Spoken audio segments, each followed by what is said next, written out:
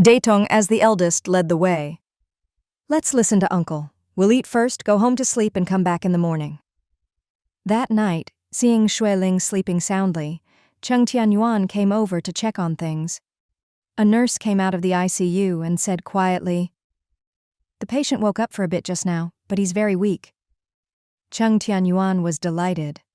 "Can he talk? Is he still awake?" "He's fallen asleep again," the nurse replied. "He'll probably wake up again tomorrow." "When do you think he can leave the ICU?" he asked. "We'll see what the attending doctor says tomorrow," she replied. The next morning, all 3 kids came to the hospital. The nurse set up the intercom so they could talk to their dad. "Even if your dad can't hear you, this is very helpful for his recovery. He needs your support and encouragement, so say as much as you can. Each of you." The 3 of them crowded around the microphone, taking turns to talk and then breaking down in tears. When Xue's parents arrived and heard them crying, "Dad, you can't die! Please wake up!" they both teared up as well. That afternoon, Zheng Sanyuan woke up, murmuring his children's names. The doctor checked him and said things were looking much better, and encouraged the family to keep talking to him for support. Xueling, heavily pregnant, came too, red-eyed and emotional. "Uncle, I can't get around easily with my big belly, but I've been thinking about you. Please get better soon. The kids need you, and we're all worried about you." Cheng Tianyuan helped her back home. The next morning, Xueling was discharged from the hospital. 3 days later, Zheng Sanyuan's condition stabilized and he was moved to a regular ward. The 3 kids gathered around his bed, wiping away tears as they looked at their thin, weak father. Zheng Sanyuan managed to smile, unable to speak, but kept smiling at his children. Seeing him smile, the kids cried even harder. Xue's father, eyes red, hugged them. "Don't cry. We should be happy. Your dad survived a great ordeal. He'll be home soon." Zheng Sanyuan closed his eyes and quickly fell asleep again. Zheng Datong and Xue's father took turns caring for him. Datong during the day, Xue's father at night, with Cheng Tianyuan sometimes filling in. Half a month later, Zheng Sanyuan could barely walk with his son's help. The 3 kids seemed to have grown up overnight, becoming obedient and sensible. During the day, they stayed by their father's side, studying and doing homework. At night, they went home and studied late into the night. Zheng Sanyuan's spirits weren't great, but he was comforted in his heart. Meanwhile, Xueling was now 8 months pregnant. Because she was carrying twins, her belly was especially large and she could barely move. Sometimes she couldn't get up from sitting, and lying down was even harder. Cheng Tianyuan was busy making money and helping care for Zheng Sanyuan, so he couldn't always be there for her. Luckily, their 2 sons had learned from their father's example and were very considerate, even at a young age. They often stayed with Xueling, helping her up by each taking an arm, or pushing from behind if she couldn't get up. When she struggled to go to the bathroom, they would help her along. Not only that, Ranran had learned to bathe himself and even helped his younger brother. With the hot weather, Xueling just watched from the side, not worrying about them catching cold, and let them learn to wash themselves. At night, Xueling would read them stories and do prenatal education for the babies in her belly. Maybe because the babies were getting bigger and crowding each other, they were more restless than ever, sometimes seeming to fight inside her. Xueling would frown in discomfort, leaning against the wall to catch her breath. Ranran and Yang, seeing their mom in pain, would look on with worry and helplessness. One night, after finishing work, Cheng Tianyuan came home to find both sons asleep on the sofa, while Xueling sat holding her belly, watching TV. She gave a wry smile. "They fell asleep while watching. I can't carry them, so I had to wait for you." Cheng Tianyuan quickly showered and changed, then came out to carry the boys to bed. Yang slept soundly, not waking at all. Ranran woke up groggily, wrapped his arms around his dad's neck and whispered, "Daddy, Mommy feels so bad." "We tried to make her feel better, but the little sisters are still being naughty. They're not behaving." Cheng Tianyuan chuckled, ruffling his hair. "You were just as naughty when you were little. The little sisters are crowded in Mommy's belly, so they're bound to be restless. Mommy's having a hard time, so you and your brother need to love her and take care of her, okay?" Ranran nodded obediently, then drifted back to sleep in his father's arms. After tucking him in, Cheng Tianyuan went back to the living room to help Xueling up. "Honey, are you hungry? I'll go make you something to eat." Xueling nodded quickly, giving a wry smile. "I can't help it. As long as I'm awake, all I can think about is eating." Cheng Tianyuan looked at her mountain-sized belly and said gently, "Hang in there. Just another month and a half. You can do it." Xueling was really uncomfortable, her voice weak. "These days I feel like I can't catch my breath. It's just so hard." Seeing this, Cheng Tianyuan made up his mind. "Don't worry, I'll try to stay home with you as much as possible. Uncle Sanyuan is being discharged tomorrow, but he's still weak and will need a wheelchair for a while.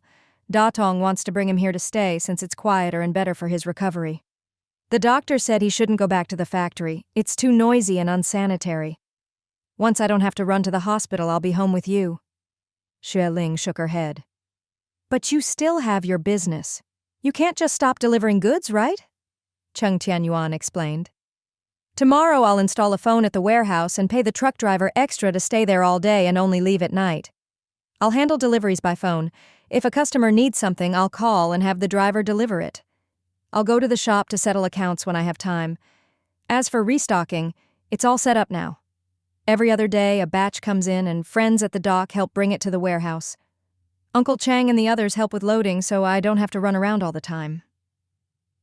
Seeing he had everything arranged, Xueling didn't argue. "If it were before, I'd just tough it out and let you work, but this time I really can't. I'm just so tired. My belly's huge, my back can't take it, and sometimes I can't even breathe. It's really hard." Cheng Tianyuan knew she wouldn't ask for help unless she had no choice. She always tried to handle things herself and never wanted to trouble others. If her belly wasn't so big and she wasn't so uncomfortable, she'd be supporting his work, not asking him to stay home. He hurried across the hall and cooked her a bowl of egg noodles. Xueling was already starving and quickly ate most of the bowl. He watched anxiously. "Don't eat too fast. Be careful not to burn yourself. Here, let me cool it in this small bowl for you." After finishing the noodles, Xueling shook her head. "Still a little hungry." Cheng Tianyuan saw some apples on the table, quickly peeled 2, and gave them to her as dessert. After eating, Xueling leaned back on the sofa, gently rubbing her belly, and soon dozed off. He knew she had trouble sleeping at night, so, seeing her finally drift off, he didn't dare disturb her. He tiptoed to check on the boys. Both were sleeping soundly, then came back, relieved. Xueling was already asleep. He draped a thin jacket over her and went to the balcony to toss clothes in the washing machine. The washing machine was expensive, several thousand yuan, but didn't work that well. His mother didn't like it, thought it was overpriced and didn't clean well, so she still washed clothes by hand. The kids' clothes were all hand-washed by Grandma. Only his and Xueling's went in the machine. Now, with everyone so busy, as long as the sweat was washed out, it was good enough. After finishing up, he returned to the living room. Just then he noticed a head bobbing outside the window. It was Uncle Jillian. Cheng Tianyuan quickly opened the door. Jillian smiled at the door. "I'm off night duty tonight, so I thought I'd check on you. Your parents have already gone to bed, and I didn't want to disturb them. I saw your lights were still on, so I came over." Cheng Tianyuan shook his head apologetically. "Uncle Jillian, I can't let you in. Lingling's asleep on the sofa. She hasn't been sleeping well at night, so it's rare for her to get some deep rest." "It's fine," Jillian said softly. "No need to be so formal. Carrying twins is tough. Good thing Lingling is tall, or she wouldn't be able to handle it." "Her belly's just too big," Cheng Tianyuan explained. "She says she can't breathe sometimes, probably because the babies are so big and pressing on her." Jillian frowned. "Ayuan, if she's feeling like that, you should take her to the OB department and let her get some oxygen now and then. It'll help." He added, "With her situation, I suggest she move into the hospital to wait for labor in about 2 weeks. Twins are often born early. Better safe than sorry." Cheng Tianyuan agreed. "Uncle, whatever's safest, that's what we'll do. She's having a harder time every day, so I'm planning to stay home and take care of her as much as I can." Good, Xue Jilian said approvingly. No matter what, your wife and kids come first. Childbirth has never been easy, and twins are even harder. Money can be earned later. Don't risk Lingling or the babies. Spending a bit more is nothing, Zheng Tianyuan agreed. The most important thing is that she and the babies are safe, Xue Jilian reminded him. She had a scare before, so you can't be careless. Go to the hospital tomorrow, and if you need anything, come find me in the orthopedics office. Okay, thank you, Uncle, Zheng Tianyuan said. Xue Jilian waved it off. I'll call Ah Huan and have him tell third brother to come help check on Lingling at the hospital tomorrow. Third uncle? Does he know about this stuff? Zheng Tianyuan asked. Xue Jilian nodded. He does, just not delivering babies. He's an old Chinese medicine doctor, very good with prescriptions. With Lingling's situation, only someone experienced like him can help. She's pregnant, so she can't take just any medicine. Then please ask third uncle for us, Zheng Tianyuan said gratefully. That night, Xue Ling slept fitfully, waking up several times because she couldn't breathe. Zheng Tianyuan saw she couldn't sleep in bed and had to stay on the sofa, so he stayed in the living room, swatting mosquitoes and keeping her company. At dawn, Xue Ling woke up. Her hunger woke her. She looked around and saw Zheng Tianyuan sleeping on the other sofa. Her eyes softened as she remembered when she first came to Rongcheng with him. She'd rented a tiny room, and he'd always come sleep on the hard wooden sofa at the inn, no matter how late he finished work, just to keep her safe. Back then, she was alone in a strange city, and he never complained, always looking out for her, even when he thought she'd leave him. Thinking of this, her eyes grew wet. She tried to get up, but couldn't. Zheng Tianyuan heard her and quickly got up to help. Wife, what's wrong? Why are your eyes red? Are you feeling bad? Xue Ling smiled. No, I just remembered some old times and got a little emotional. Time flies. It's been over 10 years. Zheng Tianyuan looked at her, suspecting she was both physically uncomfortable and more emotional than usual. Come on, let me help you wash up. Xue Ling nodded and struggled to her feet. After breakfast, Zheng Tianyuan drove her to the hospital for a prenatal checkup. Xue's parents were there too, getting ready to bring Zheng Sanyuan home, along with Secretary Gong and Zheng Datong. Zheng Datong pushed a brand new wheelchair. The doctor recommended this one. It's really easy to push around. Mother Xue's eyes were red as she spoke softly. It's nothing. The doctor said this is only temporary. Once your father's health improves a bit, he'll be able to walk again. Zheng Datong's eyes were also red as he nodded. Secretary Gong, standing nearby, looked at the emaciated boss Zheng and quietly turned away to wipe her tears.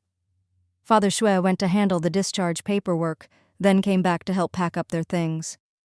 After staying in the hospital for over a month, Zheng Sanyuan was full of energy when he heard he could be discharged. He talked more and smiled more too. Old Gong, you need to keep a close eye on the factory's accounts. If anything comes up, call me right away. Secretary Gong chuckled and replied, Don't worry, Daitong is very smart. People who study are different. He's even better at accounting than I am, and I'm a trained accountant. These days, Zheng Datong had been going to the factory to help out, learning how to manage the business. He worked hard and studied diligently, and Secretary Gong did her best to teach him, hoping he could take over the two factories as soon as possible. After all, no one knew when Zheng Sanyuan would recover. He might have to spend the rest of his life in a wheelchair. Father Xue patted Zheng Datong's shoulder with relief, feeling sorry for him but not knowing what to say. Zheng Sanyuan sighed. If I were still able, forget it. It's a pity this child still has 2 years before he graduates. I'm the one holding him back. Dad, don't say that, Zheng Datong said quietly. I've already submitted a leave of absence to the school. I'll go back to study after a year. You need to get better soon. When you're back in charge of the factory, I'll feel at ease returning to school. With tears in his eyes, Zheng Sanyuan nodded. Father Xue helped him tidy up his clothes and said softly, The children are still young. You need to be strong. Don't let them see you sad, or they'll be even more upset. Zheng Sanyuan understood and nodded firmly. A while later, everyone gathered their things and Zheng Datong pushed the wheelchair. The group got into a car and headed to Ronghua Mall. Cheng Tianyuan and his wife arrived a bit late, so they missed them. Third uncle was elderly and kept to an early schedule, so he had arrived at the hospital at dawn to wait for Shui Ling and the others. When he finally saw them coming up in the elevator, third uncle hurried over. "Ling Ling, how is it?" Cheng Tianyuan quickly greeted him. "Third uncle." Shui Ling reached out to the old man. Third uncle, his hands full of wrinkles, took hers and, taking the opportunity, checked her pulse. Shui Ling gave a bitter smile and shook her head. "Third uncle, I'm a bit useless. I've been short of breath these days and my belly feels so heavy." Third uncle said softly, full of concern. "With such a big belly, of course you're uncomfortable. A woman becomes strong when she's a mother, but you have to endure a bit more." Shui Ling leaned against Cheng Tianyuan's arm, panting. "I can't catch my breath again." Third uncle quickly said, "Quick, help her sit over there." Cheng Tianyuan half carried, half supported her, finally getting her to sit on a bench. Third uncle said quietly, "Carrying multiples is much harder than a normal pregnancy. The bigger the babies get, the more uncomfortable it is for the mother. If you can't catch your breath, you need more people around to help. Come to the hospital for an hour of oxygen every day. Of course, let's see what the OB/GYN says later, and we'll follow their advice." Cheng Tianyuan asked nervously, "Third uncle, is Ling Ling's pulse okay?" Third uncle's eyes flickered, but he only said, "No major problems." Hearing this, Cheng Tianyuan guessed the old man was hiding something but didn't want to ask in front of Shui Ling, so he hurried off to find a doctor. After waiting more than 10 minutes, Shui Ling was helped inside. Taking the opportunity, Cheng Tianyuan pulled third uncle aside for a detailed talk. Third uncle sighed and said quietly, "The babies are a bit big, and Ling Ling will have more trouble breathing from now on. You need to be careful. Don't take it lightly. Don't think that as long as she doesn't go into labor, everything's fine. She's carrying dozens of pounds, can't rest all day, she's exhausted." Cheng Tianyuan's heart tightened. "Third uncle, we're following Uncle Jilan's advice and coming to the hospital now to wait for labor, just in case." "That's safer," third uncle said softly. "There are plenty of people and good medical equipment here. If anything happens, it can be dealt with right away. No need to worry about delays or accidents on the road." Cheng Tianyuan looked at him and asked, "Third uncle, is there something else you're worried about?" Third uncle sighed, lowering his voice. "Ling Ling's body is a bit weak. Maybe because the babies are so active, or maybe because she had a scare last time. I'm afraid when it comes time to give birth, she won't be able to handle it. Multiple births are already risky, and with Shui Ling's body so weak, she might not make it through labor." Cheng Tianyuan frowned. "Then, what should we do? The doctor mentioned a C-section last time. Is that dangerous?" "There are risks," third uncle explained. "But a C-section is still safer. The mother is short of breath and weak and might become exhausted during labor. We shouldn't take risks. At this point, a C-section is safer than a natural birth." Okay, Cheng Tianyuan said. "Third uncle, you know the doctors well. Please discuss it with them later." "No problem," third uncle said quietly. "I'll try to get some medicine for Ling Ling. Hopefully it'll help. She's pregnant, so there are many medicines she can't take. I'll do my best." "Thank you," Cheng Tianyuan said gratefully. After a flurry of activity, Shui Ling was admitted to the hospital to await labor. She Jilan and his wife also came to help, and specially chose the most private room in the OB/GYN ward. "There aren't many people in the OB/GYN ward right now. We rented the other bed too, so Yun can rest well," Mrs. Chen reminded. "As long as you feel up to it, try to go downstairs for a walk. Don't stay cooped up in the room all the time." "Okay," Shui Ling nodded. Shui Jilan looked at his niece's pale face, feeling sorry for her. "Sleep as much as you can. You really don't look well." Shui Ling was short of breath and didn't dare say much, just kept nodding. Cheng Tianyuan went out to buy things and called home. "My dad said both kids are clamoring to come. The weather's nice, so I told him to bring them after they've eaten." All right, Xueling said softly. With them here, time will pass faster. After lunch, she was tired and leaned against the bed, falling asleep with her head on the pillow. Cheng Tianyuan stayed by her side. Over half an hour later, Cheng Muhai and Liu Ying arrived with their 2 grandsons. As soon as the kids came in, they shouted with joy. Xia Ling was woken up by the noise and smiled. "Dad, Mom, you're all here." Liu Ying came over and patted her hand. "Lingling, you've worked hard. Get some good rest and listen to the doctors. We're here for you at home, don't worry." Cheng Muhai didn't know how to comfort her, so he said quietly, "Eat well, sleep well. We'll help take care of the kids, so don't worry." "Thank you, Dad, Mom." Xia Ling held her son's little hand, feeling warm inside. Renan climbed onto the bed and gently stroked his mother's big belly. "What are the little sisters doing? Why aren't they coming out yet? Mom, are you going to give birth to them now?" Xia Ling smiled. "Not yet." Little Yang Yang muttered, "Why are they so slow? Are they the kings of being late? So slow." "When I got up, Grandpa said Mom was coming to the hospital and Grandma said you were going to have the little sisters. I thought they'd be out already." Renan shook his head and sighed. "So slow. We've been waiting so long." Everyone laughed. Cheng Tianyuan picked him up and held him. "Don't bother Mom.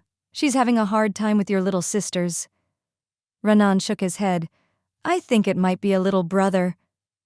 "No more brothers," little Yang Yang shouted crisply. "I want sisters, no more brothers. We have too many brothers already." Everyone burst out laughing. The children played in the hospital room for a while, but soon became restless and wanted to go out and play. Xia Ling said, "Dad, Mom, why don't you take them home? I'm fine here. You don't need to worry. The 2 kids are at an age where they can't sit still, so I'll have to trouble you to look after them a bit more." Don't worry, we're here," Liu Ying said quickly. Cheng Muhai added, "Zheng Sanyuan went home this morning and Ao and Haitang are still over there." Haitang wanted to come with us, but I told her not to, and to help Zheng Sanyuan as much as possible since it's hard for him to get around. We'll take the kids home later and cook dinner, and we'll all eat together tonight. "All right," Xia Ling replied gently. "It's good for you all to keep each other company. I heard from my dad that the factory isn't busy these days. They're planning to help me look after the kids for a while, so you can send either Yang Yang or Ranan over and let them help out." "No need," Liu Ying shook her head. "The 2 brothers play well together and keep each other company, so they don't get bored. They can eat by themselves, and we just need to bathe them and wash their clothes. It's really not hard." "All right then," Xia Ling said. "You arrange things as you see fit. If my parents can stay over there, that'll make things easier." Cheng Muhai thought for a moment and said quietly, "Your dad said things haven't been busy lately, and sometimes the factory even stops work. What's going on?" Xia Ling gave a wry smile and explained, "In the past 2 years, a lot of clothing factories have sprung up in the capital, especially in the smaller cities nearby. There are just so many now. Everyone's in the same business, so competition is fierce and prices keep dropping. Our factory has always focused on quality and uses good materials, so it's hard to compete because our costs are higher. Only some old customers who care about quality and style have stuck with us. Many others have gone for cheaper options. This quarter, we've had far fewer orders, so the workers don't need to do overtime, and sometimes we even have to stop work." "So what will you do?" Liu Ying asked anxiously. "Will you keep going?" Xia Ling replied, "We'll wait and see for now. Ah Heng's side is still getting good export orders, so both factories might focus on foreign trade next. After my confinement, I plan to go south with Ah Heng. There are more trade fairs there and more foreign buyers. If we can get some orders, we can ship from the capital's port and still make money." No rush, Cheng Muhai said softly. "You focus on recovering first and take things slowly.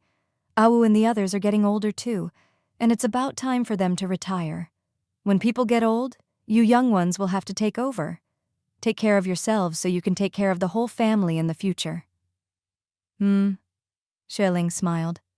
"Dad, Mom, let Brother Yuan take you home. I'm fine here. He doesn't need to stay with me." "We can take the bus," Cheng Muhai said with a laugh. "I know my way around now. The kids like taking the bus too. They can sit up high and see a lot. That's right, Liu Ying said proudly, looking at her husband. He knows which bus to take to go where. We can manage on our own.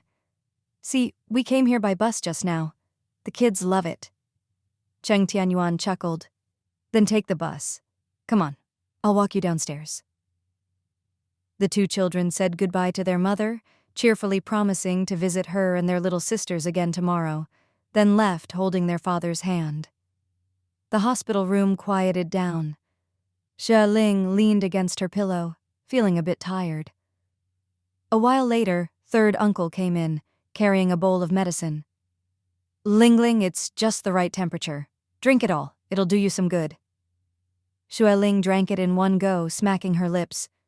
It's a bit bitter. Third uncle laughed. You're a mother now, and you're still afraid of a little bitterness? Good medicine tastes bitter but is good for you. You still have to take it. Xue Ling nodded. Third uncle, sit and rest for a while. Third uncle set the bowl down and sat nearby, looking around. This is a really nice hospital room. Stay here and rest and be careful. Don't get careless. Xue Ling knew her condition wasn't great, so she smiled and nodded. After a moment, third uncle said quietly, Earlier, your doctor asked Ah Yuan if you wanted to have a tubal ligation during the C-section so you wouldn't have to suffer twice. It'd be killing two birds with one stone. Xue Ling was a little surprised, not expecting such a suggestion. That's fine. With these two, we have enough kids. Ligation is fine. Nowadays, even in rural areas, there's family planning, and having 2 kids is already enough. They'd moved to the capital, and the kids' household registration was there, so no one came to check on them. Third uncle smiled. I think it's a good idea to do it while you're already having a C-section. That way you don't have to go through it twice. Let's do that then. Xue Ling nodded. Third uncle seemed to remember something and chuckled.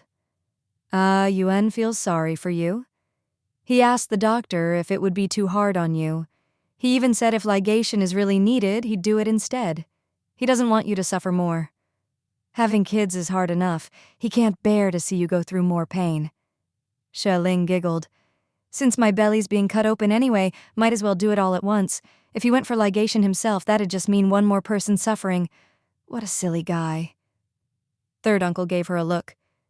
He's just worried about you. Only a responsible man would think that way. In all my years in this field, I've seen all kinds of people. Some men take it for granted that their wives get pregnant and give birth. It's your job, nothing to do with me.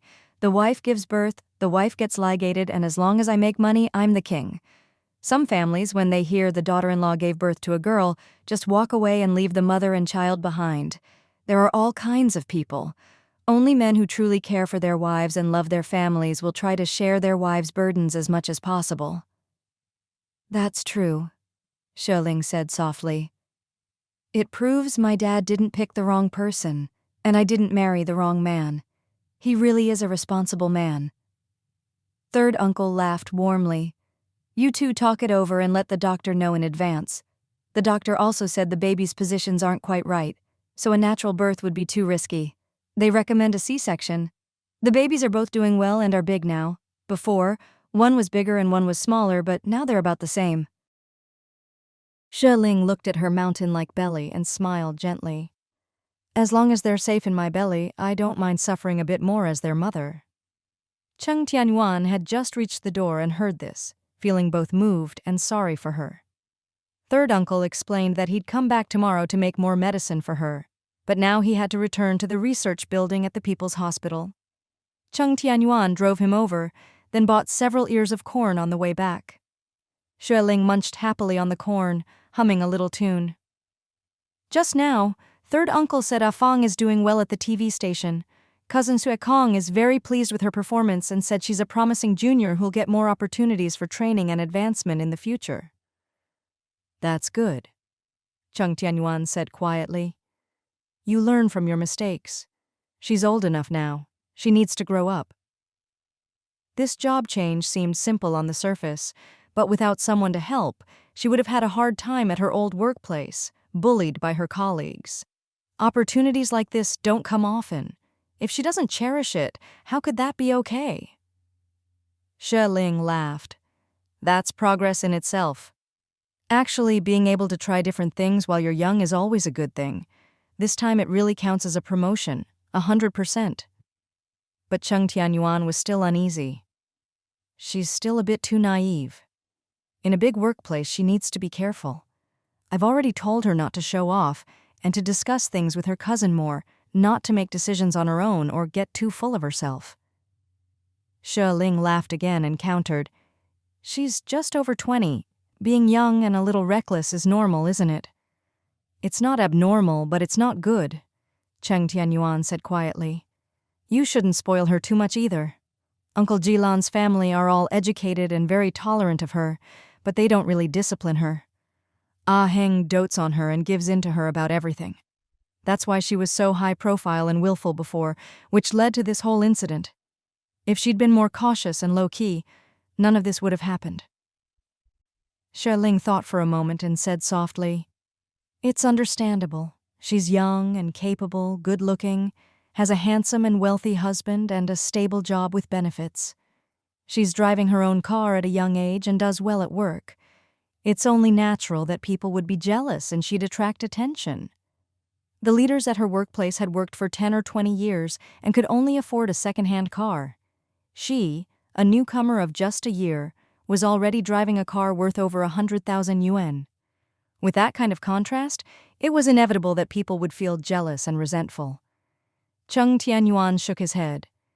In any case, she needs to change. If she doesn't, even if nothing happens for now, there'll be trouble in the future. I'm not worried, Ling said softly. People at the TV station are more open-minded, not so rigid, so we don't need to worry too much. Plus, with cousin Shui Kong there to look out for her, there shouldn't be any big problems. Cheng Tianyuan nodded. It still depends on her. It's her job. No one else can do it for her. Before they could finish talking, Shui Heng came in carrying a net bag of apples. Ling couldn't help teasing. Good thing you didn't walk in too fast, or you'd have heard us talking bad about you. Come on, fess up. What were you saying about me? Shui Heng crossed his legs and put on a stern face. Otherwise, you can forget about eating these apples. Ling laughed. It was all complaints about you. Want to hear it? If you're sure, I'll repeat it just for you. Shui Heng rolled his eyes. Oh, please, you can barely take care of yourself and you're still complaining about me. You'll be a bad influence on the babies in your belly. Cheng Tianyuan washed 2 apples and handed one to each of them. What brings you here? Just got off work? Shui Heng nodded. There haven't been many orders lately. The workers are on regular 8-hour shifts, and as general manager, I'm on the same schedule. Crunch. Ling took a big bite of her apple and asked, Not many export orders either? Shui Heng replied, Not few, but not a lot either. Just enough to keep things running. He couldn't help but frown. This year's been tough. Several factories are competing for orders, all slashing prices. Our profits are already razor thin, but they keep cutting prices. I don't know how they can guarantee quality. We have to stick to quality, Ling said firmly.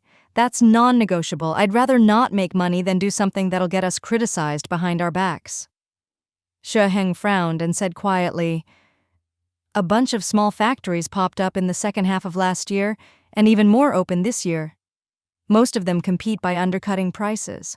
Honestly, our profits this year are way down. Ling asked, Are we still making a surplus? As long as there's some, we have to keep going. We need to make sure the workers have jobs and the factory keeps running. Not much left, Shui Heng said, munching on his apple. Really not much. Better than just being a salaried worker, but if prices drop any further, we'll be losing money. Cheng Tianyuan frowned. The main factory hasn't needed overtime this year. For the past 2 months, day shifts have been on and off, and night shifts have been cancelled. Shui Heng nodded and explained, With profits so low, we can't even guarantee making money, so just keeping the day shift is enough. No point in working more and losing more. Ling yawned. If that's the case, after my confinement, we'll head south. The coastal areas have better, more favorable investment policies and more export orders. No rush. Xue Heng shook his head. We're an established brand. As long as we keep up our quality, we won't go under. We'll just make less money for now, so don't stress. You focus on your pregnancy and delivering the babies safely. Making money is a daily thing, but your health is more important. If you collapse, all the money in the world is meaningless. Of course, Xue Ling said softly. But with so many people at the factory needing to eat, you have to make sure they have work and get paid. If the workers leave, the factory will fall apart. Xue Heng thought for a moment. How about I go south for a look first?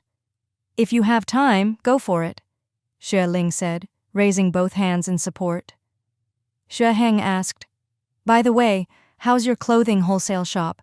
Does Ah Hu still place regular orders? Very steady, Xue Ling explained. Ah Hu's orders have been the most stable these past 2 years. The provincial capital has added 2 more districts in recent years, and with more people moving in, business is better. The key is, there's not much competition yet. Xue Heng couldn't help asking, What about the sweater factory? It seems to be doing well. It's always been good, Xue Ling said. There aren't many competitors, so profits are naturally higher. Xue Heng was a little envious. That's great. Competition is only a matter of time, Xue Ling said. The only constant is to stick to quality, cut costs where possible, and increase order volume. That's the only way to stay ahead. Xue Heng smiled wryly. But we really can't cut costs any further. If we use cheaper fabric and yarn like others, quality will drop immediately. Then we have to increase order volume, Xue Ling said. The more we produce, the more we profit. Also, we can try to add more embellishments to improve quality. What kind of embellishments? Xue Heng asked quietly. Machine embroidery is common now, but it's expensive. Many of our designs already use machine embroidery, and they sell well. Xue Ling said, Make the patterns more unique, embroider some trendy designs. And it doesn't all have to be embroidery. We can add things like beaded flowers or fake diamonds. These kinds of details are popular with export orders. The worst thing is to stay the same. We need to innovate and offer things others don't have so we can make some extra money. That's a great idea. Xue Heng immediately perked up, smiling. I'll find someone to design some samples. Maybe we'll hit it big. Xue Ling said, Get the styles ready and make them as varied as possible. When we go south, we'll take the samples and carve out a piece of the market. And let me see them first. Deal, Xue Heng replied confidently. Seeing how happily they were chatting, Cheng Tianyuan didn't want to interrupt and quickly went out to buy 2 orders of steamed dumplings. Xue Heng laughed. Seriously? It hasn't even been that long and you're hungry again? Xue Ling shot him a look and retorted, You eat for 1, I eat for 3? How is that the same? Can you even compare with me? Xue Heng fell silent. Cheng Tianyuan chuckled and explained, The babies are bigger now, so she needs more nutrition. As long as she's awake, she gets hungry pretty quickly. Xue Heng snickered. Look at you. You've put on some weight yourself. Hearing that, Xue Ling almost dropped her dumpling with her chopsticks. Cheng Tianyuan, sitting nearby, glared at Xue Heng, annoyed. Even if she's put on weight, she'll slim down quickly once she's busy again. Don't forget, she's already had 2 kids. Every time the babies get bigger and she gets busy, she always slims right down. That's true. Xue Heng wasn't afraid of Xue Ling, but he was a little intimidated by his brother-in-law. Seeing Cheng Tianyuan's stern face, he immediately backed down. Even if she puts on a little weight, it's fine. After confinement, she'll lose it quickly. Xue Ling muttered as she ate. I really can't control myself right now. I just want to eat and eat. If I really do get fat. That's even better, Cheng Tianyuan said. When you lose weight, your chin gets too pointy. Pointy chins aren't as pretty. Rounder is better. Other people might not know, but as her husband, he certainly did. Xue Ling was still young and always worried she wouldn't be able to slim down again, secretly afraid her figure would change for good. Really? Xue Ling mumbled. I'm just afraid I'll get too round. Cheng Tianyuan laughed. Even Zhao Jiaxu could lose over 10 pounds in a month for 3,000 yuan. How could you not do it? If you want to lose weight, let's make a bet. I'll pay you whatever you want. Zhao Jiaxu, a plus-size beauty, was also very motivated by money. To earn 3,000 yuan from Shui Ling, she forced herself to eat only vegetables, climb stairs, exercise, and even wore a waist trainer every day. She suffered so much that she'd tear up at the sight of food, but after a month of struggle, she finally lost the weight. She started at 170 pounds, and after a month of hard work, she lost a full 18 pounds. Shui Ling was so impressed she handed over the 3,000 yuan. Zhao Jiaxu laughed heartily, took the money out for a big meal, and then decided to keep losing weight. If someone with her build could slim down, how could his own wife not manage it? Hearing this, Shui Ling perked up. That's right. If Zhao Jiaxu could do it, so could she. So, she happily kept eating. Xue Heng couldn't help but ask, "Who's Zhao Jiaxu? Lost over 10 pounds in a month? Was she really that big?" Shui Ling raised an eyebrow. "You forgot? A few years ago I tried to set you up with her, but you said no."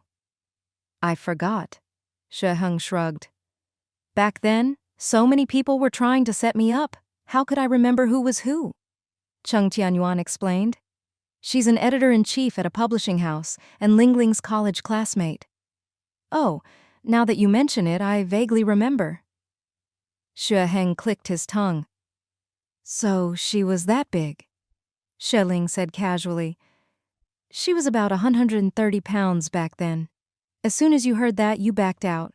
A few months ago, when we made the bet, she was over 180 pounds. She lost more than 10 pounds, but I don't know her current weight." Xue Heng burst out laughing, nearly crying from amusement. Xue Ling calmly kept eating her dumplings.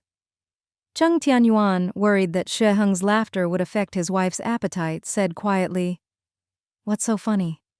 It's just a bit of weight. No need to laugh like that." No. Xue Heng wiped his tears, still cheerful. "I'm just glad I didn't marry such a big beauty, or I'd be eaten out of house and home. At 180 pounds, she could crush me just with her weight." Cheng Tianyuan couldn't help but smile too. "She's still single, you know." "With a figure like that, not everyone can handle it," Xue Heng joked. "Unless it's a national-level weightlifter." Cheng Tianyuan couldn't hold back his laughter either. Xue Ling's eyes lit up in surprise. "Hey, that's actually a good idea.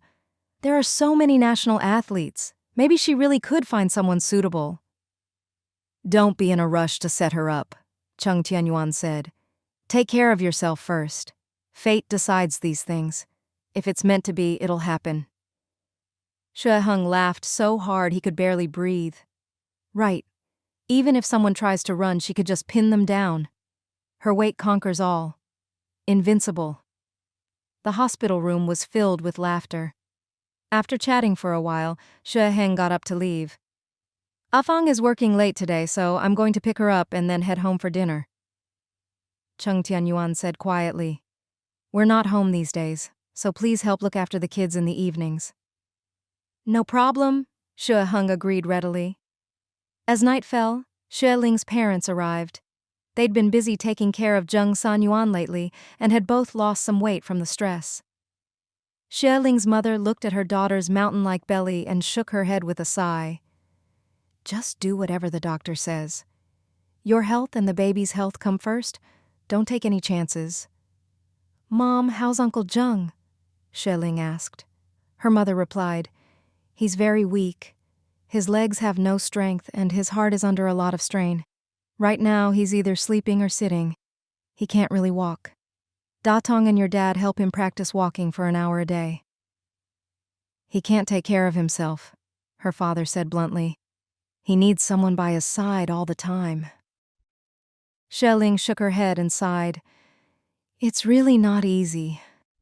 A strong man, in less than half a year, had become a frail old man who couldn't take care of himself. Even knowing how it happened, it was still hard to accept. It was just heartbreaking. Her father sighed. "No one has it easy. You have your struggles. He has his. We just have to live each day as it comes, do our best, and not overthink it. That's enough. After all they'd been through lately, even her usually optimistic father had become more sentimental and melancholy. Xueling understood.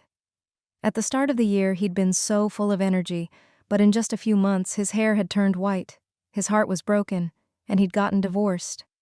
After a brush with death, now he needed 2 people just to help him walk. There are so many misfortunes and uncertainties in life. It was no wonder her father felt sad. Her mother waved her hand. Enough. Let's not talk about it. Things will get better. Lingling, how's your belly?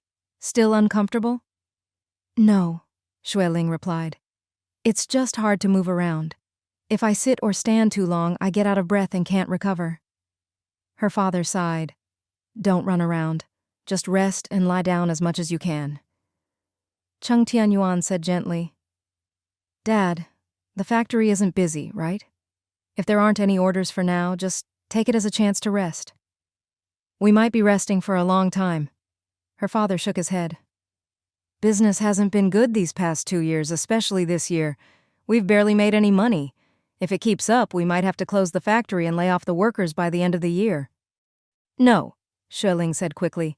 Don't give up too soon. Our quality is good. We won't be eliminated that easily.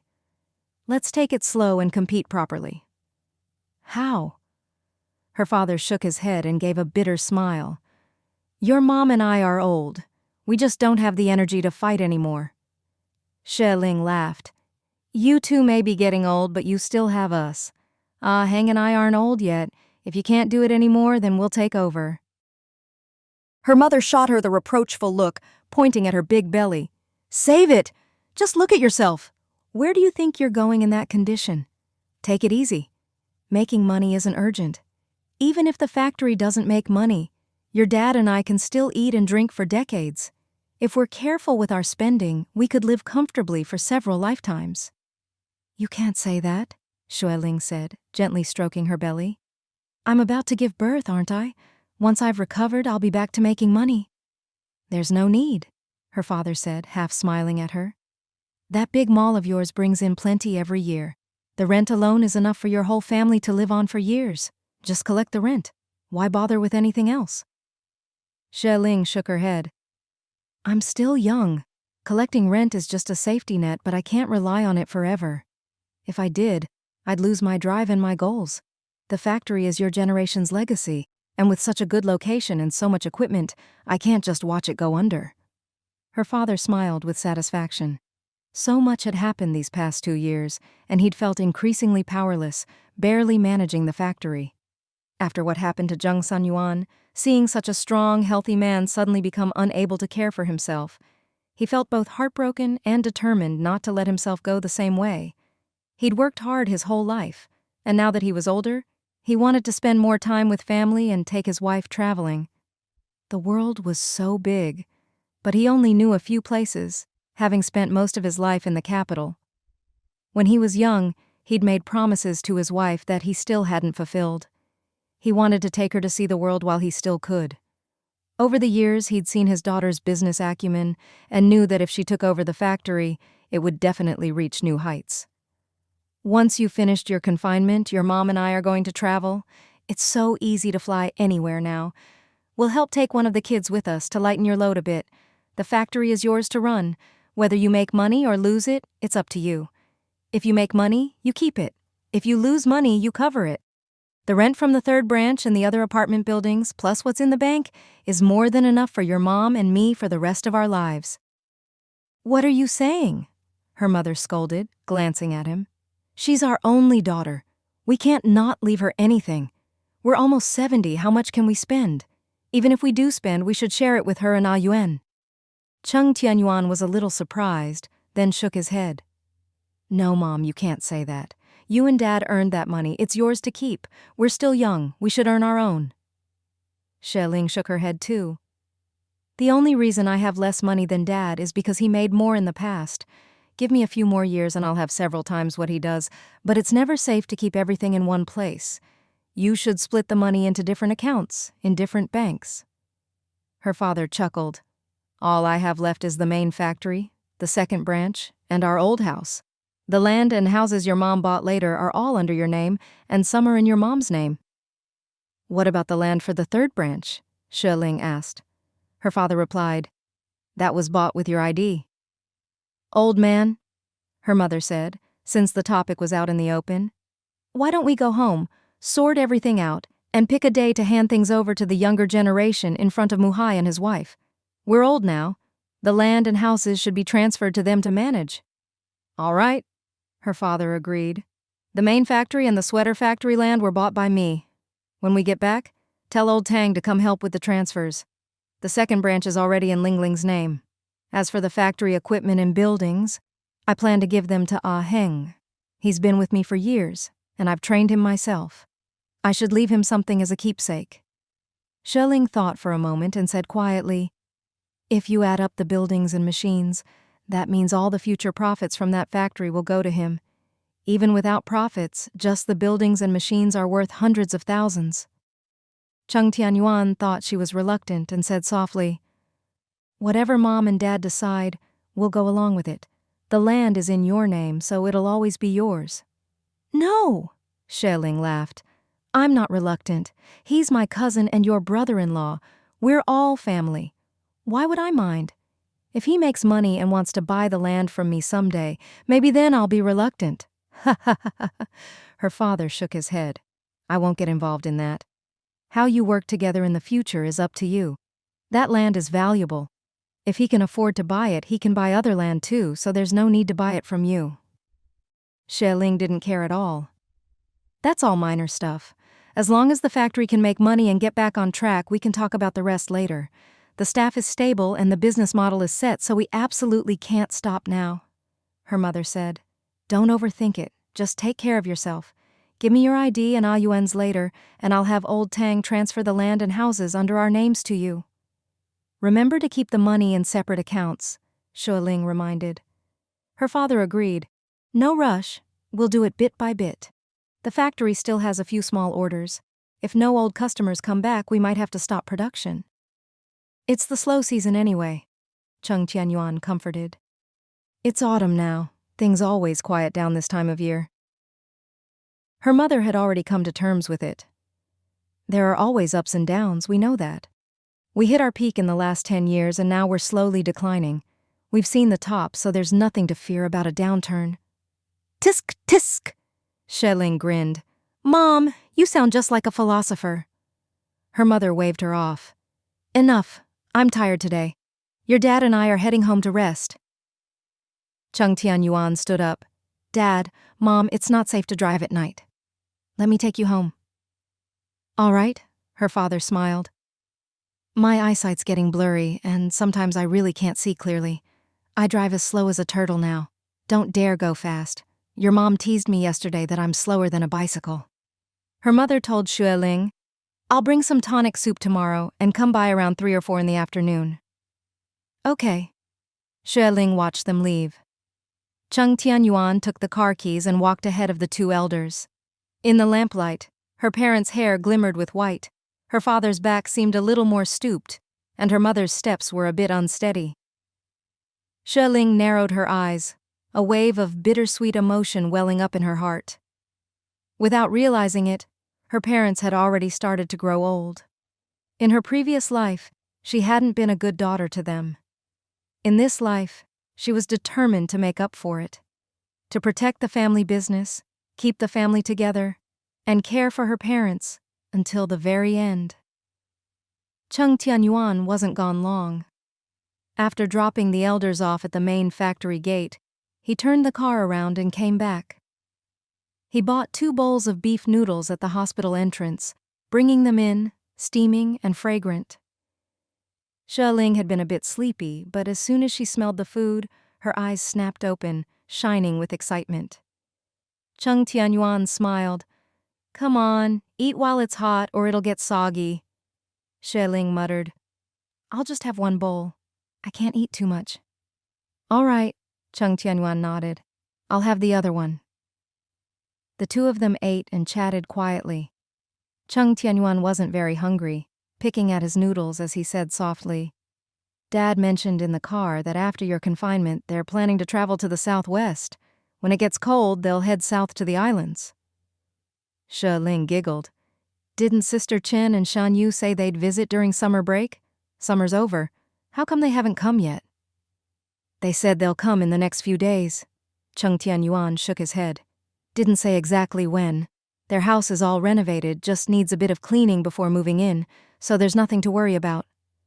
She Ling squinted, murmuring, It's been years since we last saw them. Time really flies.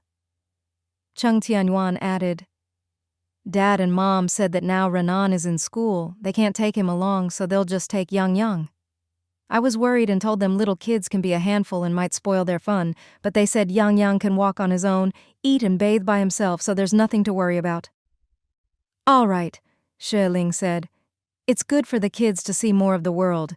Yang is almost 5 now, and his little legs walk faster than my parents. As long as he enjoys it, let them go together. Cheng Tianyuan checked the time. The kids should be resting now.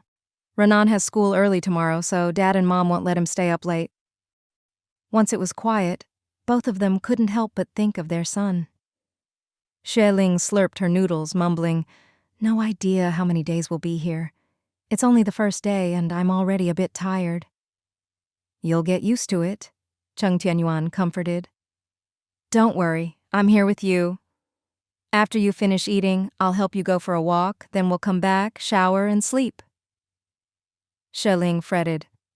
Our bathroom at home is big, but here I can barely manage to wash up. Cheng Tianyuan said gently, Don't worry, I'll help you wash, then I'll wash myself. Ha ha ha! She Ling couldn't help but laugh. I never thought I'd end up needing you to help me bathe. Cheng Tianyuan quietly reached out and touched her, whispering, No laughing.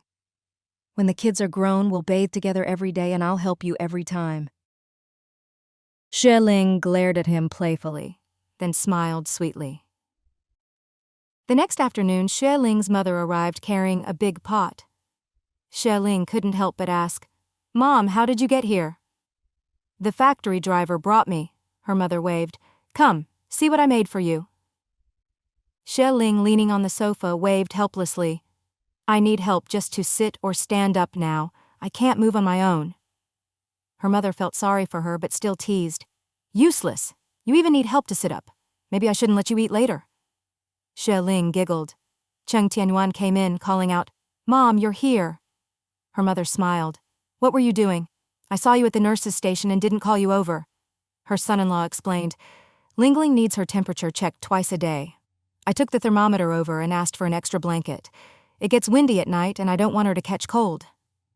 Her mother, always pleased with her son-in-law, said warmly, It really is getting chilly at night. Autumn's almost here and the mornings and evenings are cooler. Ah, Yuen, come here. I made salt and pepper ribs today. Come have some. No thanks, Cheng Tianyuan smiled. She likes them. Let her have more. Her mother wouldn't have it, picking out the longest pieces and handing them to him. Cheng Tianyuan couldn't refuse, so he ate 2 pieces. Delicious, really tasty. Her mother beamed. I marinated them this morning and fried them this afternoon. That's how the flavor gets all the way in. She Ling couldn't stop eating, finishing off quite a lot. Slow down, her mother said, pouring out a bowl of bird's nest soup. Eat slowly, I made plenty. Have a little at a time. It's good for the baby's skin, so eat more. Ever since her daughter got pregnant, her mother had bought bird's nest several times, always making it whenever she had the chance. Cheng Tianyuan knew how expensive it was and tried to persuade her. Mom, you should have some too. I already did, her mother replied. I made some for your dad this morning, and whatever he didn't finish, I ate. She Ling ate a lot and shook her head. I'll have more later, I'm full now. Her mother, pleased to see her daughter looking plumper, explained, I brought the whole pot. Just add some hot water when you want to eat, and it'll warm up quickly. The ribs are fine cold, you can eat them any time. Shui Ling took her mother's hand. Sit down and rest for a bit. Her mother asked, Isn't it about time for Ranan to get out of school? Almost, Cheng Tianyuan explained. School ends at 4, and he'll be picked up before 5. He goes in before 7:30 in the morning and eats lunch at school. Xueling added, Dad will pick him up and bring him over by bus. There's a bus stop near the kindergarten, so it's convenient. That's good, her mother smiled. Muhai is in great shape. He looks thin, but he's always energetic and rarely gets sick. Yes, Cheng Tianyuan said. Since he got his prosthetic and started taking Uncle Ji Lan's herbal remedies and eating better, his digestion improved and he's gotten stronger. He's barely been sick since. Her mother couldn't help teasing her own husband. Lingling's dad isn't the same. He looks sturdy, but it's all soft flesh, not as good as being solid. That's because Dad doesn't exercise, Xueling pointed out. He walks little, always stays at the factory, drives everywhere, and never gets a chance to move around. Her mother agreed. I need to push him to walk more. At our age, running is out of the question, and we can't exercise like young people. Walking is enough, Xueling said. Gentle exercise is best for you, and you don't have to worry about getting hurt. Her mother nodded. I'll make him walk around the factory more, morning and evening. Just then, Chung Muhai arrived, holding the hands of his two lively grandsons. Daddy! Mommy, wow! Grandma! The two kids rushed into their grandma's arms, laughing and asking questions. Their grandmother was overjoyed, hugging one with each arm, kissing them both. Ranan, do you like school? The little one answered crisply. I like it. And Yang, do you talk to Grandpa and Grandma at home? Did you miss Grandma? I went to your place yesterday, but your aunt took you out, so I missed you. Missed you! Grandma laughed happily. Want some ribs? Grandma made lots of ribs for you. Come, come. As evening fell, Cheng Tianyuan drove his father and the two children home, then took his mother-in-law back to the main factory in the suburbs. He didn't linger, quickly turning the car around and heading back to the hospital. The central hospital now had elevators, and the OB/GYN department was on the 5th floor. Seeing that no one was waiting for the elevator on the 1st floor, he got in and went straight up. But as he reached the ward door, he saw a boy of about 10 or so peeking around outside, as if he'd been standing there for a long time. Cheng Tianyuan walked over quietly. The little guy was staring at the salt and pepper ribs on the small table inside the ward, swallowing hungrily. His own wife was dozing on the wooden sofa, one hand resting on her big belly. Cheng Tianyuan's footsteps soon caught the boy's attention. Startled, the boy tried to run, but Cheng Tianyuan caught him. The boy looked scared, staring at Cheng Tianyuan and whispering, I didn't steal anything. Cheng Tianyuan smiled. You want some ribs, don't you? I'll give you a few. No, thank you. The boy swallowed, glancing longingly at the ribs, then lowered his head and turned to leave. Wait! Cheng Tianyuan grabbed his thin wrist. He quickly went inside, wrapped up the leftover ribs, and handed them to the boy. Here, take these. The boy stared in disbelief, swallowed but didn't dare accept. Cheng Tianyuan said gently, My wife's already full and we can't finish these. There's nowhere to keep them, and they'll just get thrown out. If you don't mind, help us finish them. The boy's face lit up with joy.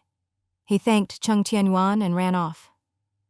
Cheng Tianyuan noticed the boy's patched clothes with a big hole sewn up on the back, and frowned slightly. It was rare to see kids in patched clothes in the capital. His family must be struggling. He didn't linger, quietly entering the ward and closing the door. Even though this was the last room and not many people passed by, it was still best to be careful. His wife had probably dozed off and forgotten to close the door. Hospitals are full of all kinds of people. It's always better to be cautious. The next morning, Cheng Tianyuan woke up early, washed up, and poured a cup of warm water for Xueling. She'd slept sitting up, waking and dozing all night, looking exhausted with dark circles under her eyes. Cheng Tianyuan said softly, It's still early. I'll go buy breakfast. Try to get some more rest if you can. Xueling nodded, leaning to the side and soon drifting off again.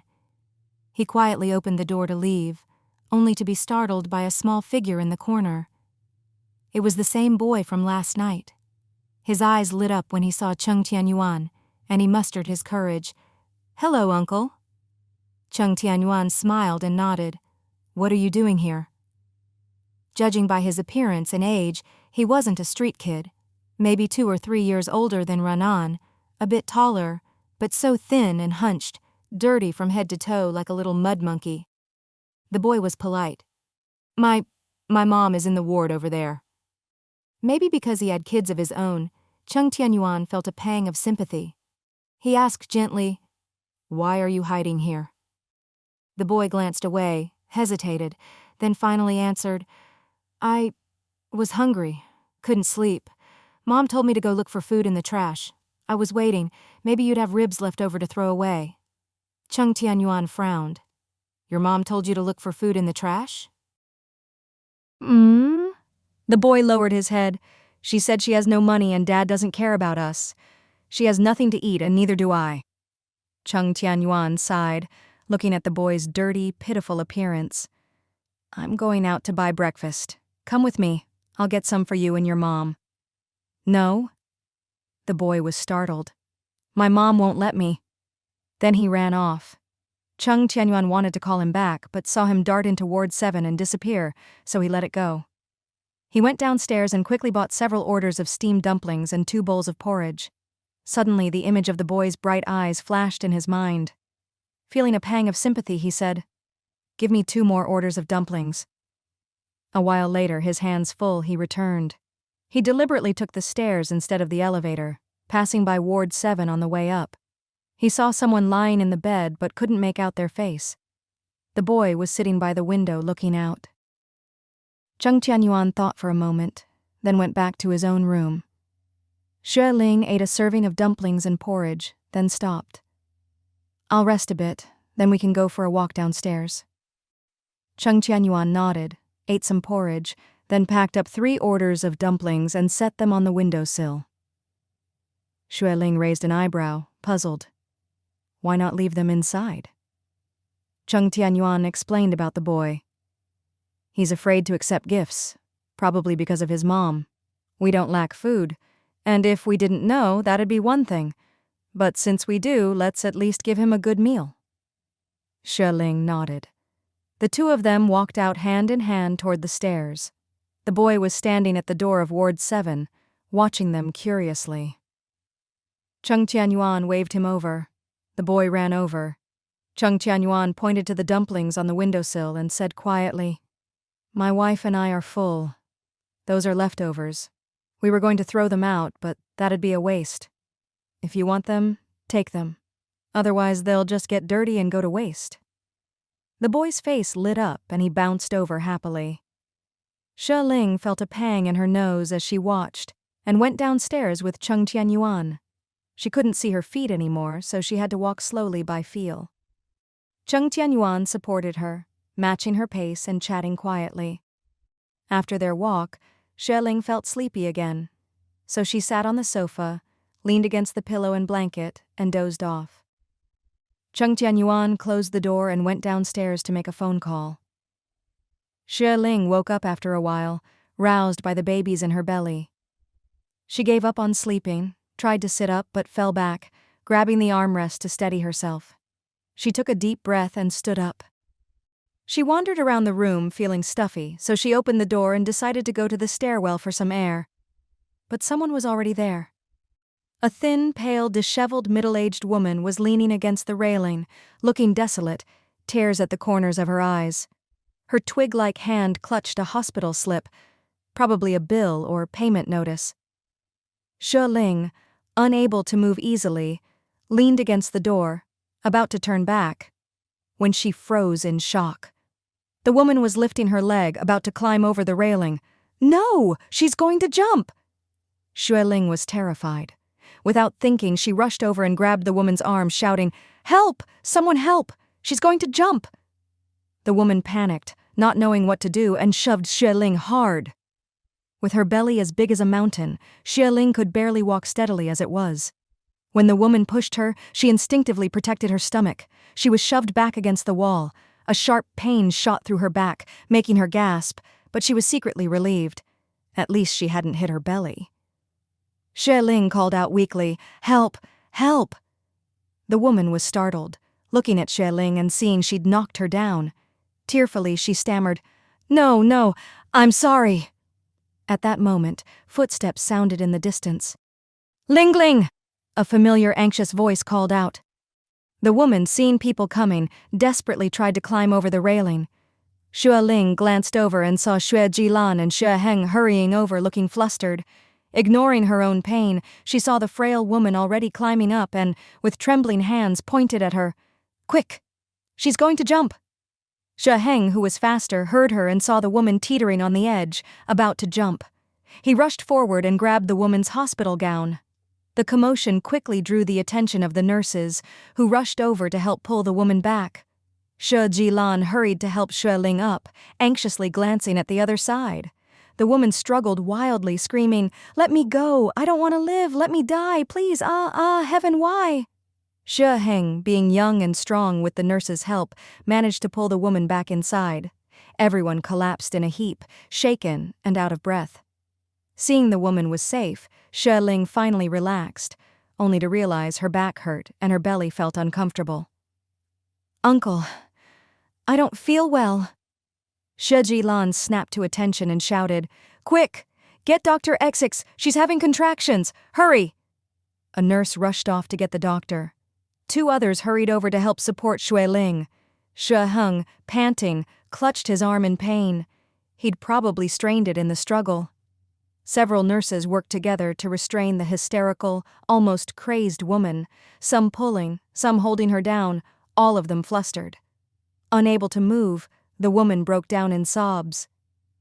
Xue Heng called out, Which department is she from? Get her back to her ward. Then he hurried into Xue Ling's room.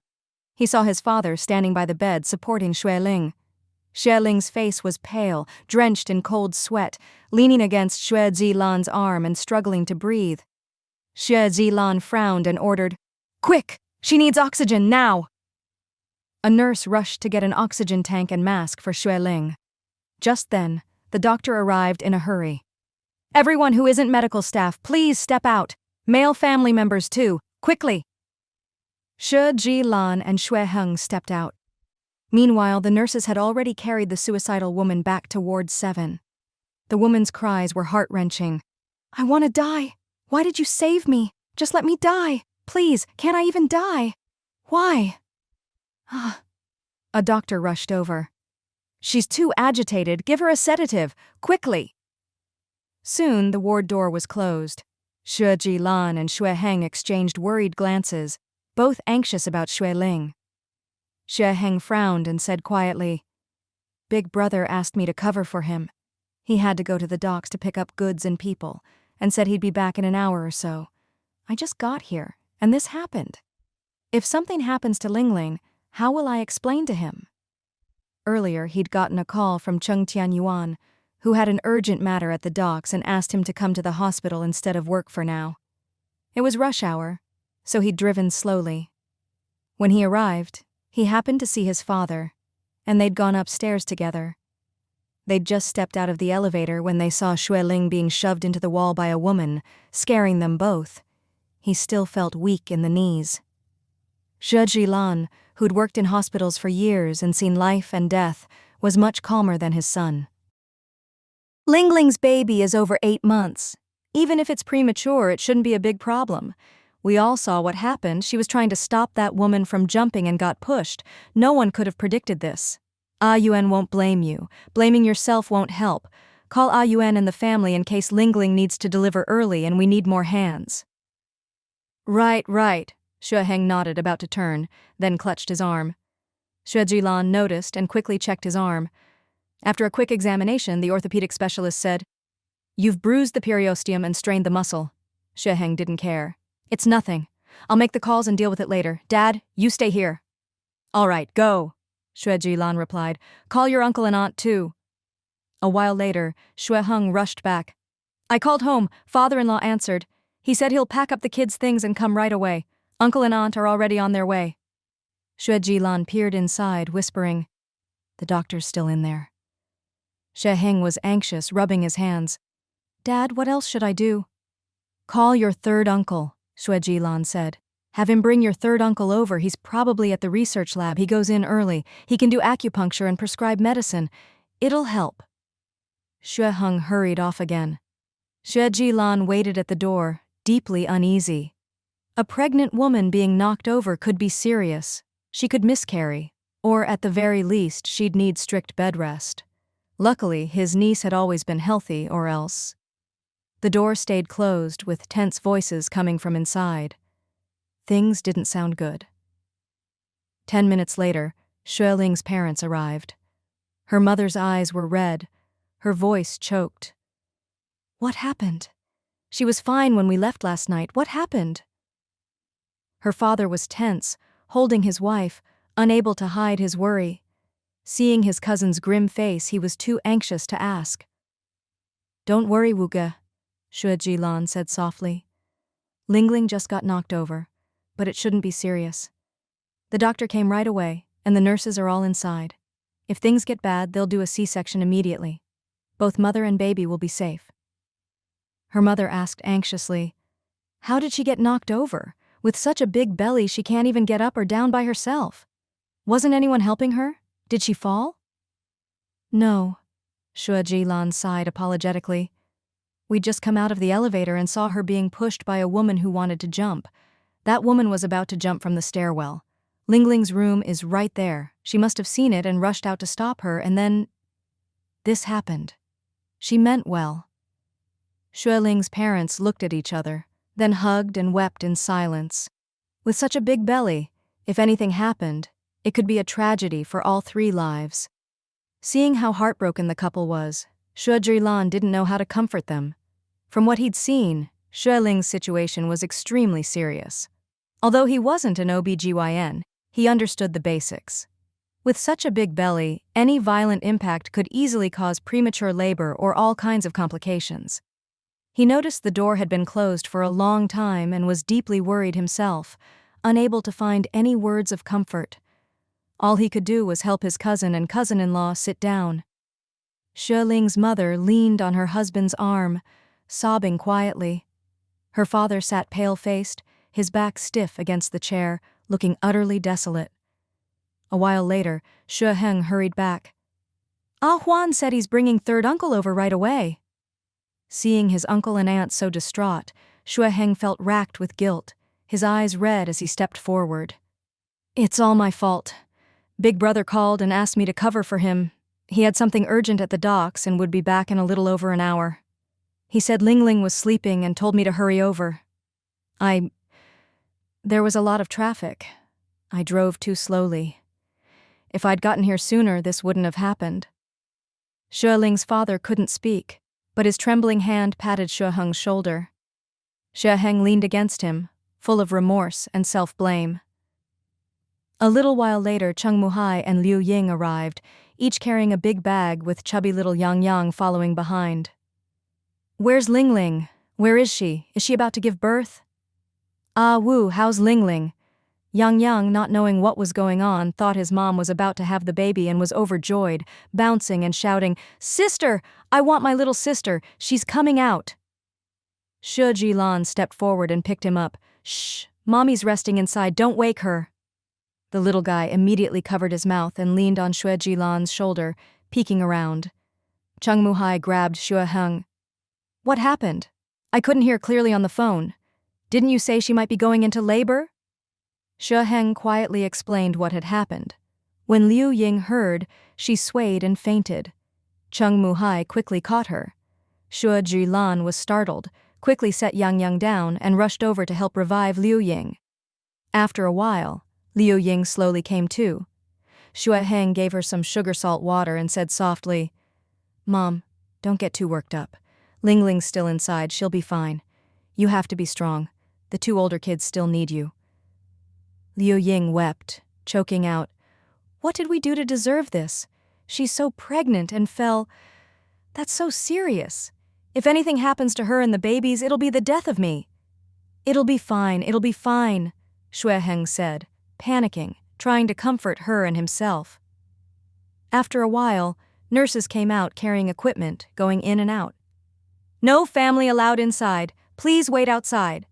We'll let you know as soon as there's news," Everyone waited anxiously at the door. 10 minutes later, Xue Huan and third uncle arrived in a hurry. Third uncle listened to the summary, frowned, and thought for a moment. If she hit her back, the risk to the babies isn't high. The amniotic fluid, placenta, and belly fat all provide some cushioning. In this situation, the worst case is likely premature labor. Lingling's babies are over 8 months. If they're born early, the hospital has incubators.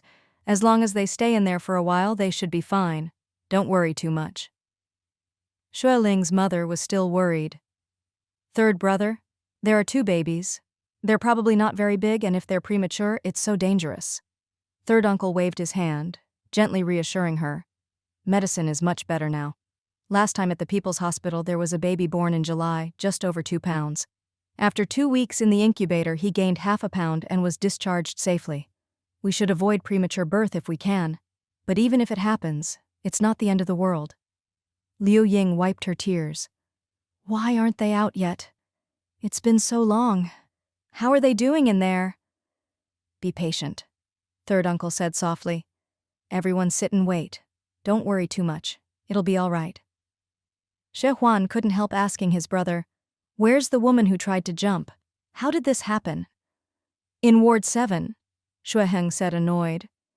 An older woman, maybe 40 or 50, so thin she's just skin and bones.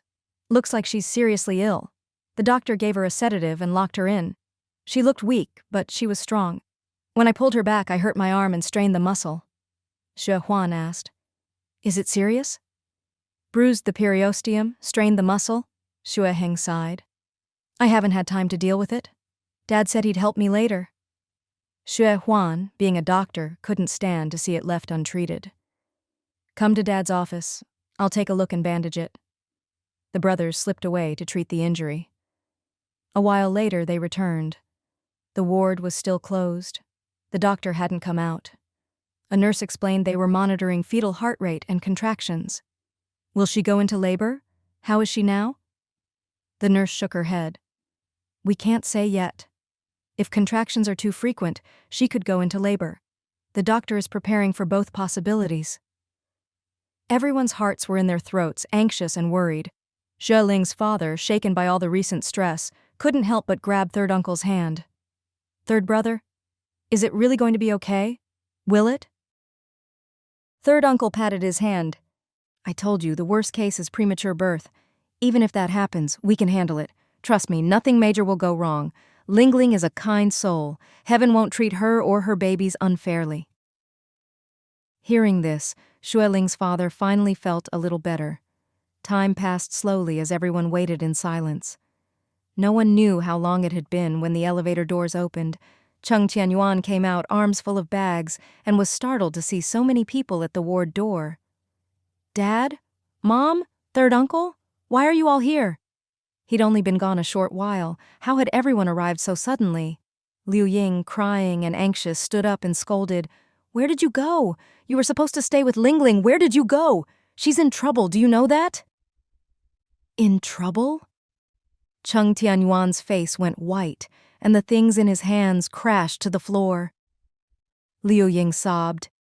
Nothing is more important than your wife and children. Why weren't you with her this morning? If anything happens to Lingling and the babies, I'll never forgive you. What kind of husband are you? She's so pregnant and you weren't there. Where did you go? Cheng Tianyuan instinctively tried to steady his furious mother-in-law, looking around in panic at everyone's grim faces. His mind went blank, and he was too shocked to speak. Xue Heng stepped forward to help Liu Ying and quickly explained what had happened. Brother, I'm sorry. I was late. If I'd been here a minute earlier, Lingling would be fine. It's all my fault, all my fault. Cheng Tianyuan, panicked, stared at the tightly closed ward. How is she? Cheng Muhai supported his wife and said quietly, Don't shout anymore. What matters most now is that Lingling and the babies are all right. Blaming anyone now won't help, and making a scene will only disturb the doctors. Liu Ying sobbed. Xue Heng also tried to comfort her. Big brother really did have something urgent and even called me to come over. Mom, what happened this morning was an accident. No one could have predicted it. You can't blame Big brother. And you can't blame yourself either. If you have to blame someone, blame me. Xueling's father frowned and sighed. Enough. Let's not talk about it. Even the most attentive person can doze off sometimes. Who could have guessed someone would try to jump from the ward door? Not even a god could. Anyone with a conscience wouldn't just stand by and watch someone jump without trying to help. You can't blame anyone. If you must, blame her for being so brave and rushing to save someone, even with such a big belly. That's not fair, third uncle said seriously. Lingling risked her life to save someone. If there had been anyone else around, she would have known to protect herself and the babies. Like you said, anyone with a conscience couldn't just stand by. Lingling acted on instinct and kindness. How can you blame her for that? No one could say anything more. Third uncle comforted the ashen-faced Cheng Tianyuan. It's not your fault, or Ah Heng's, and certainly not Lingling's for being kind. Everyone calm down. Don't make a fuss. After a torturous half-hour, the doctor finally came out. She wiped her brow, looking tired, and explained, the fetal heart rates are finally more stable, but there are still some mild contractions. The mother had some bleeding earlier, but fortunately it was a small amount and the amniotic sac didn't rupture, so there's no immediate risk of premature birth. Everyone asked anxiously, so there's no danger? She's all right? The doctor shook her head. Not exactly. She needs to be closely monitored. No carelessness. Luckily, the mother is strong and cooperative.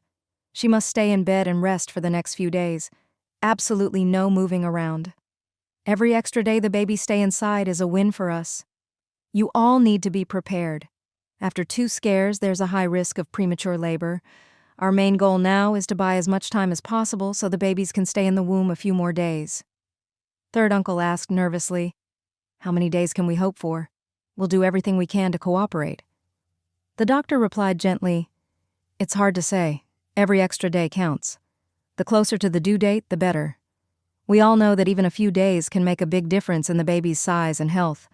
So let's all work together to keep them inside as long as possible.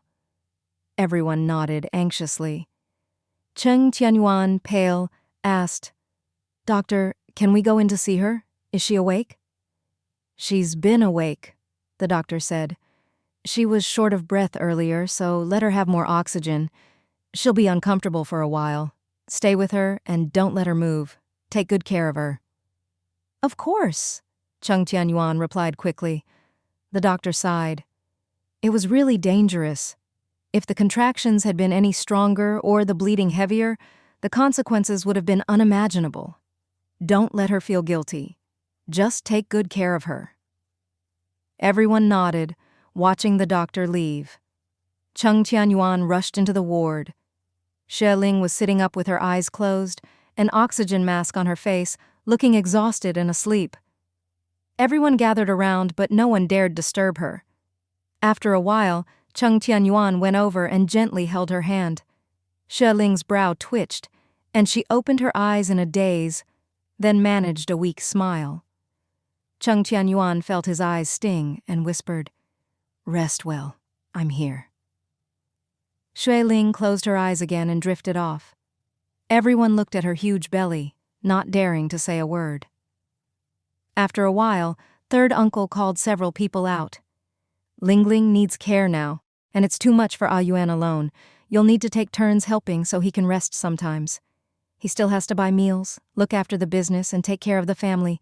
It's too much for one person. Xueling's mother quickly volunteered. Don't worry, I'll help take care of her. The factory isn't busy now and her father can handle things. I'll stay here and take turns with Ah Yuan. Liu Ying also wanted to stay, but Xueling's mother refused. Yingjie, I know you love Lingling, but your family needs you. Renan and Yang Yang need you for their meals and the house can't do without you 2 elders. I'll stay. Come help in the mornings and afternoons, but you can't stay all the time. Third uncle nodded. Sister Haitang is right. She's free to stay, and it's only right for a mother to care for her daughter. The rest of us can visit and help as needed. Cheng Muhai, holding his grandson's hand, told Cheng Tianyuan seriously, Take good care of Lingling. This was an accident, and we can't blame you, but there can't be a next time. You must be careful. All right, Shui Ling's father said gently. That's not blaming him. Ah Yuan's worked hard. He arranged for Ah Heng to help when he left. He didn't neglect her. It was an accident. No one could have predicted it. Cheng Tianyuan, full of guilt, said quietly, Dad, it's my fault. He'd left to call Ah Heng over, then went to the docks for goods and to pick up Shan Yu's family, never expecting such a big accident in that short time. He'd been careless, his arrangements not thorough enough. Third uncle shook his head. Enough. What's done is done. Let's focus on solving the problem. Luckily, it was a close call, but no disaster. Ling Ling is a kind person. Good things will come to her. Xue Ling's mother patted Cheng Tianyuan's arm. It's all right. Just keep a close eye on her. If we can get through another month, everything will be fine. Cheng Tianyuan nodded. Cheng Muhai couldn't help asking, Did you go to the docks to pick up Shan Yu's family? Yes, Cheng Tianyuan explained. Shan Yu brought a big shipment north, several times the usual amount. I was worried the warehouse couldn't hold it all, so I rushed over. Unloading took a while, and then I drove Shan Yu's family to the mall area. The round trip took almost 2 hours. I was late. Xue Ling's father glanced at the Cheng couple and said quietly, See, Ah Yuan really did have to leave. Don't blame him. Exactly, Xue Ling's mother added. He's always careful. No one could have predicted this accident. It's not his fault. Xue Heng muttered, If you have to blame someone, blame me. I was too late. It's not your fault either, Xue Ling's father said gently. It was an accident. No one should feel guilty. If you want to talk about responsibility, we all share it. Let's not talk about it anymore. After everyone discussed and agreed, they left, with Xue Ling's mother staying to help in the ward. Cheng Tianyuan still felt deeply guilty, looking at his weak wife, his heart aching. Xue Ling slept deeply and didn't wake until after 3 in the afternoon. Her complexion was still poor, but her energy had returned. Cheng Tianyuan frowned and asked softly, Are you still uncomfortable? Where does it hurt? Xue Ling smiled lightly. I'm fine now. Cheng Tianyuan knew she didn't want him to worry, so he didn't press further. He asked quietly, What would you like to eat? I'm really hungry. Xue Ling gave a weak laugh. Feels like I haven't eaten in days. I'm starving. Xue Ling's mother quickly opened the iron pot and smiled. Jilan and his wife have a place here, so I borrowed their kitchen and made you a big pot of ribs with glass noodles. I added mushrooms and greens, nutritious and delicious. Hurry, Xue Ling laughed. I feel like I could eat a whole ox. I'm starving. Cheng Tianyuan quickly found a big bowl, filled it halfway, and carefully fed her. Don't eat too fast, it's hot. Take it slow, there's plenty more. Xue Ling was still reclining, eating with some difficulty. She tried to sit up but couldn't, so she let him feed her. Cheng Tianyuan said softly, You'll have to tough it out these next few days. Just stay in this position. The doctor said you can't get out of bed. Xue Ling just nodded, unconcerned. I'm too lazy to move anyway. Isn't it great to just lie here? Eat, her mother grumbled. You're so much trouble. You nearly scared us to death this morning. Really, you. Xue Ling giggled and kept eating. After half a bowl, she had another. Cheng Tianyuan fed her a bit quickly, and she ate with relish, smacking her lips in satisfaction. By the way, is that woman who tried to kill herself all right? Xue Ling asked, wiping her mouth. Cheng Tianyuan raised his eyebrows and shook his head. I didn't ask at the nurse's station. Her room's been closed all day. I heard they gave her a sedative and she's been sleeping. Xue Ling's mother said crossly, She's in the hospital. What can't be overcome? Life is hard for everyone, but the world goes on without any one person. Why jump off a building? So unlucky. Life isn't easy for anyone, but why seek death? The nurses said she had a 13-year-old son. Didn't she think, if she died, what would happen to her child? As a parent, you have a responsibility to raise your child. If you're alone, do what you want, but with a child, how can you not think of them? Her own daughter was innocent, heavily pregnant, and nearly went into premature labor trying to save her. Ling sighed softly. Don't blame her. She was probably desperate from illness. It's my own fault. I knew I shouldn't get involved with such a big belly, but I just couldn't stand by and do nothing. It was instinct. It's normal for her to push me away. I can't blame her. Chung Tianyuan lowered his eyes. Let's not talk about it. Just focus on yourself. If something like this happens again, you have to think of yourself first. Today was my fault for leaving you alone. It wasn't your fault, Ling said with a soft laugh. No one could have predicted this, right? Don't blame yourself. It's not your fault. Her mother explained gently. Ah Yuan went to the docks to pick up Shan Yu and his family. Ling smiled. How old is little Yu now? It's been years. She must be several years old by now? Almost 7, Chung Tianyuan replied. She's a smart, lively girl and very pretty. She doesn't look like Shan Yu or Chenjie. She's fair and cute and talks nonstop like a little lark. As soon as she got in the car, she started singing for me. Ling squinted with a smile. Doesn't look like Shan Yu? Or Chenjie? Then where did she come from? Chung Tianyuan laughed. Chenjie says she looks a lot like Shan Yu did as a child, but she's fairer and prettier. She's outshone her parents. That's great, Ling giggled. Neither of them are much to look at. Better she looks like herself. Her mother smiled. I heard the little girl wants to study vocal music, right? Yes, Chung Tianyuan said. Chenjie says she's great at folk songs and has a wonderful voice. A teacher told them a child with such talent shouldn't be wasted. She should go to a big city to study music and develop her gift. Oh, her mother was delighted. She must sing beautifully. Chung Tianyuan smiled. She started singing as soon as she got in the car.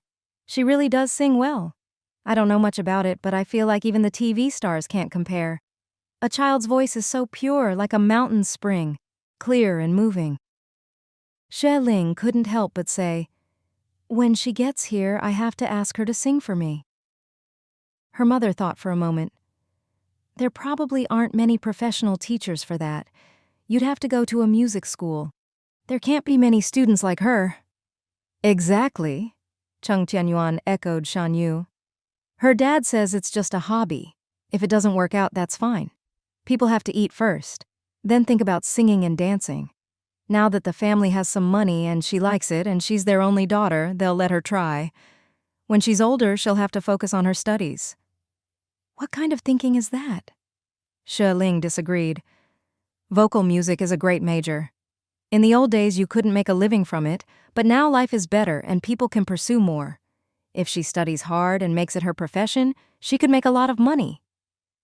Her mother asked curiously, what kind of money? Just recording a tape makes you rich? Ling was stumped, then laughed. Singing does make money now, but in the future it'll be even more. Look, you can sing on TV, release albums, become a vocal teacher. There are so many options. People didn't have the concept of stardom yet, and the demand for singing and dancing was just beginning. Her mother didn't quite get it and said quietly, in the old days, singers on stage were looked down on. No decent family would let their kids do that. Most were poor kids sold into it, forced by life. It's different now, Ling shook her head. There's a music academy in the capital now. People make a living from it, study it as a profession. Her mother grumbled. I know about that school, but their students have to get into the Army's performing troupe, or there's no future. You grew up protected. You don't know singing can't fill your belly. Mom, that's old thinking, Ling said seriously. It used to be that way, but things are changing. I guarantee if the little one studies hard and is well trained, she'll make something of herself. Her mother rolled her eyes, feeling like they were talking past each other. Ling lowered her voice. Mom, do you know the American superstar Kekex? He sings beautifully. People pay him to record and perform. Do you know how much he makes for one concert? How much? Her mother was a bit skeptical. Ling held up 2 fingers. Her mother raised her eyebrows. 200? 2,000? Ling exclaimed, 20 million! Ling's mother was dumbfounded, completely taken in by her daughter's words. Not only that, but even Cheng Tianyuan was wide-eyed in disbelief. Xie Ling, holding her belly, took a deep breath and continued. His concerts are attended by thousands, and he can earn that much from just one show. Converted to our currency, that's over 100 million. Her mother could hardly believe it, whispering, Really? Xie Ling explained. You can check the newspapers. I read this in the news. Their entertainment industry is already very mature. As long as you have talent, you can make a lot of money. He's at the top, of course, but even if others can't compare, it's still possible to make a good name and earn more. Our market isn't there yet, but once the little one learns and the market grows, we can package her and she'll make big money in no time. Oh, you make it sound so easy. Her mother instinctively thought her daughter was exaggerating, but Cheng Tianyuan didn't think so. Mom, actually, Ling Ling's not wrong. Think about it. A cassette tape costs over 10 yuan. The singer's share per tape might be 1 yuan. Sell tens of thousands, and that's tens of thousands of yuan. Our country is big with lots of people. If you sing well, more people will buy, and with some advertising, the more you sell, the more you earn. It's possible. Her mother, hearing this analysis, started to think it made some sense. That's true. As long as there's a market, it's possible. Xie Ling narrowed her eyes, her mind already turning. I need to look into how to make a cassette. If we record a child with a heavenly voice singing folk songs or New Year's songs, everyone, young and old, would love it. If it sells, we'll make money. Cheng Tianyuan doted on her, laughing. All right, just focus on your pregnancy for now. After the babies are born, I won't stop you from doing anything you want. Whenever the topic turned to making money, her eyes would light up. If he didn't know his little wife so well, he'd think she was obsessed with money. Her mother rolled her eyes and shook her head. You'll jump at anything that makes money. I give up. I don't even know who you take after. Myself, Xue Ling replied confidently. Seeing her daughter in such good spirits, her mother secretly felt relieved, though she didn't let it show. Good thing you take after us a little, or you'd embarrass the whole Xie family with your money-grubbing ways. After eating, Xie Ling soon felt sleepy. I'm going to nap for a bit. Lean me back, I'm a little short of breath. Cheng Tianyuan quickly adjusted her pillows so she could lie more comfortably. Xie Ling murmured, That's good. Soon she closed her eyes. Her mother, seeing her like this, felt her eyes sting with tears. This girl was just pretending to be fine so they wouldn't worry. Seeing how weak she really was, she'd been hiding it all along. Cheng Tianyuan understood his wife and quietly patted his mother-in-law's hand, giving her a look. She understood and pretended not to notice, gathering up the dishes to wash. Cheng Tianyuan hurried to help. Mom, I know my way around the hospital, I'll do it. I'll take the things back to Uncle Jilan's suite. His mother-in-law didn't argue. All right, you go. I'll stay here with her. Cheng Tianyuan carefully closed the door and was about to leave when a dirty little head popped out from the corner. It was the little boy from last night. He looked at Cheng Tianyuan, his eyes bright and clear, and swallowed nervously. Uncle, Cheng Tianyuan smiled. Wait a second. I have 2 apples inside that need eating. Wait! The boy suddenly dropped to his knees with a thud. Cheng Tianyuan was startled and quickly pulled him up. What are you doing? I only gave you what we couldn't finish. No need for this. Boy, a man shouldn't kneel so easily, you know? It means a man shouldn't kneel except for big things. The boy hung his head, looking just like a child admitting a mistake. Sorry. I heard from the nurse auntie that your wife is lying in there because she tried to save my mom. I'm sorry. I'm really sorry. With that, he dropped to his knees again. Cheng Tianyuan frowned, surprised to realize this was the son of the woman who tried to jump. After a pause, he still helped the boy up. Come here, I want to ask you a few things. The boy nodded obediently. Cheng Tianyuan sat him down on the bench outside and asked, Where are you from? What's wrong with your mom? Why did she try to jump? The boy wiped away tears, his face so dirty that wiping it just made him look like a little tabby cat. I'm from the capital. We live in a small alley by the city god temple. Chung Tianyuan had lived in the capital for years and knew where that was. One of the oldest, poorest areas, with old, run-down houses. Anyone who could afford it had already moved away. Those left were struggling. The boy pointed to Ward 7, choking up. My mom isn't sick. She had a baby sister in her belly. My dad hit her. Her stomach hurt and she bled a lot. I got our neighbor, Grandpa Howe, to help bring her here. The baby sister was gone and Mom was heartbroken. She's been mad at my dad ever since. Chung Tianyuan frowned. Where's your dad? Where is he now? The boy shook his head. He's hardly ever home. I don't know where he is. What does he do? He doesn't care about you and your mom? The boy shook his head again. Mom says he only knows how to spend money. When I was little, we lived in a big, bright house. Then we got poor, and Mom said we had no money, so we moved to the alley. Mom makes paper boxes every day, 1 cent each. I help too.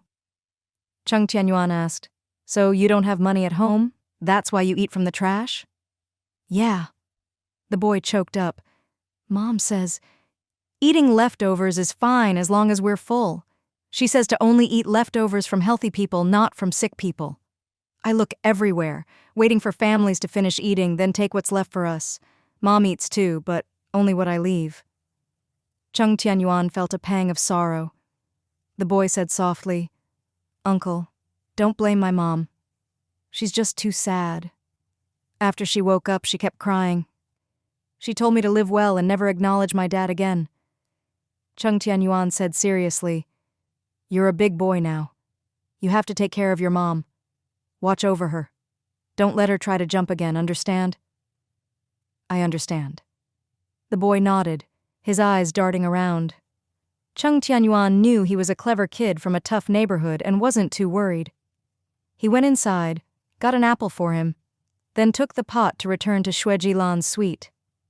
The old doctor and his wife were both busy on duty, so the little suite was quiet. Chung Tianyuan washed and put everything away, then left.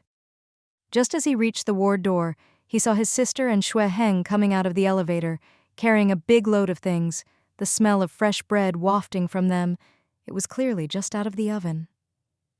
Chung Tianfang quickly greeted him. Brother, how's my sister-in-law? Chung Tianyuan nodded and lowered his voice.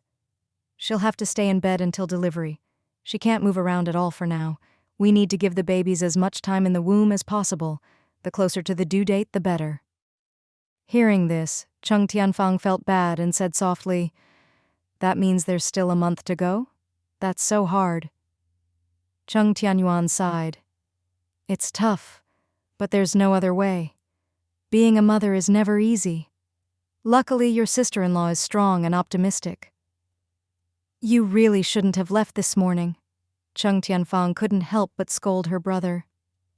You should have waited for Ah Heng to arrive before you left. Xue Heng shot her a look and said quietly, It was urgent. There was a set time for picking up goods at the docks. If you hadn't said anything, I'd have scolded you too, Chung Tianfang huffed. My brother asked you to come, so why were you so slow? If you'd been a bit faster, this wouldn't have happened. You really need to fix your slowpoke habit, or something big will happen one day. Xue Heng knew he was in the wrong and just smiled sheepishly, not daring to argue. Chung Tianyuan glared at his sister and said quietly, It wasn't his fault. It was a timing issue between us. Why blame him? You have your own faults, but no one's picking on you. Learn to be tolerant and understanding. Don't always jump on people's mistakes whenever something happens. Chung Tianfang, chastened by her brother, didn't dare talk back and just mumbled in agreement. Xue Heng tried not to laugh, but secretly gave his brother-in-law a thumbs up, full of admiration. The three of them entered the ward in single file. Xue Ling's mother quickly stood up and smiled. You're here? Ah Fang, I haven't seen you in a while. You're looking prettier than ever. Chung Tianfang quickly put down her things and warmly took Xue Ling's mother's hand. It really has been a while, Auntie. I missed you. Her mother smiled dotingly. I heard you got promoted to the TV station. Is it busy? Is it fun? Cheng Tianfang nodded quietly. A bit busy, but it's interesting. Everything feels new. All my coworkers are men and they're all older than me, but they take good care of me. I've learned a lot of new things and realized I didn't know much before. That's great, her mother said with a smile. That's real progress. Cheng Tianfang glanced at Xueling, saw she was sleeping and didn't dare disturb her, so she kept chatting with her mother. There are lots of departments there. Every day we make all kinds of news and arts programs. We're in charge of lighting and checking the power. There's not much work, and it's pretty easy.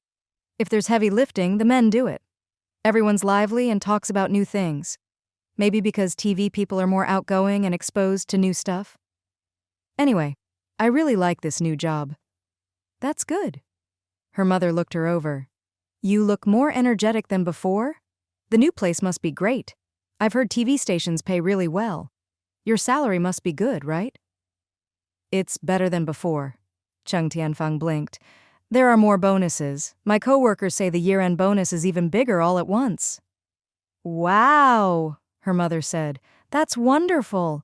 TV stations are so popular now, everyone wants to get in. You made the right choice. It's good for a girl to have a stable job. And you have the bakery with staff to run it so you can earn whatever you can, but you still have your salary and no pressure. By the way, is the bakery business steady? Cheng Tianfang replied, Most of our customers are people from the mall and the staff there. We bake fresh every morning and at 8:30 p.m. we start discounting. Usually 30% off and it all sells out. The staff can finish up and go home by 9. They work in shifts, with 1 or 2 days off a week, 6 days off a month. That's good. Her mother asked, Why discount at 8:30? Cheng Tianfang explained, That was my sister-in-law's idea. She said some people worry bread isn't fresh, unlike buns or dumplings that are made and sold on the spot. Bread uses more ingredients, so it's pricier, which puts some people off. She said if we advertise that everything sells out the same day, people will come for the freshness. If we discount it, people will come for the deal. Over time, business gets better. Really? Her mother was skeptical. If you discount, won't people just wait until 8:30 to buy? Yes, Xueheng laughed. Most of the bread sells after 8:30. Around 7 o'clock, people start lining up, and when the time comes, they rush in and it's gone in 10 minutes. Some people didn't plan to buy, but when they see the crowd and the deal, they join in. Oh, her mother asked, is there still profit at 30% off? There is, Cheng Tianfang said. My sister-in-law said it's about selling more for less profit per item. As long as it's fresh and tastes good, we won't lack customers. At first, we sold less and made less. Later, with discounts, volume went up and so did profits. Plus, people watch for the discount, so the shop is busy and looks popular, which attracts new customers. Do more promotions? Create more buzz? That's advertising too, Xueheng analyzed. Later, we can do weekend specials, like buy one get one free or buy 3 get 1 free. Once the volume is up, we'll make steady profits. Her mother laughed. You young people really know how to do business. Cheng Tianfang giggled. It's all thanks to my sister-in-law. She taught me everything. Xueheng lowered his voice. Our shop isn't rented, it's our own. That means less pressure so we can experiment and grow. Last month I helped tally the accounts. After paying staff and all utilities, we made over 800 yuan in profit. Wow, her mother clapped. That's great. Cheng Tianfang proudly took out a piece of soft cake from a paper bag. Auntie, this one's really popular. When we stopped by, the baker had just made it. It's still warm. Try it and give me some feedback. Wow, it smells so good. Her mother didn't hesitate, taking a bite. So soft and such a nice eggy aroma. Xueheng added, The baker usually finishes by evening, then we sell until 8:30 and discount everything. When we left, there were 2 big trays fresh from the oven, so we brought them all. Her mother laughed. That's a lot. You'll have to give some to Ji Lan's family, too. Cheng Tianfang smiled. Mom and Dad have some, too. Let my sister-in-law eat more.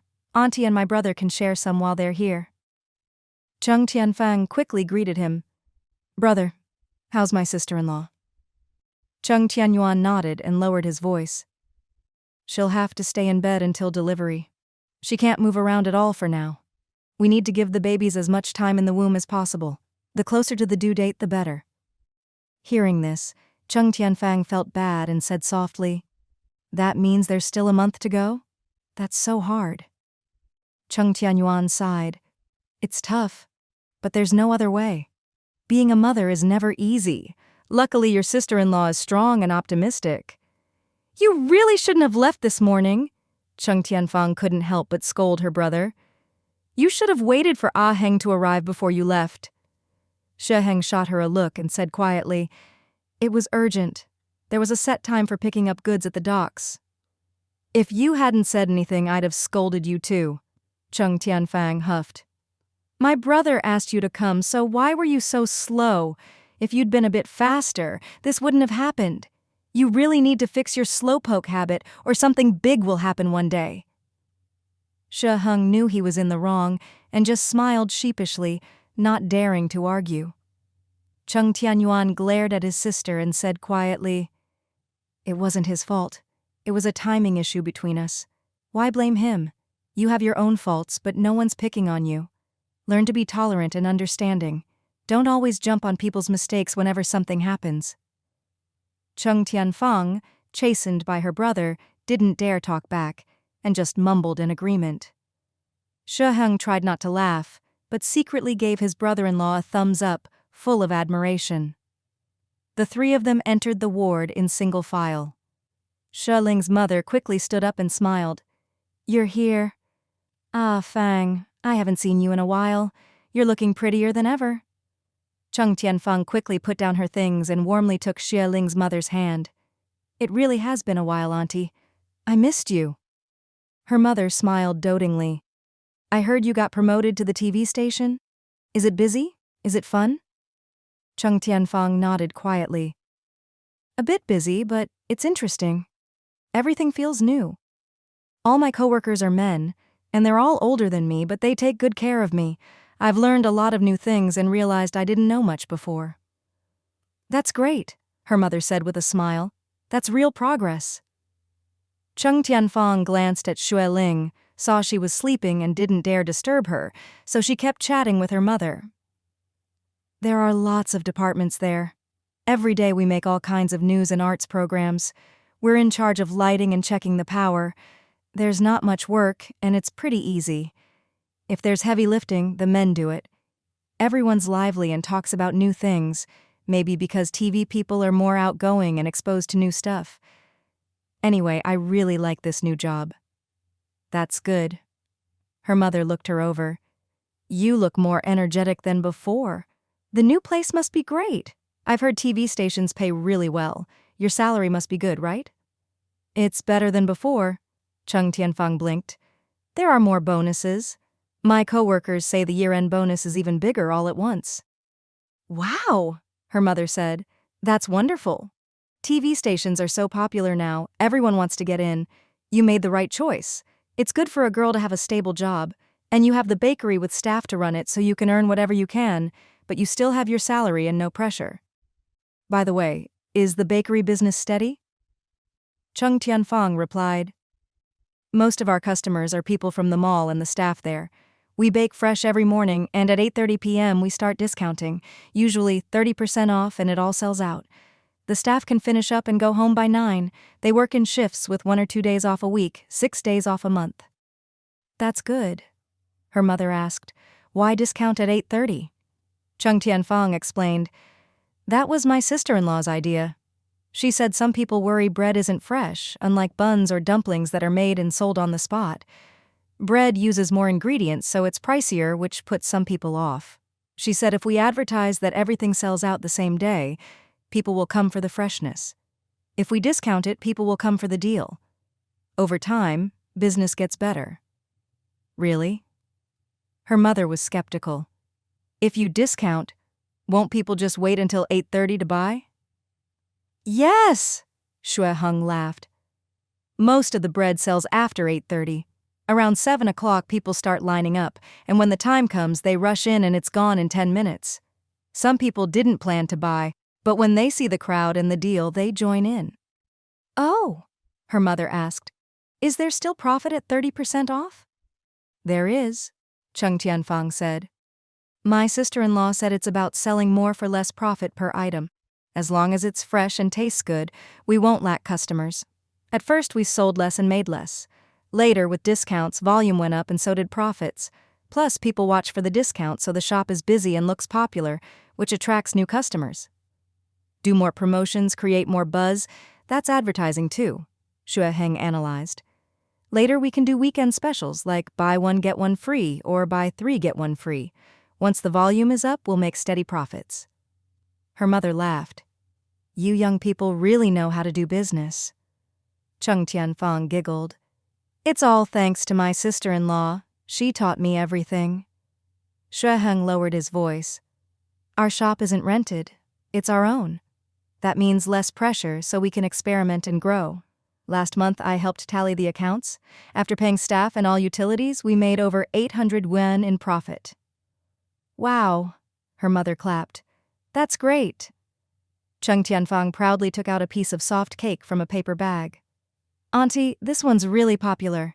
When we stopped by, the baker had just made it. It's still warm. Try it and give me some feedback. Wow, it smells so good. Her mother didn't hesitate, taking a bite. So soft and such a nice eggy aroma, Xue Heng added. The baker usually finishes by evening, then we sell until 8:30 and discount everything. When we left, there were 2 big trays fresh from the oven, so we brought them all. Her mother laughed. That's a lot. You'll have to give some to Jilan's family too. Cheng Tianfang smiled. Mom and Dad have some too. Let my sister-in-law eat more. Auntie and my brother can share some while they're here. Xue Ling's mother smiled, her eyes crinkling. Ah Fang has become even more considerate since getting married. Listen to that sweet mouth. Your words are getting nicer and nicer. Good girl. Xue Heng looked proud and pleased. Cheng Tianyuan, however, remained calm and reminded his sister, sometimes you need to rein in your temper a bit. Don't be so quick to get worked up. Be more considerate and tolerant of others, both in life and work. I know. Cheng Tianfang nodded. Xue Heng glanced at Xue Ling and asked, Did she wake up this afternoon? She woke up and then fell asleep again, Cheng Tianyuan explained. She's very tired and her back is covered in bruises. Xue Heng couldn't help but ask, Didn't you use any medicine? Something to rub on? No, Xue Ling's mother sighed. The doctor said you can't use those ointments or oils during pregnancy. Her back is all black and blue. It breaks my heart to see it. But there's nothing we can do, just wait for it to heal on its own. The doctor only checked her fetal heart and contractions. Didn't dare use any medicine. What about third uncle? Xue Heng asked. He's skilled. Couldn't he make some medicinal food for her? Her mother explained. He thought about it for a long time and only made some things to help stabilize the pregnancy. He said anything anti-inflammatory or for healing wounds isn't good for the baby's development. For the sake of the baby's health, she just has to bear the pain. So tough, Cheng Tianfang said softly, feeling sorry for her sister-in-law. Being a mom is really amazing. Her mother sighed. Luckily, it's not a serious wound, just bruising. Let's not talk about it, it makes my chest tight. Let's change the subject, Cheng Tianyuan said. Did you see Shan Yu and his family when you came over? Cheng Tianfang replied. I rushed home for a bit. Dad said Shan Yu and his wife found the suite a bit dirty after the long boat trip, so they checked into the Ronghua Hotel to rest. They'll clean up the suite tomorrow. Cheng Tianyuan nodded. I only bought them some furniture and beds. I told them this morning that anything they need is available downstairs, and it's all the best in the capital, even some imported stuff. If they need anything, they can just buy it. Very convenient. Don't worry about them, Cheng Tianfang said. Right now, sister-in-law is the priority. Shan Yu's family is here to stay, so we'll have plenty of time to catch up. Cheng Tianyuan added, Just let Mom and Dad know. They just arrived. Help them if you can. Of course, Cheng Tianfang smiled. At most, just set 3 more places at the table. Our kitchen and dining table are big enough. It's no trouble. Xue Ling's mother was thinking of her grandsons and couldn't help asking, Has Ranan finished school? He has, Xue Heng replied. Dad always picks him up. He wanted to come see Mom with us, but he hadn't finished his homework, so we couldn't let him. It's already evening, and once it gets dark, he gets sleepy. If he finishes his homework early tomorrow, he can come see Mom after school. Her mother smiled. Tomorrow is fine. A while later, Xue Ling woke up and chatted with Cheng Tianfang and her husband for a bit before getting sleepy again. Cheng Tianyuan helped her settle back to sleep. Xue Heng was a bit concerned and whispered, "Isn't she sleeping too much?" "No," Cheng Tianyuan explained. "She can only nap when the babies aren't kicking. This morning they were really active, plus the contractions.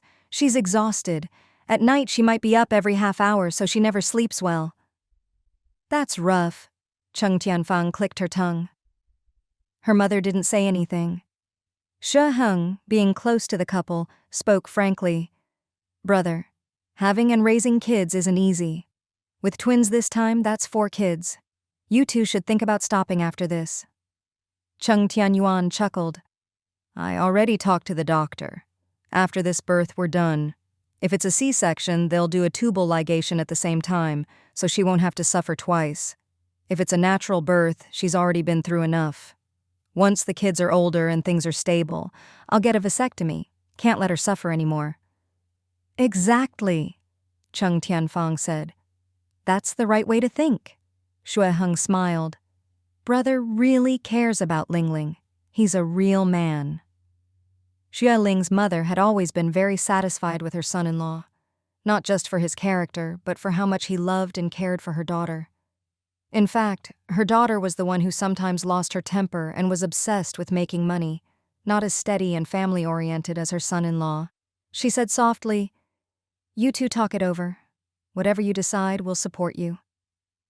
Then she sighed. "We only have Lingling, and it always felt like too few. We wanted another child, a boy or a girl, to make a perfect family, but it never happened. Later we accepted it. Mainly your dad did, but I never really got over it. Now Lingling's made up for it. She'll have 4 kids. That's real happiness." Cheng Tianyuan nodded and smiled. "Having so many kids, I'm already satisfied. It's a blessing, but raising them well is our biggest hope for the next generation." Her mother smiled at Xue Heng. "You two should work harder and have a few yourselves." Xue Heng and his wife both giggled. That night, Cheng Tianyuan arranged for his mother-in-law to sleep in the bed while he took the sofa. Most of the time, Xue Ling was awake, gently stroking her belly, looking around in boredom, feeling exhausted. But she didn't dare move, always sitting up in bed. When Cheng Tianyuan woke up, he poured her half a cup of water. After she finished, Xue Ling couldn't help asking, "What time is it?" Cheng Tianyuan squinted at his watch in the faint light from the window. "It's after 1." Xue Ling whispered, "Go back to sleep. I'll try to nap too." Cheng Tianyuan rested his hand on her belly. "Are the kids asleep?" She smiled. "They just fell asleep?" He said softly, "Then you should sleep too." Xue Ling yawned and closed her eyes. Cheng Tianyuan put the cup away and was about to go back to sleep when he heard a commotion outside. He raised an eyebrow, wondering what was going on in the middle of the night, and opened the door to look. He saw that Ward 7 was in chaos. Something had happened. The little boy he knew, Ironhead, was standing at the door crying, looking heartbroken. Cheng Tianyuan felt sorry for the poor child and closed his own door before walking over. Inside, doctors and nurses were rushing around, apparently trying to save someone. Cheng Tianyuan patted the boy's shoulder and asked, "Ironhead, why are you crying again?" The boy sobbed miserably. "Mom, she's bleeding a lot. She's going to die. I don't want my mom to die. I don't." Cheng Tianyuan couldn't go in, so he just hugged the boy and patted his back to comfort him. "Don't worry, the doctors and nurses are here. They'll save your mom." The little guy sobbed, heartbroken. At that moment, a nurse rushed out, anxiously calling, "Little one, do you have any other relatives? Does your mom have any brothers or sisters? Hurry and find them." Ironhead was stunned, then shook his head. "My mom doesn't have any siblings. She only had a grandpa, but he passed away." The nurse grew more anxious. "Your mom is losing a lot of blood. If she doesn't get a transfusion, she might not make it. She's type O and it's hard to get blood from the bank.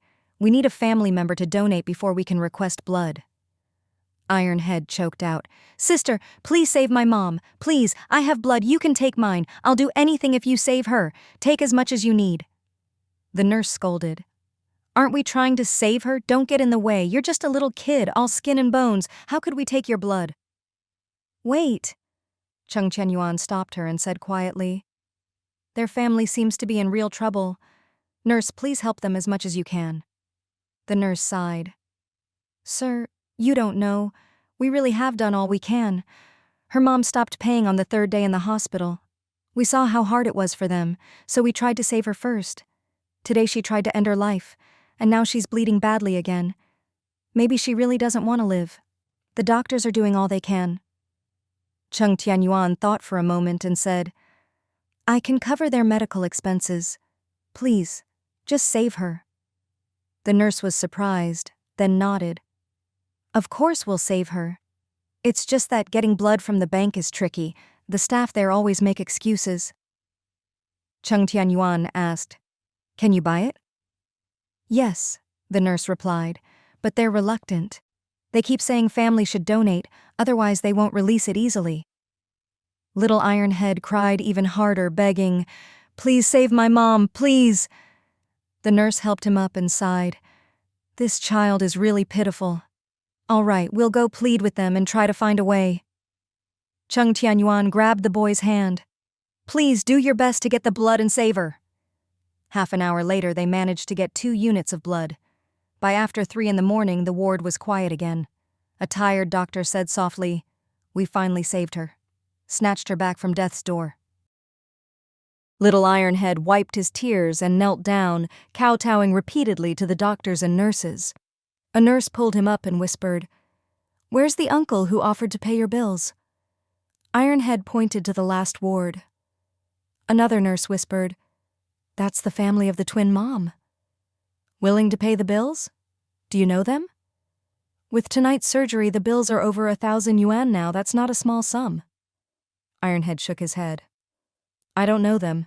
That uncle is really nice. He gave me lots of food. He drives a car, seems really rich. Another nurse whispered, You can tell they're well off. The other day when I took their temperature, I heard them talking about eating bird's nest for the baby's skin. Anyone who can afford that must be rich. I think they're relatives of Director Xue from orthopedics. Oh, and the twin mom's surname is Xue too. The doctor waved his hand. All right, enough gossip. This is the patient's private business. Ironhead, if someone is willing to pay your bills, you must thank them properly. The boy nodded earnestly. The doctor breathed a sigh of relief. That woman was pitiful too, so they tried to help as much as possible. Before, since she couldn't pay, he didn't dare prescribe the best medicine, just tried to save where he could. Tomorrow morning, he'd talk to that gentleman and see if they could use better medicine and help all the way. Cheng Tianyuan was a man of his word.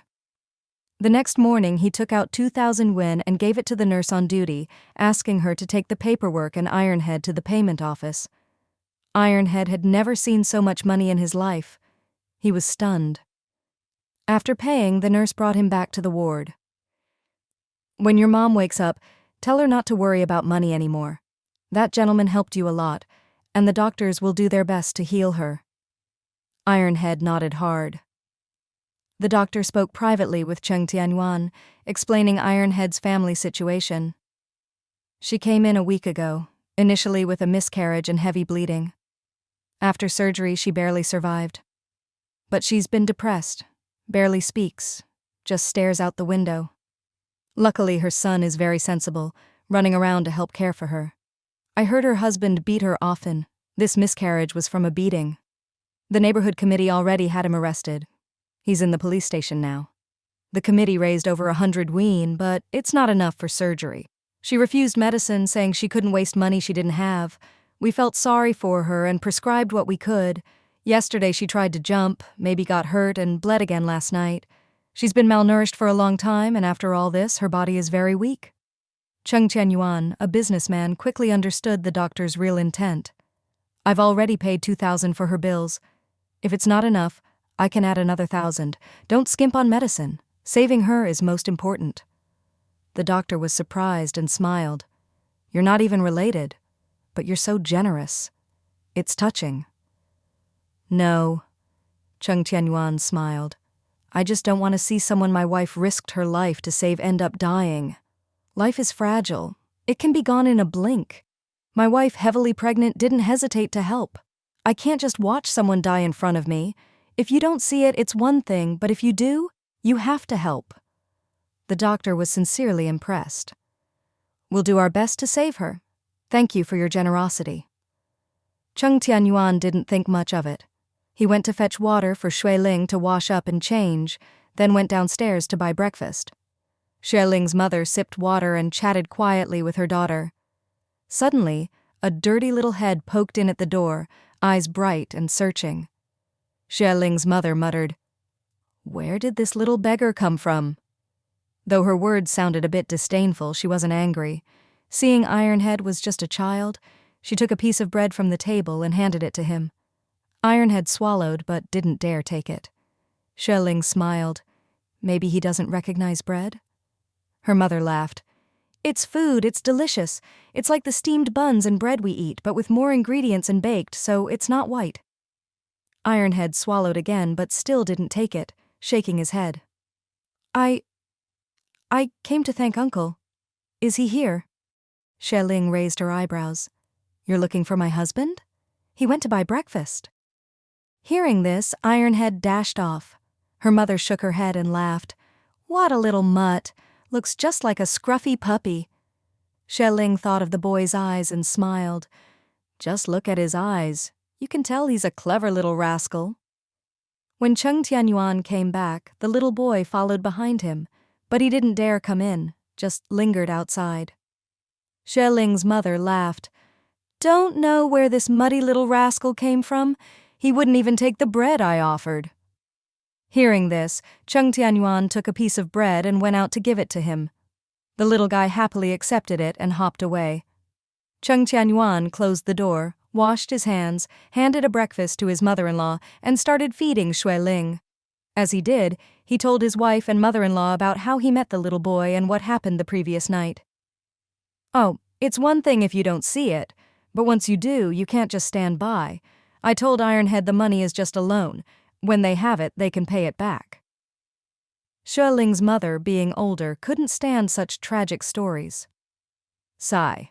There really are all kinds of monsters in this world. Beating your wife when she's pregnant? That kind of person is just scum. Best if he's locked up for the good of everyone." Chung Tianyuan said quietly, "Ironhead told me last night his mom always hoped his dad would change, but he only got worse. Eventually she gave up on him. I heard that man sometimes disappears for months or even a year, never caring for the family." Xueling narrowed her eyes, remembering the woman's hysterical attempt to jump the day before, and let out a long sigh. There are so many pitiful people in the world, but if she died, what would happen to her child? Wouldn't that be even sadder? Worried she'd lose her appetite, Chung Tianyuan quickly changed the subject. That afternoon, Ironhead came again. "Uncle, my mom woke up. The nurse and I told her about you and she told me to kneel and thank you. She also said she's sorry about your wife. When she's better, she'll come thank you in person." Chung Tianyuan and Xueling exchanged a smile. Ironhead continued. "I told my mom when I save up I'll pay you back. I already know how to make money. My mom can too. We make paper boxes, 1 cent each, and together we can make several hundred a day. Uncle, you'll have to wait, but I'll pay you back. My mom wants to know your name and where you live so we can return the money." Chung Tianyuan smiled. "No rush. My wife needs to stay here for a month or 2 before the babies come. When your mom's better, she can ask me herself." Xueling said softly, "Ironhead, tell your mom she can't leave you alone. She needs to get well so she can take care of you. Don't worry about the money, pay it back when you can. If she's not afraid of dying, what else is there to fear? She should get better soon." Ever since getting pregnant, she'd become more sentimental and easily moved by sad things. Yesterday, she'd almost lost her babies. The feeling was terrifying, a pain that made it hard to breathe. Ironhead's mom had lost her child and had such a cruel husband. No wonder she'd wanted to end it all. To her, a few thousand yuan was a small thing. Since fate brought them together, she was happy to help, not for repayment, but for peace of mind. Ironhead nodded obediently and ran off. In the days that followed, Xueling stayed in bed to protect her pregnancy, and her condition remained stable. Third uncle brought her a bowl of herbal medicine every day before hurrying off to work. Lan and his wife visited whenever they weren't on duty, sometimes even bringing cards to play in the evening. Cheng Muhai would bring the two grandkids after picking them up from school, and Liu Ying would cook delicious food every few days, sending it over with her husband.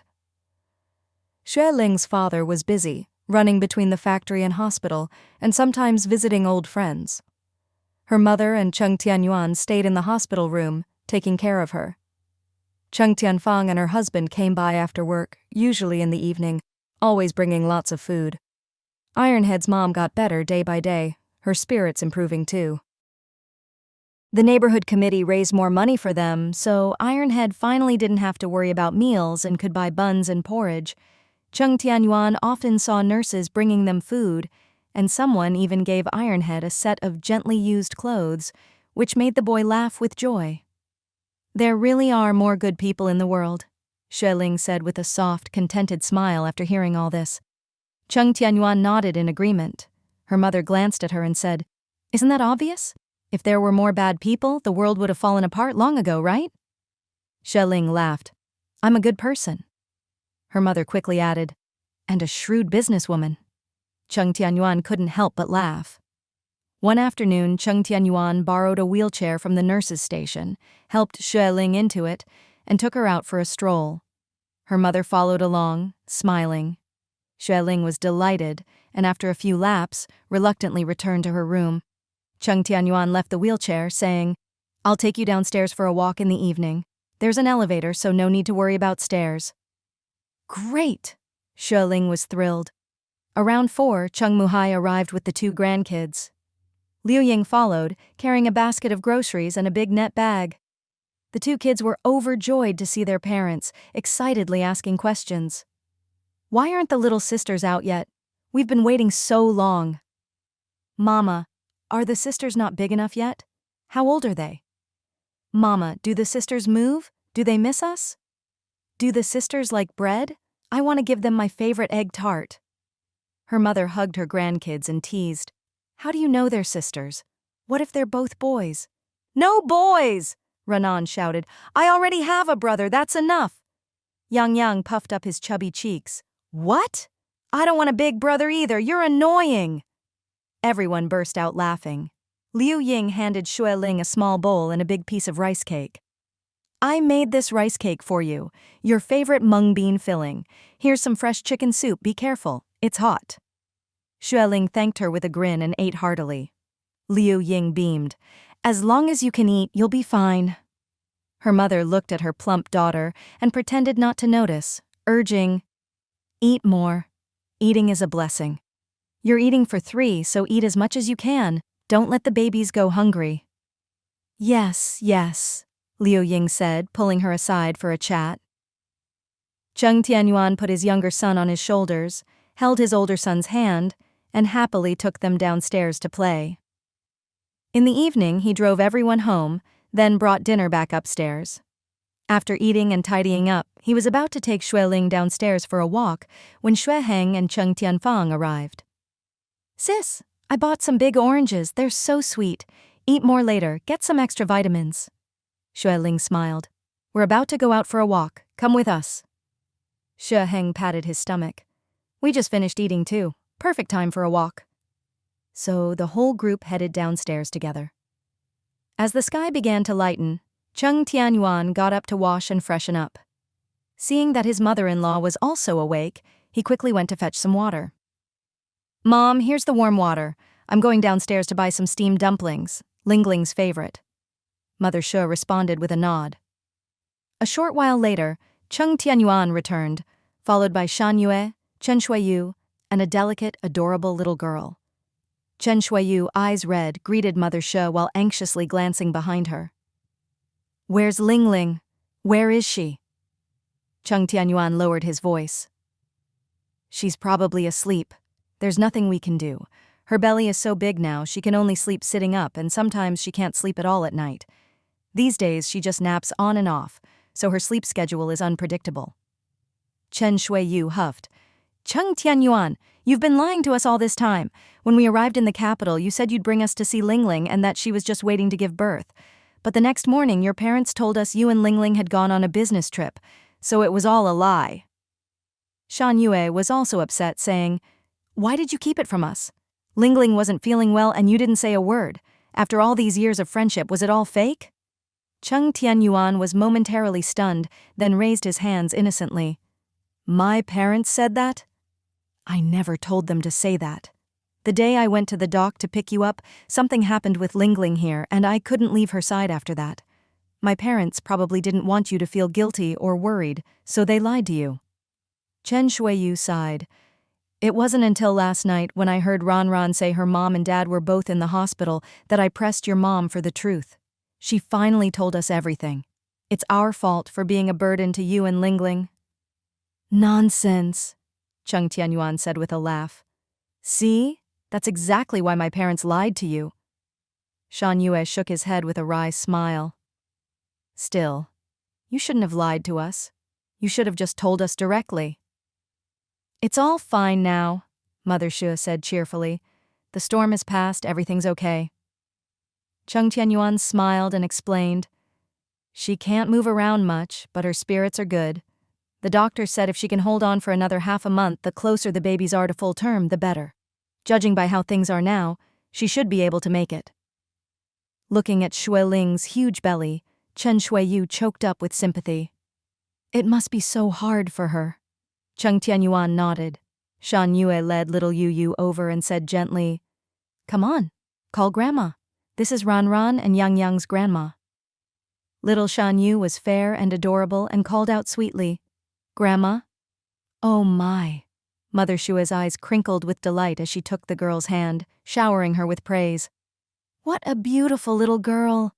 So cute. Shan Yue continued. This is Uncle. You already know him. The lady in bed with the big belly is Ran and Yang Yang's mom, Aunt Shui Ling, the one you always talk to on the phone. Little Shan Yu quickly called out, Uncle! Auntie! Shui Ling was a light sleeper and soon woke up from the commotion. When she saw Shan Yue and Chen Shuiyu, she was overjoyed. Wiping her tears, Chen Shuiyu complained, We've been here for days wanting to see you, but your in-laws told us you were on a business trip. At first, we believed them. Who knew we were actually causing you trouble? Ling, I'm so sorry. What are you saying? Shui Ling yawned and smiled. It's not your fault. If it weren't for my huge belly, I would have gone to the dock to meet you. It's been 2 or 3 years since we last saw each other. Little Yu Yu is almost 7 now. Due to the hormones she'd taken before, Chen Shuiyu was still a bit puffy, but she looked much better than before. She was still on medication, but with a good diet and exercise, her high blood pressure, blood sugar, and cholesterol had all improved. She looked energetic, even younger and prettier than a few years ago. Shan Yue had grown a small tuft of beard, making him look a bit older. He was dressed in flashy, expensive clothes, with a gold chain and a big gold watch. He looked every bit the nouveau riche from a distance. Little Yu Yu wore a pretty dress with a bow in her hair, her bright, lively eyes making her instantly likable. Shui Ling couldn't help but tease, Your whole family is so distinctive. Wherever you go, you must be the center of attention. Chen Shuiyu shot Shan Yue a look and scolded playfully, How many times have I told him not to wear all that stuff? Of all things, he hangs a dog chain around his neck. It's so embarrassing. Shan Yue grinned, Nonsense. This is pure gold, 4 nines, so shiny. Shui Ling and Cheng Tianyuan burst out laughing. Little Shan Yu was very curious. She came over to look at Shui Ling's big belly, even reaching out her hand and asking carefully, Auntie, can I touch your belly? It's so big. Shui Ling smiled, took her hand, and placed it on her belly. Auntie has little sisters in here, 2 of them. Shan Yu's eyes widened in surprise. Really? You can feel both of them? 2 at once? Are they twins? Yes, Chen Shuiyu explained with a smile.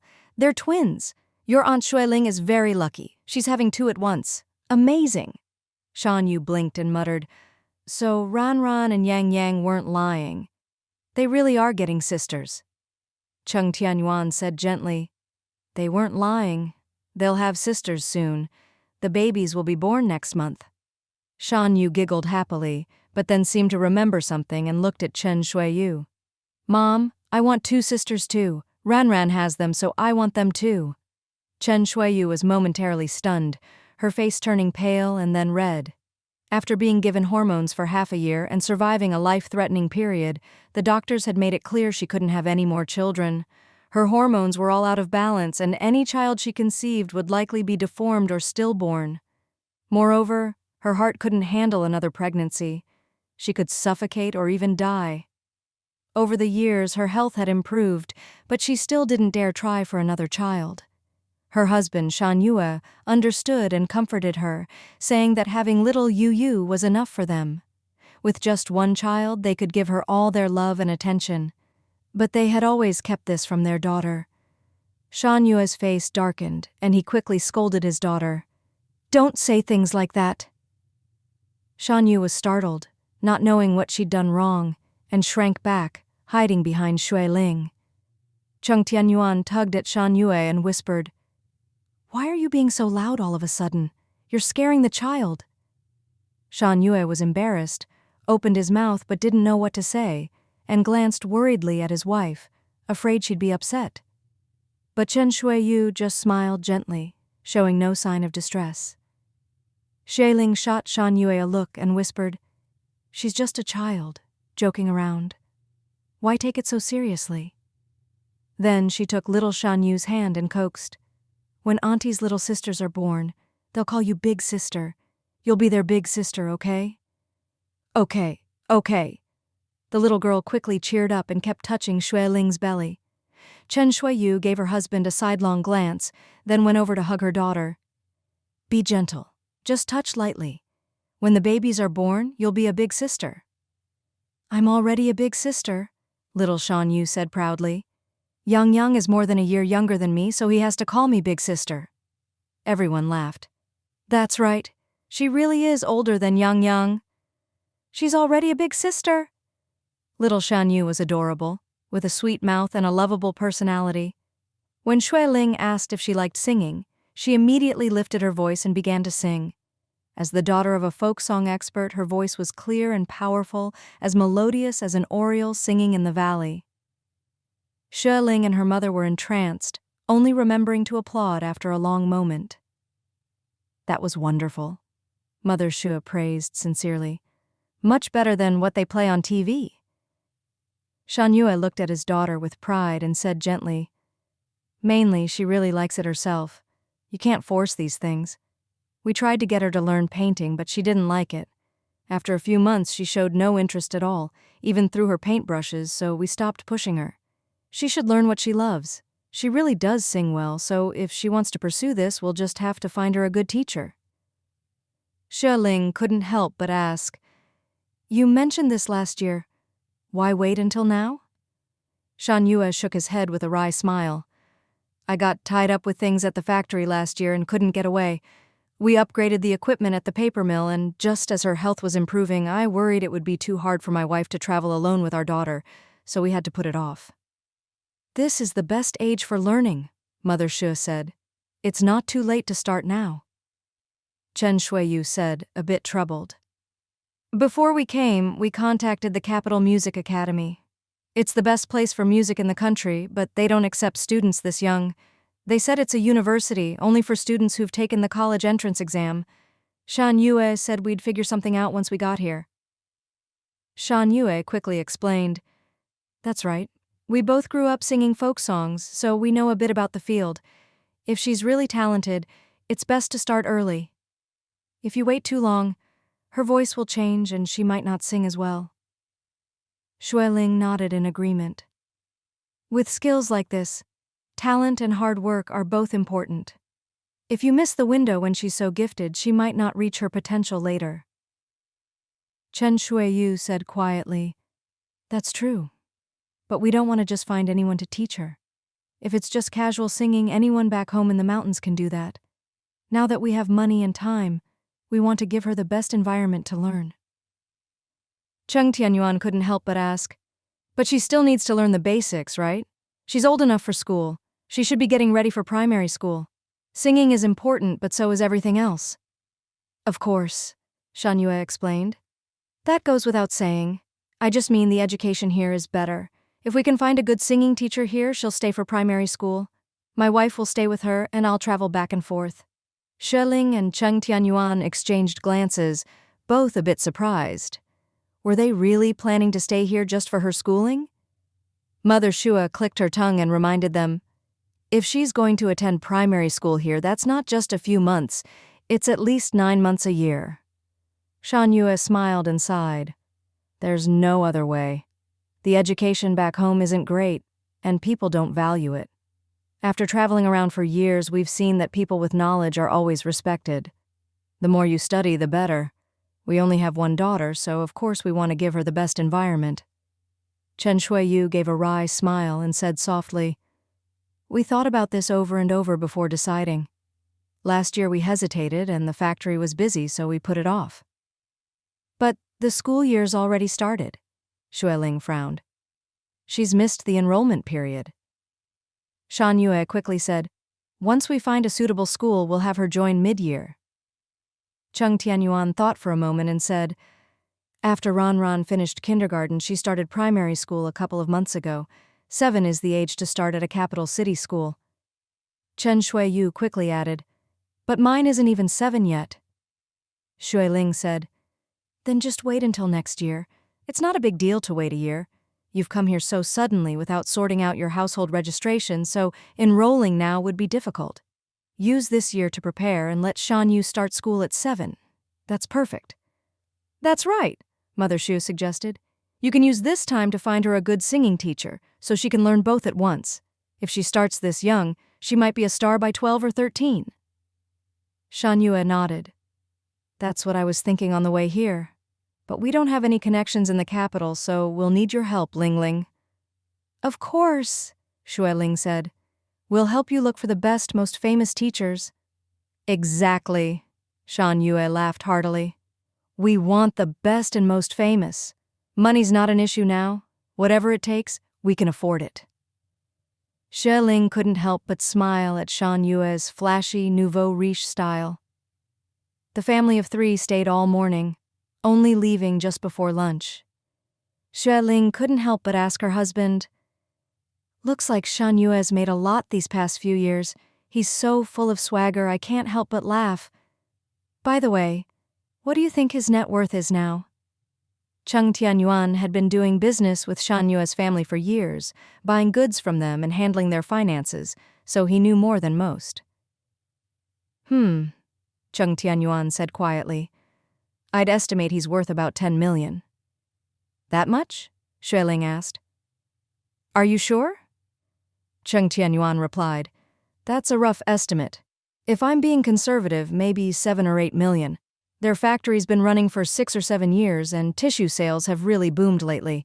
It's a good time to make money. Earning over $1 million a year is pretty good, but he hasn't invested much, just bought 2 apartments in our Ronghua Mall and a new car. The rest he's been saving. By contrast, his own wife, though she earned a lot, didn't have much cash on hand. She'd invested most of her earnings into Ronghua Mall, turning it into fixed assets. Now that the mall was finished and rental income was steady, in a couple of years her cash flow would surpass Shan Yue's. Xueling nodded. They used to make good money in business, but it wasn't as stable as running a factory, and the risks were higher. No wonder Shan Yue has gotten so cocky these past couple of years. Look at him, all decked out in gold. Haha. Maybe it's just a cultural thing, Cheng Tianyuan explained. I've heard that in the South, rich people love to wear gold. The bigger, the better. Xueling giggled and teased, aren't you from the South, too? Do you have any gold? We're not that far south, Cheng Tianyuan laughed. Besides, I'm not rich enough to afford it. Xueling burst out laughing. When you get rich, remember to buy a gold chain even thicker than Shan Yue's, a real dog chain. She hadn't asked for details, but Cheng Tianyuan had told her a few months ago that he'd made over 100,000 last year wholesaling tissues, his best year yet. He'd done well, but Shan Yue's factory must have done even better. Chung Tianyuan smiled indulgently, gave her a playful squeeze and turned to leave. I'll go buy lunch. Wait, Mother Shua called from behind. Yuan, let me go. I just saw Jilan's wife leave the building. She looked like she was going shopping. I have something to ask her. Chung Tianyuan quickly nodded. Okay, Mom. You go. There are plenty of restaurants right across from the hospital. They have everything. Mother Shua hurried out the door. They thought they'd be eating soon. But unexpectedly, the elder was gone for over half an hour and still hadn't returned. Xue Ling couldn't help but mutter, could my mom have gone home to cook? It's almost 1 o'clock already. Chung Tianyuan was also puzzled. Maybe she ran into Auntie and they got caught up chatting, completely forgetting about lunch. I'm hungry, Xue Ling said with a wry smile. Chung Tianyuan quickly took a pineapple bun from a paper bag on the table. Here, have something to tide you over. We were so busy chatting with Shan Yue's family this morning, we forgot to eat. Xue Ling took big bites and finished the bun in just a few mouthfuls. If everyone ate as much as I do, Fang's bakery would be making a fortune every day. Chung Tianyuan teased. Are you sure you wouldn't get tired of eating bread for every meal? It's fine as a snack, but it's not enough for a real meal. Xue Ling giggled and urged, Go look for my mom. Hurry. But Chung Tianyuan shook his head. No, let's just have a bit more bread to hold us over. He'd learned his lesson. Last time when he didn't coordinate well with Xue Heng, she'd been knocked over by Little Ironhead's mom and almost had a premature birth. The memory still made his heart ache. Now she couldn't even walk on her own. If her mother-in-law wasn't around, he couldn't leave her side unless there was a third person present. Xue Ling knew he was being extra cautious after that scare, so she didn't try to persuade him. She just picked up a small apple and nibbled on it slowly. It wasn't until nearly 1:30 that Mother Xue finally returned, carrying 4 orders of steamed dumplings. Xue Ling couldn't help but tease, Mom, did you make these dumplings yourself? Mother Xue laughed sheepishly. I was chatting with your aunt and lost track of time. By the time I got to the shop, they'd sold out, so they had to steam a new batch for me. Chung Tianyuan said, It's fine, we just had some bread, so we're not too hungry. Xue Ling glanced at her mom, sensing she was hiding something, but didn't press. She picked up the dumplings and mumbled, freshly steamed, delicious. Chung Tianyuan quickly poured her some soy sauce and whispered, Careful, they're hot. It's fine, Xue Ling replied. I can manage. You eat while they're still warm, too. After eating, Chung Tianyuan told his mother-in-law he needed to go to the warehouse to check the goods and stop by the bank. Mom, I'll be gone for about 2 hours. I'll be as quick as I can, but before my dad and the others get here, you can't leave, okay? Mother Xue nodded. Don't worry, I won't go anywhere. Not for a while, at least. With her reassurance, Chung Tianyuan hurried off. Xue Ling wasn't sleepy, so with her mother's help, she sat on the sofa. Then she raised an eyebrow and asked, Mom, what were you and Auntie talking about for so long? Why all the secrecy? Mother Xue's eyes darted away. It's none of your business. You just focus on your pregnancy. Oh? Xue Ling couldn't help teasing. What's going on? You're hiding it from Dad and from me? You didn't take the family money out to do something crazy, did you? Nonsense. Mother Xue glared at her, amused. Do you think I'm that kind of person? If I were, our family would have fallen apart long ago.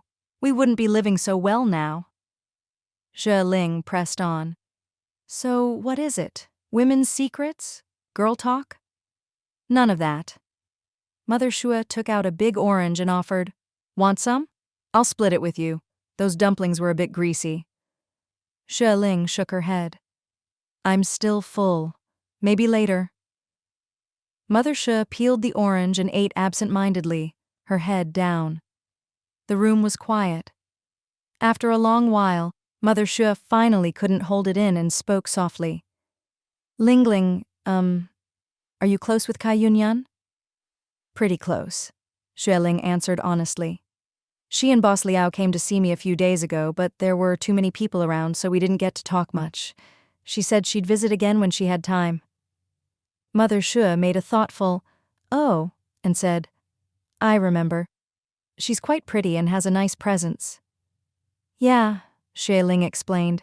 She's very elegant and gentle. Even in her 50s, she's still charming.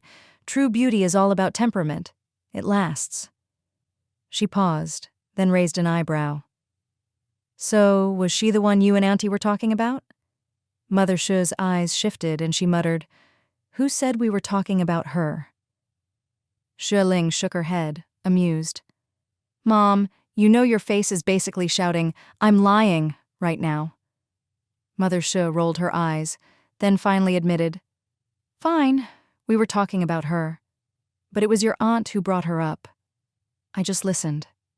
I went to ask her about some women's health stuff, but she seemed upset, so I asked what was wrong. Next thing I knew, she was angrily complaining about your Uncle Zilan. We're family, so of course I was concerned. That's how we ended up chatting in the restaurant for almost an hour. Xue Ling played with an orange peel and asked, So how did it go? You just talked about Sister Kai? You call her sister? Mother Xue laughed. Is that appropriate? She's much older than you. She's our generation, not yours. Xue Ling shrugged. It's not like she's a real relative, so I don't have to worry about seniority. She looks young and has great presence, so I call her sister. Boss Liao and I are business partners, and we're friends despite the age gap. Sister Kai wasn't supposed to retire yet, but a few years ago she had a health scare, fainted and fell into a coma. I was the one who introduced Auntie to help find a doctor and get her to the provincial hospital. Auntie should remember her. Mother Shu was surprised. So you, she stared. You know about her and your Uncle Zilan? Your aunt didn't know before? Xue Ling finally remembered and explained. I've known for a while, but not from Uncle Zilan. Once, when I was out walking with Dad and third uncle, we happened to talk about it. They remembered that Sister Kai and Uncle Zilan had a thing in the past, and told me quietly. When I'm with Sister Kai, I just pretend I don't know anything. You didn't tell your aunt back then, did you? Mother Shu asked. Xue Ling shook her head. Of course not. Everyone has a past. No need to bring up old stories. That was Uncle Zilan and Sister Kai's business, their privacy. Respecting others means respecting their privacy first. Mother Shu gave her a look and lowered her voice. Your aunt is a bit upset. Upset about what? Xue Ling asked, puzzled. She found out? Uncle Zilan told her? Yeah. Mother Shu glanced around and whispered, A few days ago she and her partner Boss Liao came to see you. Later she was waiting at the hospital entrance for him to get the car, and happened to run into your uncle and aunt coming in. That's how they met. And then? Xue Ling asked. Mother Shu continued quietly. They saw each other and just froze. Kai Yunyan started crying and your aunt thought it was odd, so she tugged your uncle. He went over to say hello, but Kai Yunyan just cried and apologized, saying, Sorry, I'm being rude. Later, your aunt remembered her and greeted her. Your uncle didn't say a word, just kept staring at her. Then her partner drove up. Kai Yunyan apologized, said her husband was here, and was about to leave. Your uncle stopped her and asked if she was feeling unwell. She said no, she was just here to see you. Your uncle told her he's working here now, and if she has time, she should catch up with him. Kai Yunyan nodded and left. Xue Ling nodded and countered. So what? There's nothing going on. Mother Shu sighed. How can you be so naive? What else could it be? Xue Ling said with a laugh. They both have their own families now and they're both devoted to their homes. They're not the type to do anything inappropriate. Mother Shu's expression turned serious. That's what I think too. I've known Zilan for years. He's not the kind of man to fool around. The Shu family is full of decent people and their family rules are strict. The only scandal was that incident with Ah Heng, and that was just a one-off. I've never heard of anything else. Xue Ling smiled and asked, So what's Auntie so upset about? She doesn't trust her own husband? Mother Shu lowered her voice. She suspects Zilan has been meeting with Kai Yunyan in private a lot lately. After they got home that day, Zilan asked her how she knew Kai Yunyan. Auntie told the truth. that they're your good friends, and a few years ago you introduced her to get treatment in the provincial capital. Your uncle kept pressing, and eventually Auntie got annoyed and asked what exactly was going on between him and Kai Yunyan. Your uncle explained that they were once lovers but had to part ways and lost touch over the years. Xueling frowned. If Uncle already explained, what's Auntie still worried about? She's afraid Zilan and Kai Yunyan will rekindle their old romance, Mother Xue replied. What? Xueling couldn't help but laugh. Just tell Auntie not to let her imagination run wild. Uncle Zilan is almost old enough to be a grandpa, and Sister Yunyan's son is in his 20s.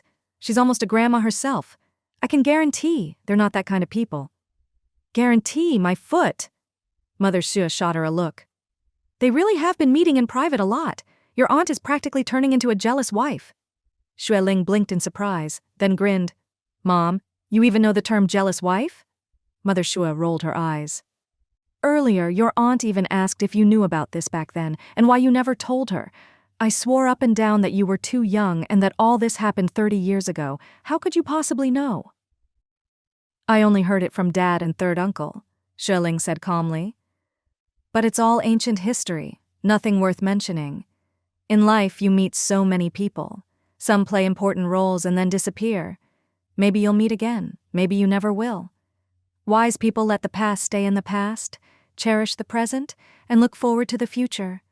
Both Sister Kai and Uncle Zilan are smart and level-headed. They'd never do anything to hurt their families. You trust them, but your aunt doesn't, Mother Xue said with a wry smile.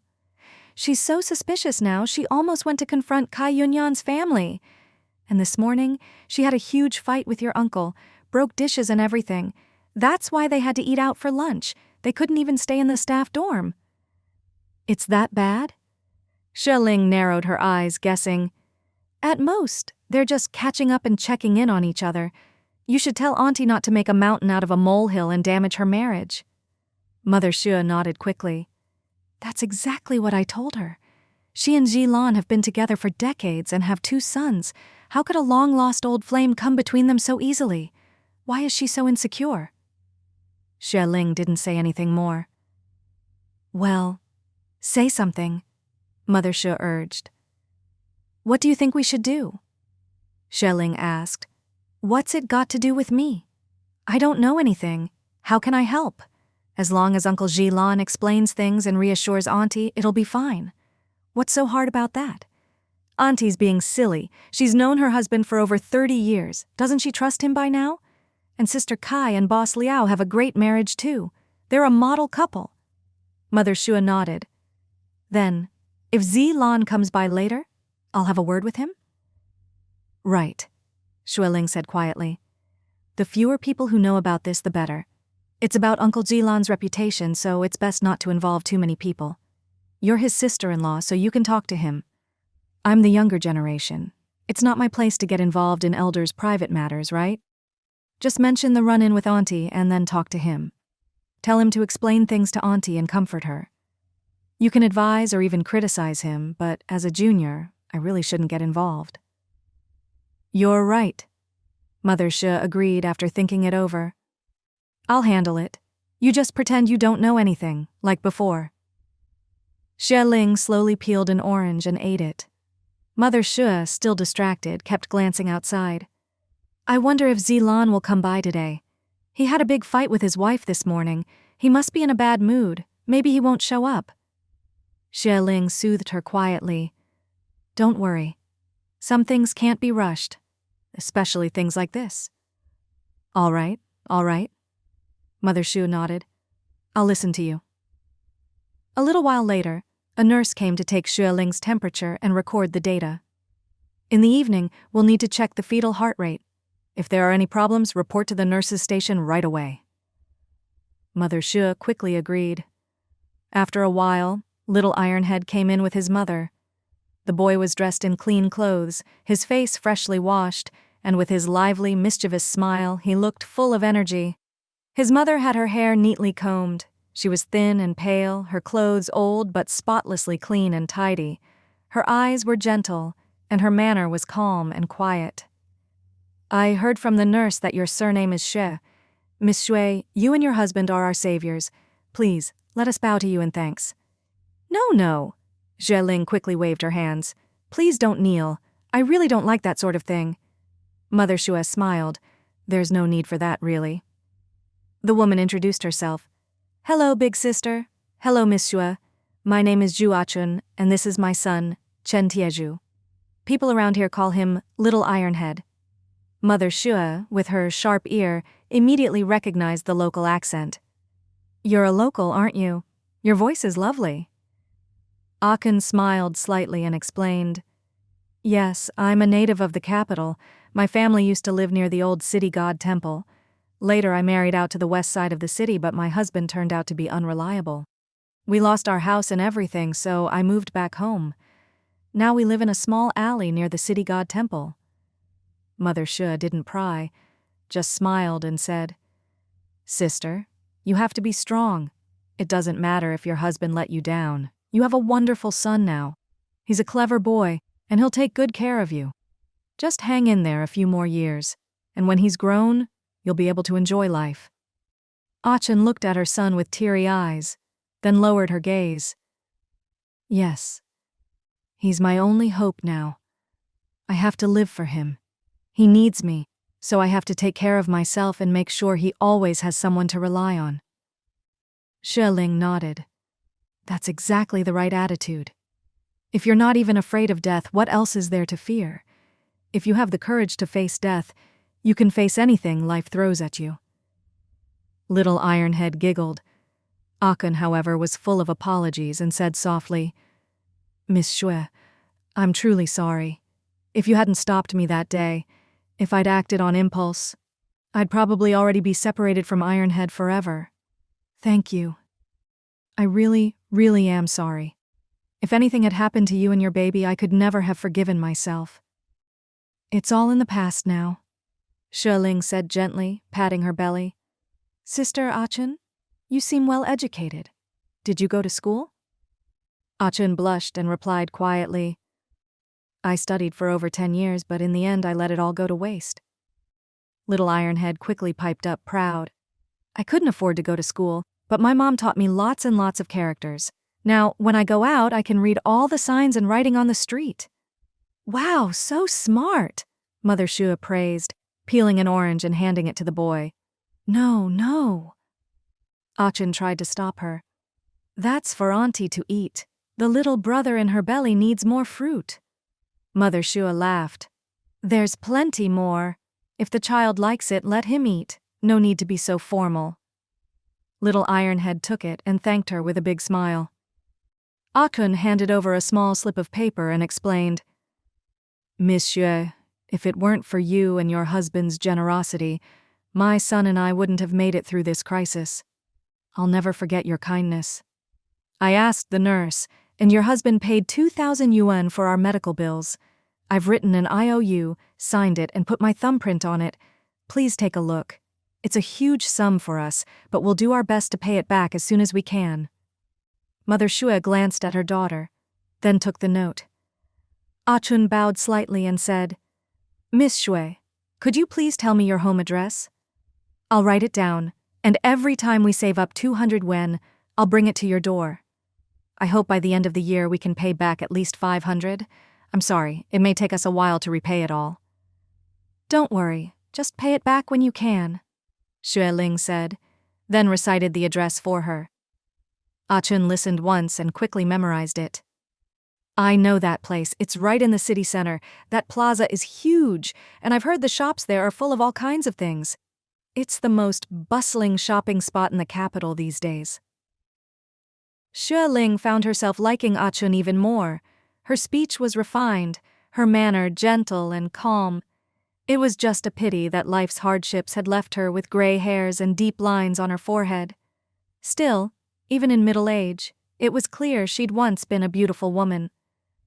Sister Achun, how old are you? Achun smiled. Almost 40.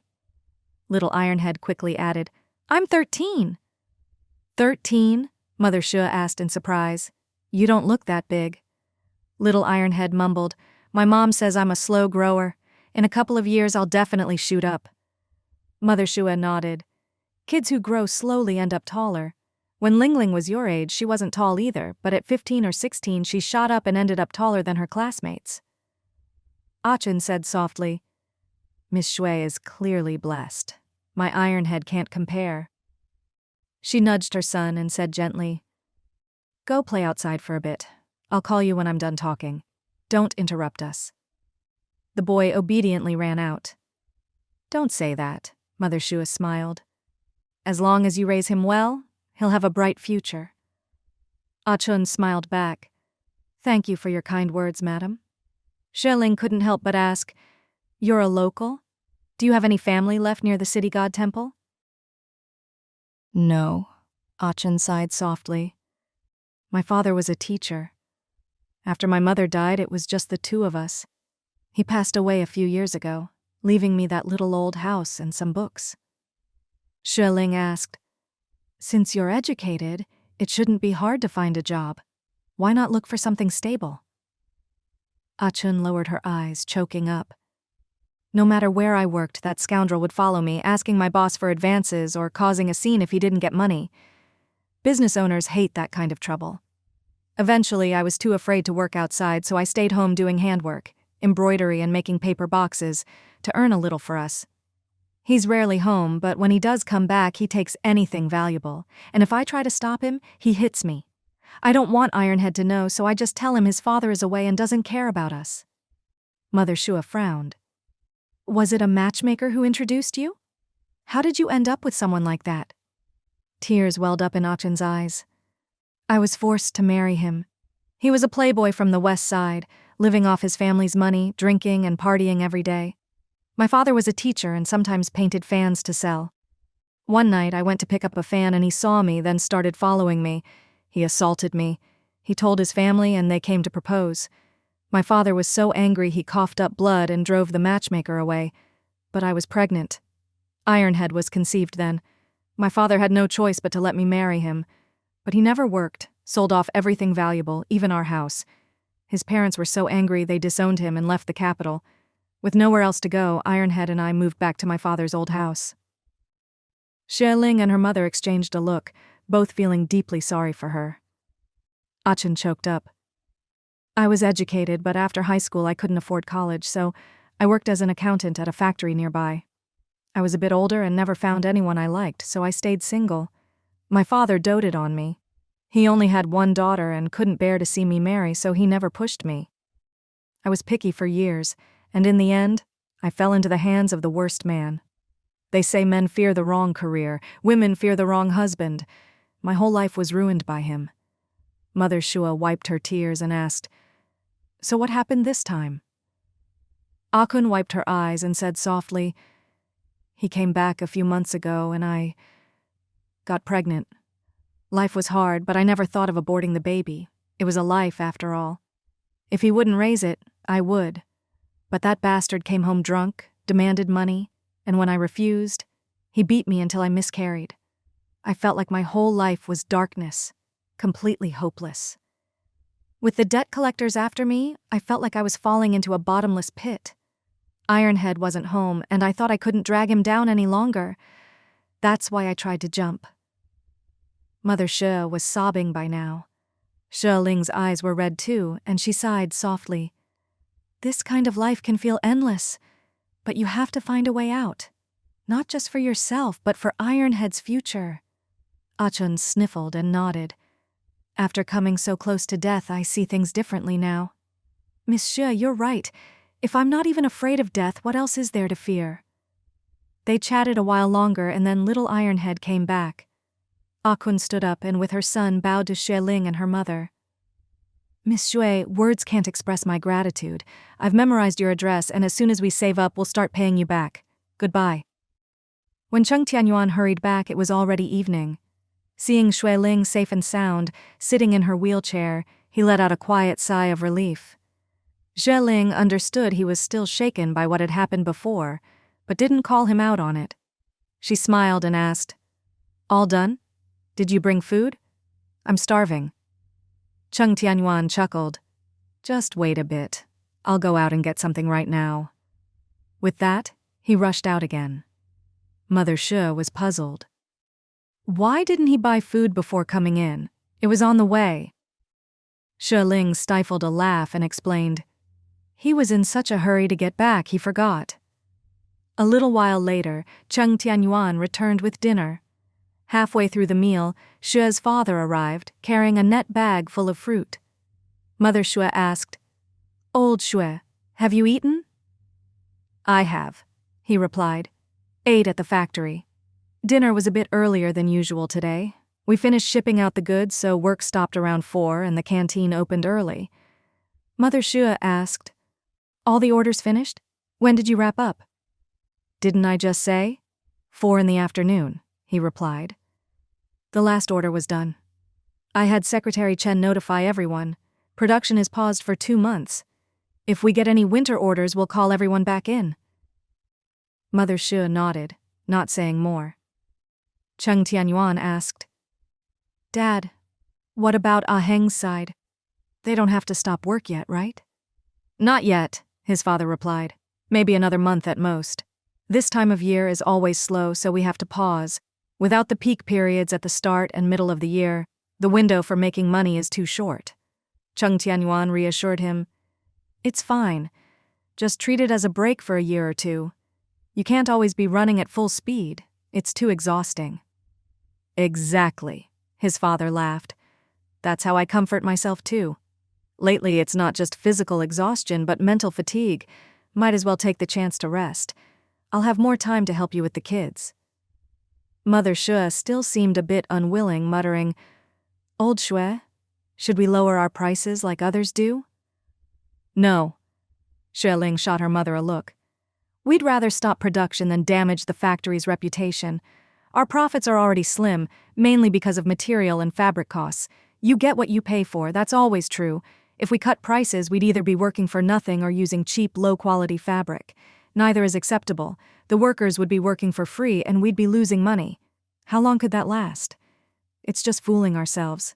If we use poor materials and ruin the reputation we've built over the years, even if we stop production, all we'll be left with is a bad name. What's the point? Mother Xue fell silent, a bit embarrassed.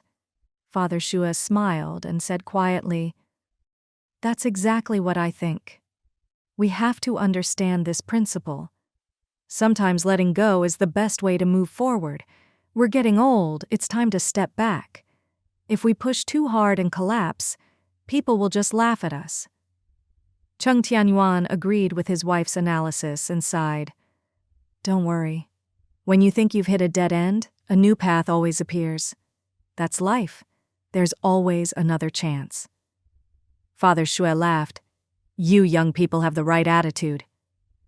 Xue Ling put down her chopsticks and said, Don't worry, I told you, I'll help keep the factory going. All right, Mother Xue said with a laugh. Just take care of yourself. Right now, the baby in your belly is the most important thing to us. No rush, Father Xue said lazily, squinting his eyes. Even if the factory never opens again, your mom and I will never have to worry about going hungry. That was true, but the family business couldn't just end like this. Xue Ling planned to discuss things quietly with Xue Heng, without telling the elders too much for now. A while later, Cheng Tianfang and Xue Heng arrived, bringing more bread. Cheng Tianfang smiled. There were pastries today, so I brought a few. Sister-in-law, remember to have a late-night snack. Will do, Xue Ling grinned. Why didn't Dad and the kids come this afternoon? Isn't today the weekend? Cheng Tianfang gave a wry smile. Little Yang Yang fell and scraped his knee this afternoon. Dad wouldn't let him run around. Said he'd bring them over once the wound scabbed. It's not serious, is it? Xue Ling asked, worried. Xue Heng shook his head. Just a little scrape, nothing serious. The old man's just being cautious, doesn't want to risk infection, so he didn't bring them. Cheng Tianyuan, as a father, was more matter-of-fact. Boys are supposed to roughhouse and get a few scrapes. The more they fall, the less it hurts. Don't spoil them too much. Cheng Tianfang said quietly, Dad's just being careful. When grandparents help with the kids, they always feel pressure, afraid they'll mess up and get blamed. Not at all, Xue Ling said cheerfully. I think Mom and Dad do a much better job than I do. Cheng Tianfang giggled at that. Cheng Tianyuan shot his sister a look, but with so many people around, he didn't say more.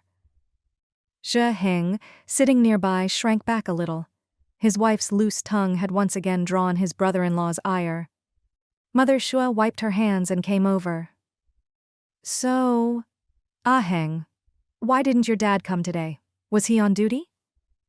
Xue Heng was momentarily confused, then shook his head. I'm not sure. I haven't seen them for a few days. I'll go check their dorm with Fang in a bit. They don't do night shifts much anymore. Mostly day shifts. They're getting old, can't handle nights. Father Xue sighed. Once you're older, you get sleepy as soon as the sun sets, and after a few hours, you wake up and can't get back to sleep until morning. If your parents have to do night shifts, they won't feel well. You can't keep putting older folks on nights. Their bodies can't take it. Right. Xue Heng nodded. That's what I told them too. Luckily, the hospital always has young doctors to rotate in, so the older and married doctors don't have to do as many night shifts. Father Xue stretched and said, Go check on them. If Jilan's in the dorm, have him come over and play a couple games of chess with me and drink some tea. It's only 6-something, still early. Xue Heng stood up. I'll go. Fang, you stay here and chat with Uncle and Aunt. Hey, Cheng Tianfang called after him. Take a few pineapple buns to Dad and Mom for breakfast tomorrow. Xue Heng took them with a smile and headed downstairs. Everyone chatted as they waited, but only one person came back. He frowned and explained, Neither of them were there. The people in the next dorm said they had a big fight this morning. Apparently it was pretty bad. I checked orthopedics and surgery, but the staff said they weren't on duty and weren't around. Father Xue was surprised. Maybe they went back to Ronghua Mall? After all these years, what's left to fight about? Mother Xue muttered under her breath. People get old, but their hearts don't. Cheng Tianyuan reminded Xue Heng, Go downstairs and give your uncle and aunt a call. If they're both at home, then everything's fine. Right, Xue's father agreed. If they're home, just pretend you don't know anything. It's perfectly normal for an old couple to bicker now and then. Afterward, they'll each go about their business, and life goes on as usual. That's just how it is. Okay, Xue Heng replied, hurrying downstairs. Cheng Tianfang whispered, My parents usually get along really well. Why would they suddenly have a fight? Xue Ling pretended to know nothing. Even the closest couples have their spats now and then. Every married couple argues, some more, some less. Uncle and aunt are actually a rare pair. They almost never quarrel. They're both busy too, Cheng Tianfang added. My mom said sometimes they're both working late and they might go days without seeing each other. Luckily, they work at the same hospital, so sometimes she can bring my dad dinner and eat with him. Exactly, Xue's father chuckled. Being able to work together is already a big improvement. Back in the day, one was in the north and one in the south. That was real hardship. Cheng Tianfang grew curious. Uncle, how did my parents get together? Did they date in school? Xue's father paused, then smiled. I think they were in different majors, but ended up interning at the same hospital. Working together, they got to know each other and eventually got married. Cheng Tianfang couldn't help but sigh with envy. My dad was really handsome when he was young. I've seen their wedding photos. He was so good-looking. That's right, Xue's father said proudly. He was even more handsome when he was younger. Back in middle and high school, lots of girls liked him. Tall, good-looking, and talented. Things weren't as open back then. Girls were shy, wouldn't even dare write love letters. At most, they'd sneak a few glances at our house when they walked by. Ha ha ha, Xue Ling laughed. Dad, you must have secretly envied Uncle Jilan. Look at all these details you remember. Xue's father laughed too, sneaking a glance at his wife. I can't remember much. But I remember everything about your mom and me. Wow, Cheng Tianfang teased. Uncle, tell us more. Yeah. Xue's mother coughed awkwardly. Xue's father quickly stopped, just laughing. Cheng Tianyuan and Xue Ling tried to hold back their laughter. Just then, Xue Heng hurried back from the elevator, heading straight for the room. Fang, we need to go home. Xue's father raised his eyebrows. What's wrong? Why the rush? Xue Heng gave a helpless smile. I called home just now. My mom's there alone. She sounded really upset, maybe even crying. I need to go check on her. All right, you two go ahead, Shua's father said calmly. Comfort her, talk things through. Old couples sometimes say things they don't mean when they're angry. Don't take angry words to heart. Okay, Xue Heng replied, quickly taking Cheng Tianfang with him. Cheng Tianyuan called after them. Drive safe, no need to rush. The room quieted down again. Mother Xue knitted absent-mindedly, clearly worried about Zilan and his wife. If Zilan isn't at the hospital or the mall, where could he be? Xue's father thought for a moment. Maybe he went to third brother's place or a friend's house. Mother Xue shot him a look and kept knitting. What? Xue's father said innocently. Yuan, let's play chess. Cheng Tianyuan couldn't refuse, so he played with his father-in-law. But his chess skills weren't great, and he lost after a few rounds.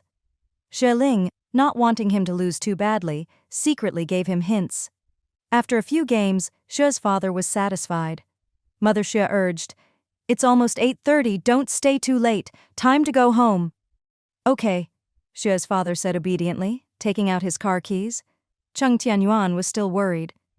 Dad, let me drive you home. There's no moon tonight. It's hard to see the road. All right, Xue's father agreed cheerfully. Tomorrow I'll have the driver bring me over. Father-in-law and son-in-law chatted as they went downstairs.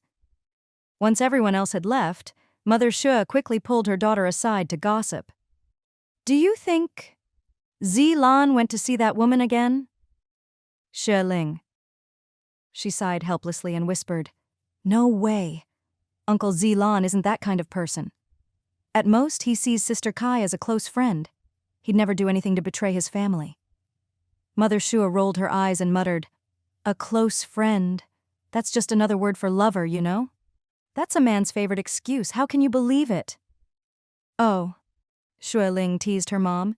Mrs. Xue, you sound so experienced. Don't tell me Dad ever had a close friend. Get out of here, Mother Xue scolded, laughing. What nonsense. Your dad. He's lucky I even wanted him. Who else would?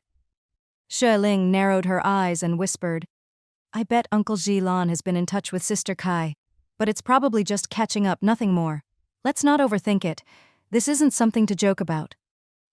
Mother Xue nodded. The next morning, Cheng Tianyuan pushed Xue Ling downstairs for a walk. Mother Xue quietly went to look for Zilan in his office, but he wasn't there. Dr. Xue is on leave. 5 days off. If you need to see him, come back next Monday. If it's urgent, I can refer you to another specialist, the nurse said. Mother Xue was stunned, then left. Still uneasy, she went to the surgery department to look for Mrs. Chen, but she wasn't there either. The nurse said she was also on leave for 3 days. Mother Xue immediately sensed something was seriously wrong and hurried back to discuss it with her daughter. Just as she returned, Cheng Tianyuan was pushing Xue Ling back, with Shan Yue's family following, all chatting and laughing. Mother Xue didn't say anything, just smiled and greeted them. Little Shan Yu bounced over and chirped, Hello, Grandma. Mother Xue laughed and took her hand. Come, Grandma will get you an apple. Thank you, Grandma, little Shan Yu sang happily. Chen Shui-yu watched her daughter with a gentle smile and couldn't help but say softly, Ling, you really have to have a daughter this time, at least one. Daughters are so much more caring and thoughtful than sons. Xue Ling giggled, rubbing her big belly. That's not up to me. Whatever comes, comes. Don't go thinking daughters are better just because you're having one, Shan Yue joked. Maybe Yuan only likes sons. No, Cheng Tianyuan said warmly. I think daughters are great too. Chen Shui-yu laughed. You'll be a doting dad for sure. Everyone burst out laughing. Once inside the ward, everyone found a seat.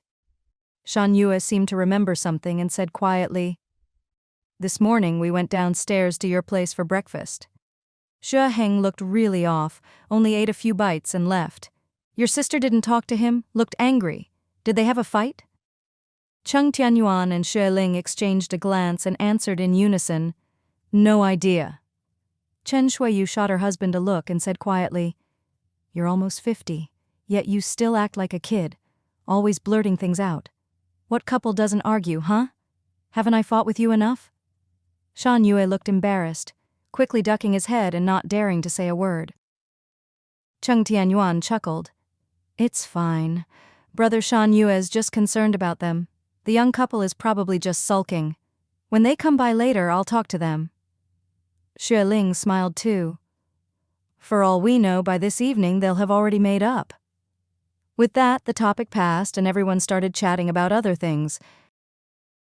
Shan Yue asked Xue Ling and her mother about the most famous sights in the capital, saying he wanted to take his wife and daughter out for a stroll that afternoon. "Autumn's here, the weather's great. Except for a bit of midday heat, it's warm and comfortable. Perfect for going out." Xue Ling listened, her eyes full of longing. Cheng Tianyuan squeezed her shoulder and said softly, "Once you've finished your confinement, when the autumn air is crisp, I'll take you hiking." "Deal," Xue Ling replied, delighted.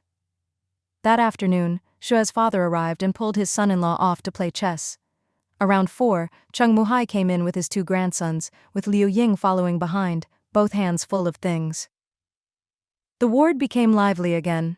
The 2 boys chatted with Xue Ling, then pestered their dad to give them piggyback rides, and finally were taken downstairs by their grandfathers to find some snacks. Liu Ying and Mother Xue discussed what pattern would look best for a sweater, giggling quietly together.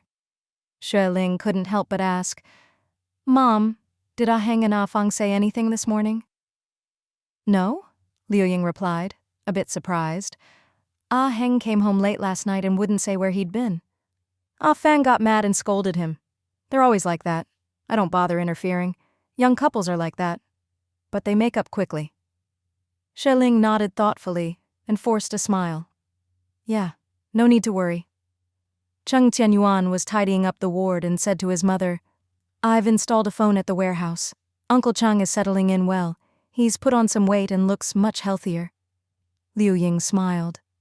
"Your dad took the bus to see him the other day and said the same thing. Uncle Chang says the place is spacious, the kitchen is great, and he's very comfortable. He keeps everything spotless and never slacks off." Cheng Tianyuan nodded quietly. "As long as he's comfortable, that's what matters. I arranged this not just for myself." The warehouse only stored some tissue paper, nothing valuable.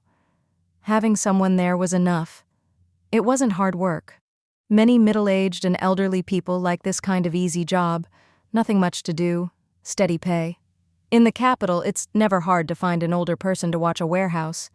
Just put the word out and plenty will apply. He'd brought Uncle Chang all the way here mostly out of concern. He had no one to rely on, and wandering around was too hard. If it was just charity, Uncle Chang probably wouldn't have accepted. Giving him a job let him feel he could still support himself, which gave him confidence and pride, and his whole demeanor had improved. Liu Ying said quietly, "Don't skimp on their meal allowance. Give a bit more than others do. Old folks are always frugal, saving every penny. If you give more for meals, they'll eat better." "I know," Cheng Tianyuan replied. "At the end of every month, I give the meal allowance with the salary, 20 yuan more than similar jobs." Liu Ying nodded, satisfied. "Your dad and Uncle Chang have always been close. We won't treat him badly. Whenever we visit, we always bring meat." She was very reassured by her son's way of handling things. He took care of everything. Mother Xue, winding her yarn, asked, "Ying, what do you think of this pattern?" Liu Ying glanced over and nodded. "It's great. Looks really cute. Perfect for the little ones." A while later, Xue's father and Cheng Muhai returned with the grandkids. Xue's father suggested, "Don't take the bus. Let me drive you all home. I haven't had a drink with Muhai in days. Tonight, let's have a few together." "Great," Cheng Muhai was delighted. "Let's make a few more dishes and have a good drink," Xue Ling quickly reminded. "No driving after drinking. Stay over tonight." Got it, Xue's father laughed. "Later I'll go find Zilan and have him join us." Soon the dads with their drinking plans took the kids and left. Xue Ling yawned. "I'm going to nap for a bit. We'll eat dinner when I wake up." But at the door, Cheng Tianyuan turned and grinned. "I'm afraid not. Xieling was puzzled, only to see her husband open the door and welcome in a man. It was Boss Liao. Liao Zhongyan was as elegant and handsome as ever. Even in his 50s, he looked energetic and confident. Cheng Tianyuan called out, "Boss Liao is here." Liao Zhongyan smiled. "Xiao Shui, Ayuan, sorry to bother you." "Please have a seat," Xieling said cheerfully. "Sorry, there's not much to offer in the hospital. Sit, have some water." Liao Zhongyan thanked her, glanced at Xieling, and asked, "You look a bit fuller and your color's back. When can you be discharged?" "Not yet," Xieling explained. "I have to wait until after I give birth." Boss Liao said warmly, "It's not easy being a mother." Xieling smiled. "What brings you by at this hour? Just off work?" During the construction of Ronghua Mall, Boss Liao had helped her a lot. Later, he and his team handled leasing and sales.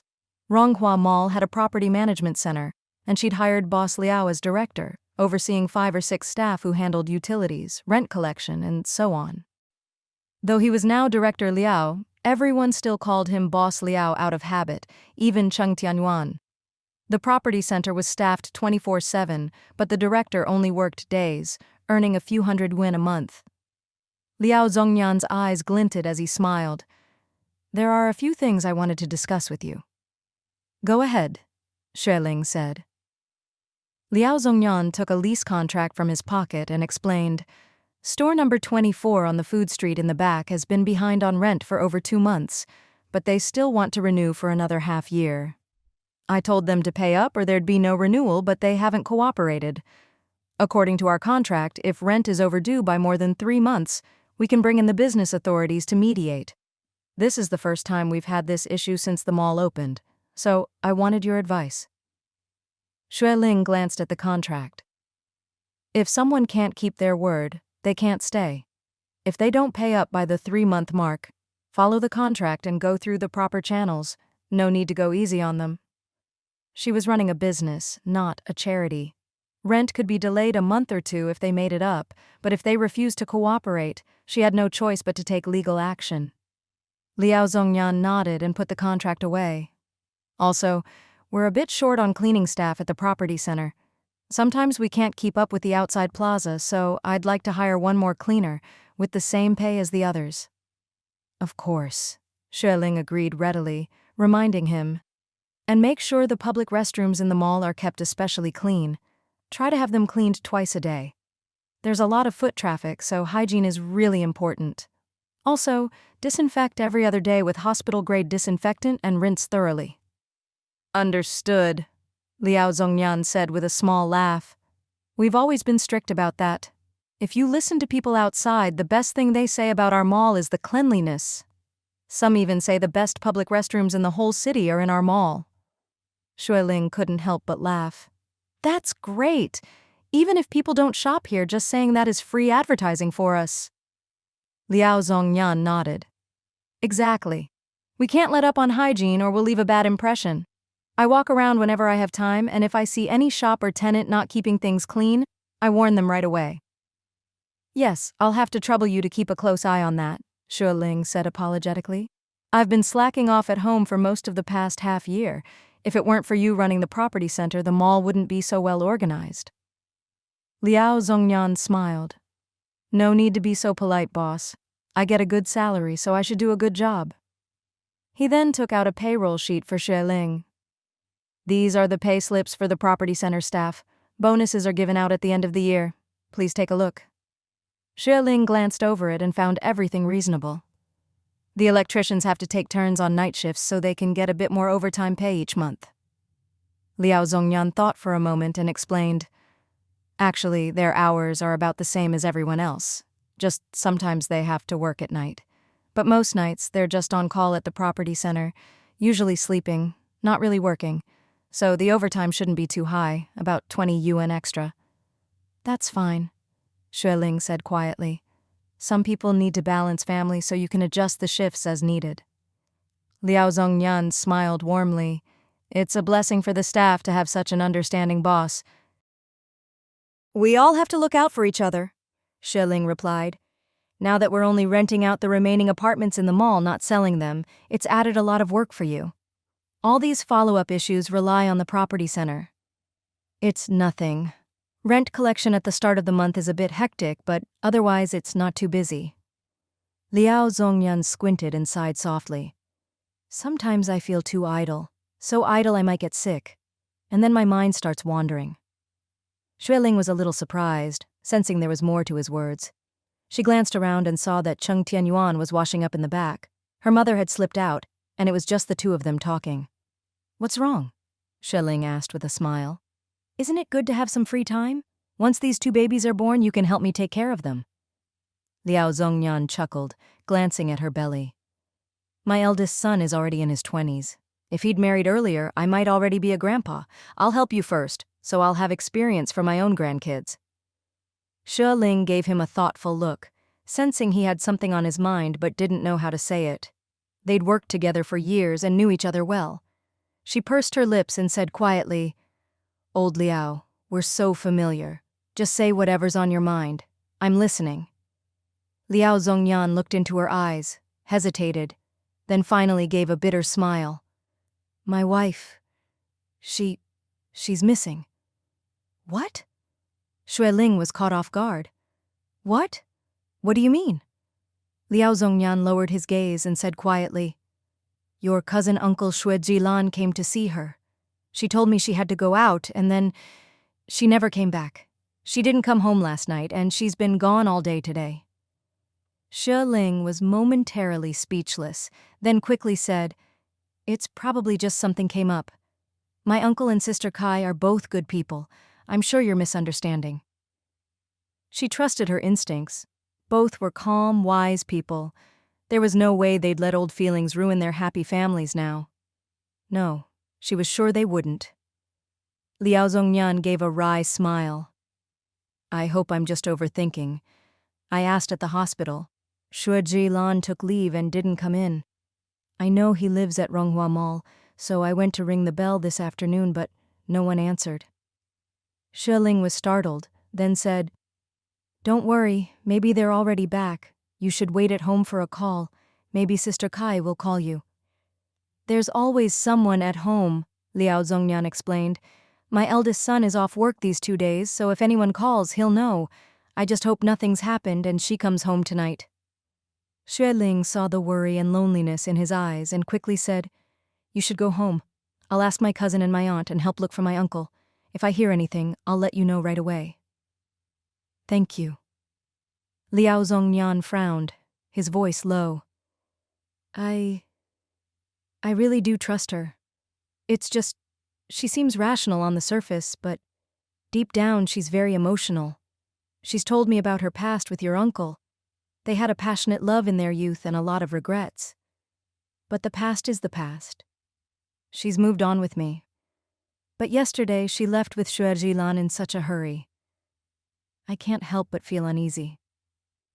"I understand," Xueling said quietly. "But you have to trust her." Liao Zhongyan gave a pained smile. "But I don't know your uncle. Don't know what kind of person he is or if I can trust him. I don't even know what he looks like." Xueling grew anxious and said, "We're all Xues, all from the same ancestors. I can't vouch for everyone, but my uncle is a truly upright and decent man." Liao Zhongyan looked into her eyes. "Xiao Shui, we've trusted each other for years, from when you first came to buy a house from me, to our partnership, to you becoming my boss. We've been through tough times together, and you even saved my wife at her most critical moment, helped me when I was on the verge of bankruptcy. I absolutely trust you." Xueling smiled. "Thank you for your trust. I think they just ran into something on the way or can't contact home for now. Let's be patient and keep looking. Old Liao, there's something else I should tell you. When I helped arrange for Sister Kai to see an emergency doctor in the provincial capital, it was my uncle's wife, my aunt, who helped." Boss Liao's eyes widened in surprise. "What a coincidence." "Yes," Xueling smiled. "Life is full of coincidences.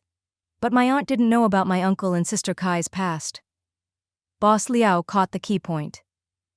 "You knew? Since when?" Xueling looked into his eyes and replied, "I actually found out a few years ago, back when I was still in Rongcheng. I visited your home and had a great chat with Sister Kai. She mentioned she lived in the east part of the city and that her family name was Kai. My own family is from that area too. Later I asked my dad and third uncle and they both remembered Sister Kai. That's when I learned about it. Liao Zhongnyan gave a wry, self-mocking smile as if laughing at himself. So, I was the only one who didn't know until just a few days ago. Xueling quickly shook her head. No, hardly anyone knows about this. Old Liao, you shouldn't get hung up on it. Think about how many years Sister Kai has been with you, how hard you've both worked for your family, all the ups and downs you've weathered together. That's what matters. Mm-hmm. Liao Zhongnyan nodded softly. After a while, he took his leave. Xueling called out, Honey, I'm hungry. Go downstairs and get dinner and call Ah Heng. Tell him to come to the hospital right away. Cheng Tianyuan, drying his wet hands, raised an eyebrow suspiciously. You need Ah Heng for something? It's urgent, Xueling said seriously. You have to find him and get him here. Cheng Tianyuan could only say, All right, but let's wait for Mom to get back first. When she's here, I'll go. Xueling asked, Where did Mom go? Wasn't she just here?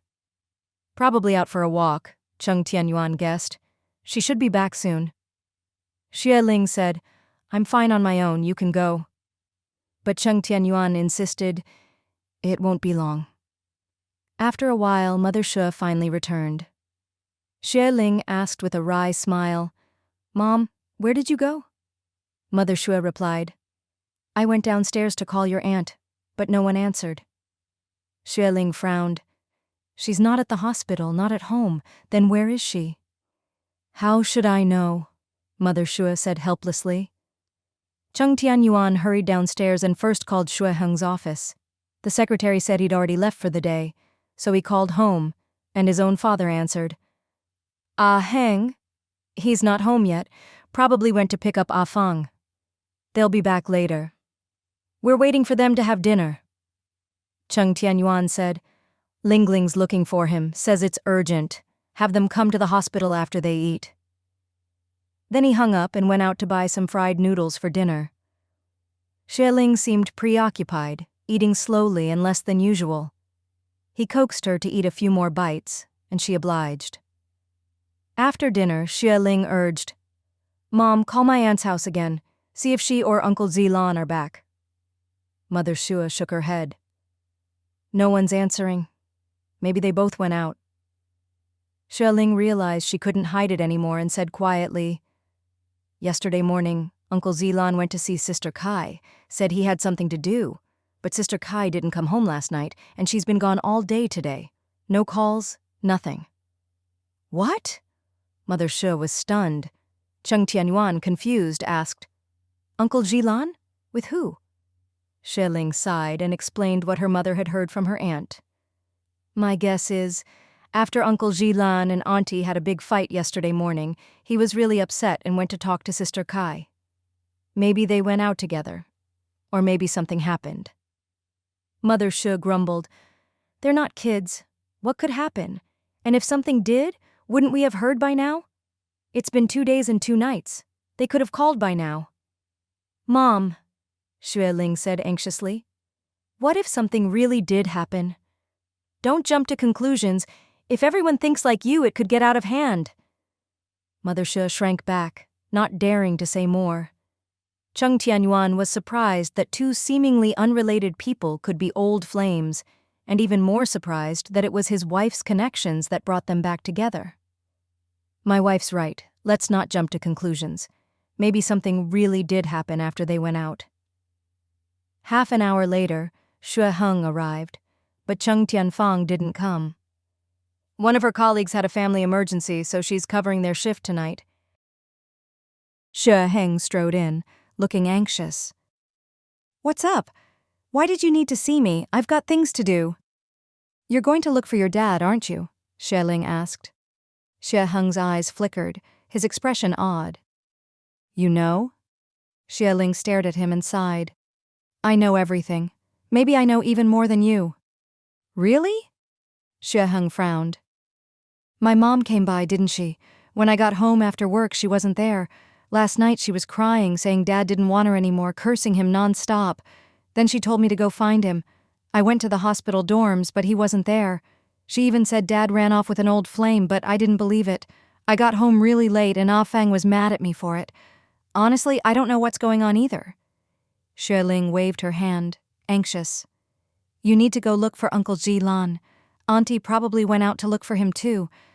By the way, did you check your parents' house? I did. It was all dark inside. No one was home. Xue Ling gave a bitter smile and looked at Cheng Tianyuan. Where could they have gone? How do we even start looking? Cheng Tianyuan was stumped too. I have no idea. Xue Heng couldn't help but ask, did my dad really run off with an old flame? Mother Shua had to tell him everything, adding, earlier, Kai Yunyan's husband came by and said your dad went to see his wife yesterday morning and they left together. They haven't been back since. Xue Heng was stunned. So, my dad really ran off with an old flame? Really? Cheng Tianyuan quickly stopped him. Nothing's certain yet. Let's not jump to conclusions. Uncle Jilan isn't that kind of person. He wouldn't do that. Xue Heng, still in shock, quickly said, Right! My dad would never do that. Cheng Tianyuan reassured him. Lingling and I are worried they might have run into trouble, or maybe a minor accident. If they're not back tonight, we'll have to start searching. Mother Xue looked anxiously outside. It's so late and dark. Where would we even look? We'll have to wait until tomorrow. Xue Ling thought for a moment. You two drive out to the east side of the city. Ah Heng, you know the way. You drive. Check around our old house, then go to the old Kai family house nearby. Search carefully. The old house? Xue Heng asked. No one lives there anymore. How are we supposed to look? Xue Ling lowered her voice. I heard from third uncle that Sister Kai and Uncle Ji Lan grew up together as childhood friends. Our two families' old houses were next to each other and they played together all the time. When they grew up, they fell in love, but back then our family was in trouble and everyone distanced themselves from us, including the Kai family. The Kai family opposed their relationship, so Uncle Ji Lan had no choice but to go study medicine, and they were forced apart. After that, they lost touch, and each started their own families. Xue Heng's eyes flickered, his expression complicated. Let's go check the old house first. It was late and dark by the time Cheng Tianyuan and Xue Heng returned. Both of their pants were filthy, and their shoes were caked with mud. No sign of them. The old house was pitch black. We bought flashlights and searched inside, calling out for ages, but no one answered, Xue Heng reported. Cheng Tianyuan shook his head. We also checked the old Kai house and even searched the nearby alleys and lanes. Mother Xue asked anxiously, Then where could they have gone? Cheng Tianyuan replied helplessly, It's too hard to look for people at night, especially with no leads. We really have no idea where to start. Let's wait until tomorrow. Xue Ling quickly took charge. Ah Heng, you can't go to work tomorrow. Go home now and see if Auntie is back. In the morning, bring her here. Also, get my dad and third uncle to come help. I'll ask Boss Liao to come too. We'll all meet here and figure out how to search. Xue Heng's eyes flickered and he muttered, Is that really a good idea? Kai Yunyan's husband might go crazy. Nonsense, Xue Ling snapped. Boss Liao is calm and refined, not the impulsive type. If he were, he'd have already made a scene at the hospital or your house. He's very rational and wise. He came to discuss things with me and to understand what kind of person Uncle Ji Lan is. Xue Heng was a little surprised and quickly nodded. All right, I'll go home and check on my mom. Mother Xue reminded him. Old Xue is at Muhai's place tonight. Keep him there in the morning and bring him along. As for third uncle, you'll probably have to go pick him up. Cheng Tianyuan couldn't help but ask, Do we really need third uncle? He's getting old. I doubt he can help much with the search. No, Xue Ling explained. Third uncle and my dad know the most about what happened back then. We can ask them for clues. Auntie needs to come too. We need to know what she said to Uncle Ji Lan that made him suddenly take a week off. The direct cause must be related to her. Mother Xue muttered, Maybe they'll just come back in a week? No, Xue Ling analyzed calmly. Uncle Zelan wouldn't just disappear without a word. He must have told Auntie something. And if they were going far, Sister Kay would have told her family. Disappearing for 2 nights without a word would make any family frantic. They're both over 50, not children. Cheng Tianyuan said, "Then we'll have to wait until tomorrow to figure out what to do." It was already past 10 at night when Xue Hing hurried home. Cheng Tianyuan told his mother-in-law to get some rest, then helped Xue Ling wash up, change into her hospital gown, and get ready for bed. Xue Ling gazed out at the dark window and sighed softly. "I hope they're safe." He leaned down and kissed her forehead. "Don't worry. Good people are protected by fate. They'll be fine." Xue Ling hugged his arm, silently leaning on him. Their bond was deep. He understood her even without words. "Wife, no matter how unforgettable, old love is still in the past. Uncle Jilan isn't a cold or irresponsible man. Even if he can't forget the past, he wouldn't abandon his family or let us down." Xue Ling smiled faintly and sighed. "First love is always the purest and most unforgettable. Maybe that's why it's so hard to let go." "Yeah," Cheng Tianyuan said softly. "I'll go call Boss Liao and ask him to come over in the morning."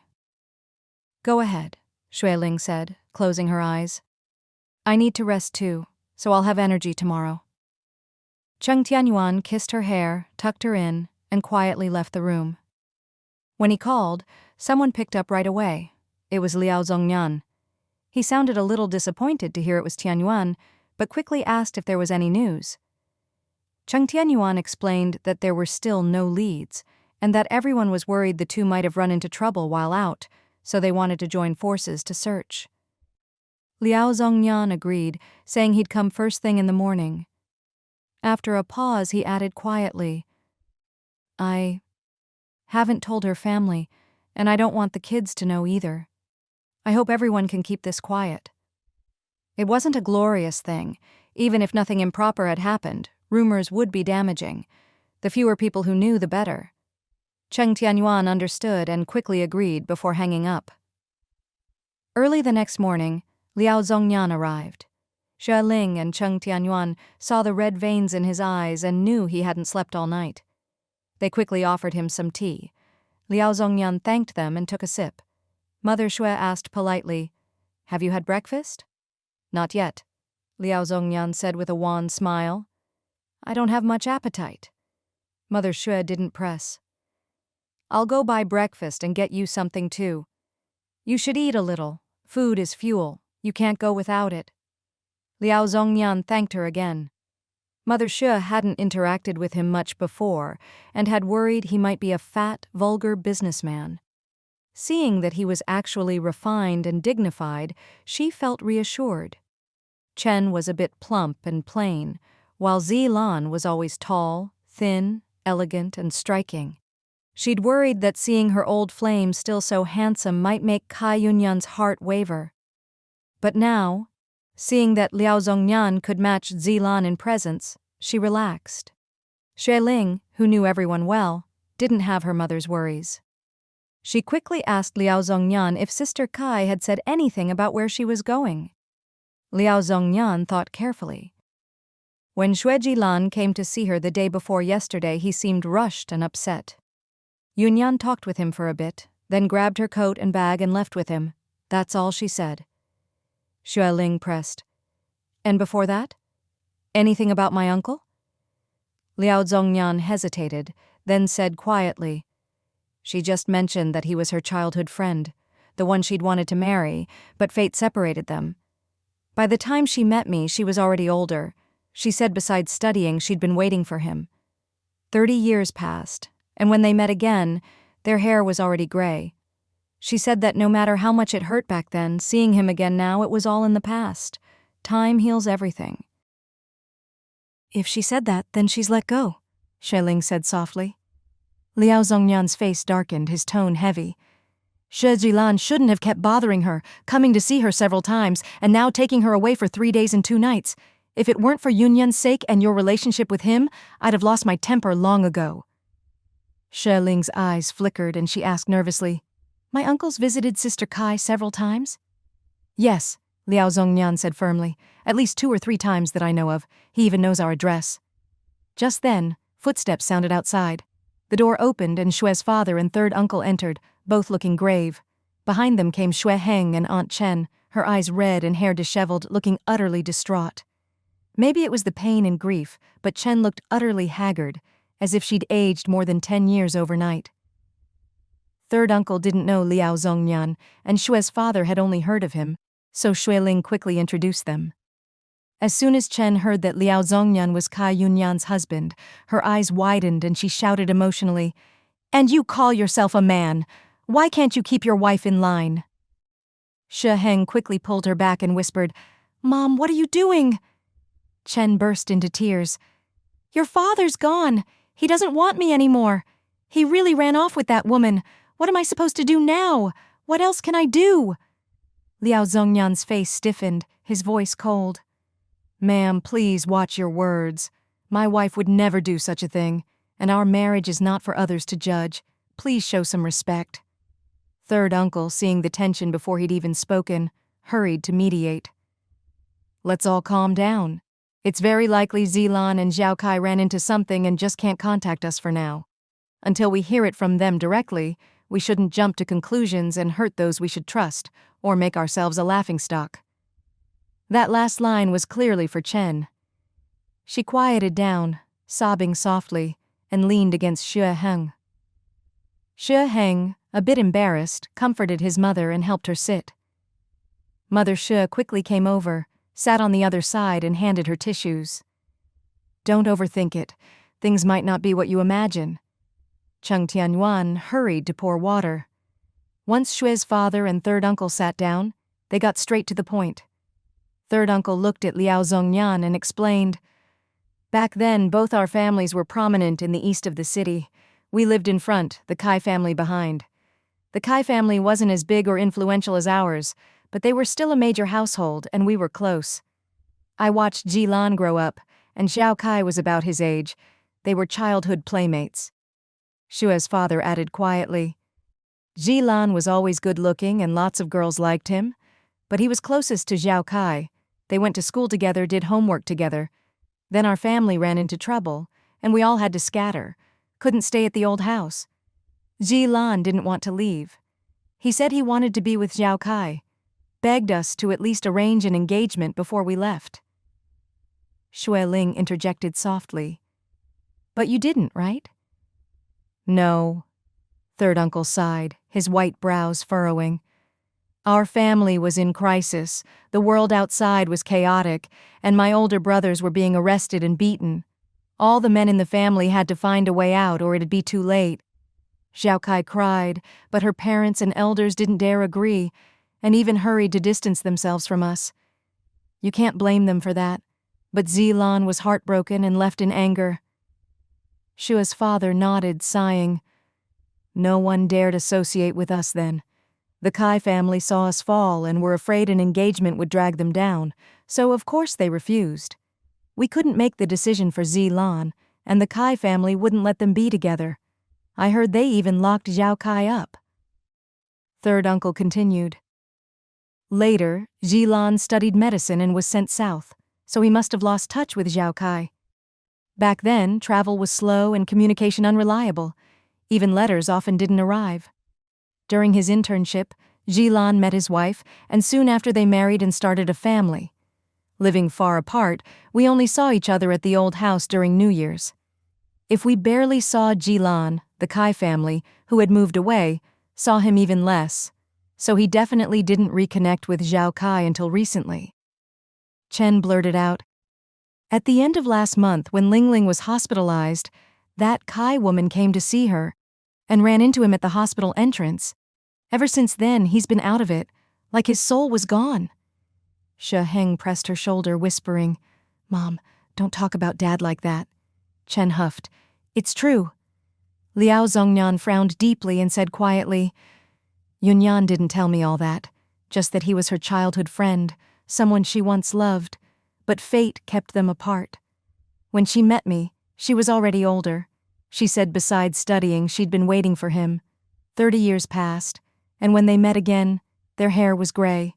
She said that no matter how much it hurt back then, seeing him again now, it was all in the past. Time heals everything. Later, she went to the countryside, kept studying, and met me. We built a family together. Third uncle turned to Chen. Sister-in-law, what exactly did you two argue about the other day? What made Zilan suddenly take leave and leave? Did you say something that pushed him over the edge? I didn't. Chen sobbed again. I was just angry that he couldn't let go of the past. We've been married for so many years, raised our son, finally have a family together. How could he still be hung up on someone else?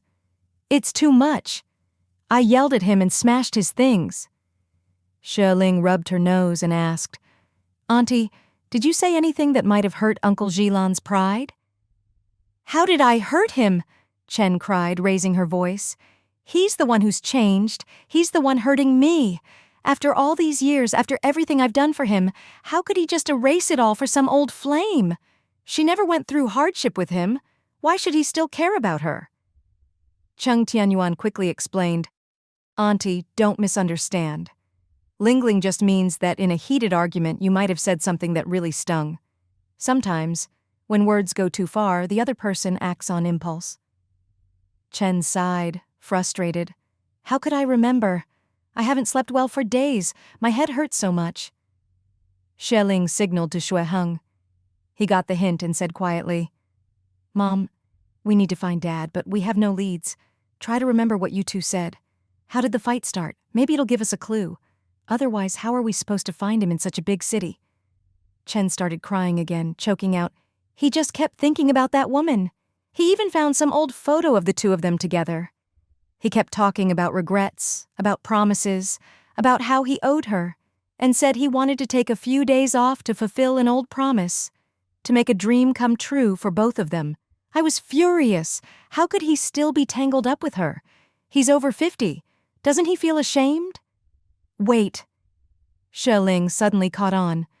Auntie, what promise? Did he say where he was going? Any specific place? Chen thought for a moment, then shook her head. He said something about going to the place in the photo, that they'd promised to go back there together. He explained a lot, but the more he said, the angrier I got.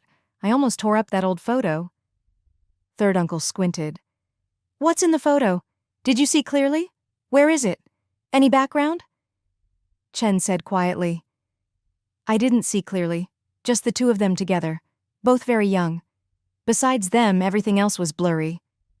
Suddenly, Shueheng exclaimed, Is it that old photo Dad keeps in his medical dictionary? He was about a teenager holding hands with a pretty girl. I've seen it with Ah Huan. Everyone immediately pressed Shueheng to see if he remembered the scenery in the photo. Shueheng gave an awkward smile. It's been so many years, I really don't remember.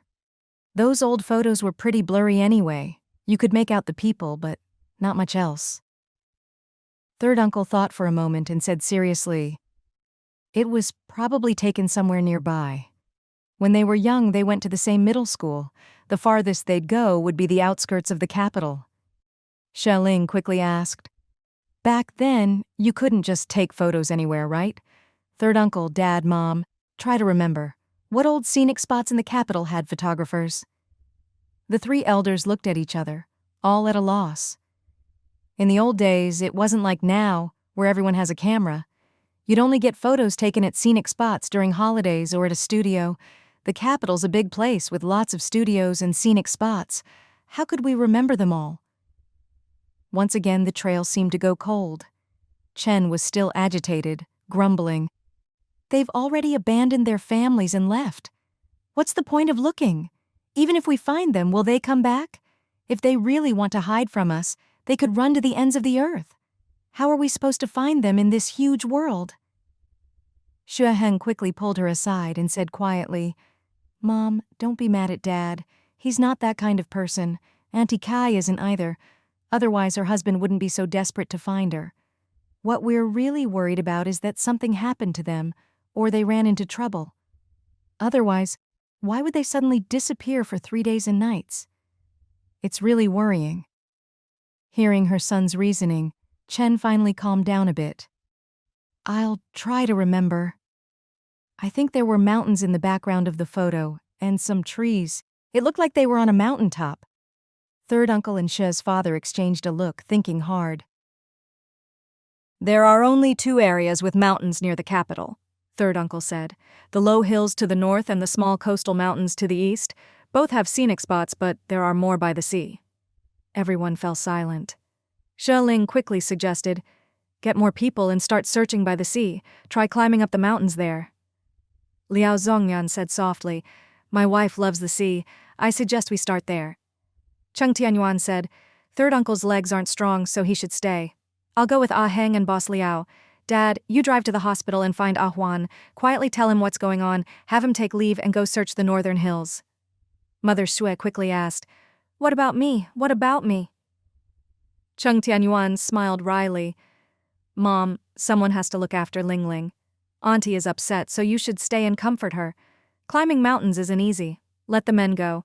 Ah Huan is family. Don't worry about him spreading rumors, just ask him to help. Ling added, no matter what, try to be back by around 2 in the afternoon so we can regroup and discuss next steps. What if we still can't find them? Chen asked anxiously. Ling thought for a moment and said calmly, if we still haven't found them by tomorrow morning, we'll call the police. Chen immediately panicked. How can we do that? That would be a huge scandal. What about the K family's children? How could they ever hold their heads up again? Auntie, don't get worked up, Ling quickly soothed.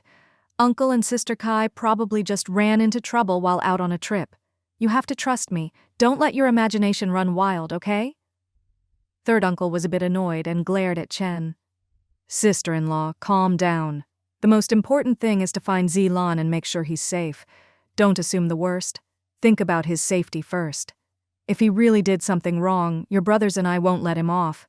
The Shua family doesn't raise irresponsible men. You can count on that. Chen fell silent, embarrassed.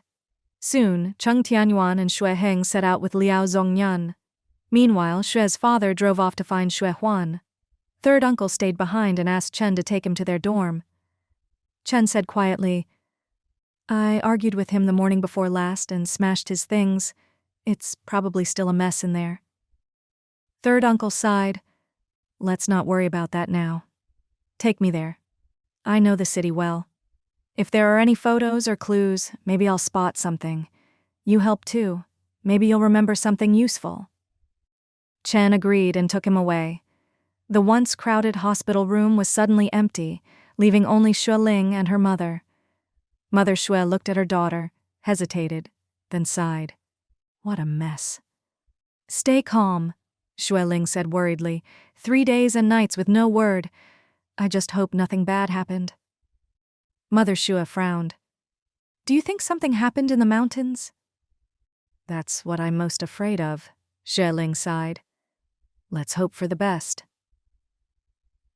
An hour later, third uncle returned, holding a stack of old envelopes. These were hidden in Zilan's little cabinet, wrapped up tight. They're all decades old. I had to break the lock to get them out. Desperate times, desperate measures. Ling gave him a thumbs up. Third uncle, in an emergency, we can't worry about that. When Uncle Jilan comes back, we'll apologize. Third uncle nodded quickly. Come on, let's look through these and see if we can find any clues.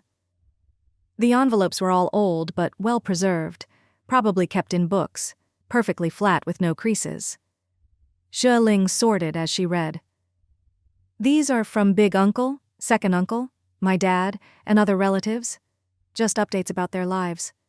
2 are from Cousin Shui Kong. This one's from a friend or classmate, about going to the countryside. Mother Shui handed her another. This one's postmarked from the capital. I recognize the mark. Ling carefully opened it. The signature at the end was Kai Yunyan, dated 36 years ago. Third uncle squinted. Ling, read it quickly. Ling felt a bit nervous reading someone else's letter for the first time. It was full of the longing and dreams of young love. She was deeply moved but didn't spot any useful clues. Mother Shui, sharp-eyed, soon found a few more. Ling recognized Kai Yunyan's handwriting and opened another. This one was different, clearly written after they were forced apart, full of pain and longing. At the end, before the signature, was a line. The vow we made on the mountain, Yonner will never forget. As long as the mountain and sea remain, so will my love. Sheling thought for a moment and said, the photo must have been taken on a mountaintop by the sea, just behind the old neighborhood in the east of the city. That area wasn't far from the old house, with a range of mountains ending in cliffs and a shallow sea below. Third uncle said hopefully, Heng and the others are searching in the right place. Let's wait for good news from them. They had hoped for good news, but after waiting and waiting, it was well past noon before the three men finally returned, empty-handed. Cheng Tianyuan shook his head, frowning. There are so many hills, one after another. We circled all the way to the sea, but still couldn't find them. Xue Heng was drenched in sweat. It's not a holiday, not summer or winter break. There wasn't a soul by the sea. Liao Zhongyan, older and exhausted from days of little sleep and a morning of searching, looked utterly worn out. Mother Xue quickly brewed some ginseng tea and handed each of them a cup. Have a drink, sit down and rest. Third uncle and Xue Ling exchanged anxious glances. Chen couldn't help but ask, could we be looking in the wrong place? He took a week off. Maybe he went somewhere farther away. No, Liao Zhongyan said quietly. If they were going far, Yonner would have told me. When Xue Jilan came to get her, she just said she was going out for a bit and would be back later, then left with him in a hurry. She didn't take any luggage or clothes. There's no way they went far. Everyone fell silent. Half an hour later, Xue's father and Xue Huan returned. Xue's father, not as strong as before, was exhausted and had to be helped down the mountain by Xue Huan. Xue Huan shook his head anxiously. We searched several hills but found nothing. Cheng Tianyuan couldn't help but ask, could we be looking in the wrong place? Xue Ling glanced at the stack of old letters. No, rest for a bit, then take some food and water and more flashlights and go search again. Every hill by the sea, every possible hiding spot, don't miss a single one. Liao Zhongyan thought for a moment. Isn't there supposed to be a scenic spot over there? Why does it look so deserted? Third uncle explained. There used to be a small temple and pavilion by the sea. Old folks would go up to burn incense, young people would go up to play, and it gradually became a little scenic spot. Later the temple and pavilion were destroyed, and it slowly became deserted. Xue Heng asked his brother if he remembered the old photo. Suddenly, Xue Huan exclaimed, That photo, there's a pavilion in it. There is? Xue Heng was confused. You were the one who found that photo and secretly showed it to me. I only glanced at it before you put it away, saying it was probably Dad's secret and we should pretend we didn't know. Xue Huan insisted, Yes, really. I remember there's a corner of a pavilion behind Dad, and I even joked that it made him look like a dragon with horns. Everyone's hope was rekindled. Cheng Tianyuan stood up. I'll go buy some food for everyone. Eat up, then we'll drive back and search again. Heng, go to the hardware store by the hospital and buy more flashlights. Mother Xue hurried to pour more water. Third uncle saw that Xue's father was tired and said, I'll help, let Wu rest. No need, Xue's father replied. I'm still more nimble than you. This morning we didn't have a fixed spot, so Huan and I just wandered from hill to hill, which is why we're so tired. Now that we have a lead, it'll be easier. Chen wanted to help too. Xue Huan put his arm around her and gently comforted her. Mom, let me and my brother go. You look exhausted. Get some rest. No matter what happens in the family, you have to tell me. I'm your son. I'll always be on your side. Chen's nose stung and she hugged her son, crying, How could I talk about something like this? I've been hiding at home these past 2 days, muddled and sleepless, hating your dad so much. Xue Huan comforted her quietly for a long time, until Cheng Tianyuan returned with buns and soy milk, plus some steamed dumplings. Everyone ate quickly, barely pausing for politeness, and washed it down with ginseng tea before heading out again. Third uncle couldn't sit still, pacing back and forth in the hospital room. Xue Ling was deeply worried too. Disappearing in the wild was extremely dangerous, especially after so much time had passed. If something really had happened, the consequences would be unthinkable. Chen quietly wept in the corner, torn between hoping her husband hadn't run off with an old flame and hoping he wasn't hurt, wishing he was there so they could find him quickly. Mother Shi was also anxious, so she kept busy, making tea, brewing ginseng tea, running out to fetch water and buy things, piling the little tea table high. By evening, there was still no word. Mother Shi and third uncle went out to buy dinner, buying extra boxed meals and keeping them warm in hot water, just in case. Chen had no appetite, eating only a few dumplings. Shi Ling, though not hungry, forced herself to eat for the baby's sake, 2 dumplings and a big orange. Third uncle had a bowl of noodles, then waited by the door, drinking tea. Mother Shi had thought it wasn't ideal for everyone to gather at the hospital, but then realized that if they were found, they'd be brought straight to the hospital, so it was actually perfect. Night fell, and still no one returned. After 9, the elevator doors kept opening and closing, but no familiar faces appeared. Chen, exhausted, dozed off in a chair. Mother Shi, curled up, nodded off by the window. Xue Ling couldn't sleep, afraid of waking her mother or aunt, so she just leaned back in her wheelchair and rested her eyes. Suddenly, third uncle's voice rang out in the hallway. Xue Ling snapped awake and wheeled herself out. She saw her husband, filthy and out of breath, with blood on his face and hands, talking to third uncle. "Tianyuan!" she cried in alarm. Chung Tianyuan saw her, rushed over, grabbed her wheelchair, and knelt down beside her. "I'm fine. Don't worry." Xue Ling saw the blood on his face and the scrapes on his hands, her voice trembling. "What happened? What's going on?" Chung Tianyuan frowned and spoke quietly. Uncle Jilan and Sister Kai fell while coming down the mountain. Uncle was badly hurt. Sister Kai twisted her ankle and hit her forehead. After they fell, they both passed out. When they woke up, they called for help, but no one heard. They survived on the little water in their thermos until we found them. The ravine was narrow, full of rocks. We all got scraped up rescuing them. Don't worry, it's just surface wounds. A little antiseptic will fix it. Third uncle hurriedly asked, "They're in the ER, right?" "Yes," Chung Tianyuan said. "They're both downstairs in the emergency room. Third uncle, let's go help." Third uncle rushed to press the elevator button. Chung Tianyuan told Xue Ling not to move, then hurried after third uncle. Xue Ling quickly turned her wheelchair and called into the room, "Mom, Auntie, they've been found. We found them."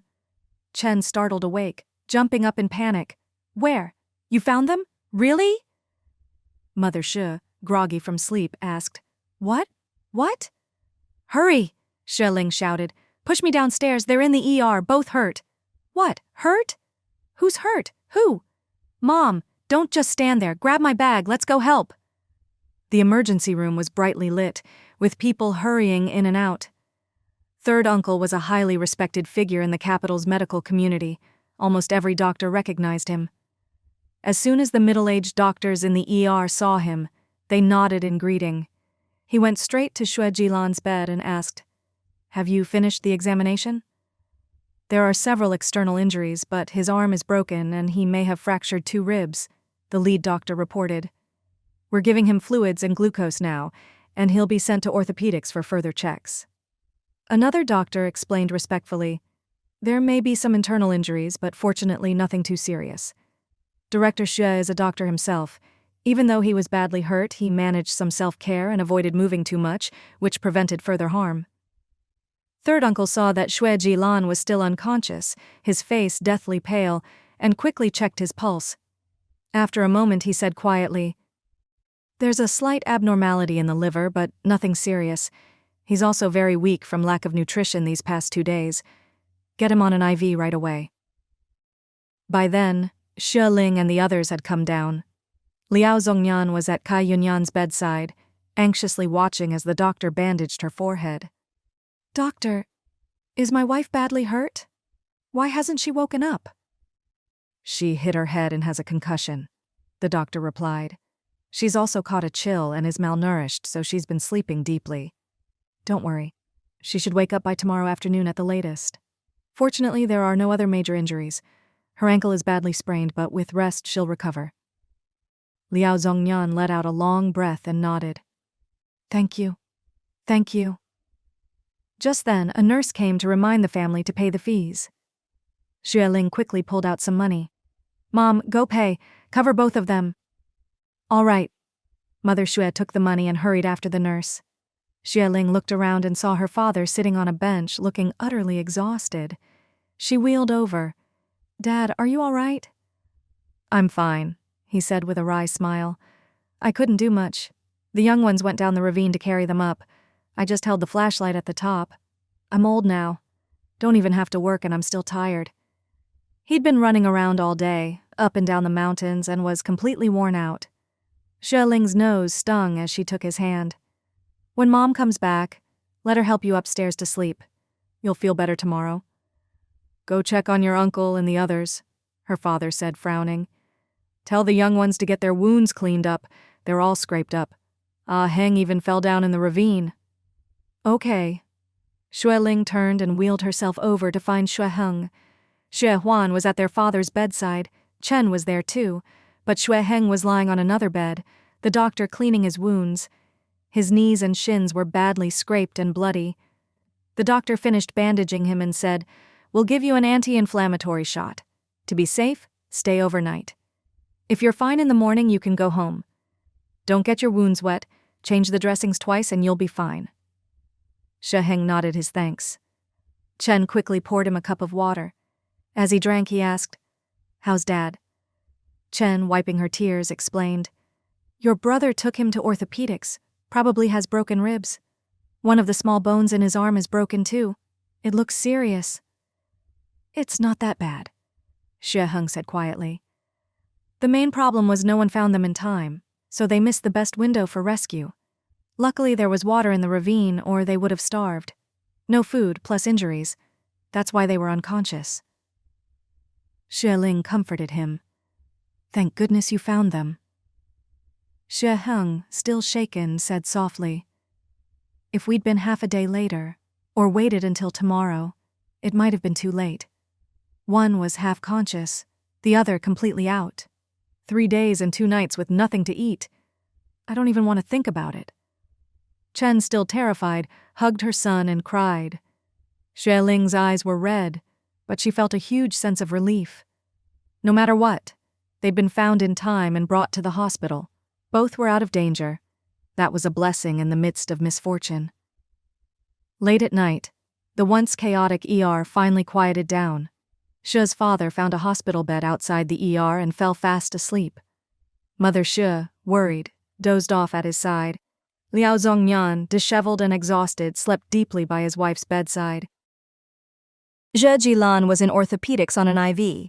Chen and Xue Huan stayed with him, while Xue Heng slept in the next bed, third uncle keeping him company. Cheng Tianyuan, his hands and legs bandaged and his face red and scraped, pushed Xueling upstairs and helped her into bed.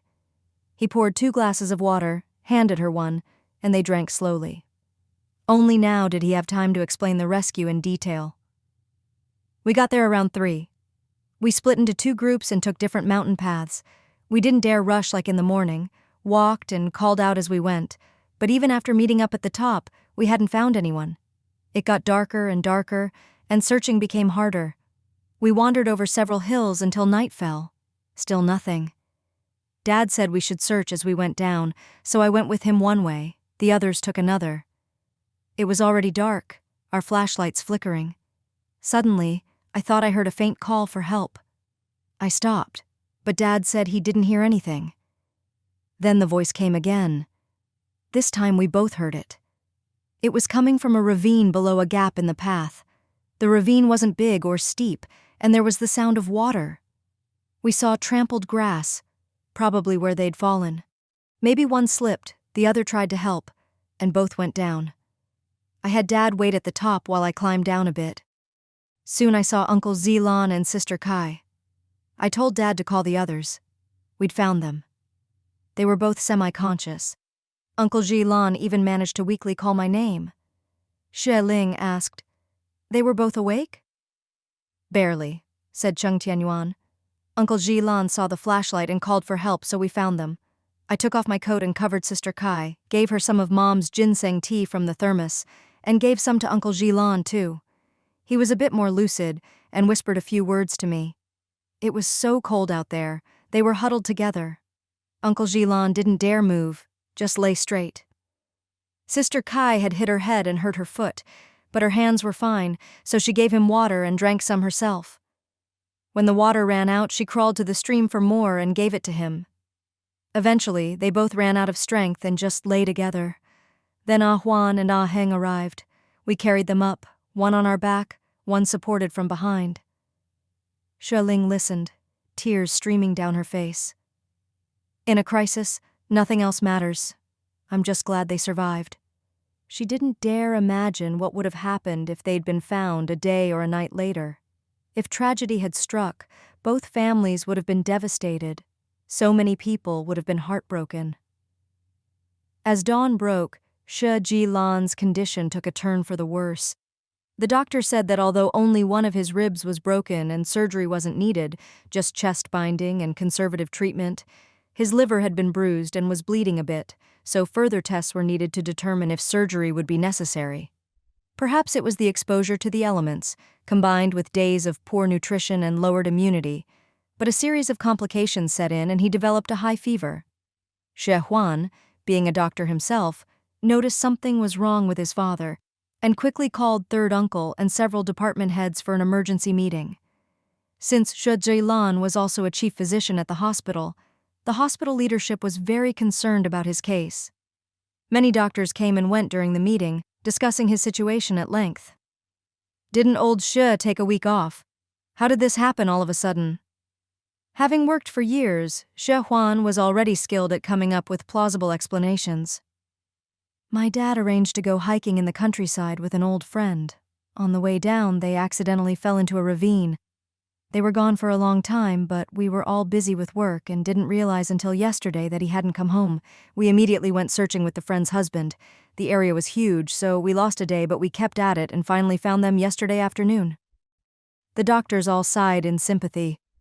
Chen also arrived, choking back tears as she pleaded, "Colleagues, please do everything you can to save my husband. I've been so worried these past 2 days I'm a wreck. Otherwise I'd be on the operating table myself." No, the hospital director reassured her. "Dr. Chen, you need to stay calm.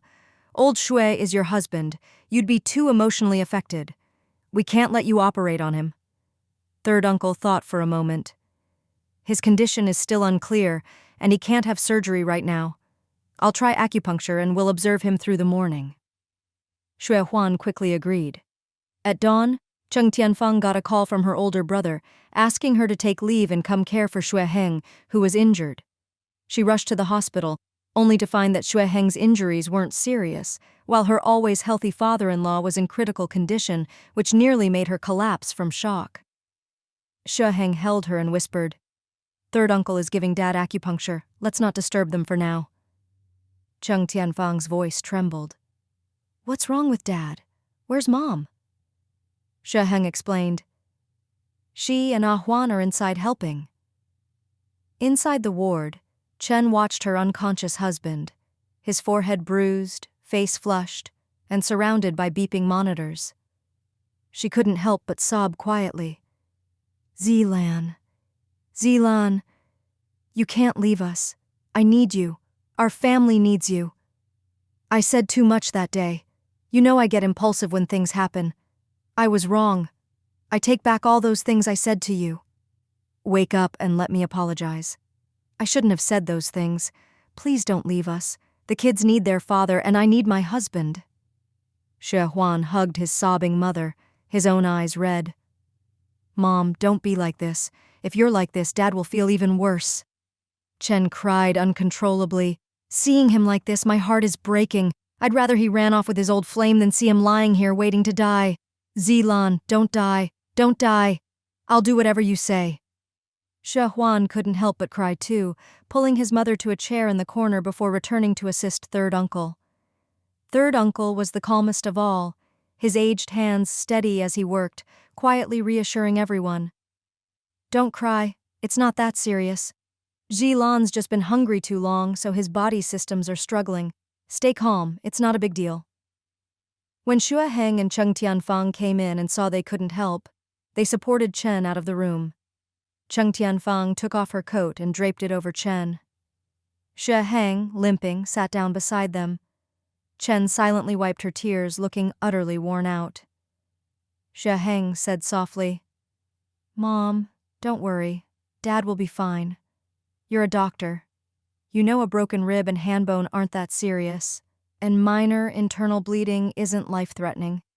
The main problem was not getting timely treatment, so things got a bit critical." Chen leaned on his shoulder, unable to speak. Cheng Tianfang quickly poured a cup of hot water and handed it to Chen. "Mom, have some. Warm yourself up." Chen took it and drank a few sips. Just then, Cheng Tianyuan came down, his face and hands scabbed over, red and black. She Heng shook his head slightly at him. Cheng Tianyuan frowned and sat on the other side.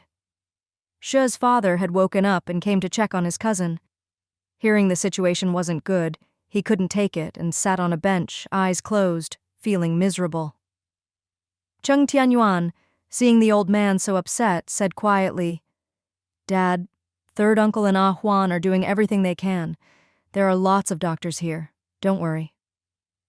Shua's father sighed heavily. "I've been to the hospital so many times this year. I'm scared now." Cheng Tianyuan knew it had been one thing after another.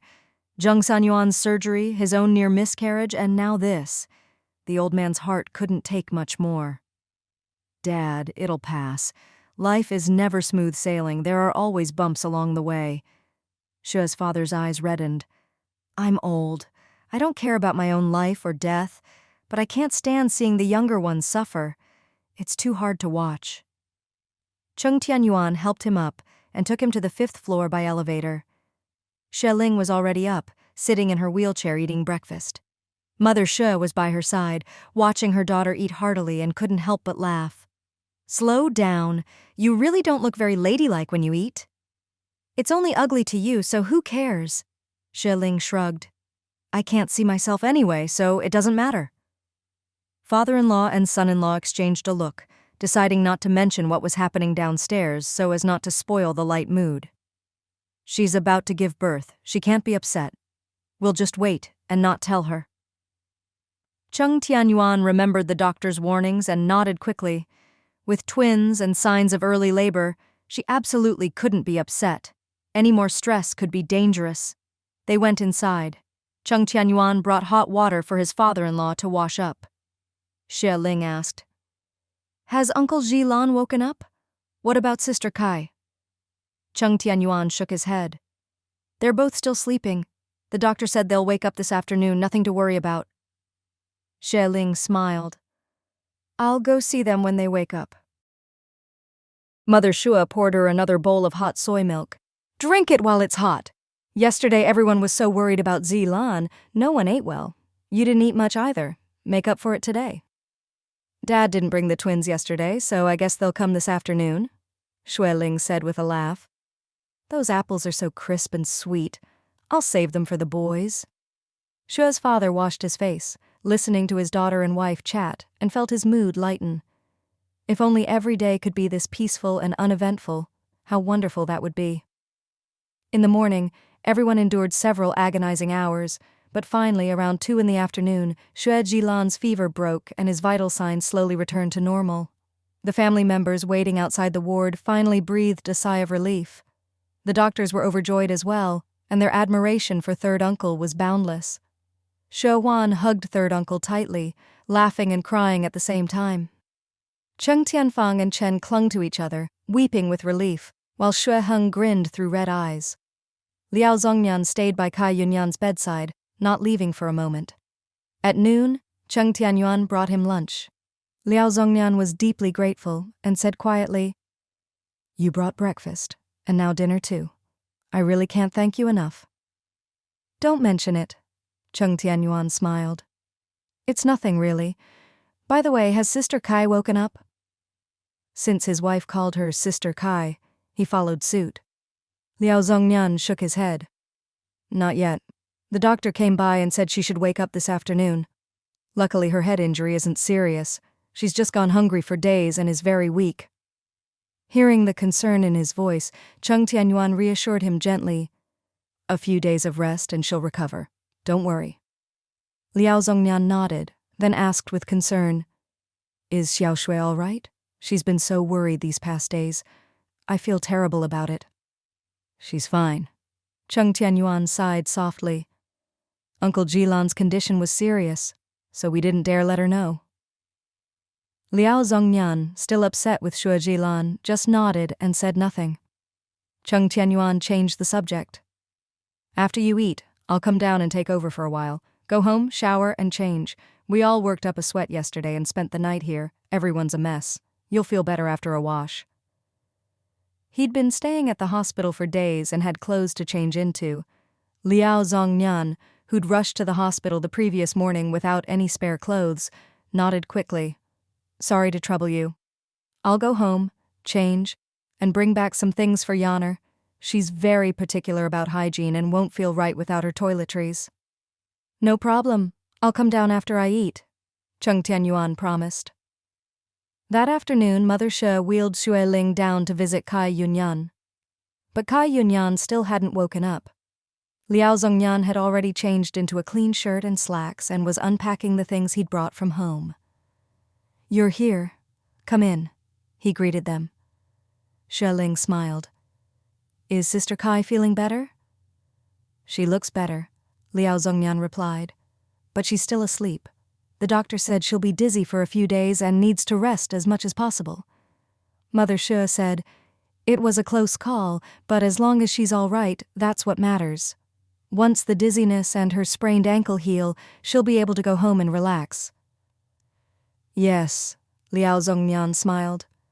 Luckily, it's nothing serious. Just then, Mother She spotted her son-in-law and called out, Ah Yuan, we're down here. Cheng Tianyuan, who'd gone out to buy tea, hurried over when he heard her. Mom, please take these upstairs. I'll stay with Lingling. Mother She took the things and went back up. Cheng Tianyuan chatted with Liao Zhongnian. If you need anything, just let me know. Thank you, Liao Zhongnian said apologetically. I just can't get to the property office these days. Xue Ling shook her head. The schedule's already set. If anything comes up, they'll contact me. Don't worry. Liao Zhongnian lowered his eyes. All of Yaner's family is in the capital, but I didn't tell any of them. I don't want this to get out. Our 2 sons, one works and lives in a dorm, the other's at school and only comes home on weekends. I plan to keep it from them too. Xue Ling and Cheng Tianyuan understood his concerns and didn't press. After all, if word got out, things could easily get messy. No one wants their wife to be gossiped about or to be accused of being cuckolded. Liao Zhongnian's expression darkened. I still have a score to settle with Shui Zilan. When Yaner wakes up, I'll ask her everything. When he's recovered, I'll settle this with him. Xue Ling gave a wry smile. Old Liao, it's better to resolve things than to make enemies. This was an accident. If he hadn't come by again and again, and even taken Yaner out, how could this have happened? Liao Zhongnian's anger flared. If anything had happened to Yaner, I'd never forgive him. He was usually gentle and mild-mannered, but now he was truly furious. Xue Ling sighed softly. Old Liao, for Sister Kai's sake, don't go too far. I know my uncle was at fault and owes you an explanation and an apology, but let me remind you, if you fall out with him, the one who will suffer most is Sister Kai. Please, think of her. Liao Zhongnian frowned, looking at his unconscious wife, both angry and helpless. Xue Ling added at just the right moment, You're her husband, the one who truly has her. You have a happy family and a loving marriage. Don't let resentment ruin that. Liao Zhongnian was taken aback, then fell silent. Cheng Tianyuan wheeled Xue Ling out and couldn't help but quietly praise her. Wife, well done. You handled old Liao perfectly, said exactly what needed to be said. Xue Ling smiled softly. I just want everyone to be okay. That evening, Cheng Tianfang helped She Heng over. Exhausted, She Heng collapsed onto the bed and fell fast asleep. Cheng Tianfang, feeling sorry for him after a sleepless night and a stressful day, covered him up and sat down to chat quietly with Xue Ling. Dad's doing better now, still on an IV. Mom's resting and Ahuan got 2 more beds to keep watch. Third uncle was exhausted and went home to rest. Xueling gave a wry smile. I can barely take care of myself, let alone help. Chung Tianfang glanced around and lowered her voice. Sister-in-law, how does my dad know Boss Liao's wife? And how did they end up falling on the mountain together? They've known each other since childhood, Xueling explained. Old neighbors, grew up together, childhood sweethearts. Later they each went off to study, work, and get married. In their later years, they both returned to the capital, ran into each other, and decided to catch up. This time, they went hiking together and accidentally fell into a ravine. At first, no one could find them, so we had to search the mountain again and finally found them. Chung Tianfang whispered, That's all? I feel like... What more do you want? Xueling laughed. Don't overthink it. Auntie's been emotional lately and is prone to wild thoughts. You need to help calm her down, not add fuel to the fire. Chung Tianfang didn't dare ask further and nodded obediently. Xueling said quietly, Heng hasn't showered in a day. He stinks. Go home and get him a change of clothes and bring dinner. Everyone here is a patient, so you'll need to help take care of things. Okay, I'll go right away. The next morning, Ka Yunyan finally woke up. The doctor had originally thought she would regain consciousness in the afternoon, but unexpectedly it was delayed again and again, and she only groggily woke up the following morning, which made Boss Liao extremely worried. She's caught a bit of a chill these past few days, and with the head injury, that's why she's been sleeping so much, the doctor explained. For now, she shouldn't eat anything too greasy. Start with some clear broth and rice porridge for a couple of meals, then gradually add other foods. She's been hungry for days, so she can't eat too much at once. Thank you, doctor, old Liao said softly, then saw the doctor out. Ka Yunyan saw that only he was by her side. She opened her mouth to speak, but no words came out. Tears slid from the corners of her eyes one after another, quickly forming a stream. Liao Zhongnian sighed quietly, took out his handkerchief to wipe her tears, and said softly, It's all right now. You're out of danger. Luckily, we found you in time. If we'd been a day later, it might have been too late. At this point, his voice trembled slightly, and he was truly afraid in his heart. To say he wasn't scared or worried would be lying to others and to himself. That day he searched for her on the mountain all day without any results, and he was so anxious he almost wanted to fight Shui Zhilan. Rather than see his beloved wife in danger, he would rather she had run away with Shui Zhilan. Ka Yunyan slowly reached her hand out from under the covers, gently moving it toward him. Liao Zhongnian looked at her hand, still bearing faint scratches, and his eyes reddened. He leaned over and gently held her hand. Ka Yunyan kept crying, still unable to speak. He choked up. Don't cry, it's all over now. The two looked into each other's eyes again, as if they had been separated for a lifetime. Ka Yunyan swallowed and finally spoke in a low, hoarse, and bitter voice. Old Liao, I'm sorry. That day, Zhilan came to see her again, looking unwell, and only said he wanted to take her somewhere to settle something on his mind. Seeing how bad he looked, she didn't ask much and hurriedly went with him. But she hadn't forgotten her husband's ashen face. She'd planned to explain everything to him as soon as she got back, to make things clear, so he wouldn't misunderstand or be hurt. Unexpectedly, as they were coming down the mountain, an accident happened. The two of them fell down a slope into a small ravine, both seriously injured and unable to move. There weren't many people on the mountain. They endured a day and a night, suffering and hungry. In and out of consciousness, she instinctively felt she might die there. At that moment, the thing she wanted most was to see her husband one last time before she died, to explain everything to him. She didn't want to die leaving her husband with misunderstanding and resentment for the rest of his life. He was such a gentle and honest man. She couldn't let him live with hatred. She just couldn't. Although Zhilan couldn't move, when he was awake, he would quietly encourage her to hold on and keep hope alive. He urged her to try crawling down the mountain for help, but her leg was injured, her head kept spinning, and she would faint after crawling a short distance. When things got a little better, All she could do was scoop a little water from the ravine for herself and to feed Jilan. At that time, her greatest fear wasn't death, but that her husband would misunderstand and resent her. They had been together for 20 or 30 years, always trusting and understanding each other deeply. Because of this trust, she hadn't explained much to him. Jilan had come to see her several times, and her husband's face had gone from puzzled to dark, but he always trusted her, never questioning or stopping her. He had already shown more patience than most people could manage. If he hadn't trusted her completely, he couldn't have done it. "Old Liao, these past few days, I made you worry," Kai Yunyan choked out. "I'm sorry. I'm so sorry." Liao Zhongyan's eyes were red. He bent down and patted her face, as a way to comfort her. "Don't say any more. Just rest and get better. You need to recover quickly. The kids and I need you. Our family needs you." That day, she had left with Shuajilan in a hurry and hadn't returned even by late at night. He was secretly afraid, worried that something had happened to her, and deep down a thought kept popping up. Had she left with him? Was it possible?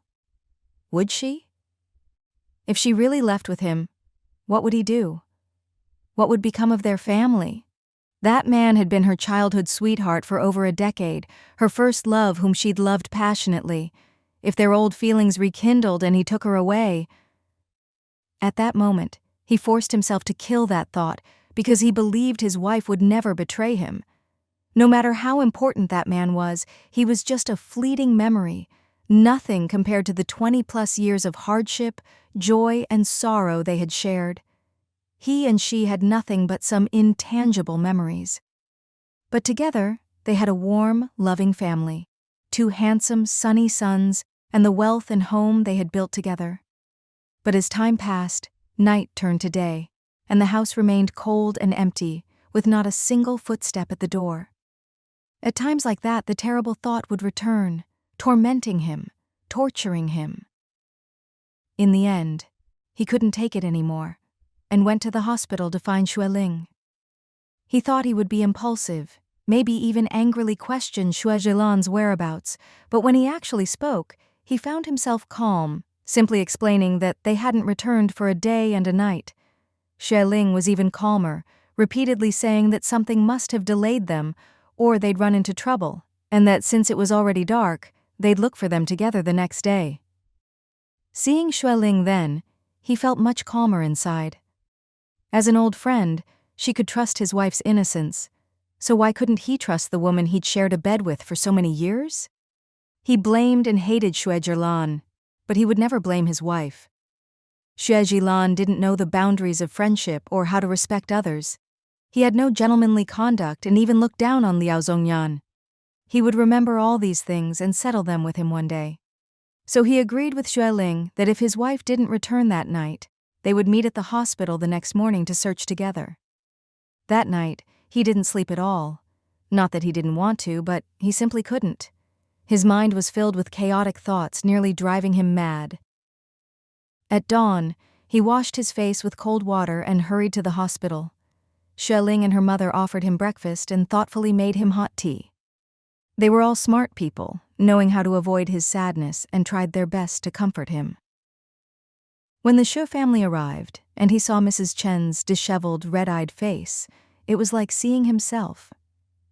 At that moment, he decided to work with the Shui family to find the 2 of them, because they were all in the same boat.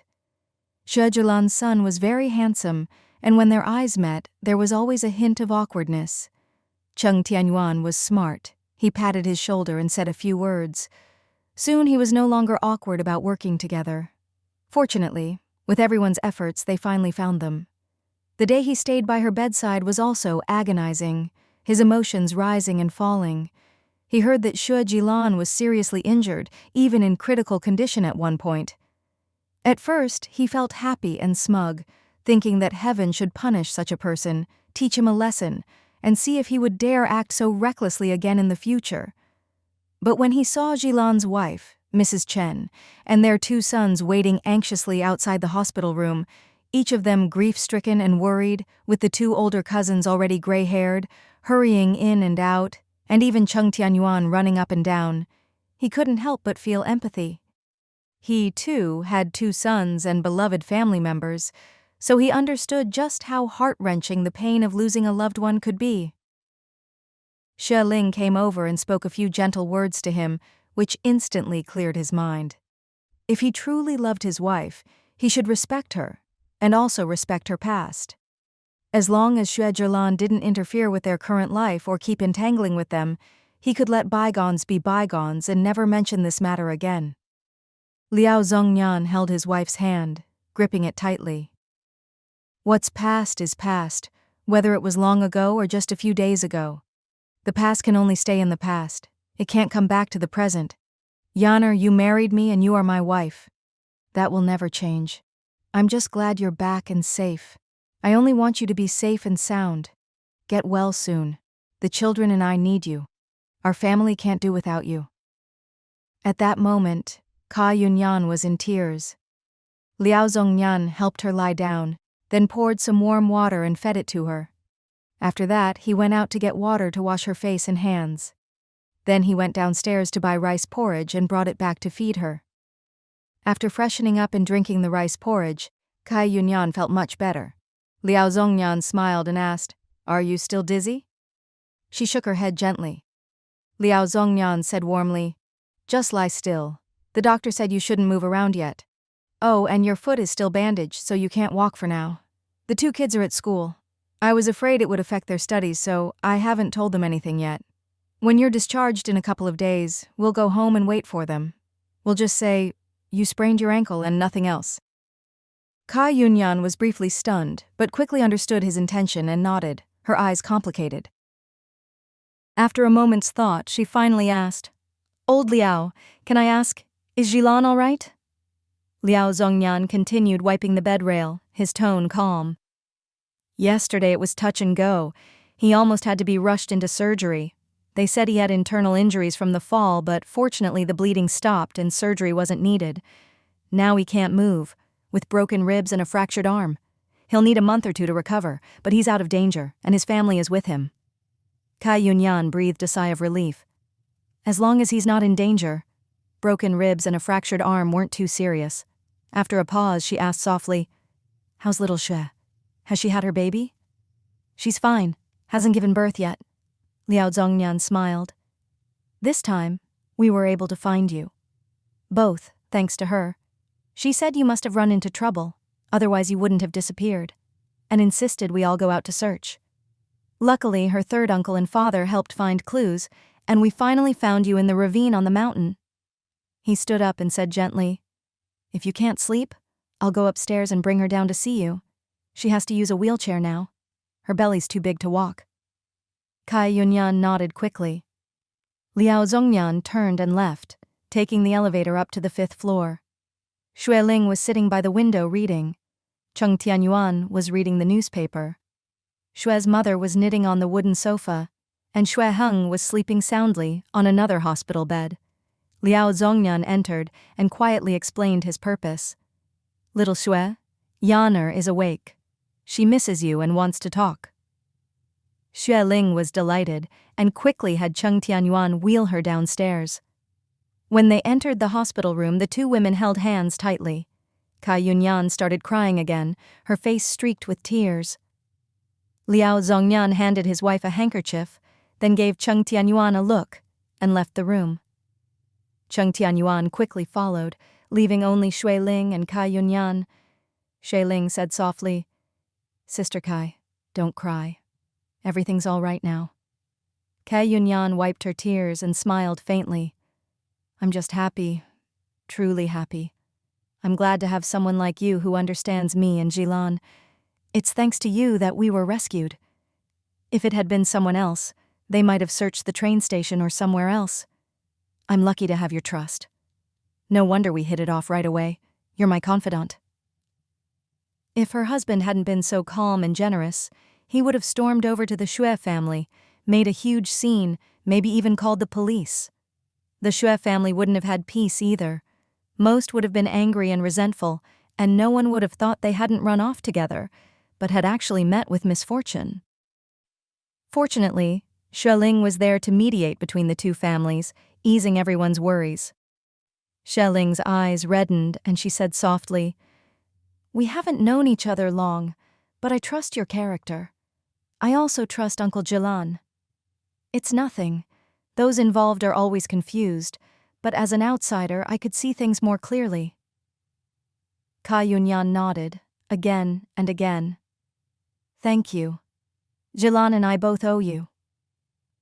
Xueling squeezed her hand and said softly, "It's all in the past now.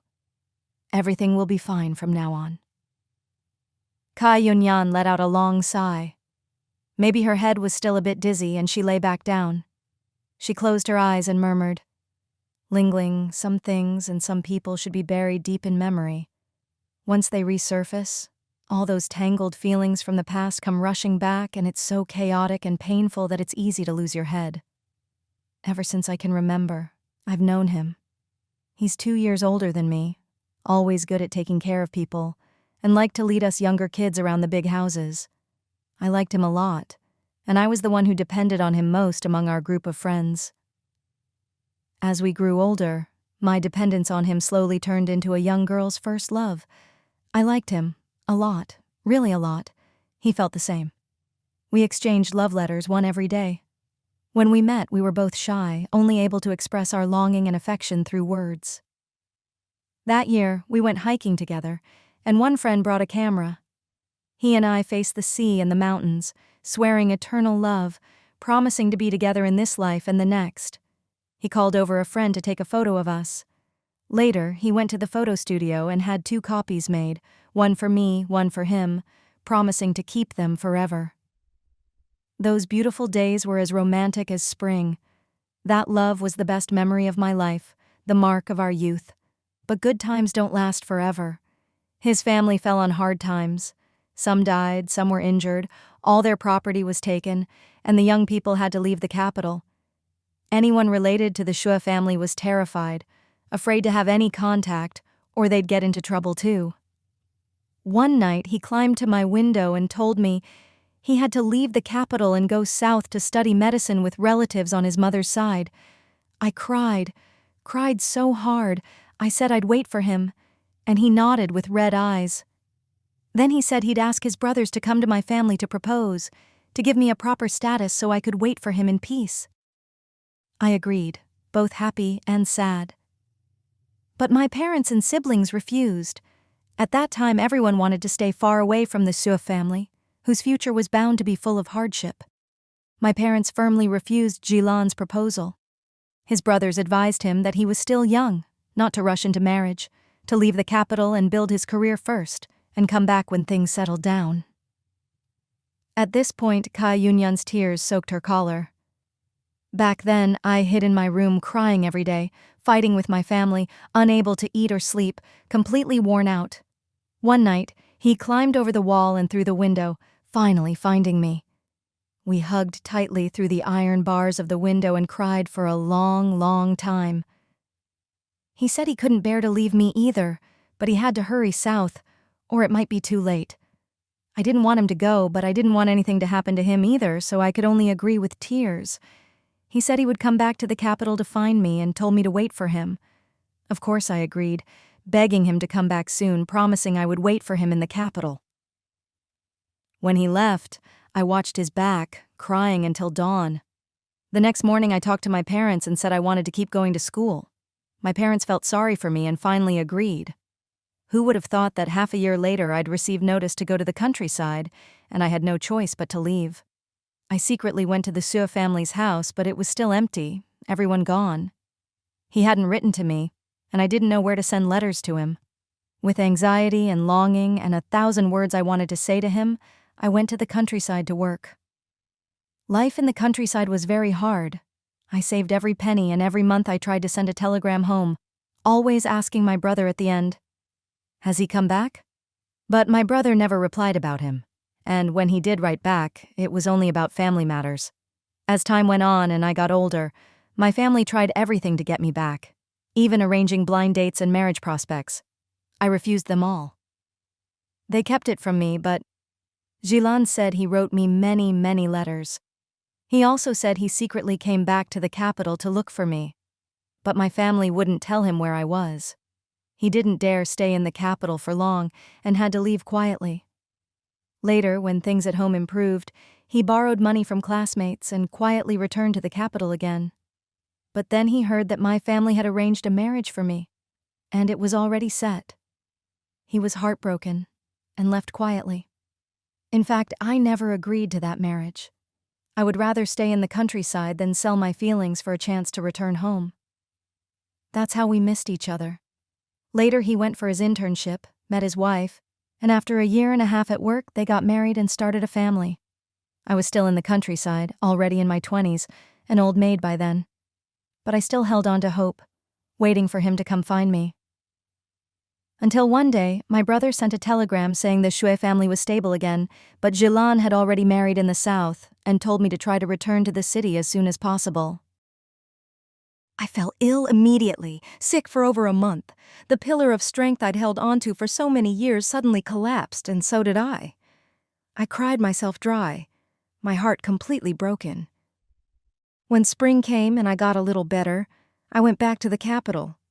My mother, in tears, told me he had sent me letters, but the family, out of fear, had burned them all.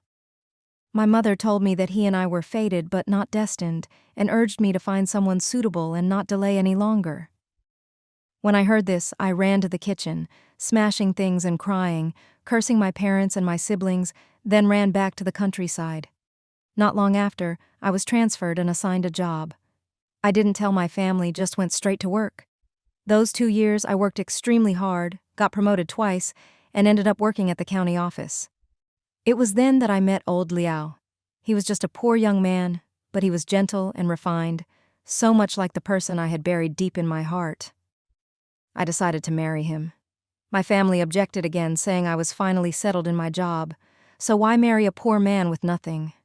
I ignored them, and with the help of colleagues had a simple wedding and married old Liao. I was busy with work and supported him in his work too. We were both so busy every day. He was very considerate, and at home, apart from sleeping, he was always busy, doing housework, cooking, everything.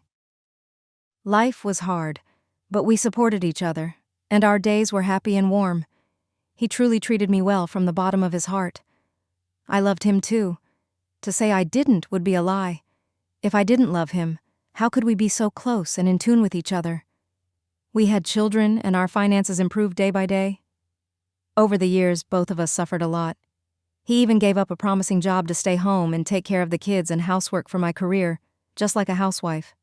Some people laughed at him, but he comforted me, saying, "Let others laugh if they want, as long as we live our own life well." I nodded through tears, telling myself that even if marrying him was impulsive, I never regretted it because I married the right person. You probably know some of what happened after that. Kai Yunyan squinted and sighed. When I was seriously ill, he almost collapsed too. We got through that life and death ordeal together and returned to the capital. Family is family, after all. Even though I resented and blamed them, they are still my family. As time passed, I slowly forgave them and kept in touch. In these years back in the capital, I've been to many places, but never dared to return to the old house. She wiped her tears, choking up. There were such beautiful memories there, and my heart-wrenching first love. I'm afraid if I go back, I'll just break down in tears. I know you're from the Xue family. You have the same temperament as them. I've never told you about this, and I don't want to ask you about him either. Let's just live our own lives. But fate is strange. Last time you were in the hospital, I heard old Liao mention it and was worried, so I came with him to visit you, and happened to run into Jilan at the hospital entrance. The dashing young man from back then had changed, more steady, deeper, older. But I still recognized him at a glance. He recognized me, too. We looked at each other in silence, both with red eyes. He came over and quietly told me he worked here, that he'd returned to the capital a few years ago. I said, "What a coincidence. I came back that year, too." Now my husband and I and our 2 sons live in an apartment downtown. I told him I'd retired early. He nodded and asked for my contact number. Just then, old Liao drove up, and I went home with him. After that, I felt I owed him an apology for the past, So when he called and invited me for tea, I went. I explained how my family had hidden things from me, that I hadn't given up on him, and had waited for him for many years. He cried and said he was sorry. I smiled and said the past is the past. We were simply not meant to be. But Jilan couldn't let it go. He always felt he owed me, that he'd misunderstood me back then, and that's why we missed a lifetime together. He asked me out a few more times, and we'd have tea and talk about the present and the past, always ending up in tears. Old Liao noticed my mood was off and asked what was wrong. I briefly explained about Jilan, that we'd met a few times to catch up. Old Liao nodded and didn't object, but Jilan's wife made a scene with him. Xue Ling said softly, "My aunt. She must have misunderstood." Kai Yunyan nodded and murmured, "It's too easy to be misunderstood. I can't blame her." His wife argued with him several times, forbidding him from seeing me again, and Jilan got angry and fought with her. Just a few days ago, Jilan came to me in a hurry, asking me to go out with him, saying the past was truly over, even taking back the promises we made back then. He took leave from work, planning to take his wife on a short trip to help her relax, and to clear his own mind as well. I saw he didn't look well, and didn't have time to explain to old Liao, so I left with him in a rush. On the way I laughed and told him not to fool himself. We both know the past can't come back, and those so-called promises have long since vanished. He sighed and said he just felt tired, wanted to visit the happy places from the past, change his mood, and asked me to go with him. His wife seems a bit extreme, and it really upset him, so he wanted to be with someone who understood him. I had no choice but to go with him to the seaside, and then we went hiking. We talked for a long time on the mountain and only started down at dusk. The mountain path was rough and it was getting dark. I twisted my ankle on the way down, and Jilan hurried to catch me, but he lost his footing too and we both fell down the mountain. Jilan shielded me so I wasn't hurt as badly. After we fell, I passed out and he lost consciousness too. Later, we encouraged each other down in the ravine, drifting in and out of consciousness, holding on until you all came to rescue us. Xue Ling listened, her eyes brimming with tears, and could only hold her hand and say softly, "Those who survive great hardship are sure to have good fortune. Things will get better from now on. They really will." Kai Yunyan weakly murmured, "Please tell your aunt. No matter how good things were between me and him, it's all in the past. She's lucky to have such a good man as Jilan. She's a good wife, and Jilan treats her well, loves his family and children, and their family is harmonious. Heaven may have treated me harshly, but it made it up to me by giving me a husband who loves me deeply. Both Jilan and I are lucky. We only lost a companion from our youth, but we both have happy families now, and we're grateful." Xue Ling sniffled and nodded repeatedly. "Don't worry, just rest. I'll go explain things to my aunt." Kai Yunyan was tired, nodded weakly, and closed her eyes to sleep. Xue Ling wiped her tears, composed herself, and wheeled herself out. Cheng Tianyuan was waiting not far from the door and hurried over to help. "Wife, are we heading back?" "Since we're down here, let's go see Uncle Jilan too," Xue Ling smiled. "I have a few words to say to Aunt as well." Cheng Tianyuan peeked outside and said, "Let's wait a bit. Boss Liao said he was going out to buy some fruit for Sister Kai. He should be back soon." "Okay," Xue Ling nodded. Before long, Liao Zhongyan returned, carrying a small net bag with a few fresh green apples inside. "Xiao Xue, want a couple? They're really fresh."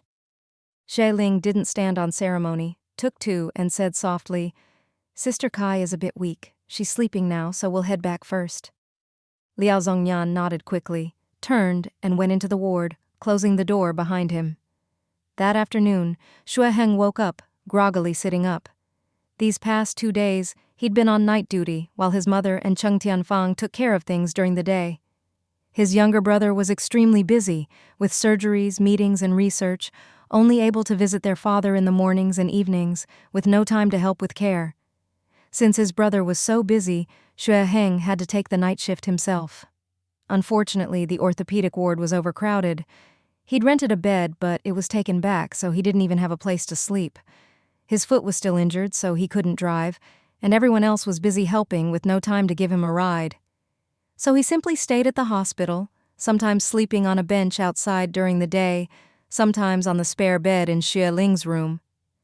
When his mother saw him sit up, she quickly put down her knitting. "Heng, you're awake? Come, have some soup. I put ginger and ginseng in it, made it especially for you." Xue Heng thanked her, took the soup, and blew on it as he drank. His mother asked, "Does your foot still need new bandages?" "No," Xue Heng explained. "It's almost healed. No need for more medicine, it's hot and the bandages are stuffy." Just then, Cheng Tianyuan and Xue Ling came back bringing the smell of food. Xue Heng hurried over, swallowing, Come on, whatever good food you have, bring it out, I haven't even had lunch yet." Cheng Tianyuan handed him a bag, explaining, "There's a serving of fried noodles in here, bought just for you." "Thanks, bro." Xue Heng opened it and started eating heartily. Xue Ling saw him wolfing down his food and couldn't help but tease, "Eat up, then take a shower and change your clothes. You look just like a beggar from the street." The beggar ignored her, focused on eating. Their mother and Cheng Tianyuan changed the bedsheets together, laughing, "If he's still this dirty tomorrow, he'll have to sleep on the bench outside." Everyone laughed. Cheng Tianyuan brought over a bucket of hot water. "Go take a shower and change your clothes." Their mother quickly brought his clothes over. Xue Heng flopped onto the sofa, unmoving. "Okay, just give me 3 more minutes," Cheng Tianyuan explained. "Dad's watching the branch factory, don't worry. He came to see Uncle Jalan this morning, said things aren't busy there, and he'll come back tonight." "Is third uncle feeling better?" Xue Heng smiled wryly. "They've all been running around these days. Dad's holding up, but third uncle got sick from exhaustion." Third uncle had stayed up for 2 nights, worrying and working, and caught a cold after dozing off in the early morning chill. He was sick and didn't dare come to the hospital, so he stayed at the family compound, making herbal medicine for himself. Cheng Tianyuan explained, "Dad went to see third uncle this morning, said he's much better. The cousins go after work and the grandkids visit often. The old man even joked that being sick is great. Everyone comes to see him and the house is as lively as a holiday." Xue Heng laughed. "That kind of luck should be saved for New Year's." Suddenly remembering something, he sighed and shook his head. "Feels like our family is really fated with the hospital this year. So damn unlucky." "Get lost," Xue Ling scolded with a laugh. "Who doesn't have some illness? I'm having a baby, that's different. Uncle Jalan is lucky it's just broken bones. His internal injuries are already healing. The doctor said he'll be fine in a month or so." "Exactly," their mother said. "As long as we spend the money and everyone's healthy, that's a good thing." "Good thing we've made some money these past years," Xue Heng said with a wry smile. "Otherwise we'd be like poor families, having to rent beds everywhere. Now that would be truly miserable." Hearing this, Cheng Tianyuan couldn't help but think of Zhu Achun and her clever son, Little Ironhead, from a while back. He wondered how the mother and son were doing now. For some people, getting sick is a luxury they can't afford. One illness could ruin the whole family. They really had to be grateful for what they had, and for having some money to fall back on. 2 days later, third uncle's cold had cleared up, so he had his son bring him to the hospital. He first went to Xue Zhelan's ward and found that his cousin looked much better. His complexion had improved, and he was more energetic, able to speak softly. He'd broken 2 ribs and couldn't move for now. "Luckily, it's just the small bones that broke, not the big ones," Xue Zhelan said, pointing to his arm. "I can still move it, just don't have much strength." He was an orthopedic specialist and knew his own injuries well. Still, there were things he was concerned about. "But I'm not so sure about my internal organs. Third brother, can you check my pulse and see how I'm doing? A couple of days ago, I felt some discomfort in my lungs when I breathed. After a few days of IV drips, that feeling is gone, but I still don't dare take a deep breath, afraid of straining it." Third uncle took his pulse, then went around to check the other hand. "There's nothing serious now. When you fell, your lungs bled a little, but fortunately it wasn't bad, just a bit, not enough to cause dangerous congestion. Really, it was a blessing in disguise. You've had plenty of antibiotics these days, and the injuries are healing." Shuejilan smiled and explained, "The attending doctor has already cut my medication by nearly half today. Bones heal with rest, and too many antibiotics will eventually harm other parts of the body. Don't worry, they've kept the dosage well under control." Third uncle let out a sigh of relief and smiled, nodding. "You know all this yourself. As long as you're awake, everything else is manageable." But Mrs. Chen was still worried about her husband's health and said softly, "Third brother, he's lost a lot of weight these days, and his face is still pale. In a couple of days, when you're better, could you prescribe some herbal medicine for him, and then some supplements?" "No rush. I'll take care of it," third uncle said. "Don't worry, I'm already better. I'll come by often from now on, bring him things to eat and drink, and help him recover quickly. I'll make sure his bones heal and his body doesn't suffer any lasting problems." "Thank you, third brother," Shuejilan and Mrs. Chen said gratefully. Shuejilan held his uncle's wrinkled hand and said softly, "Third brother, I'm really sorry for making you worry these past few days." "We're family, no need for polite words," third uncle smiled. "It's fine as long as you're okay. The ones who really worked hard were your wife and Ah Heng and Ah Huan. I just used my mouth and my feet. Get well soon. Everyone has work and life to get back to." Shuejilan smiled. "Ah Huan already got me a month and a half off. I'd only asked for a week, but that was nowhere near enough, and my wife had to take leave too." Mrs. Chen laughed softly and scolded, "What do you mean, had to? We're husband and wife, don't talk like that." Seeing the couple like this, third uncle knew they'd made up and was secretly pleased, but didn't say anything, just changed the subject. "Work and money can wait. Getting your health back is the most important thing right now." Shuejilan nodded quickly. Third uncle then asked, "By the way, how's Lingling?" "She's doing well," Shuejilan replied. "Ah Yuan often wheels her down to visit me. She looks good and her belly is huge." Third uncle did a quick calculation, then smiled. "It's almost 9 months now. The twins will be born soon." Mrs. Chen said happily, "We finally made it to this point. Even if she goes into labor now, there's nothing to worry about." Shuejilan squinted and said softly, "Lingling has had a hard time staying in the hospital for almost a month. Women really are strong when they become mothers. Truly admirable." Third uncle waved his hand. "I'll go upstairs to see her first, then come back down later. I'll have lunch at the hospital, and in the afternoon I have a meeting with Ah Huan and the others." "Take care, third brother," Mrs. Chen said, seeing him to the elevator before returning to the ward. Third uncle entered the elevator and found a thin woman and a little boy inside. The boy was dark-skinned and skinny, his eyes darting around, very lively. The woman seemed to be his mother, gentle in appearance but extremely pale, as if she'd just been through a major ordeal and her body hadn't recovered. Third uncle was a master of traditional medicine. One glance and he could already guess a lot. When they reached the 5th floor, third uncle got out and the mother and son followed.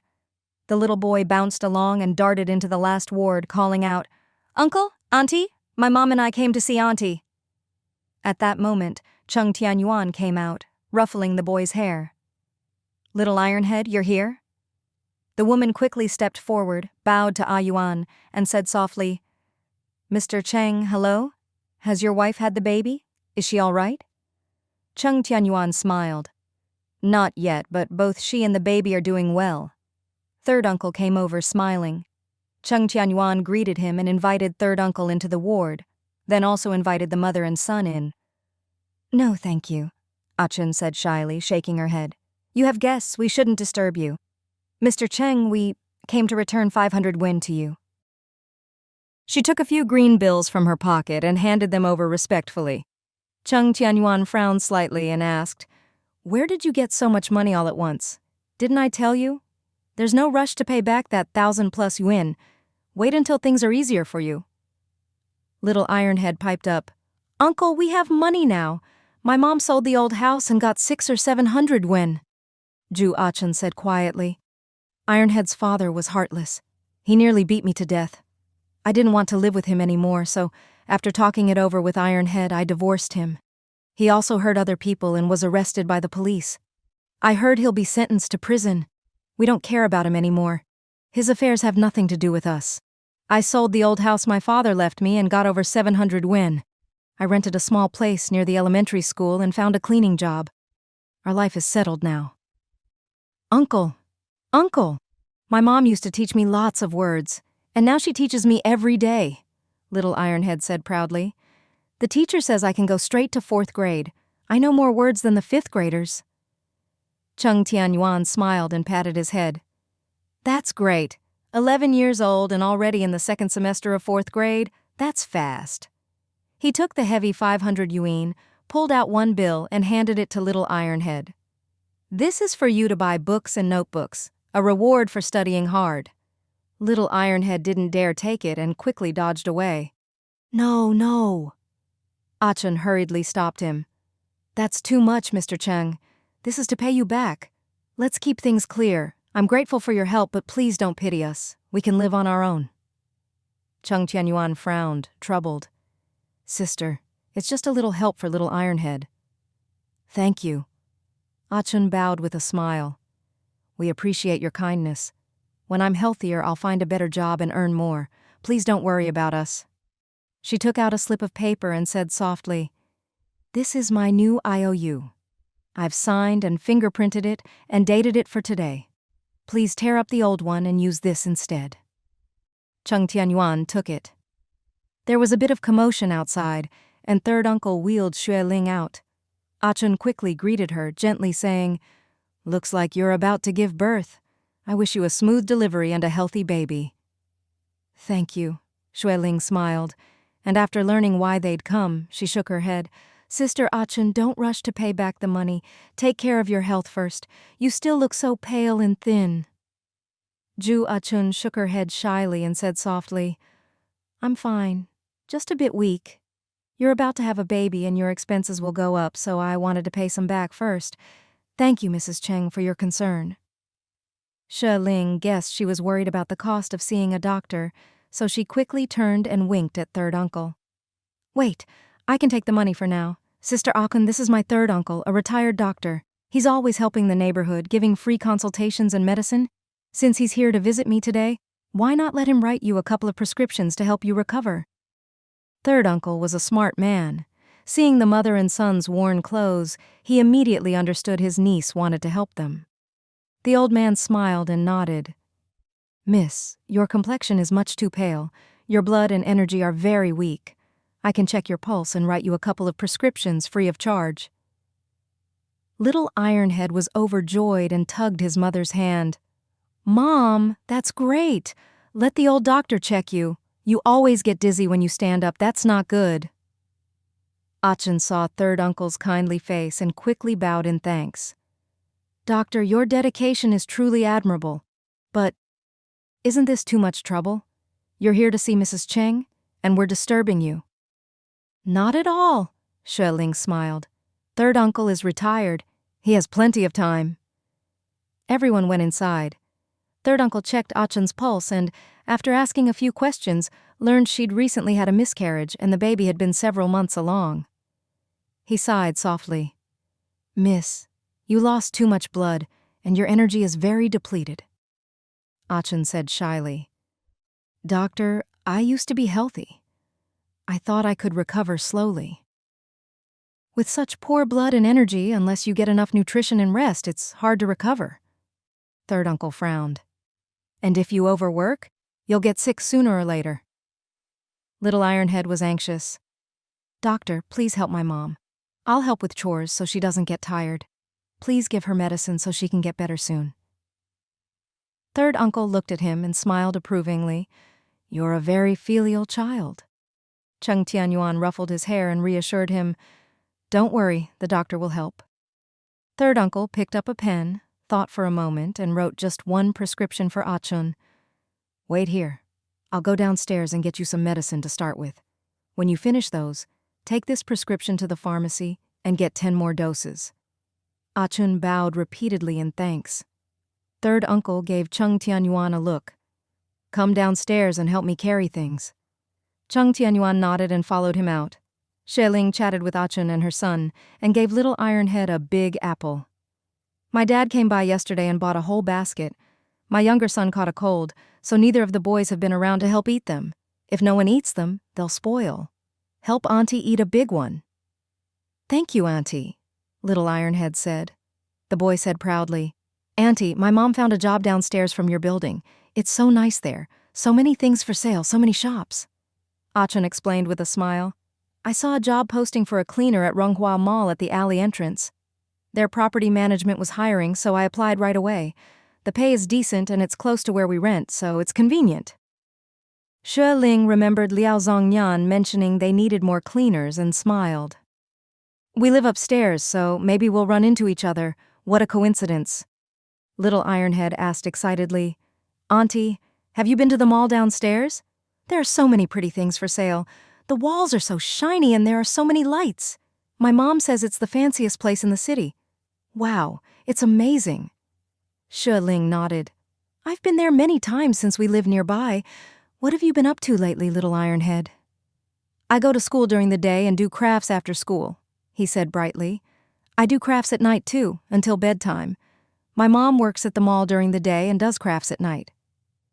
Achan was a little embarrassed. "I just work during the day. At night I teach him to read and do some crafts." Little Ironhead said proudly, "Auntie, I can cook too. I make my own lunch. When Mom comes home in the evening, I help her cook." "So good," Xue Ling said, feeling a pang of sympathy. "Your mom is lucky to have such a good son." It's true what they say. Children from poor families grow up fast. At just 11, he was already helping his mother shoulder the family's burdens. Achan said softly, "I'm busy, so he learned to do chores from a young age. Heaven is fair. I may not have found a good man, but I was given such a well-behaved son. I'm already very content." Mother and son leaned together, both smiling happily. Xue Ling felt her nose sting at the sight. 10 minutes later, Cheng Tianyuan came back with a big bag full of tonic medicine. Achan was surprised. "So much? All from the doctor?" "No, I have to pay him for the medicine." Cheng Tianyuan shook his head. "Third uncle often gives out medicine for free. He's already left. He had things to do. He said to take 1 dose a day, a bowl in the morning and 1 at night, boil it down to about 80%. When you finish, get 10 more doses with the prescription. He said you'll be fine after that." Achan was overwhelmed, happily taking the medicine. "Truly, we've met a benefactor. This is wonderful." Mother and son said goodbye and left with the medicine. Cheng Tianyuan watched them get into the elevator before closing the door. "Wife, third uncle was teasing you downstairs just now." Xue Ling was eating an apple, rubbing her big belly, and laughed. "Did he say I was generous, giving him a chance to play the good doctor?" Cheng Tianyuan chuckled. "Pretty much.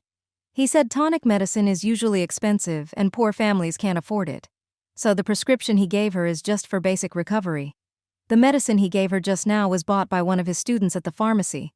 It's all tonics, including donkey hide gelatin, which is great for blood. 1 pack costs several yuan.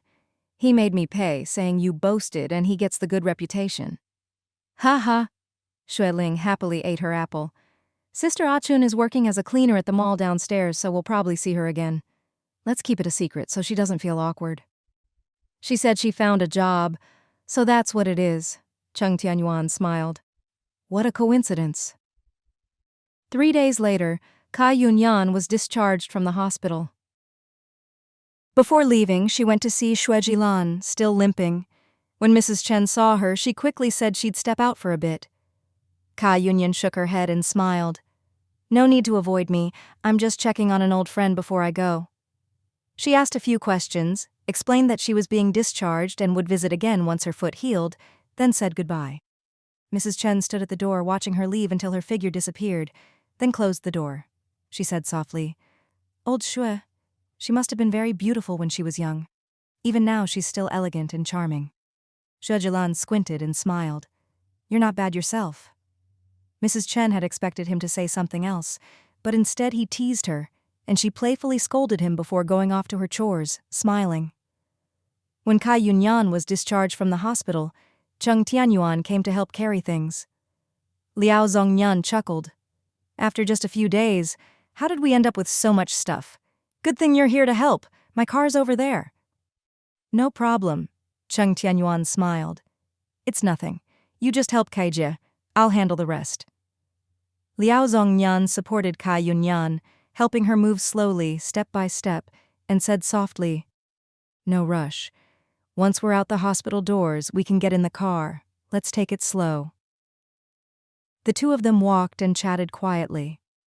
Xue Heng happened to come in just then and caught sight of them.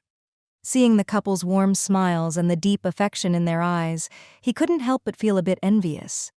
He walked over and greeted them. Liao Zhongyan nodded with a smile. Kai Yunyan also smiled and nodded. Your father still needs you all to take care of him. Thank you for your hard work. Xue Heng smiled. That's just what children should do. Auntie, take it slow. I'll head in first. Kai Yunyan watched his back and smiled. He's an outstanding young man. Liao Zhongyan nodded.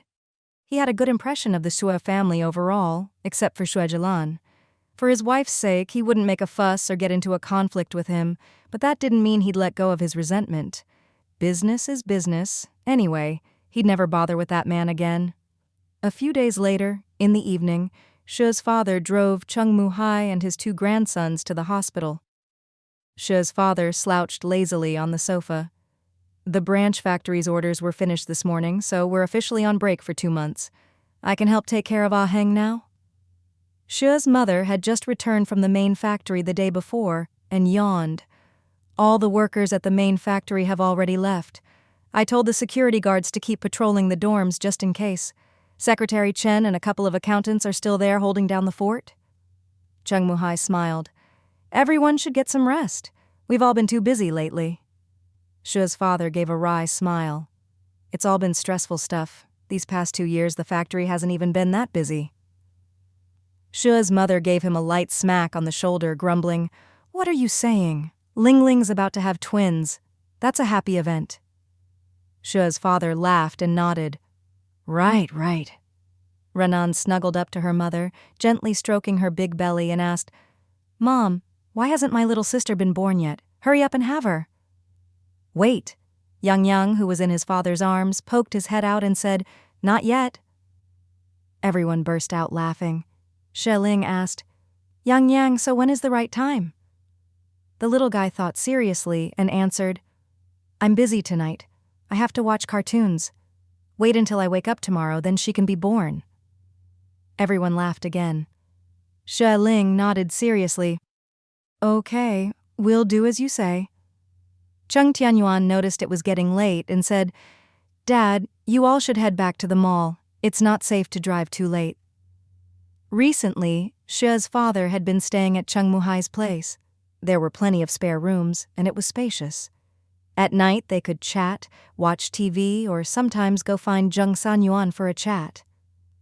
All right, Xue's father stood up. I'll come back tomorrow morning to keep Jilan company. Let's go home for now. The two kids didn't want to leave their parents and whined about wanting to stay.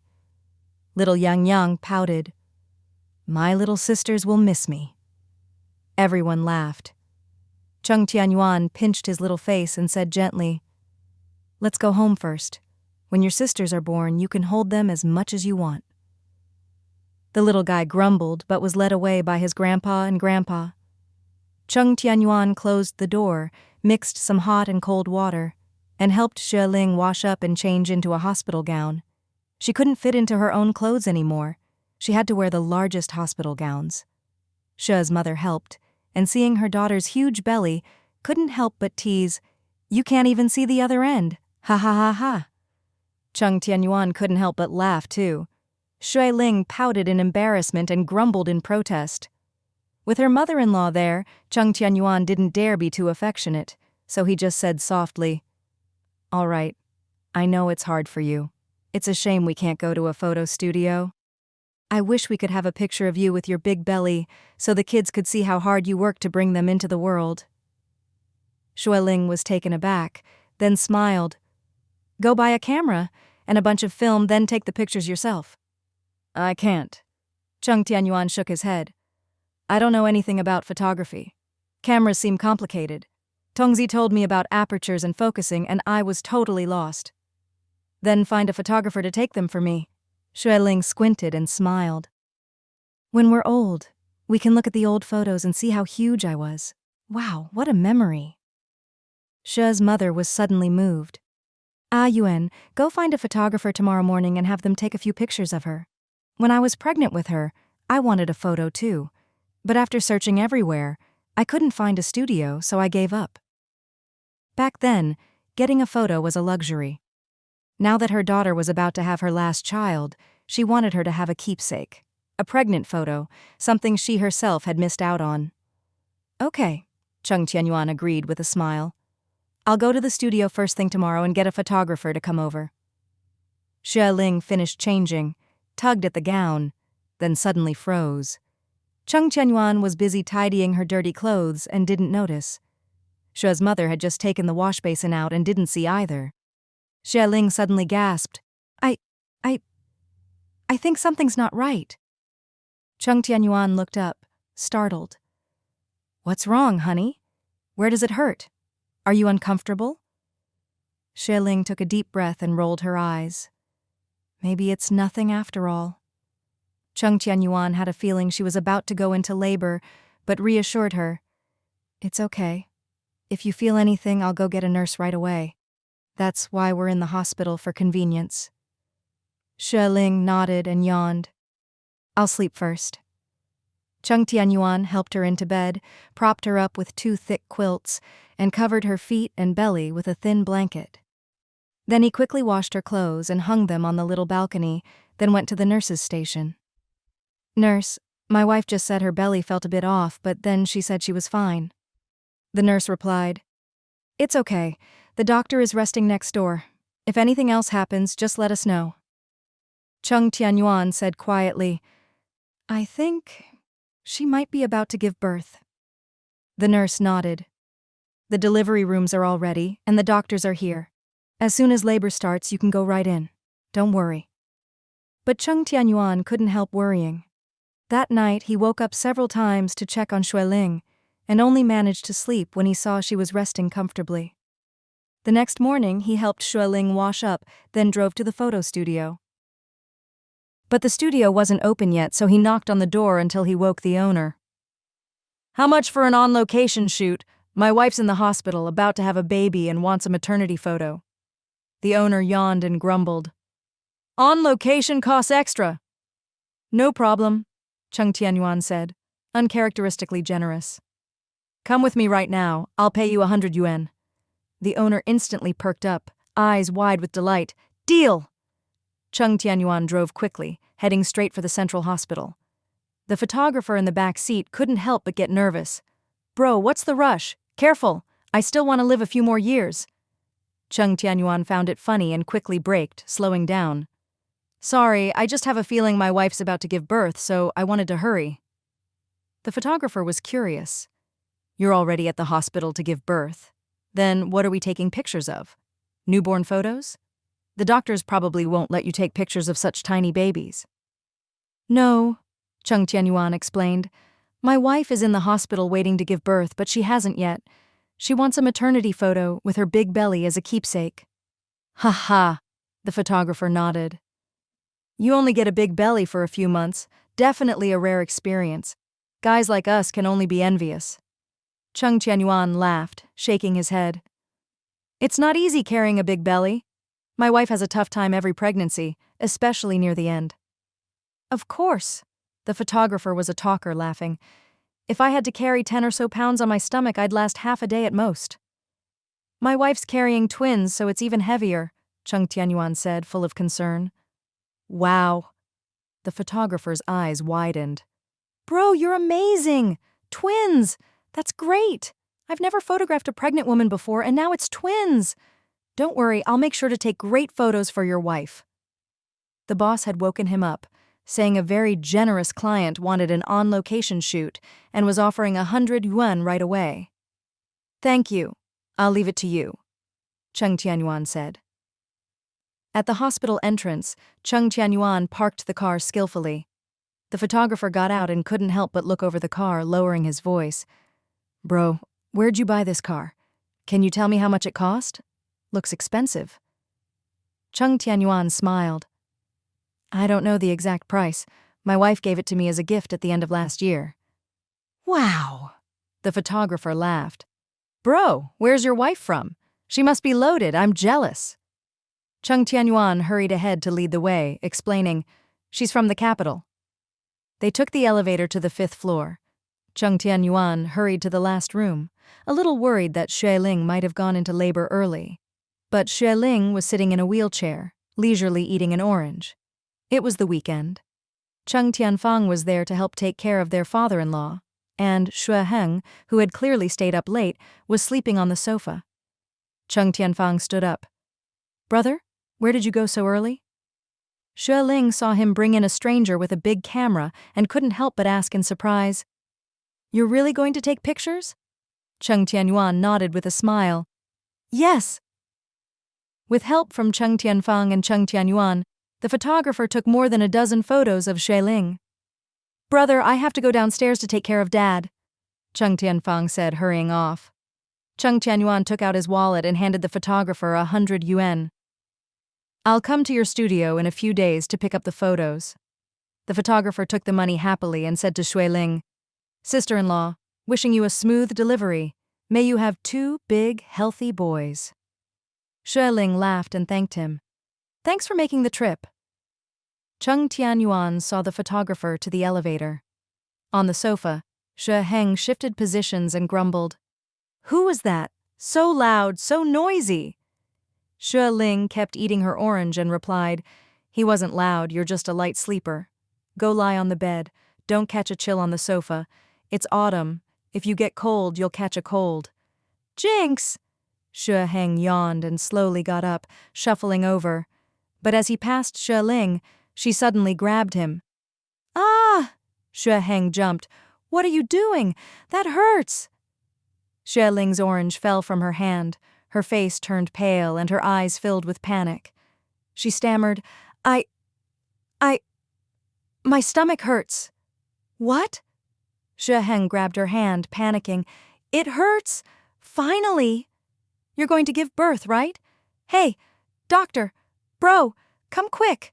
She's going to have the baby! He rushed out in a panic, stumbling toward the nurse's station. Help! Someone inside is about to give birth. Chung Tianyuan had just turned back and was startled by the commotion, rushing to the last room. After more than 20 minutes of tense preparation, Xueling was wheeled into the operating room. Chung Tianyuan and Xueheng waited outside, watching the doctors and nurses prepare for surgery, both feeling nervous. Where's Auntie? Xueheng whispered. Isn't she here every day? Chung Tianyuan replied, She went to the main factory to get autumn clothes. She should be back soon. Xueheng rubbed his hands. I'll go take care of Dad and have Fang come up to keep watch. She's a woman. When Lingling comes out, she can help. Okay, Chung Tianyuan said. If Auntie comes, have her help too. With all these doctors and nurses coming and going, I'm a little scared. He'd heard that a C-section meant cutting open the belly and then the uterus to get the babies out. Just thinking about those 2 steps made him break out in a cold sweat. Chen Shi was a surgeon, so she was calm about such things. With her there, he could relax a bit. No problem. Xueheng hurried downstairs. A while later, Chung Tianfang and Chen Shi came up quickly. Brother, how's sister-in-law? Chung Tianfang asked anxiously. Chung Tianyuan said quietly, Keep your voice down. This is a hospital. She's already in the operating room. Her water broke just now. The babies are coming. Chen Shi smiled. Don't worry, this is normal.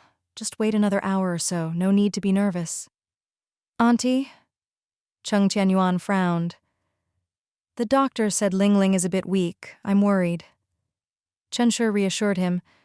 The babies are big, her belly is huge, and she's been through a lot these months, so of course she's weak. But mothers are strong for their children. She'll be fine. With a C-section, she doesn't need much strength, so being weak isn't a problem. Chung Tianyuan felt much better. A while later, Xue's mother hurried up, flustered. What happened? I came in and you were all gone. The nurse said she's having the babies. Is it true? Where is she? Mom, don't worry, Chung Tianyuan explained. Lingling's in the operating room. We just have to wait. Xue's mother and Chen Shi sat together on the bench, holding hands.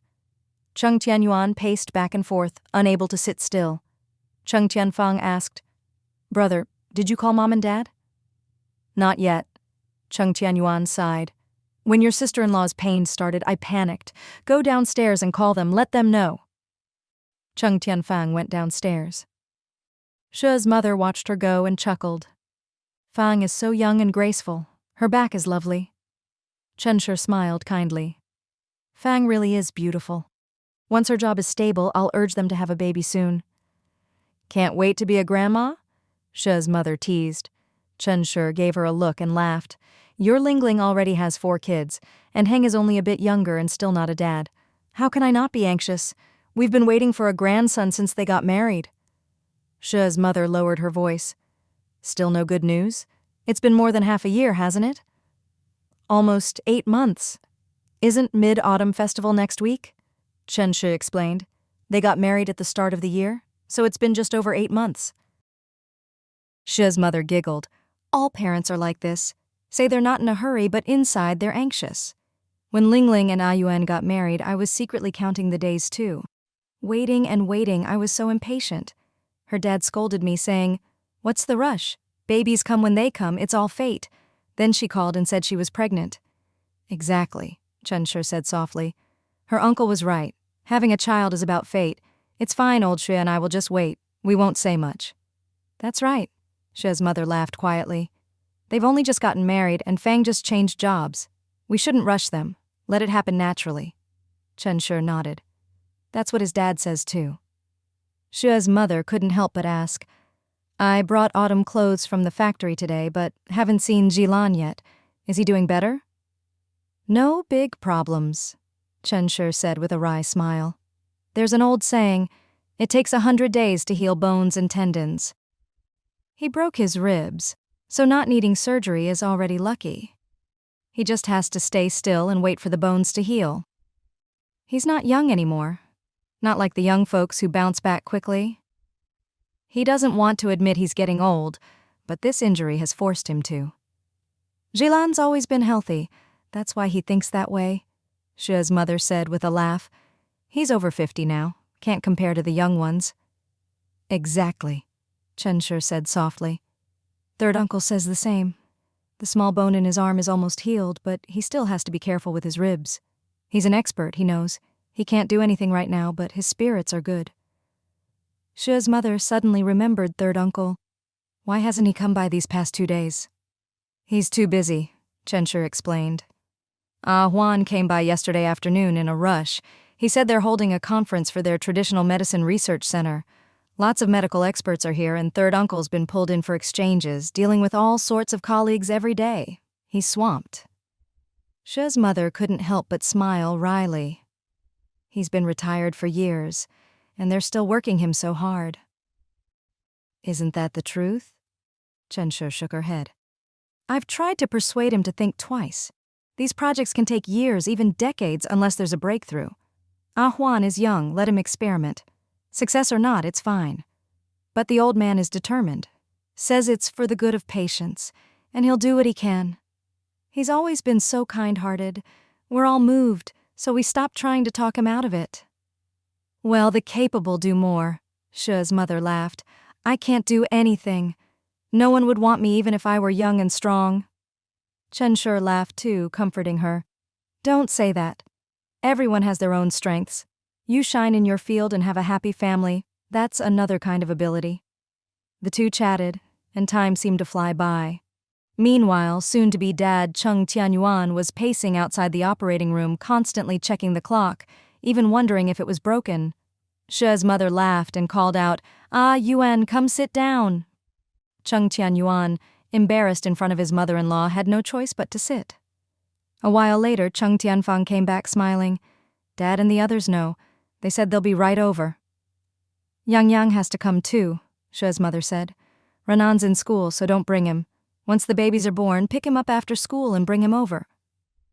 "My mom said the same," Cheng Tianfang said happily. "I wonder if this time it'll be a girl or a boy. We all hope for a girl." Chen Shi smiled. Ling Ling's belly is so big and pointy I can't tell at all. She's mother said. We'll know soon enough. Let's wait and see. Everyone laughed happily. 10 minutes later, She's father and Chung Muhai and his wife hurried in. She Yang ran in first, shouting, Sister! I want a sister! Chung Tianyuan quickly squatted down and picked him up, making a shushing gesture. Don't shout. Mommy's having the babies. This is a hospital. You have to be quiet. Oh!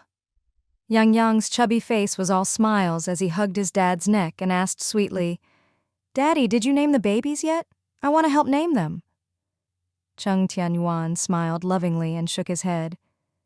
We don't know if they're girls or boys yet, so I can't name them. Grandpa and Grandpa are here. Let them help. No, Yang Yang giggled. I want to name them. I want to. Liu Ying asked curiously, What names do you want to give them? Tell us. Yang Yang thought hard and answered, Big brother says it's autumn now, and girls like flowers. So my sister should be called Chu Hua, Autumn Flower. Everyone burst out laughing. Chung Tianfang laughed. What kind of name is that? So old-fashioned, your sister won't like it. Yang Yang pouted, a little disappointed. Chung Tianyuan comforted him. Let Grandpa and Grandpa name them, or let Mommy do it. She worked so hard to have the babies, it's best if she chooses. Chu Hua. Not a good name? Yang Yang tried one last time. Chung Tianyuan tried not to laugh. It's nice, but your sister might not like it. In your grandma's generation, girls loved flower names, but now it's out of fashion. We'll pick something better later. The little one didn't really understand, but hearing his dad's explanation, he soon gave up and went to play with his aunt. Chung Tianfang took him downstairs. She's father looked at the operating room sign and felt uneasy. It's so stuffy in here. Chung Tianyuan quickly said, Dad, go downstairs with Grandpa for a walk. Too many people here isn't good. The nurses will chase us out. Chung Muhai knew She's father had spent too much time waiting outside operating rooms this year and was under a lot of stress. He quickly took his arm. Come on, let's go for a walk and order food for everyone later. She's father nodded, and the two went downstairs chatting and laughing. Liu Ying, She's mother, and Chen She, the three mothers-in-law, chatted away, three women making a lively scene. Chung Tianyuan paced back and forth, glancing at the light above the operating room. After a dozen minutes, the sound of a baby's cry came from inside. Everyone was overjoyed. A little while later, another baby's cry was heard. They're both born. Both are out. Wow, those cries are strong. Maybe they're both boys. Chung Tianyuan grinned with excitement, waiting at the operating room door. Soon after, a nurse wheeled out two little beds. Everyone crowded around, laughing and smiling. The nurse called out, Where's the dad? Come sign. Your wife is amazing. One baby is 6.5 Jin, the other is 7. These are record-breaking twins. Chung Tianyuan looked at the two pink little babies, so happy he was speechless. She's mother asked excitedly, Are they both girls? The nurse shook her head. No, it's a boy and a girl, dragon and phoenix twins. They had expected 2 girls, but to their surprise, it was a boy and a girl, dragon and phoenix twins. Everyone was overjoyed, not the least bit disappointed, their faces beaming with bright smiles. We finally have a girl. Yes, dragon and phoenix twins are wonderful, auspicious and lucky. It's so meaningful, a perfect pair. Wow, the little girl is so cute. Look, she really looks like Ling Ling. Yes, Ling Ling looked just like this when she was little. So alike. The boy is a bit chubbier, but the little girl is lovely too. Look how fair and tender her skin is. Chung Tianyuan was excitedly looking at the babies, but kept glancing toward the operating room. How is it? Can their mother come out yet? Why is it taking so long? The nurse shook her head and explained, The mother still needs her wound stitched and a tubal ligation and so on. It'll be at least another half hour. Chung Tianyuan grew worried and couldn't help but ask, Is she okay? Is my wife all right? She's under anesthesia and sleeping, the nurse said. Come, family, please sign here. Take the babies back to the room. Give them water in an hour and milk in 2 hours. We'll let you know about bathing and other things later. Thank you. She's mother hurried her son-in-law to sign, then she and Liu Ying took the babies downstairs. Cheng Tianyuan waited anxiously outside the operating room. A while later, Xue Heng arrived, grinning. Are they born? Why are you here alone? Where's my mom and the others? They're born, Cheng Tianyuan replied. The babies are downstairs, but the mother isn't out yet. They're still stitching her up. Xue Heng grinned. Both girls, right? No, Cheng Tianyuan replied excitedly. Dragon and Phoenix twins, big brother and little sister. Wow. Xue Heng was envious, giving Cheng Tianyuan a friendly punch. Bro, awesome, that's amazing. Cheng Tianyuan smiled. Go help watch Yang Yang downstairs and send my mom up. When Ling Ling comes out, we'll need another person here. Got it? Xue Heng dashed downstairs. Cheng Tianyuan paced back and forth, waiting anxiously. A while later, Xue's mother came up, followed by Xue's father. Why isn't she out yet? It's been over half an hour, Xue's father asked anxiously. Did the nurse say anything? Are you sure she's okay? Hearing this, Cheng Tianyuan, already nervous, turned pale. Earlier, when they went into the delivery room, the doctor had him sign several forms, warning that there could be unforeseen complications during surgery, and the family had to sign because there's always a risk. His heart had skipped a beat then, and he'd signed with trembling hands. Now the babies were born, but the mother still hadn't come out. Could something have gone wrong? Xue's mother glared at her husband and scolded, Look at you! You're scaring Ayuan. I told you, it's not that quick, just be patient. No woman has an easy time giving birth. She just had a big cut on her belly. How could it be easy? The babies are so big, the wound must be large, so the doctor has to stitch it up carefully. If his mother-in-law hadn't said anything, Cheng Tianyuan might have felt better, but now he felt a sharp pain in his chest. His wife had endured so much to have these babies, staying in the hospital for weeks, and now she had to suffer through this, and there was nothing he could do to help. Xue's father laughed. All right. Ayuan, sit down and wait. You don't look so good. Just then, the operating room door opened. The doctor came out, pulled down her mask, and gave a tired smile. Mother and babies are all safe. The family can wait for the patient to be wheeled out. Xue's parents both smiled. Cheng Tianyuan finally breathed a sigh of relief, his heart settling at last. Xue Ling was still unconscious and was taken to the sterile ward to rest. The doctor said she could come out after the monitoring period, at the earliest tonight, at the latest tomorrow morning. No one could go in, so everyone crowded around the two babies in the room. After 2 in the afternoon, they finally had lunch, chatting happily as they ate. Having 2 at once, plus 1 in confinement, it's not going to be easy, especially for Ling Ling. She'll need to heal and probably won't be able to move for the first few days. Xue's mother smiled. Don't worry, Ying and I aren't busy. We'll take care of things. Grandpa and Grandpa will handle the market and the 2 older kids. Cheng Tianfang said, I can help at home before and after work. Xue Heng said apologetically, Then I'll have to ask my wife to help. I need to take care of Dad. No problem, Cheng Tianfang smiled. I'm not busy in the evenings and the bakery doesn't need me right now. I'd just be bored at home anyway, so I'll keep Yang Yang company. The time flies by. Cheng Tianyuan was still worried. Dad, Mom, if it were just one baby, it might be manageable. But Renan has to go to school and needs to be picked up, and Yang Yang needs watching at home.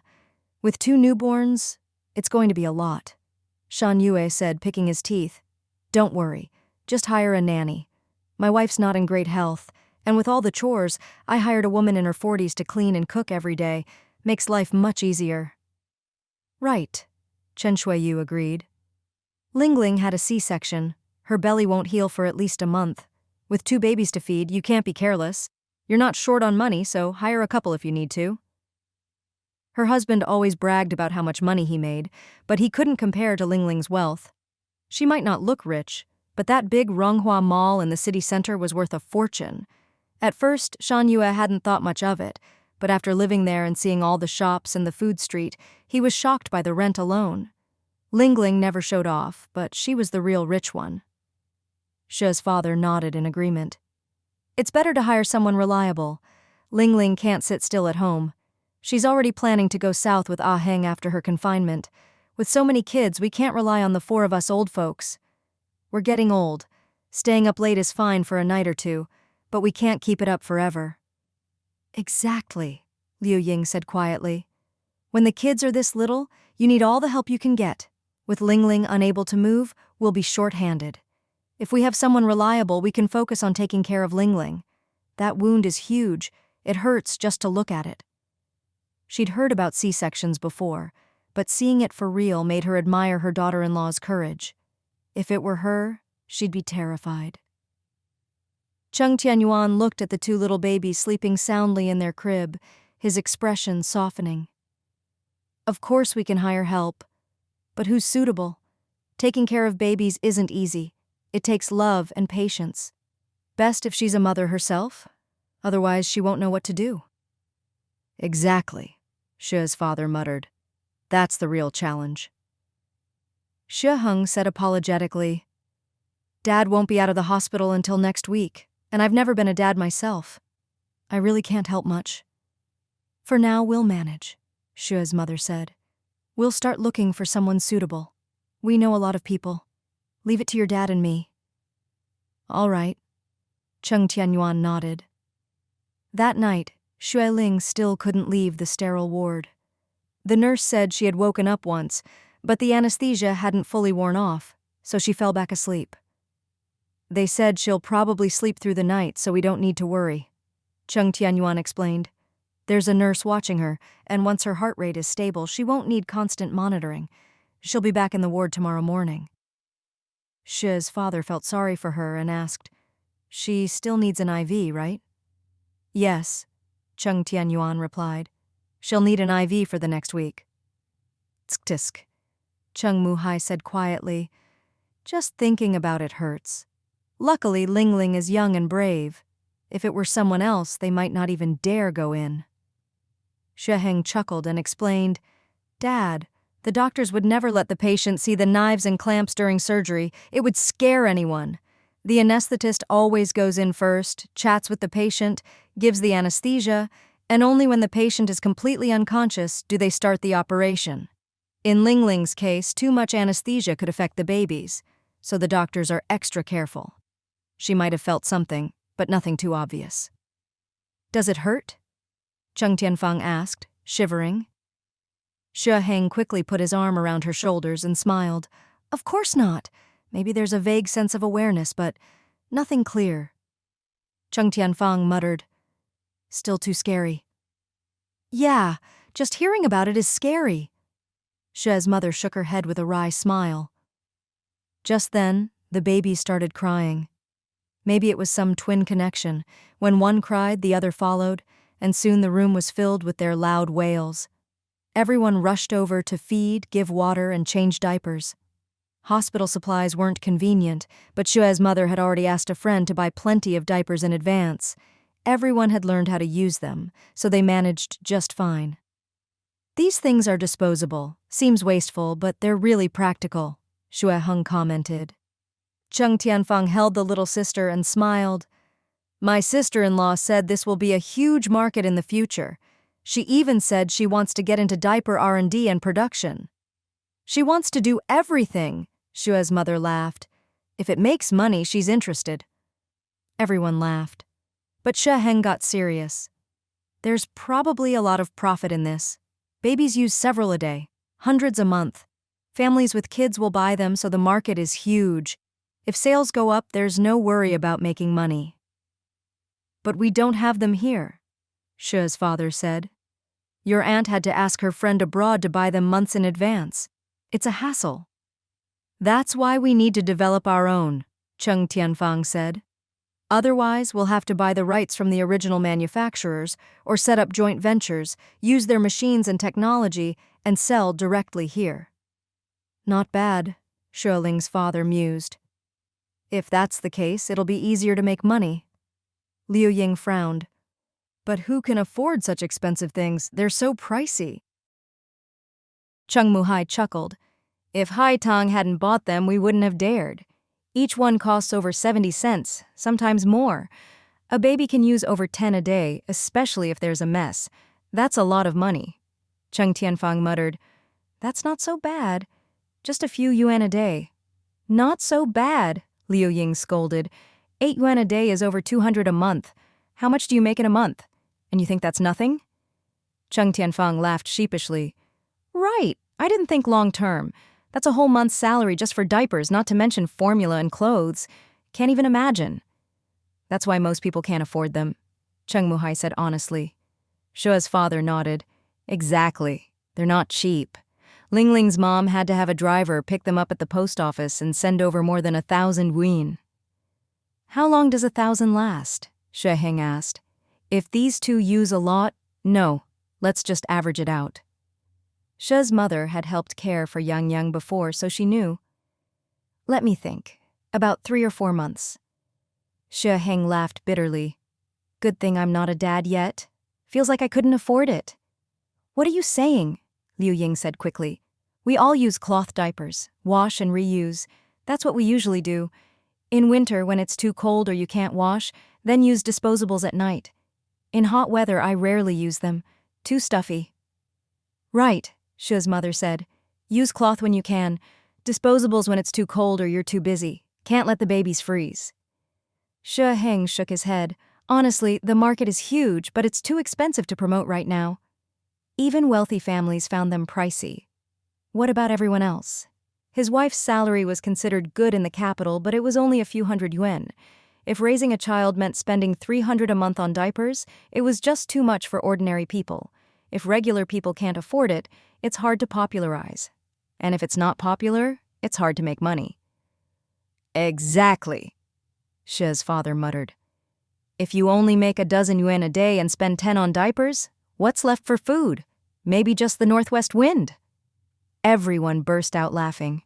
Shua's mother said, I bought bigger sizes for winter. By the end of the year, I'll ask friends to buy more, so they can wear them at night next year. With these, the babies sleep well, and so do we. It's fine. If the babies need them, we'll buy them. We can afford it, Shua's father said. Just let us know if you need money. Xue Heng had been hopeful about the business, but after this analysis he realized it wouldn't work for now and gave up. Cheng Tianfang nudged him and asked quietly, What are you thinking? Worried about the clothing factory being closed? Yes, Xue Heng replied softly. Business gets worse every year. I need to find a new path. Don't worry, Cheng Tianfang comforted. After my sister-in-law's confinement, you two can go south and see. If it doesn't work, then think about changing fields. Don't give up easily. A woman fears marrying the wrong man. A man fears choosing the wrong career. He'd been in this line for over a decade. Switching wasn't easy. She'd changed jobs before and knew how hard it was to start over. I'm not giving up, Xue Heng said quietly. There's still profit, just less than before. I'm not planning to switch yet, and neither is Uncle. Cheng Tianfang smiled. Take it slow then.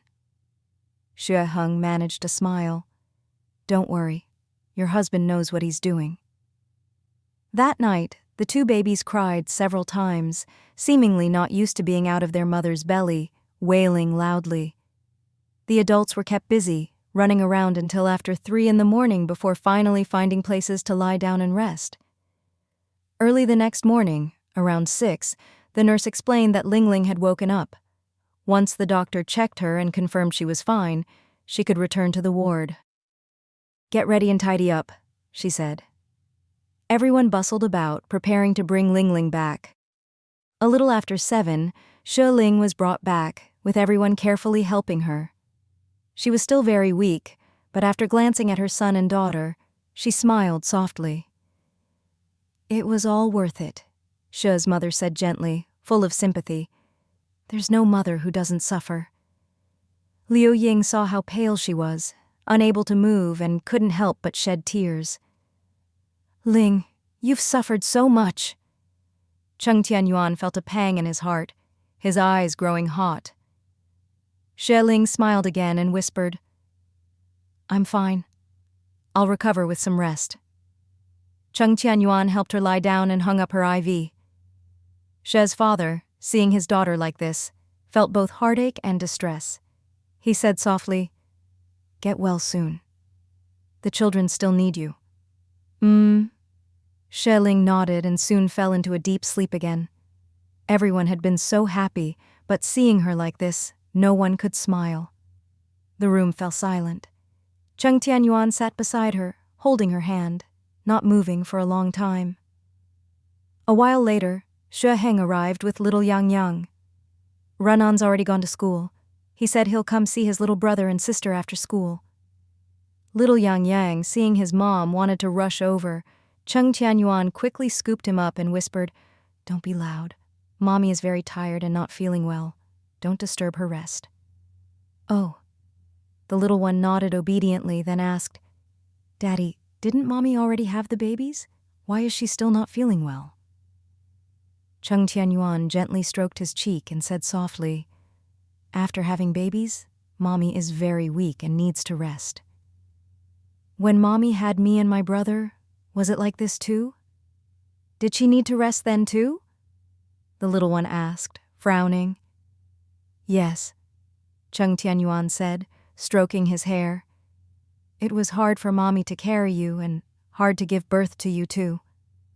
The little one muttered, "Little brother and sister are so naughty." "It's not their fault," Cheng Tianyuan smiled, comforting him. "They're still little and don't understand. You're the second brother now, so you have to help Mommy and not make her angry. Be the best big brother." "Okay."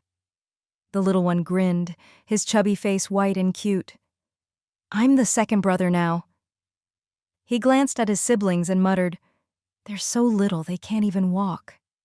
"Daddy, did you name them yet?"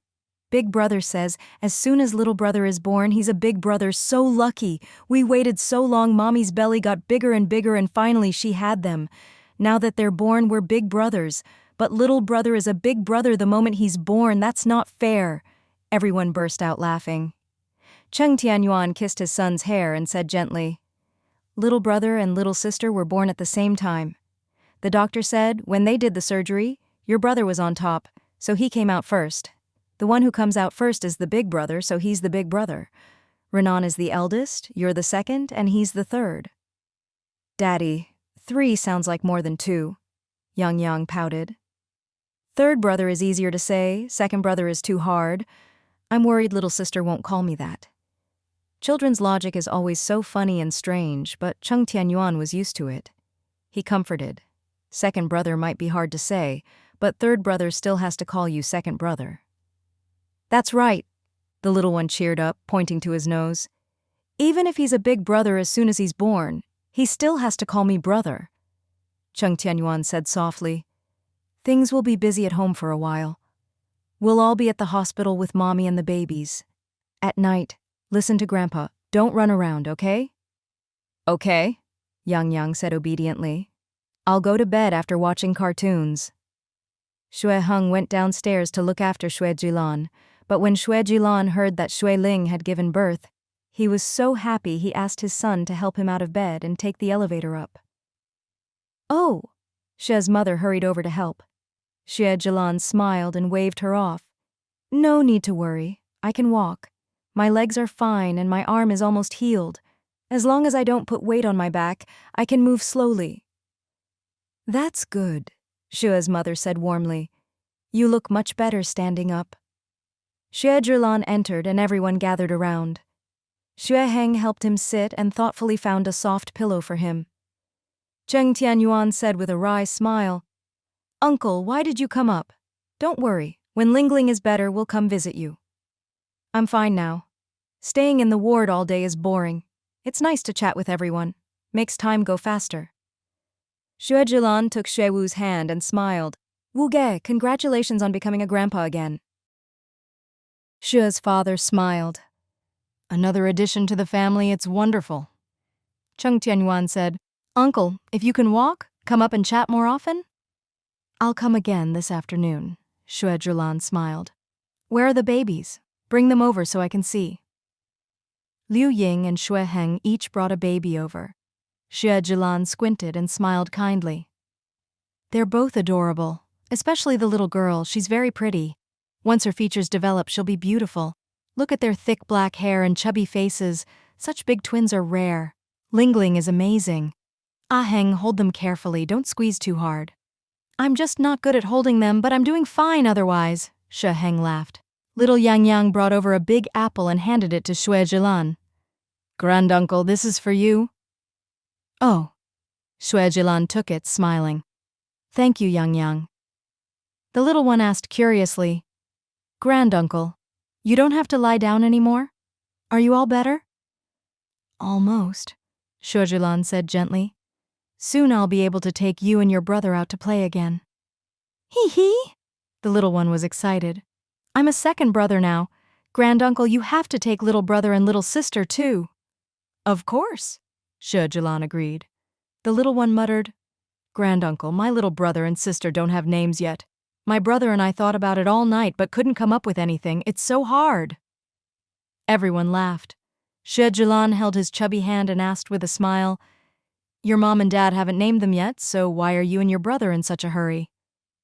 I'm anxious, Yang Yang replied. Shui Heng ruffled his hair. How about I name your brother and sister? This is the year of the pig. All the babies born this year are little pigs. How about this? Your brother is Big Pig, your sister is Little Pig. How does that sound? Yang Yang giggled. Everyone laughed again. Liu Ying said quietly, It really is the year of the pig. If it's just a nickname, that's fine. Don't listen to him, Shu's mother laughed. Forget nicknames. Let's pick good names first. Cheng Tianyuan smiled. Let the grandparents name them. They're the elders, it's most appropriate. The boy will take my surname, Cheng, and the girl will take Yang Yang's surname, Shue. As soon as he said this, the atmosphere in the room froze a little, suddenly turning awkwardly quiet. Liu Ying's expression was a bit odd, her eyes darting away several times. She's father and mother exchanged glances, both secretly surprised. She Heng, quick on the uptake, tugged at his mother-in-law's sleeve, signaling her not to speak for now. She's mother swallowed and forced a smile. Yuan, did you discuss this with Ling Ling? I don't think your parents know, right? No, Cheng Tianyuan replied steadily. No need to discuss. I made this decision myself. I promised Ling Ling that if we had more children, one or two could take her surname. Ranan takes mine, Yang Yang takes hers. Now we have two more, so naturally one will take each surname. Shu's father lowered his eyes, seeming to think seriously. That may be, but you still need your parents' approval. You and Ling Ling are husband and wife, and you can discuss whatever you want in private, but this is a big deal. You should respect your parents' opinion. Yes, yes! Shu's mother, quick-witted, noticed Liu Ying's uneasy expression and quickly tried to smooth things over. Right, Yingji? This needs your approval. The young one's opinions don't count as much. No? Liu Ying, hearing this, felt embarrassed and said softly, They're the parents, so they have the most say. Haitang, you know I care about Ling Ling. If she wants to do this, I don't object. But the children's father, he should be told. Even though we don't live in Chengjia village anymore, the surname is still from there, and our roots are there. This should be discussed with him. I'm fine with it. No matter the surname, they're still my grandchildren, right? Shu's father and mother both breathed a sigh of relief and smiled. Yes, it seems like a small thing, but it's actually a big deal. We're already happy that Yang Yang takes Ling Ling's surname. Yuan, if your father isn't comfortable with it, don't force him. No matter the surname, they're still our grandchildren, and we'll love them just the same. Cheng Tianyuan nodded. Don't worry, my dad will agree. Still, it's best to be cautious and respect the elders' wishes, right? She Heng said with a smile. Dad is easygoing, but it's respectful to let him know in advance. She Jilan smiled. Yes, that's right. We're all one big family. No matter what happens, we're still family. We should respect each other and discuss things well. Shu's father looked at his son-in-law with satisfaction and said softly, Yuan is considerate of Ling Ling, and he understands that Ling Ling is our only daughter, so he's thinking of us. Yes, Shui Jilan said warmly. He's very thoughtful toward the elders. Just then, a nurse came in. The patient can't eat much for the next 2 days. Just a little water, but not too much. Tomorrow afternoon, she can start with a little rice soup or plain congee, but not too much. Cheng Tianyuan quickly agreed, nervously asking, "Why hasn't she woken up yet? Is she still uncomfortable?" "She'll definitely feel unwell," the nurse explained, "but after tomorrow it'll get easier. Be careful not to touch the wound. The stitches will come out in a few days." "Yes," She's mother asked anxiously. "Is there anything we need to do for her?" "No," the nurse said, changing the IV. "If the IV runs out, just let the nurses' station know. If anything unusual happens, tell us right away." Everyone agreed. Little Yang Yang chatted with Xue Zhilan for a while, then tugged Xue Heng's sleeve. "Uncle, I want an apple. Can I have one?" Xue Zhilan quickly said, "There are apples in my room. Take Yang Yang to get one." "There aren't any left," Xue Heng explained sheepishly. "Ah Huan came by last night while I was eating an apple. He said he hadn't had dinner, so I gave him the last one and even gave him half of mine." Xue Zhilan frowned and scolded quietly. "He skipped dinner and just ate an apple? How old is he? Doesn't he know to take care of his stomach? Why didn't you say something? As his brother, couldn't you have told him to go buy something hot to eat, huh?" Xue Heng mumbled. "He said he was too busy. No time to eat." "Busy or not, you still have to eat," Xue Zhilan scolded. "Why didn't you remind him? Why didn't you say something last night? If I'd known, I'd have scolded him myself. If he's too busy, he shouldn't come by. I'm fine. If he has time to hang around my room, he has time to eat. He's a grown man. Shouldn't make his parents worry." All parents are the same. Xue Zhilan is gentle and kind to others, but when it comes to his own children, he becomes a strict father, scolding non-stop, leaving Xue Heng no choice but to escape with Yang Yang to buy fruit. All right, Xue's father laughed. "Ah Huan is a doctor. He knows better than anyone. He's probably just too busy to eat. I heard their research project is making great progress, and third uncle is so busy he's dizzy, with Ah Huan helping too. Being busy is good. When you're young, the worst thing is having nothing to do. Before you know it, you're middle-aged and haven't accomplished anything. That's the real problem." Xue Zhilan calmed down at his brother's words. "Wuga, being busy is good, but you still have to take care of your health. If you're a doctor and get sick yourself, how can patients trust you? If you can't heal yourself, how can you heal others?" Cheng Tianyuan couldn't help but laugh. "Uncle Zhilan, are you talking about yourself?" Xue Zhilan was momentarily speechless, then smiled awkwardly. "It's true. I'm talking about myself too. I used to blame patients for not cooperating, but now that I'm a patient, lying in bed unable to move, I realize sometimes it really can't be helped. Not being able to heal yourself is even more frustrating." He used to set bones for others, but now it was his turn to be treated, and he couldn't do it his own way. The feeling of the tables turning was really unpleasant. He didn't want his son to go through the same frustration. Xue's father changed the subject. "Has third uncle not come by these days? I haven't seen him in a while." "It's fine," Xue Zhilan said quietly. "He'll come see us when he's done." Xue's mother asked, "Is your wife on duty today? Can she join us for lunch?" Chen Shi had taken half a month off to care for Xue Zhilan, but since he wasn't fully recovered and the surgery department was so busy, the hospital leaders kept urging her to return, so she had to go back. Xue Zhilan explained, "She's on the afternoon to evening shift today. There are lots of surgeries and work in the surgery department. Don't count her in for lunch. Let her eat and rest in the dorm. She'll need to stay up tonight." Xue's mother nodded. "Zhilan, you stay here. According to our tradition, the day after a child is born, the mother's family should bring fish and meat for the daughter to help her recover. Since Lingling is in the hospital, we can't do it the old way. I found a good restaurant across from the hospital. I'll go buy a few dishes and some rice, and we'll have a meal here at this little table. You join us?" "Great!" Xue Zhilan smiled. "I'd love some company. Being alone in the ward is so boring." Liu Ying wanted to go too, but worried there wouldn't be enough hands if the babies woke up, so she stayed. Shua's mother took Shua's father downstairs to help. After decades of marriage, a single glance was enough for the couple to know what the other was thinking. His wife said she wanted him to help carry the food, but in reality, she wanted to talk to him privately, and he had already guessed most of what she wanted to say. Shua's mother didn't stand on ceremony. As soon as they got in the elevator, she asked directly, "Did you talk to Ling Ling about this? How come I never heard about it?" "I didn't either." Shua's father raised his hands innocently. "Last time when Yang Yang took our surname, Ling Ling did mention it to me, but this time I haven't heard a word." "Really?" Shua's mother was half skeptical. Shua's father gave her a look, as if to say, "How could you doubt me? How could I lie to you?" A glance between the old couple, and the message was instantly exchanged. Shua's mother lowered her voice. "So, it really was Yuan who brought it up?" "Of course." Shua's father trusted his hand-picked son-in-law. "Don't we know Yuan by now?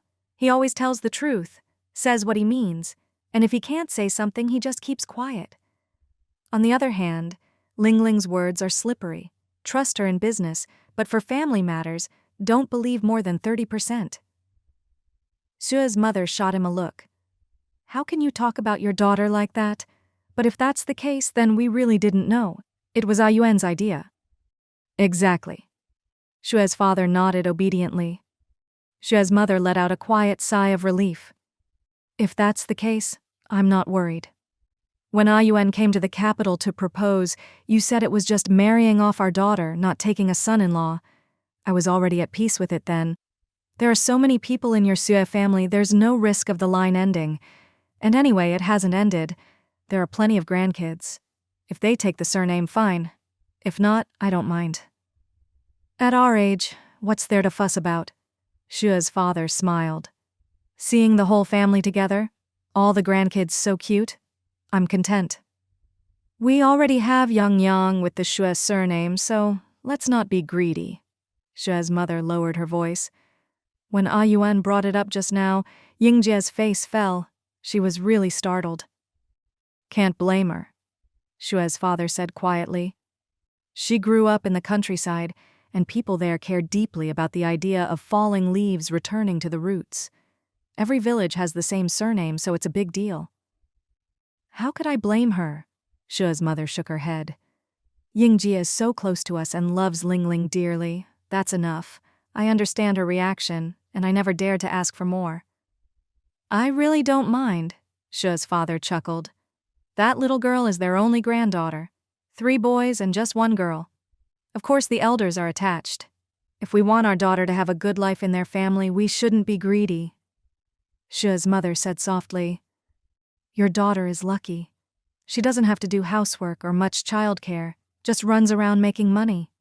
How many mothers-in-law are as good as Yingjie taking care of everything? You're right, we shouldn't be greedy."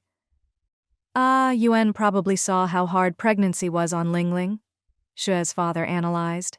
He feels for his wife and wants to make her happy, so he made this suggestion. "As long as it wasn't our idea, I'm relieved," Shua's mother said quietly. "Their whole family can move to the capital, and we don't have to travel south to help with the grandkids.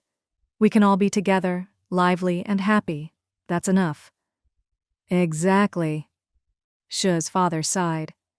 "Sometimes I go back to the main factory and the whole building is empty. My voice echoes and there's no one to talk to, so I just watch TV. When you get old, you really want a lively home. Being able to see our daughter and grandkids every few days is better than anything. No need to worry about the rest." "If you think that way, I'm relieved." Shua's mother smiled. "If Muhai asks, just say having Yang Yang with the Shue surname is enough. No need to ask for another girl." "Exactly," Shua's father said, raising his hands. "All I want now is to eat, drink, and play with the grandkids. I don't want to think about anything else." Shua's mother knew that ever since Zheng Sanyuan's second accident, her husband had seemed older, as if he'd glimpsed the end of life and lost his drive. She sighed softly. Old Zheng has kids to care for him now, and the factory income is good. He'll get better. Zheng Deitong, seeing his father paralyzed, immediately took a leave of absence from school. The school leaders were reluctant at first, but after he explained, they kindly agreed to a 2-year leave. He let his younger siblings continue their studies, hired a relative to help care for Zheng Sanyuan, and split his time between the factory and home, learning business and caring for his father. That boy was strong, gritting his teeth and growing up overnight. Now he seemed steady, even a bit weathered. She's father still felt sorry for him. Old Zheng looks a bit better these days, and he's got more energy. Last night, Muhai and I took him to watch TV and play chess. He was so happy he didn't want to go back. Only when his son came home from work did he agree to return to his room. Zheng Datong loved the Ronghua Mall apartment. Food and drink were convenient, and Lingling's big family helped care for his paralyzed father. Zheng Sanyuan liked it too. With Xue's father and Cheng Muhai coming and going, and 2 cute kids visiting and playing, he wasn't lonely. Xue's mother sighed. After all the hardship, old Zheng is finally getting through this. The kids are all doing well, which is a blessing in misfortune. Heaven hasn't shortchanged anyone. I like hearing that, Xue's father chuckled. Xue's mother looked at him and couldn't help but scold. Always grinning like that. Lingling takes after you. Father and daughter are just alike. Xue's father quickly changed the subject. Which restaurant did you mean?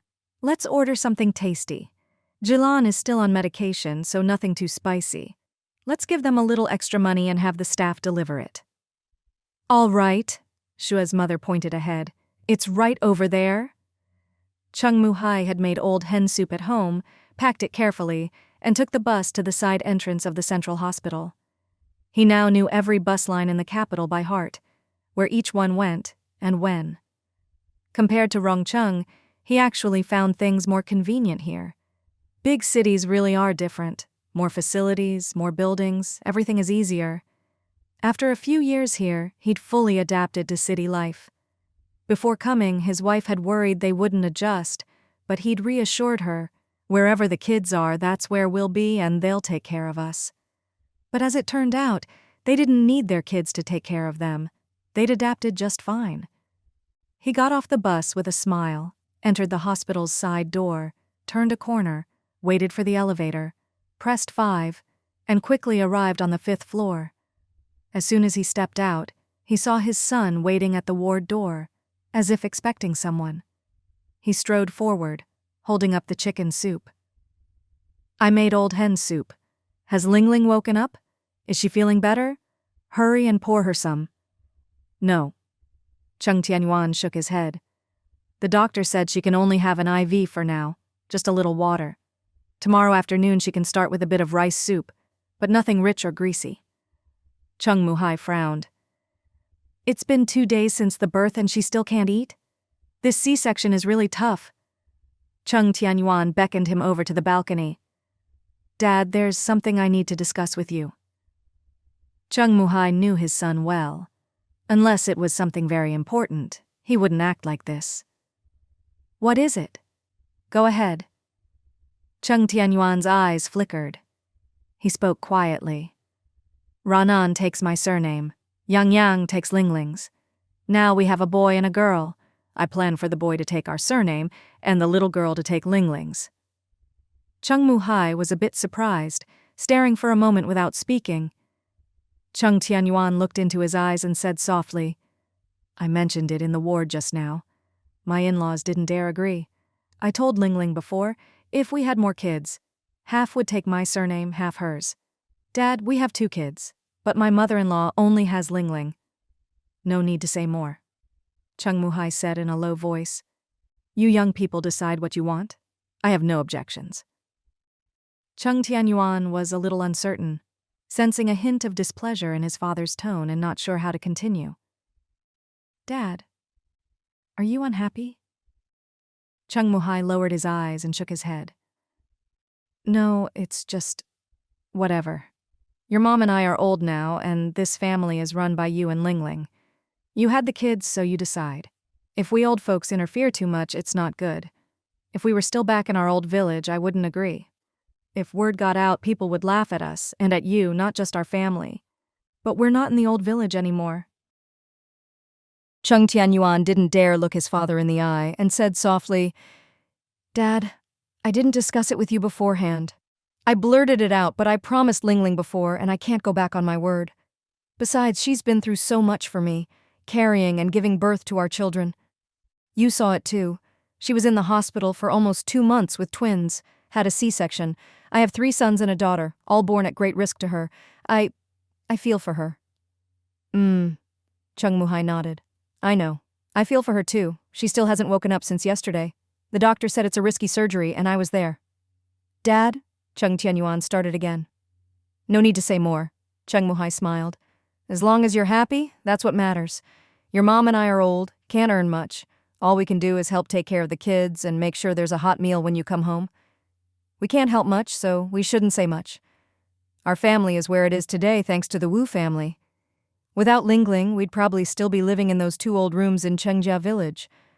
I'm not someone who forgets kindness. I never dreamed our family could be this well off. Though the old man's words were a bit clumsy, Cheng Tianyuan understood his father's heart. He was old now, no longer the head of the family, so he respected his son and daughter-in-law's decisions. And his daughter-in-law had given so much to the family. Giving birth to 4 grandchildren, her contribution was immense. If one more child could take her surname, it would quietly repay his in-laws' kindness. Cheng Tianyuan smiled warmly. Thank you, Dad. Cheng Muhai wasn't used to such formalities, so he turned and carried the thermos into the ward. Xue Zhilan was bored alone, and when he saw him come in, he quickly pulled him over to play chess. Cheng Muhai laughed. I'd love to, but I didn't bring a set.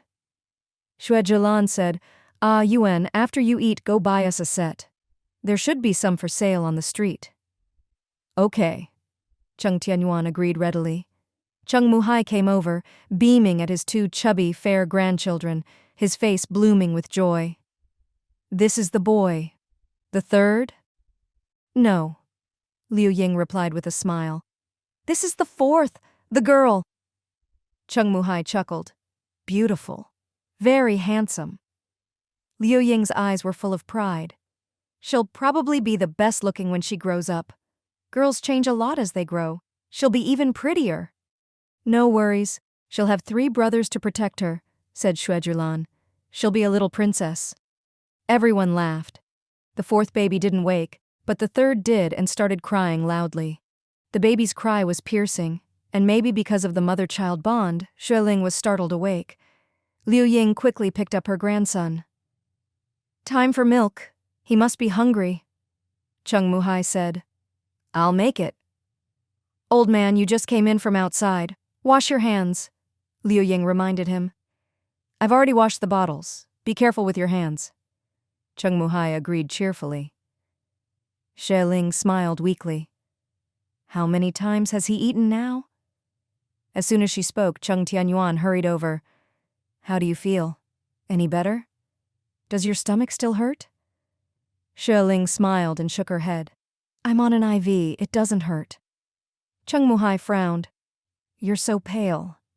Xue Zhilan, holding his waist, said gently, That's normal after surgery.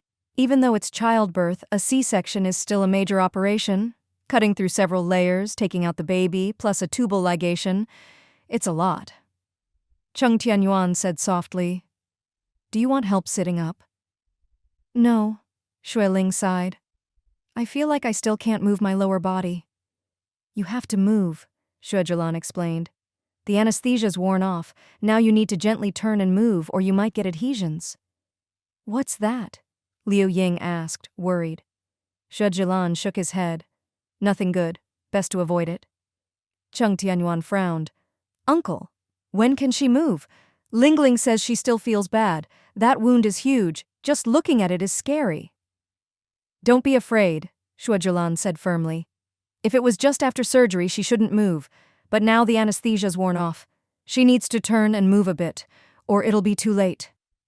Though weak, Xue Ling didn't dare go against the doctor's advice. Help me turn gently. When I have more strength, I'll do it myself. Cheng Tianyuan carefully helped her turn, moving her gently and slowly. Does it hurt too much? Xue Ling exhaled. Not too bad. It's okay. Cheng Tianyuan's hands trembled slightly. He didn't dare touch her again. Uncle, let's go slow. She looks like she's in a lot of pain. It's fine, Xue Ling said softly. I'll lie on my side for now. When I get used to it, you can help me turn back. Liu Ying, holding her grandson and feeding him, watched their interaction and couldn't help but tear up. This is just too hard. Such a big wound and she still has to move. Xue Zhilan comforted her. In-law, it's for Ling Ling's own good. She has to do it. Cheng Muhai couldn't bear to watch and turned away. To cut such a big wound in a healthy person's belly, how painful that must be.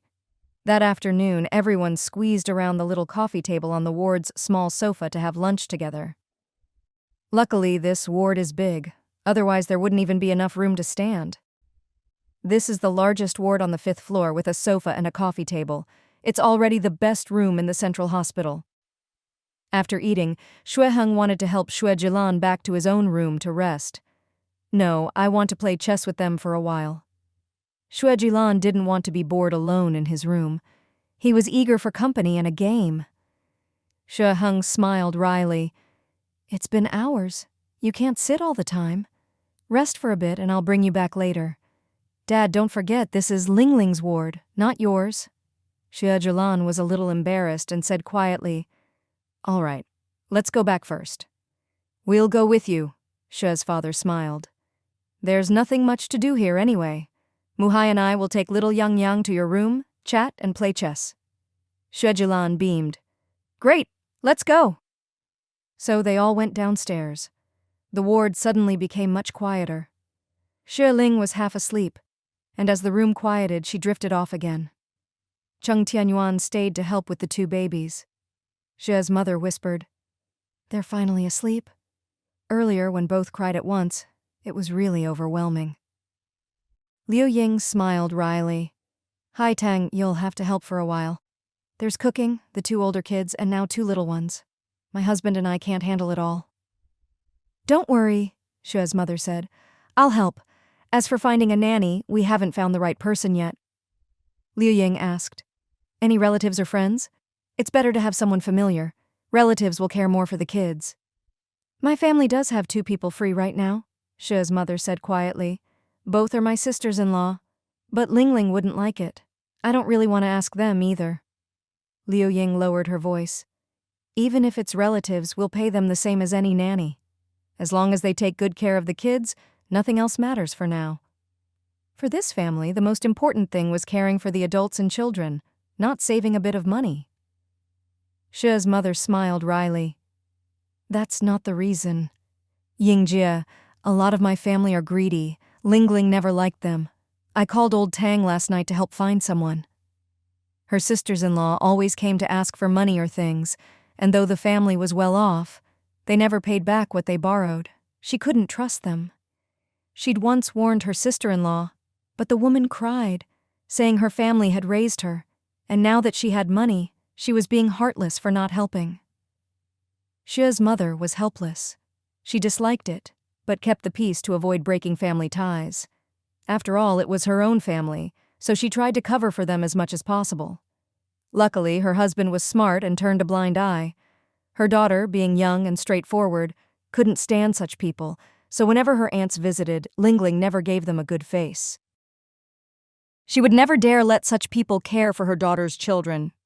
Liu Ying asked, Hai Tang, did you tell old Tang to look for someone younger? The first few months are tough, and there'll be a lot of sleepless nights. Yes, preferably someone in their 30s or 40s, Xue's mother said with a wry smile. We've all raised kids, so we know. Cheng Tianyuan added, We'll help at night when we can. Ranan and Yang Yang can sleep on their own now, so don't worry. Whoever helps with the babies will need to go home at night, so we can't keep them overnight. Then let's have them help in the first half of the night, Liu Ying said. We'll split the night shift. If one cries, the other will too, so splitting them up at night might be better. Xue's mother nodded. So just during the day, from early morning until after dinner. In the days that followed, Xue Ling slowly recovered. At first, she couldn't move, but gradually she learned to sit up and then get out of bed. The two babies ate and slept around the clock, with no sense of day or night, only hungry or not hungry. Everyone was busy running between home and the hospital. Fortunately, there were enough hands. Xue's parents helped, and Xue Heng and his wife pitched in morning and night, so things were manageable. A week later, Xue Ling had her stitches removed and was discharged. Even so, she still had to walk bent over, as the wound was uncomfortable and she couldn't stand up straight. "Oh my, after more than 2 months here, I really miss home." Everyone felt both sorry for her and amused.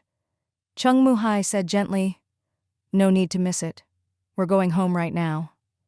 Xue's mother teased, "You're not a child. Why so sentimental?"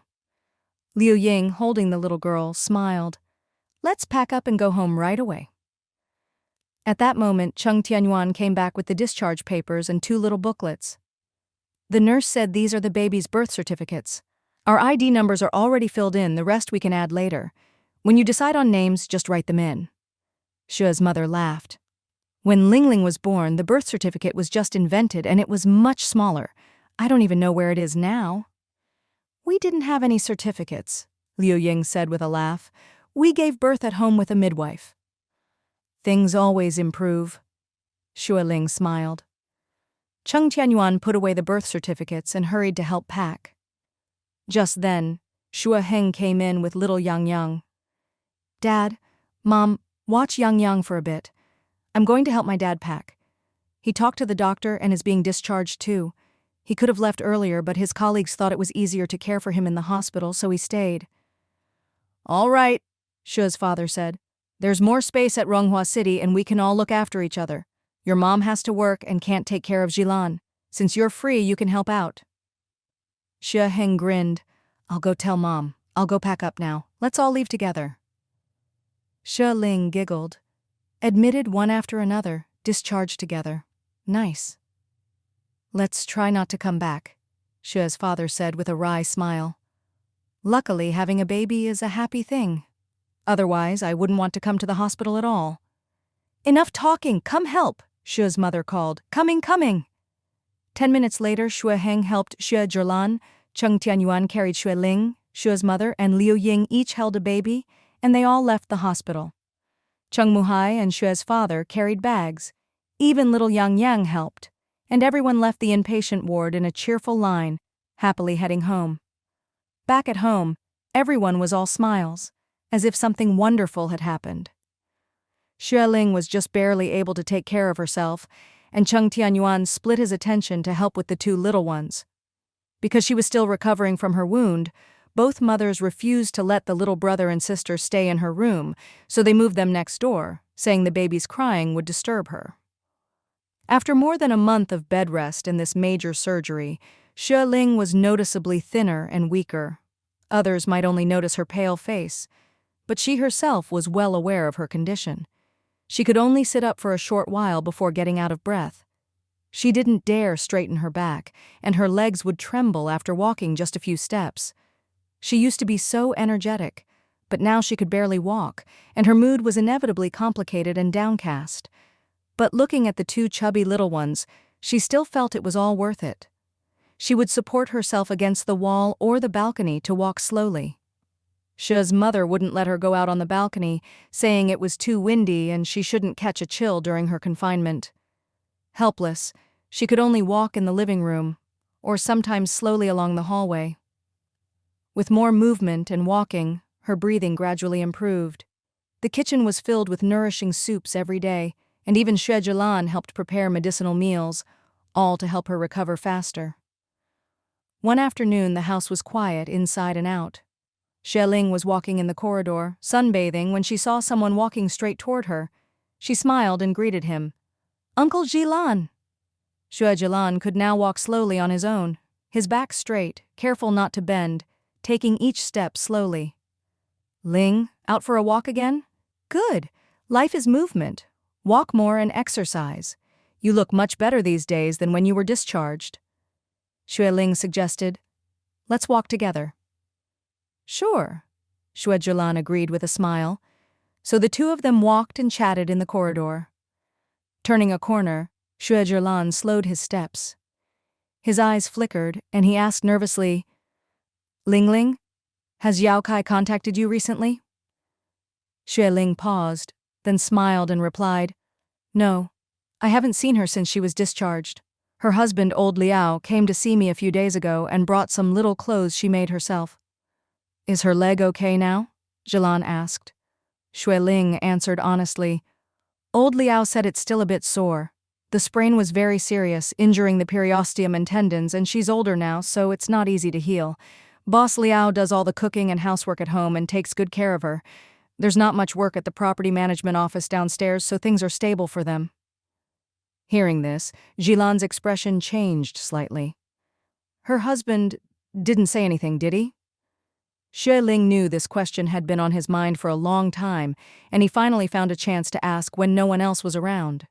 She smiled softly and said, "Uncle, put yourself in his shoes. Even if someone seems calm on the surface, there are always ripples beneath, right? When the wind blows, there are always waves on the water, aren't there?" Zhilan's eyes narrowed, a trace of sadness in them. I let her down. Her husband is a good man. I'm not as good as him." Xue Ling sighed softly. "Uncle, let the past be the past. Life is unpredictable. Sometimes it's not about who's right or wrong. Neither of you was wrong. It was just the circumstances. You were fated but not destined to be together. Don't dwell on the past. Moving forward is what matters most." Zhilan's eyes reddened, his voice choked. "You're right. One was his first love, the one he fell for in his youth and promised his life to. The other was the wife who had been by his side for most of his life. He knew how to weigh and choose." Xue Ling never said it out loud, but she knew Zhilan had wavered before, though she couldn't say so. At this moment, she didn't want to expose him either. Zhilan didn't dare say it because he really couldn't. Back then, he had tried so hard to return to the capital, writing to Kai Yunyan almost every week, asking her to be patient and wait for him. But every letter he sent disappeared without a trace. No reply ever came. He worried, he feared, thinking something might have happened to her, but he couldn't return to the capital. Fortunately, he finally got in touch with his third brother, who was also away from home, and secretly asked someone to check on the Kai family. The reply was that the Kai family was fine, nothing had happened. After that, he was finally at ease. Indeed, his life had been full of ups and downs, hardships and diligence. He had saved countless lives, never let down any patient, family, or friend, nor his wife and children. Only her. If he had stayed in the capital, if he had insisted on seeing her, there would have been no regrets in this life. She had spent the best years of her youth waiting for him, never breaking their promise or love, but what she got was news of him marrying someone else in the South. In this relationship, he owed her too much, made her wait too long.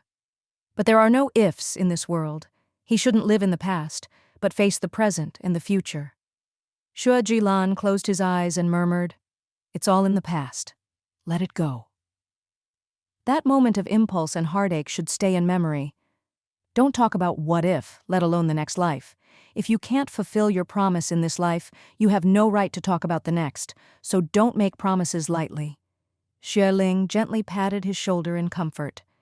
Some things can only be buried in the heart forever, never spoken, or they'll hurt the loved ones around you. Let the past be the past. A while later, Cheng Tianyuan finished his work and stopped by the roast duck shop to buy 2 ducks.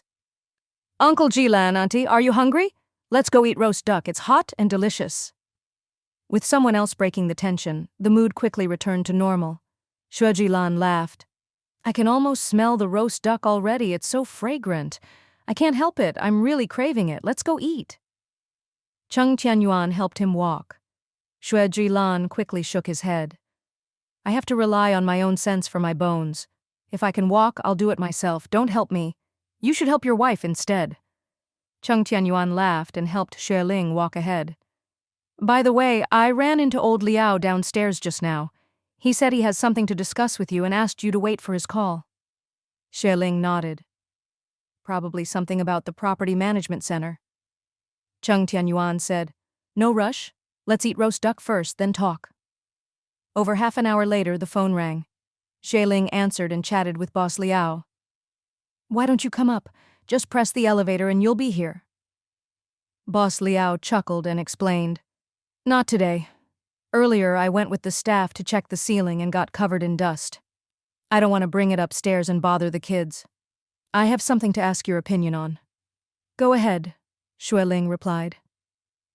Boss Liao lowered his voice. There are 2 dorm rooms at our property management center, both currently used by staff on duty. Recently, we hired a new employee named Ju Achun, who's in charge of cleaning. She's hardworking and honest, and I think she's reliable. Her rented place was taken back by the landlord, and she can't find a place for now. She hopes to move into the dorm with her son for a few days until they find a new place. Cleaners don't usually get dorms, so we didn't assign her one. But I feel sorry for the mother and son, so I want to make an exception and rearrange the rooms, leaving one for them. He smiled and lowered his voice. I thought it was a small matter and didn't need to ask you. But Ju Achun is a very upright person and insisted I get the boss's approval first. She doesn't want to move in without your consent and have you blame me for making decisions on my own. Ju Achun? Xue Ling quickly reacted, guessing it must be the mother and son, Little Ironhead. No problem. If an employee is in trouble and we can help, we should. Only by winning over our employees' hearts will they be willing to work for us wholeheartedly.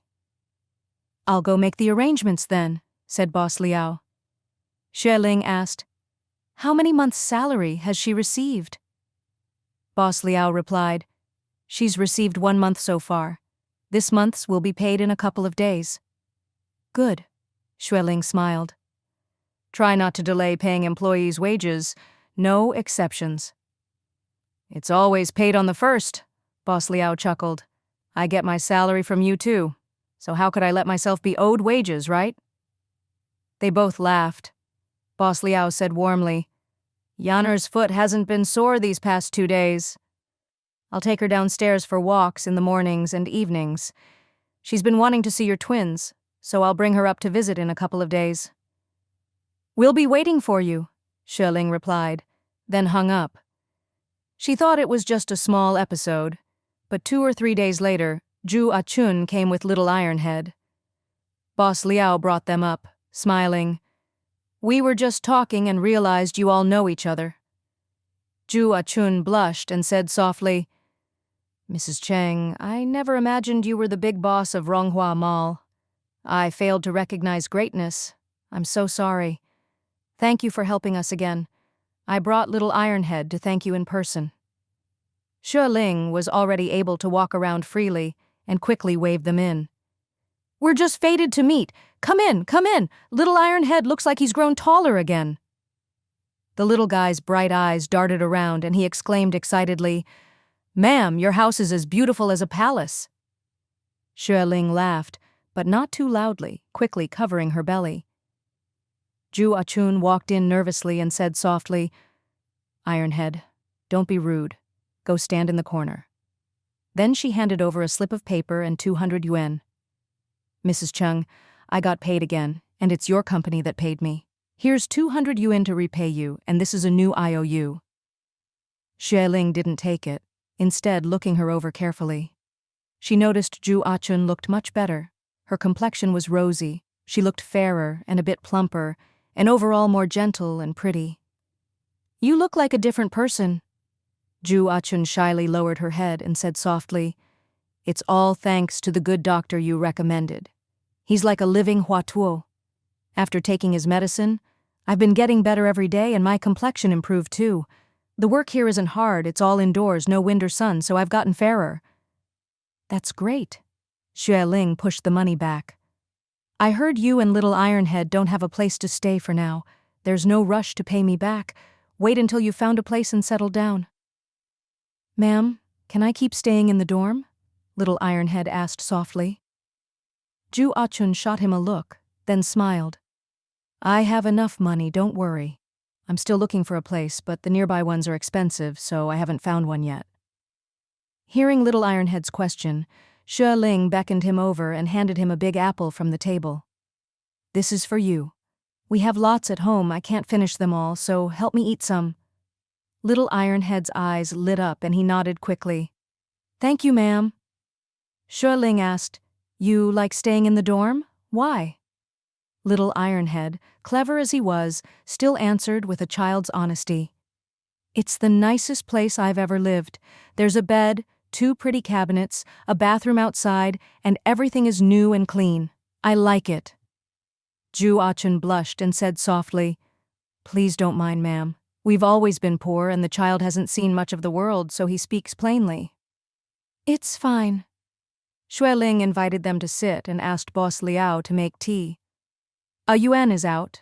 My father-in-law took the younger son to pick up the older one. My mother-in-law and my mom are in the room with the 2 little ones, and my dad went next door to keep Uncle Sun Yuan company. Knowing she was still in her confinement period, Boss Liao quickly took over the tea-making. How's Boss Zheng? Last month I saw his son pushing him around the square and I said hello. She Ling smiled. He's learning to walk these days, his legs are much stronger. That's good, Boss Liao said with a smile. He's not that old, I'm sure he'll recover. Ju Achun sat nervously in the corner, while little Ironhead, not shy at all, looked around curiously, his face full of wonder. Xue Ling liked the little guy, noticing he'd grown taller, looked fairer, and his clothes had improved, a sign that their life was more secure now. I'm still in my confinement period, the baby was born half a month ago. Ju Achun smiled. Director Liao just told me.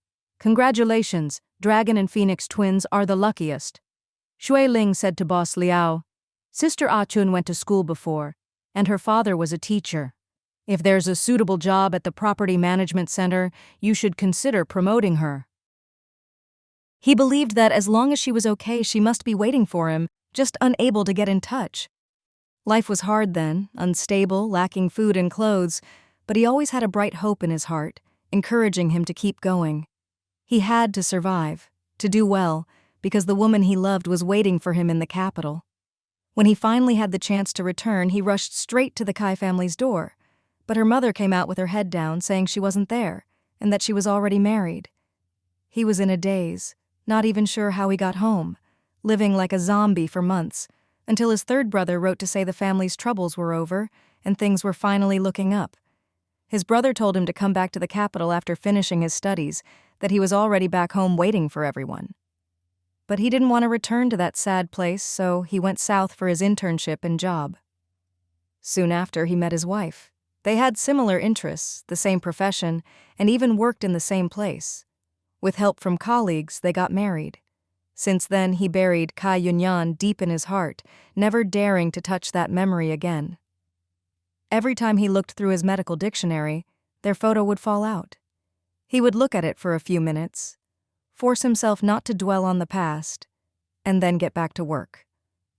He once blamed her for not keeping her promise, but later realized that things were so complicated back then, she must have had her own difficulties, and he could only let it go. As time passed, the memories faded, but the image of that beautiful, innocent girl remained clear. It was his secret, never told to anyone, not even his wife of many years. After returning to the capital, he never asked about the old house, even when visiting for holidays to pay respects to ancestors.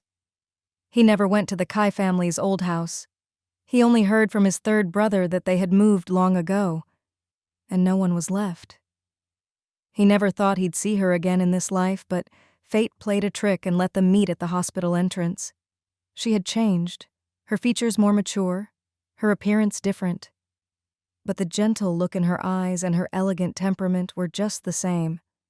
In the crowd, he recognized her at a glance. In that moment, his heart skipped a beat, and he just stared at her. She saw him too, her eyes quickly reddening, but she greeted him warmly. He told her he had transferred back and was working in the orthopedics department at the central hospital.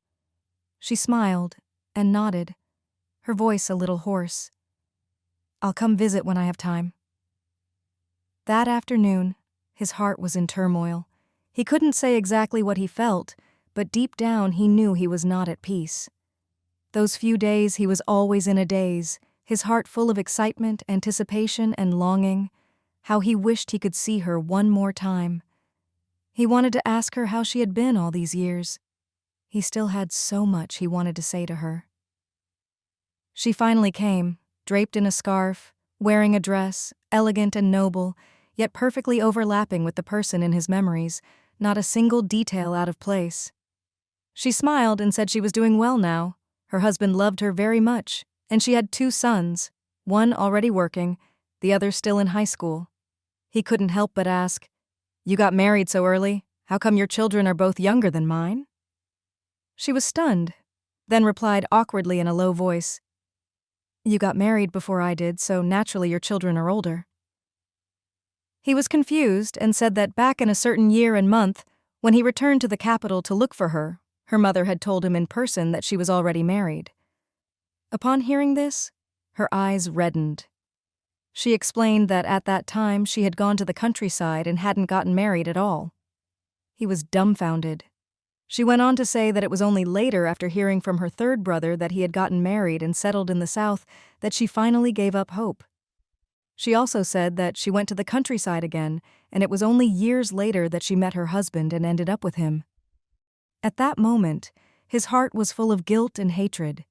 He hated her family for being so heartless, deliberately deceiving him, making him believe she had changed her heart. 2 people who had loved each other so deeply were forcibly torn apart like that. He felt he had let her down, overwhelmed with guilt, but she shook her head and smiled, saying it was all fate. What's done is done. The past can't be chased. Zilan, let the past drift away like smoke. Hearing this, he burst into tears. Those days he was in a terrible mood, muddled and lost. His wife noticed and inevitably became suspicious. He went to see Ka Yunyun a few times, each time talking about the past, about those painful years. Perhaps driven by memories, unable to control his emotions, he got into a few heated arguments with his wife. Afterwards, he regretted it, thinking maybe it was all the recent turmoil. He decided to take a long leave, planning to rest, spend time with his family, and sort out his feelings. Unexpectedly, his wife became agitated, making a scene, even suspecting he wanted to rekindle his old flame. In a fit of anger, he slammed the door and left, going to see Ka Yunyun again. In that moment, he grabbed her hand in excitement, just like the impulsive young man he once was, and pleaded with her to leave with him. The 2 of them, leaving everything behind, running away together, spending the rest of their lives hand in hand, never letting each other down again. Seeing him so agitated, Ka Yunyun quickly urged him to calm down and took him for a walk on the back hill where they used to go. She said, "Don't let your emotions get the better of you, because you're not that kind of person." She also said, "Our love faded away long ago, there's no going back. We're old, things have changed, the feelings are gone, there's truly no going back." At that moment, he cried. She cried too. In the end, the 2 of them held each other and cried for a long, long time. They cried for their past, for the helplessness of those years, and also to say goodbye to that chapter of their lives. Later, they gradually calmed down. She told him about her family, a warm and happy home. He told her about his family too, praising his 2 outstanding sons and all the hardships he and his wife had endured over the years. They talked the whole afternoon, until the sun set and they were both hungry, then slowly walked down the mountain. She said, "When you get back, apologize to your wife and tell her we're just good friends." He nodded, watching her back in silence. It was getting dark, and she stumbled, then fell. He rushed over and held her in his arms. They tumbled down together, and he instinctively shielded her, taking most of the injuries himself until both of them passed out from the fall. In that narrow mountain ravine, they spoke in low voices for a long time. They were even afraid that if no one found them, or if their families couldn't reach them, they might die there. They comforted and encouraged each other, holding on and waiting for help. Another night fell. Under the starry sky, exhausted and in pain, they no longer had the strength to speak. For a moment he thought, maybe heaven pitied them, letting them die together since they couldn't be together in life. If that were the case, then at least there would be no regrets in this life. Really? Boss Liao looked at Zhu Achun. Why didn't you say so before? No wonder you always sounded so educated. Zhu Achun blushed and didn't dare say much. Boss Liao asked, Can you do arithmetic?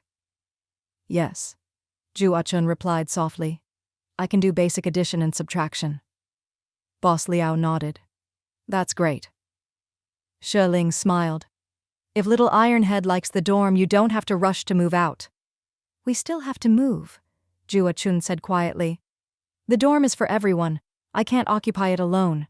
I'm already very grateful that the director and you have given us a temporary place to stay. It's not convenient to cook in the dorm and eating out is expensive. I've been looking for a place after work. Little Ironhead pouted, showing his reluctance. Shi Ling nodded gently. Arrange it as you see fit. Anyway, the dorm is yours for now, until you find a suitable place. Thank you, ma'am. Zhu Achun stood up and bowed. Shi Ling waved her hand and smiled. No need to be so formal. Please sit. Little Ironhead spotted a toy in the corner and couldn't resist asking, Ma'am, can I touch this rocking horse? I'll give it back after a while. No. Zhu Achun pulled her son back. We can't stay too long. We should go. Little Ironhead had to agree obediently. Don't be like that, Shi Ling called out.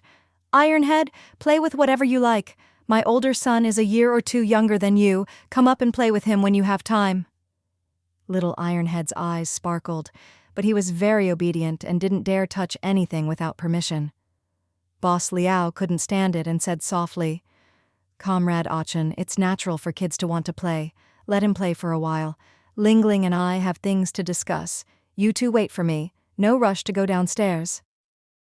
With permission, little Ironhead rushed to the toys, almost drooling with excitement, his face full of joy and wonder, his little hands touching everything, his affection and delight obvious. Shi Ling felt her nose tingle. The things her own son was tired of were treasures in another child's eyes. She thought she should let this child come over more often, so her own son could see how much other kids cherished toys. Boss Liao and Shi Ling started discussing an issue with a tenant on the second floor. At that moment, Shi's mother came out holding the baby girl, saw Zhu Achun, and started chatting with her. A while later, the baby started crying. Shi's mother laughed. She's probably hungry. I'll go make some formula. Zhu Achun smiled. Let me hold her and soothe her while you make the formula. All right. Shi's mother handed her the baby. Little Ironhead was very curious about the baby and hurried over to look at the soft, adorable little one grinning happily. Mom, let me hold her. I want to hold her. Zhu Achun immediately refused, saying softly, You're too rough. You'll scare the little sister. Newborns are delicate. You can't hold them too hard. Go play by yourself and don't make trouble. Little Ironhead looked at the baby and couldn't help but praise, Mom, little sister is so pretty. Zhu Achun chuckled quietly and explained, Madam is so beautiful, and Mr. Cheng is handsome too, so of course their daughter is lovely. Yeah, little Ironhead muttered, is this that thing you talked about? Inheritance, Zhu Achun smiled. If the parents look good, the children will too. Genetics is a science. When you grow up, you can study it. Oh, little Ironhead asked. What subject is genetics? Right now I only study language and math. It's part of biology, Zhu Achun explained. Anything that studies nature and living things is biology. I never studied it in school, just read about it in extracurricular books. I think you only get that subject in high school. Little Ironhead grumbled, That's a long way off. I'm not in a hurry. It'll come before you know it, Zhu Achun laughed. Don't look down on little sister just because she's tiny. Give it 10 years and she'll be as big as you. And in another 10 years, you'll be in college. That's too far away. Little Ironhead turned and went to play. Zhu Achun looked at the baby in her arms, her heart melting. If the child in her own belly had survived, in a few months, it would have been just as adorable. Thinking of this, her eyes reddened a little. But it's over now. She and him are divorced, and the only connection left between them is little Ironhead. More hatred would only make her suffer, so it's better to let go, to free both him and herself. Ling saw her quietly wiping away tears and remembered she'd lost a child to miscarriage before. Maybe the sight brought back sad memories, so she quickly changed the subject and asked little Ironhead about his studies. Juachun replied, "He's adapting well. The teachers say that although he's mischievous, he's very diligent in his studies." "Madam!" little Ironhead called out proudly. "I was first in the midterm exams, got 100 in both subjects." Liao Zhongnan and Xue Ling both laughed. "Wow, that's our little Ironhead. Other people's heads are made of flesh, yours is made of iron. Amazing." Xue Ling smiled. "After school or on weekends, just take the elevator up and play with my kids. My eldest son is in first grade, he's 7 now. The younger one isn't in school yet, he's 5 this year." "Okay," little Ironhead said excitedly. "I'll take good care of the little brothers." No, Juachun shook her head. "Madam, Ironhead is rough and still doesn't know proper manners. I'm afraid he'll offend your children. If you need errands run, let him do that. But please don't let the kids play together." "Sister Achun, don't say that," Xue Ling said gently. "Boys should be like Ironhead. Kids are happiest when they have playmates. There aren't many children around here, so let him come and keep my kids company." Juachun nodded, not refusing out loud, but still looking hesitant. At that moment, Shua's mother came over to feed the baby. Juachun smiled. "Auntie, let me do it. I'm just sitting here anyway. You take a break." Shua's mother smiled and handed her the bottle, then sat down nearby. Juachun dripped a little milk on her wrist to test the temperature, then fed the baby. Shua's mother looked at her granddaughter and couldn't help but smile, humming, "Our little Xingxin, grow up fast." Juachun asked with a smile, "Her name is Xin?" "Yes, she's called Xue Xin," Xue's mother explained. "She has her mother's surname, Xue Xin. Her third brother has his father's surname, Cheng Huanchong." Juachun was a little surprised, but wisely didn't ask further. Instead, Liao Zhongnan was curious. "Xiao Yangyang has your surname, and your daughter does too. You and your husband are really fair, 2 kids each." Xue Ling smiled. "It was my husband's idea. He also picked all the names." "They sound nice," Liao Zhongnan said. "The names are festive but not tacky. In our generation, everyone was named after flowers, directions, or mountains." "Your name is nice," Xue Ling said. "It's very pleasant to hear." Liao Zhongnan laughed. Xue's mother saw how gently Juachun fed the baby, looking so experienced, and couldn't help but ask, "Ironhead is already so big, but you haven't forgotten how to feed a baby?" Juachun explained with a smile, "When I lived near the city god temple, there was an old lady across the street. She was elderly and not very mobile. Her son and daughter-in-law had several kids and couldn't manage, so they left one with her. I saw she was struggling, so I often helped her take care of the child." Shua's mother's eyes lit up, and she quietly made a mental note. A while later, Juachun and Liao Zhongnan said their goodbyes. Little Ironhead was reluctant to leave the pile of toys, looking back every few steps, only turning away when he got into the elevator. Shua's mother, holding her granddaughter, came over to Xue Ling and asked, "What do you think of Juachun?" "She's very nice," Xue Ling replied. "Gentle, educated, just a bit timid and self-conscious because of her circumstances." Xue's mother grinned. "What do you think about having her as the children's nanny?" Xue Ling paused. "Didn't you say you wanted to find a distant relative from our hometown?" "It's too hard to find," Xue's mother said. "Your dad's relatives are all doing well financially, so they probably wouldn't want the job. My side, I just don't trust their character. If they do well, fine, but if not, it's hard to say anything because they're family. It's easier with someone unrelated. If they do well, we praise them. If not, we can speak up since we're paying them." "That makes sense," Xue Ling nodded. "From what I've seen, she's patient, educated, and a great candidate. Last time, third uncle checked her pulse and said she's just a bit weak, no other health issues. Good health, good character, she's really quite suitable. The biggest worry about hiring a nanny is not knowing their background or them being careless or stealing, but Ju Ah-chun was honest about borrowing money, humble and educated. None of that was a concern. Xue's mother was delighted. We searched high and low and she was right here all along.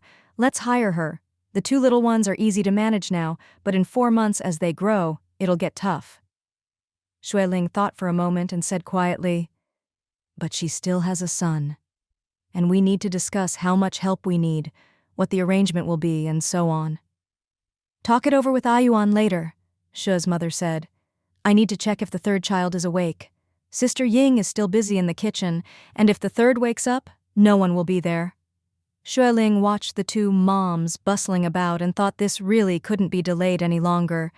So when Cheng Tianyuan came back, she brought it up with him. Cheng Tianyuan was a bit surprised and chuckled. "What a coincidence! Working as a cleaner downstairs. Seems like fate." Xue Ling smiled and nodded, explaining, "My mom has taken a liking to her, thinks she's good with kids, and wants to invite her to help out at home." Cheng Tianyuan thought for a moment and asked, "How would her working hours be defined? Taking care of kids isn't an 8-hour job. The busiest times are mornings and evenings." "They're living in the dorm downstairs right now," Xue Ling said softly. "It's convenient for them to live there, but it's hard to cook, so eating is a problem. If they keep living downstairs, it's easy for her to go back and forth to work." Cheng Tianyuan considered this and asked, "Are they looking to rent a place?" "Yes," Xue Ling explained. "She said they're still searching." Cheng Tianyuan lifted his chin and said, "If she's really going to be our nanny, the closer the better. If the kids cry or we need to go out suddenly, we can just call her over. Next door to my parents is Uncle Zheng's family and the other apartment is empty. But it's not renovated. Is it livable?" Xue Ling frowned. "That place is huge and empty. We don't care about the rent, but they probably wouldn't dare rent such a big place." "That's exactly why they'd dare take it. Because it's not renovated and the conditions aren't great," Cheng Tianyuan said. "It has water and electricity, and they can get their own furniture. We can just say we're renting half to them. 1 bathroom, 2 bedrooms, and a kitchen, not the back rooms.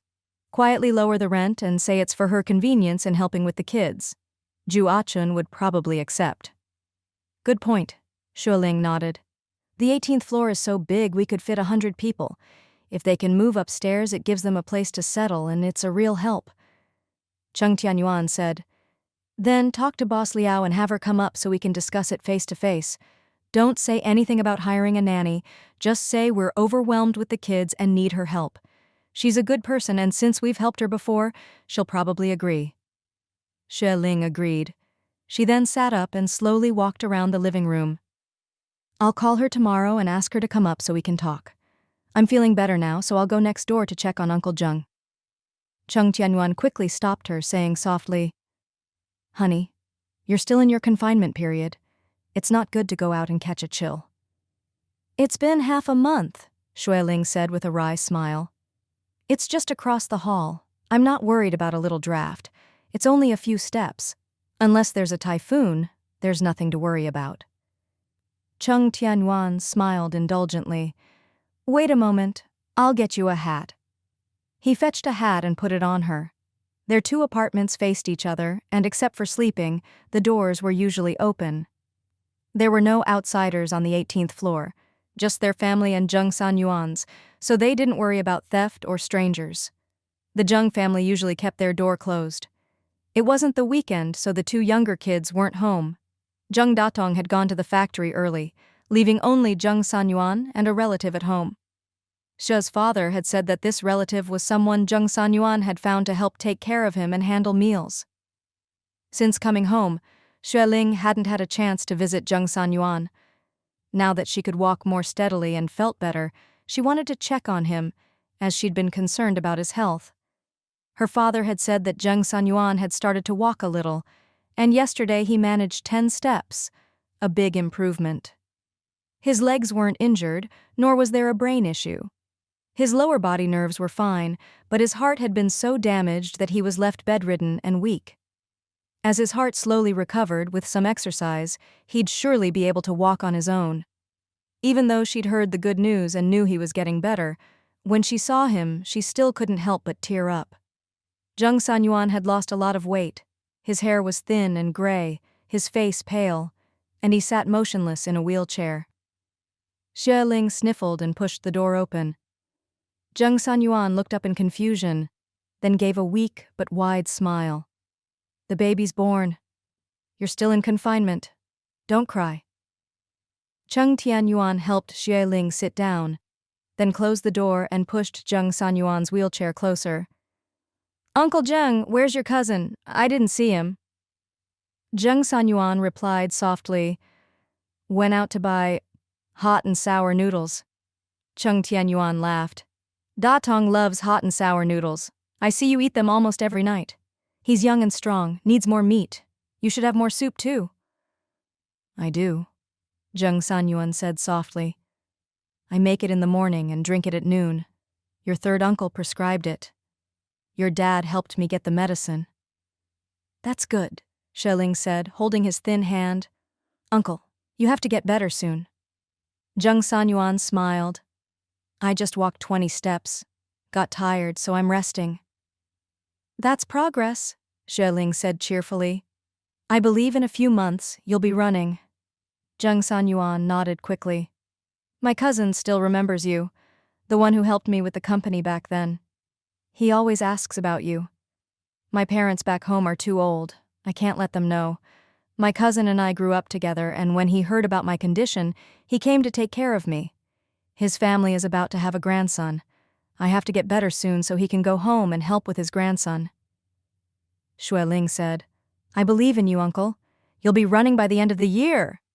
Jung Sanyuan laughed. "Every time I talk to Ling Ling, I can't help but feel happy."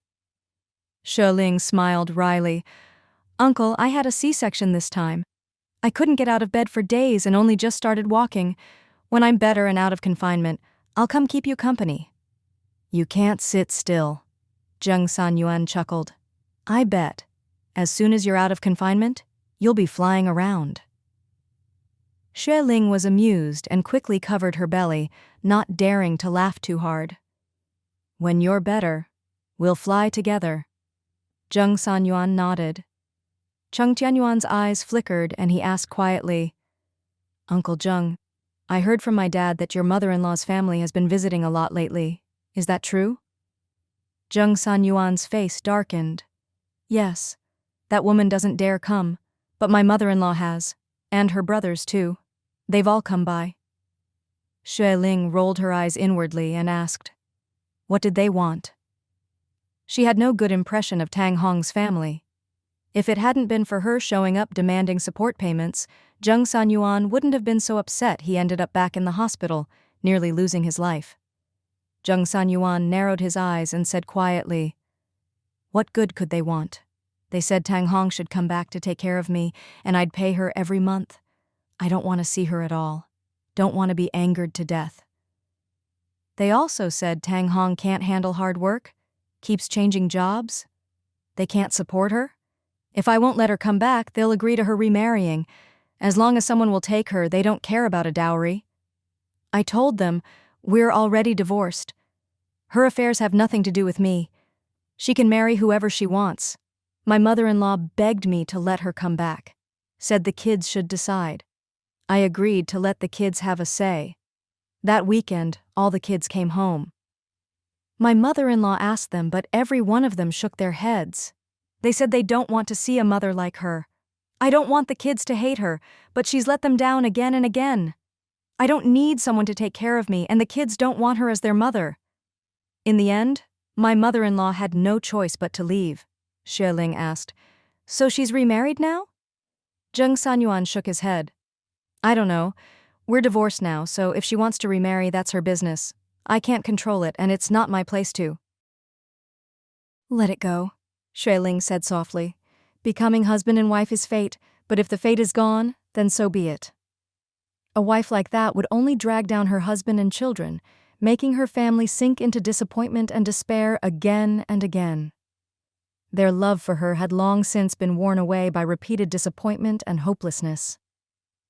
Jung San-yuan gave a bitter, quiet laugh. My mother-in-law asked Datong to give her some money. Datong gave her 800 yuan with a cold face. Chung Tianyuan's face darkened and he said quietly, Uncle Jung, just think of it as spending money to ward off trouble. Huh. Jung San-yuan squinted his eyes. If I could still move, if I were still the strong Jung San-yuan I used to be, she'd still want me. But now I can barely take care of myself and the kids don't want her. She's got no choice but to find another man to rely on. She's been lazy for 10 or 20 years. How could she do any real work now? Xue Ling quickly changed the subject. Do you still need to take medicine? Yes, Jung San-yuan replied. I take heart medication. The medicinal food and soups are prescriptions from your third uncle supposed to strengthen my body, but I don't really understand the details. Xue Ling praised her third uncle. He's a famous doctor. Whatever he tells you to eat, just follow his advice. You can't go wrong.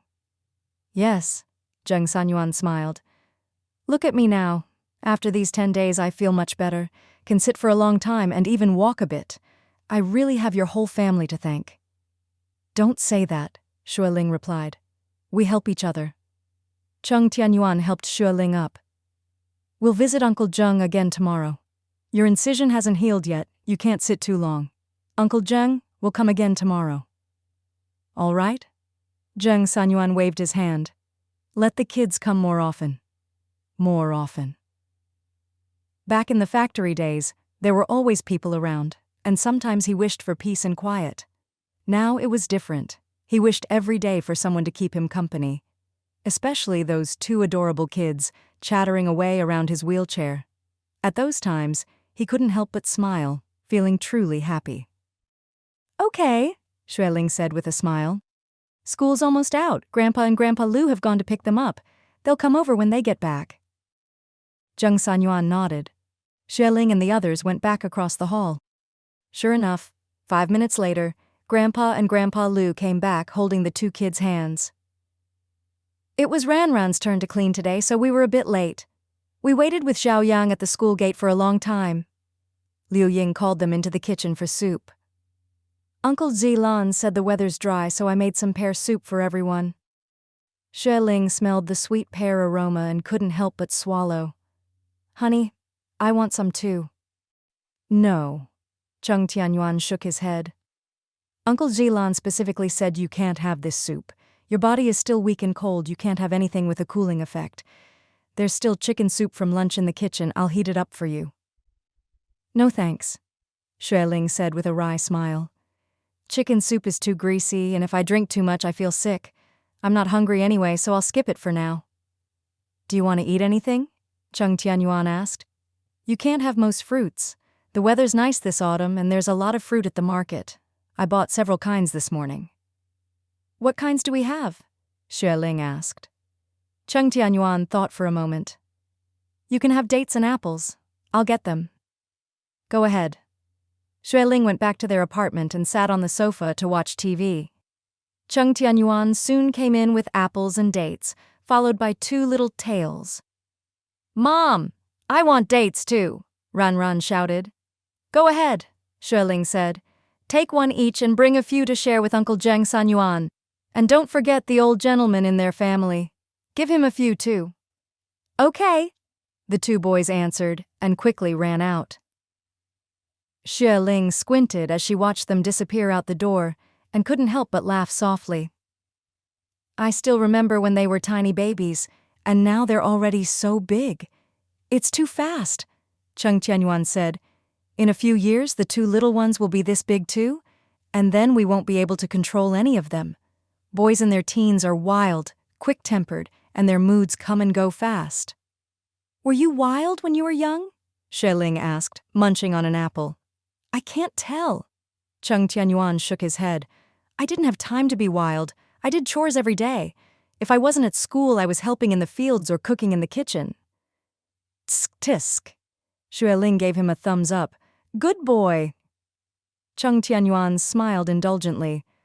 Our kids are different. They never have to worry about meals or money, so all their energy and temper has to go somewhere. No way, Xue Ling said. You have to find things for them to do. There's always housework. Let them do chores after school. Ran is old enough to sweep and mop. They need to get used to doing chores or they'll get lazy. You're right, Cheng Tianyuan said quietly.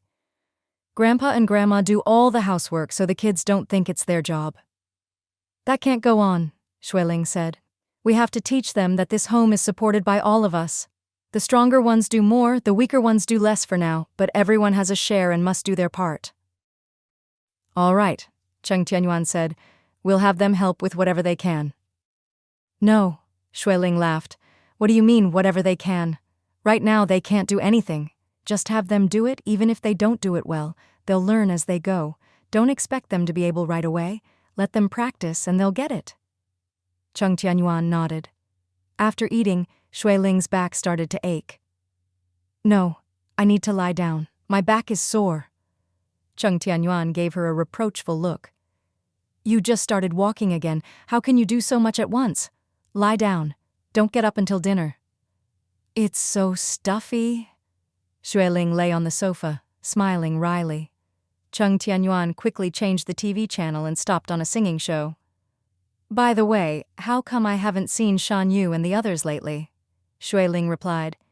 Yesterday, Sister Chen brought little Yu up and we chatted for a long time. Brother Shan Yu flew back to the southern island. He said he'll visit again when he has time. They've already found a school for little Yu. What kind of school? Cheng Tianyuan asked. Is it all singing? No, Xueling replied. There aren't any art academies for kids that young. Right now, a university teacher is giving her singing lessons twice a week in the evenings. She still goes to kindergarten during the day. Little Yu is 6 this year and will start elementary school next year. Cheng Tianyuan asked curiously. Is it expensive? How much is each lesson? I didn't ask, Xueling said softly. But private lessons like that, probably not cheap. Cheng Tianyuan smiled. Little Yu really does sing beautifully. Most of the popular songs these days are from Taiwan, and a lot of the shops downstairs love to play them. Xueling nodded eagerly. Right now we don't have this in the mainland, and the market is huge because the demand is huge. A lot of people can't even afford a radio, Cheng Tianyuan reminded her. In our village, only a dozen or so families could afford one. That was before, Xueling said. It's different now. You know, tape recorders can play cassettes and also have radio functions. Tape recorders are great. You can listen to whatever songs you want by buying the tapes. In the future, there'll be crosstalk, storytelling shows. Life really has improved a lot these past few years, Cheng Tianyuan said with a smile. Even Chen Min and the others have bought a TV now. Oh, congratulations to them. Xueling suddenly remembered something and asked excitedly, Did you call Ahu and the others? Did you tell them I had twins? Not yet, Cheng Tianyuan said with a wry smile. It's just been too busy lately. Xueling nudged him. Don't forget again, call them now. Cheng Tianyuan always listened to her, so he immediately picked up the phone and dialed a familiar number. It's evening now. Ahu should have closed up shop. I'm calling his home. Hello? Wang Ting? Hi, it's Iwan. Hearing it was Wang Ting, Xueling hurried over and took the phone to talk herself. Ting, it's me. How have you been lately? Still the same, Wang Ting replied gently. Taking care of the child, cooking, reading when I have time, writing a bit. Haven't had much inspiration lately, mostly just reading. By the way, about 10 days ago we called you several times but couldn't get through.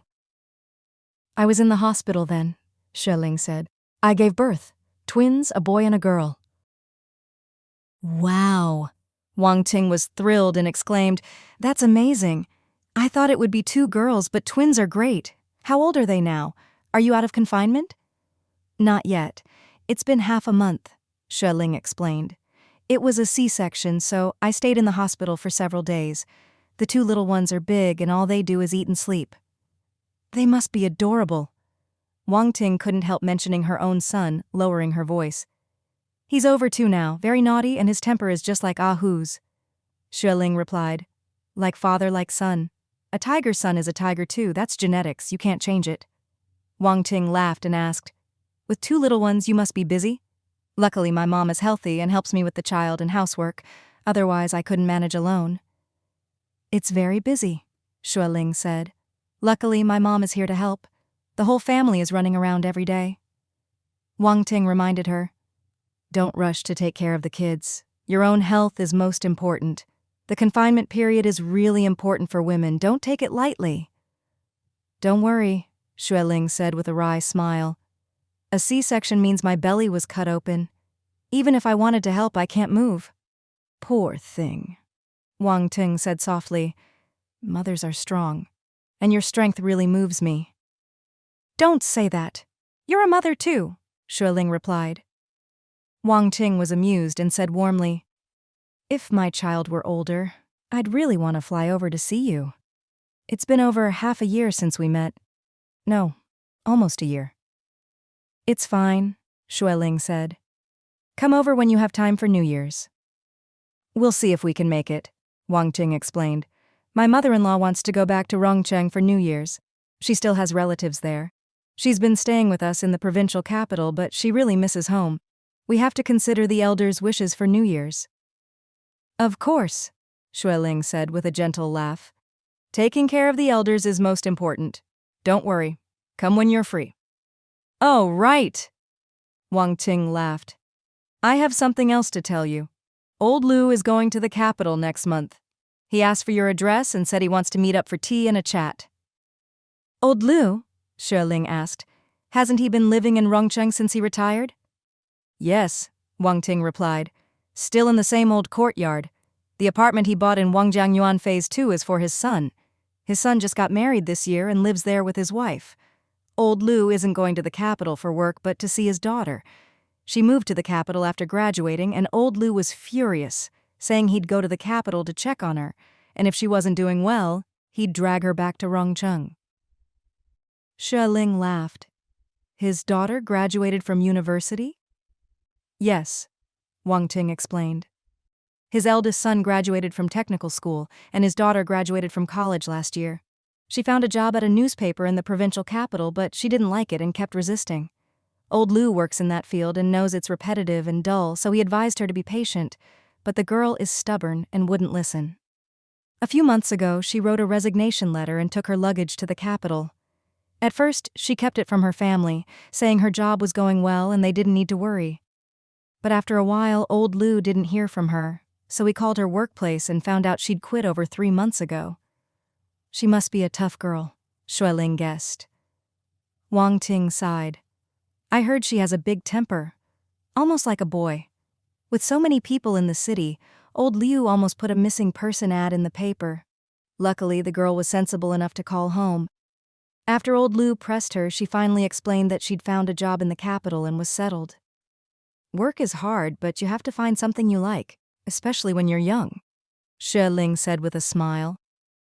Old Liu doesn't trust her and wants to check in himself?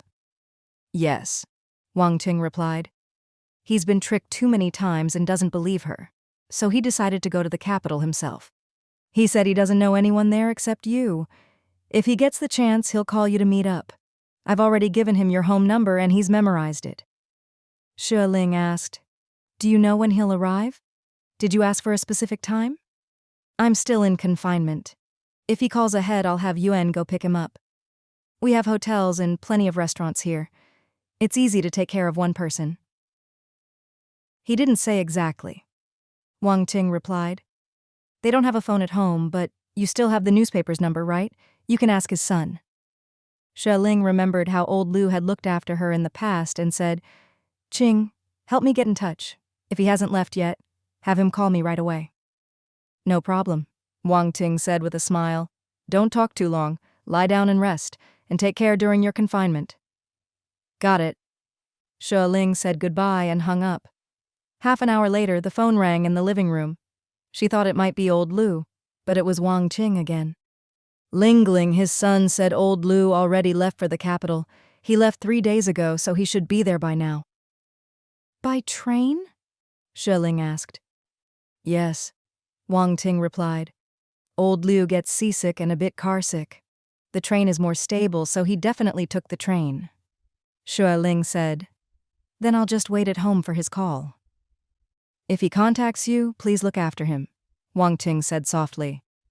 I heard his daughter is very proud and headstrong, probably not very considerate of her father. No problem, Xue Ling agreed cheerfully. Xue Ling kept this matter in mind and told everyone that if a call came for her, even if she was asleep, they should wake her up to answer it. Everyone agreed. That night, the two little ones, Cheng Huanchong and Xue Xin, cried on and off, drinking milk and wetting diapers, and didn't settle down until after 11. Xue Ling couldn't help much, so she took the two older kids back to the other apartment and got them settled for bed.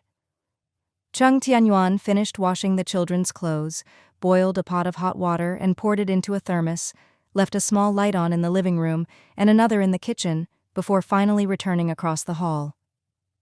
Xue Ling was lying in bed reading, waiting for him. Cheng Tianyuan couldn't help but remind her, "You shouldn't read too much or you'll strain your eyes." Really? Xue Ling said with a laugh. Even that's not allowed? That's a bit much. I'm just reading a little, not much. I've been so busy these past 2 years, I've forgotten a lot of my professional knowledge. You won't forget, Cheng Tianyuan smiled. It's like riding a bike. Once you get on, even if you wobble at first, you'll quickly get the hang of it. Once you've learned that sense of balance, you never really lose it. Xue Ling shook her head, amused. You make it sound easy, but it's hard in practice. Cheng Tianyuan took the book away and lay down beside her, looking tired. What's wrong? Are you very tired? Xue Ling asked with concern. You've been so busy every day. It's not that, Cheng Tianyuan smiled. I'm not doing heavy work, so I'm not really tired. It's just that the elders are getting old, and I worry about them overexerting themselves. There's a big difference between having one child and two, especially with two older ones already. Sometimes there's just not enough time, and it all feels a bit chaotic. Xue Ling said, I hope Sister Achin will agree tomorrow. It's hard to say, Cheng Tianyuan replied. She seems timid and not very decisive. That's not true, Xue Ling said. I've talked with her a few times, and we've had some deep conversations. She's educated and has her own opinions. Then how did she end up marrying that kind of man? Cheng Tianyuan wondered quietly. Even if she was forced, how could she have no say at all? Xue Ling shook her head. People grow. She was young then. Her father made the decisions. And when she got pregnant, the man's family came to propose. Her in-laws talked her into it, and she was easily swayed.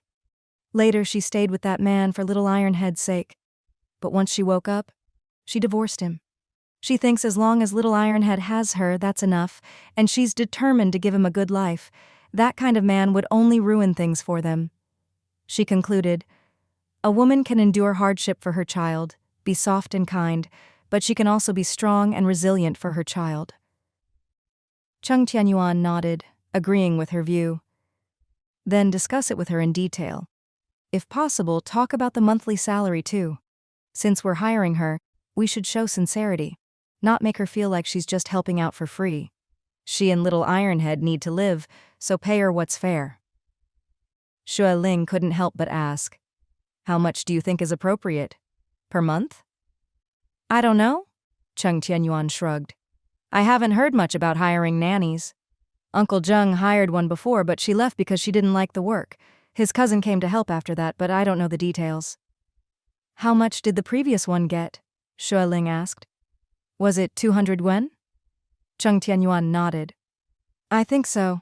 Taking care of a patient is a 24-hour job, it's pretty tough. Then let's make it 250, Xue Ling said. Don't nitpick about the chores. Just do whatever needs doing. If she wants more, I'm fine with 300. Cheng Tianyuan nodded in agreement. Right, we can't let the elders get worn out. The kids and the elderly are most important. We can always earn more money. He got up with some effort.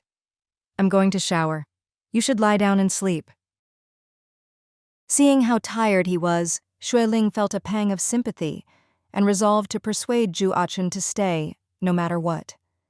But thinking is one thing, doing is another. When Zhu Achin heard Xue Ling wanted to see her, she quickly put down her mop, washed her hands, and took the elevator up to the 18th floor. "Madam, Director Liao said you wanted to see me. Is there something I can help with?" Seeing her slightly humble demeanor, Xue Ling paused for a moment before speaking. After a moment's thought, she smiled and asked, "Have you found a place to live yet?" "Not yet," Zhu Achun said with a wry smile. "There are lots of places in the city center, but not many old apartments. Old ones are cheaper, and it's just me and little Ironhead, so we don't need much space. The ones I've seen are either too big or too expensive. I've looked at several, but haven't found a suitable one yet." Xue Ling smiled. "I have a place I'd like to rent to you. Would you be interested?" "Where is it?" Zhu Achun asked in surprise. "Is it nearby? How big is it?" Xue Ling pointed across the hall. "Next door to my in-laws." Zhu Achun was stunned. "That's a big apartment, isn't it?" "It's big," Xue Ling explained. "About the same as ours. 3 bedrooms, a big living room, a big kitchen, 3 bathrooms, and 2 balconies. But I only plan to rent you part of it, so the rent won't be high." "No." Zhu Achun blushed and said softly, "Even if it's not expensive, we couldn't afford it. That's a big family's apartment. I wouldn't dare." Xue Ling shook her head. "It's not even renovated, just has water and electricity. If you want to live there, you'll need to put up wallpaper and get some basic furniture. Unrenovated apartments are hard to rent out, so I wanted to see if you could make do." "Not at all," Zhu Achun said quietly. "It's a great place, very spacious." Xue Ling replied, "Not really, since it's not renovated. I can show you first. I'll only rent you half, not the whole thing, so it's not that big. Since it's hard to rent out and we're sort of acquaintances, it's better to have someone in there than let it sit empty and gather dust. Just pay a little rent and help keep it clean." Zhu Achun blushed and asked, "How much would the rent be?" Xue Ling wasn't sure, so she thought for a moment and said, "You pay for your own utilities and the rent is 30 yuan a month. No, 20 yuan." Zhu Achun's eyes widened in surprise. Then she smiled shyly. "Madam, the apartments upstairs rent for much more than that. I heard Director Liao say it's over 100 yuan for the others." "That's because those are renovated. Yours isn't." Xue Ling made up an excuse. "And the direction isn't great. The balcony doesn't get much sun, so it's hard to rent out." Zhu Achun was tempted. She thought about how convenient it would be for work, no more commuting, and little Ironhead's school was nearby, making it easy for him to get to and from school. So she asked Xue Ling to show her the place. Xue Ling went to the cabinet, found the key labeled 18th floor, East Unit 2, and said, "Come on, let's go take a look." Zhu Achun quickly grabbed her hat from the sofa and said gently, "Madam, you're still in confinement. You shouldn't catch a chill." "Thank you." Xue Ling walked a few steps with her, unlocked the door, and pushed it open. The apartment was still just concrete. Not much dust, but not clean either. It was spacious and bright, and although the living room and bedrooms weren't finished, the kitchen and bathrooms were tiled and sparkling, which made Zhu Achun's heart leap with joy. "Madam, are you really going to rent out half of this apartment?" "Yes," Xue Ling nodded. "You and little Ironhead don't need a huge place. Half is more than enough for you." Zhu Achun was clever and gave a soft laugh. "You're clearly trying to help us, but you're pretending otherwise. Madam, you've already helped us so much. You're my boss, but even more, you're my benefactor. Your kindness is so great, I haven't even repaid what I owe from before. How can I trouble you again?" "Wait," Xue Ling smiled, steadying herself against the wall. "I'm not as noble as you think. Honestly, I have my own reasons for helping you this time." Zhu Achun didn't quite understand and said with a laugh, "Madam, I really don't get it. I have no talent, no looks, no money. What could you possibly want from me?" "I want your help." Xue Ling beckoned her over. "I can't stand for long. Let's go back and sit down to talk." Zhu Achun quickly helped her back. Xue Ling decided to be honest, explaining that ever since the twins were born, the family had been looking for a nanny, but hadn't found a suitable one. "Sister Achun, taking care of kids takes patience and experience. You've raised little Ironhead, so you're perfect for it. Plus, some nannies have their own families to look after and can't help much. I'm renting you this apartment so you can live nearby and help me take care of the house. Juachun hadn't expected Shueling to trust her so much, even planning to give her such an important role. Madam, I'm not sure I can do it well. Don't feel pressured, Shueling said. I just hope you can help look after the house. My mother-in-law and my mom are older and can't be as attentive as a young mom. Just do your best. I don't expect anything more. Juachun's eyes darted away, unsure what to do. Shueling said gently, It's okay. If you don't want to, just say so. You'll still be an employee at the Property Management Center. Nothing will change. I'm sincerely asking for your help, but you have every right to refuse. I'm really touched, Juachun said softly. But if I do this, what about my job downstairs? Don't worry, Shueling said. Once the kids are older and things are less busy, you can always go back to work. I'll always rent you half of that apartment and the rent will never go up. Madam, Juachun wiped her tears and smiled. You really are a good person. Shueling shook her head. Honestly, I'd never rent out the 18th floor to strangers. It's all family up here. Only 4 apartments are occupied. The rest are kept for family. Letting you live here is so you can help keep it clean and look after my family. She sighed. I'm very career-driven. I thought after Ronghua Mall was finished, I'd take a year or 2 off. But this year, my dad's 2 factories have been struggling. The clothing industry up north is too competitive, so we have to shift orders to the south. Once I'm out of confinement, I'll go south with my cousin, my aunt's husband, Shuaheng, to look for orders. You're leaving right after confinement? Juachun was distressed. Can't you wait a bit? Your health is important. Shueling smiled. I can't help it. That's why we've been looking for a good nanny from the start. My mom saw you holding little Shinshin yesterday and thought you were perfect. My husband agrees too. Juachun was surprised and flattered. You all trust me so much. I really don't know how to repay you. Shueling laughed. Then can you help me take care of the kids in the house as repayment? Just give me a straight answer, yes or no. Yes, Juachun blushed. As long as you don't mind me being slow, I'm willing to learn and do my best. Just do your best, Shueling said with a smile. Thank you. Juachun shook her head. I should be thanking you. You even found me a place to live. Shueling asked seriously. Sister Achun, your current salary for cleaning and other work downstairs is 200 yuan a month, right?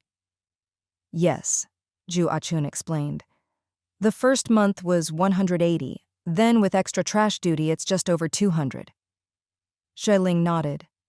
Whether it's this job or the other, we're in an employment relationship plus a bit of personal connection. Taking care of kids is a lot of little tasks, sometimes even staying up late. There are a lot of people in my family, so there's a lot of housework. We're not lazy, everyone helps, but with so many people, there's always more to do. Let's set it at 300 yuan. Is that okay? No, that's too much. Juachun shook her head. 200 is enough. Shueling chuckled. I've never heard of an employee asking for less pay. That's a first. Juachun blushed and said softly, You trust me so much, and the rent is so cheap. I can't be greedy. Shueling thought for a moment. Then let's make it 280 for good luck. In the South, people like the number 8 because it sounds like prosperity. I hope you'll prosper from now on. Thank you. Juachun smiled. That's still a lot. Shueling waved her hand.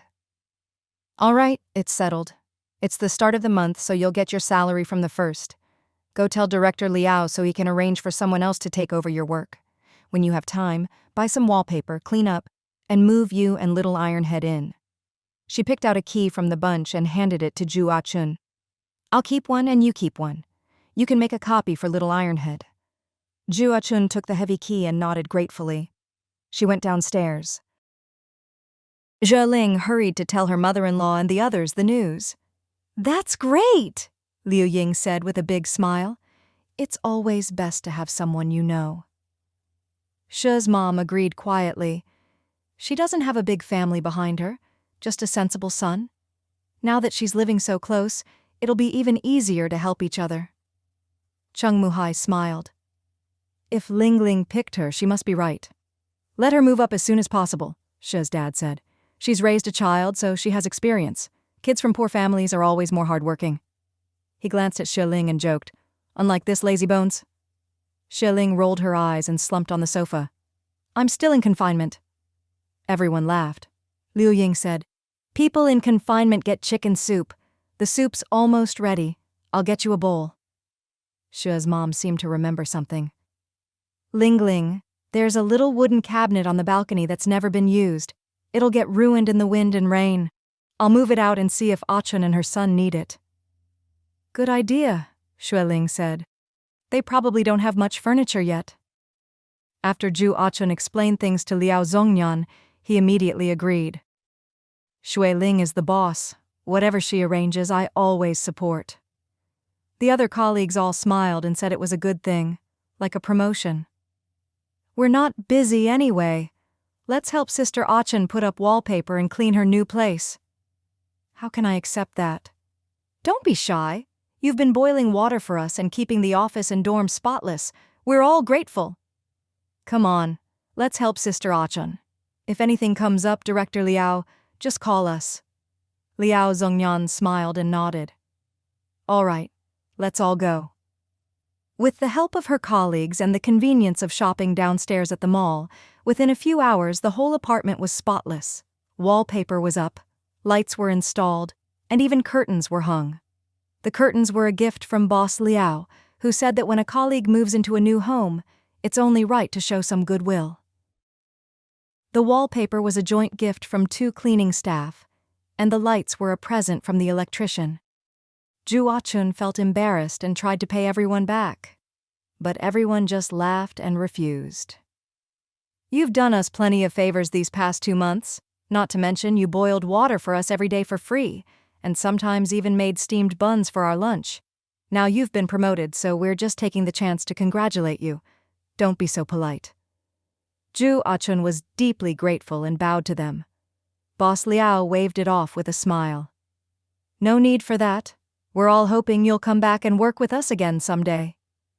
Everyone went downstairs, and Zhu Achun saw them off at the elevator. A little while later, She's mom brought over a wooden cabinet, saying it was no longer needed at home and had just been sitting on the balcony, getting ruined by the weather. Zhu Achun gratefully accepted it. Soon after, Liu Ying came by to say hello and brought over 2 extra pots from the kitchen. You just moved in, so you probably don't have everything you need. These pots were sent by my godson, and we have several at home. They'd just gather dust otherwise. If you don't mind, please take them. Zhu Achun thanked her and accepted, knowing this was their way of welcoming her, so she didn't refuse. She and Little Ironhead had moved so many times that all their old furniture was gone, leaving only some clothes and daily necessities. Earlier, the electrician had even carried up the gas stove by himself. Looking at the bright, spacious, and clean new home, Zhu Achun was so happy she cried. Heaven had sent her a bodhisattva at her lowest point, given her a good job, and now such a wonderful place for her and her son to settle down. She was so grateful she couldn't put it into words. Around noon, Little Ironhead came up in the elevator. He bounced in, shouting, Mom, Mom, Director Liao said you rented a place here. He told me to come find you. Is it true? Wow, are we really going to live in a palace? Zhu Achun wiped her tears and hurried out to greet him. Yes, Madam rented us half an apartment. Look, a few uncles helped this morning and it's all cleaned up. Little Ironhead was stunned, running from room to room, even checking out the balcony. Mom, am I dreaming? Zhu Achun burst out laughing and pinched his cheek. Is it real or not? What do you think? It is, Little Ironhead shouted, hugging his mom in excitement. Zhu Achun explained softly that she'd be helping Xueling take care of her 2 little ones. She's done so much for us, saved us, lent us money, gave us a good job and a home. I have to do this job well. Don't worry, Mom, Little Ironhead grinned. You work hard, and after I finish my homework, I'll help clean and cook for you. Zhu Achun was happy, knowing that with her job right next door, it would be much easier to look after little Ironhead. Son, we've really met a great benefactor this time. Little Ironhead nodded eagerly. Yes. The first time I saw Uncle, I thought he looked nice and was a really good person. Madam is so pretty and her smile is so gentle. Juachun said quietly. We're able to live here because Madame specially arranged it. But you can't shout and make noise or you'll disturb their rest. The little brother and sister are still small and need lots of sleep. If you're too loud, you'll wake them. Got it, little Ironhead whispered. I'll be quiet from now on. Juachun smiled and ruffled his hair. Come on, let's go make noodles. Little Ironhead asked, Mom, we can cook now?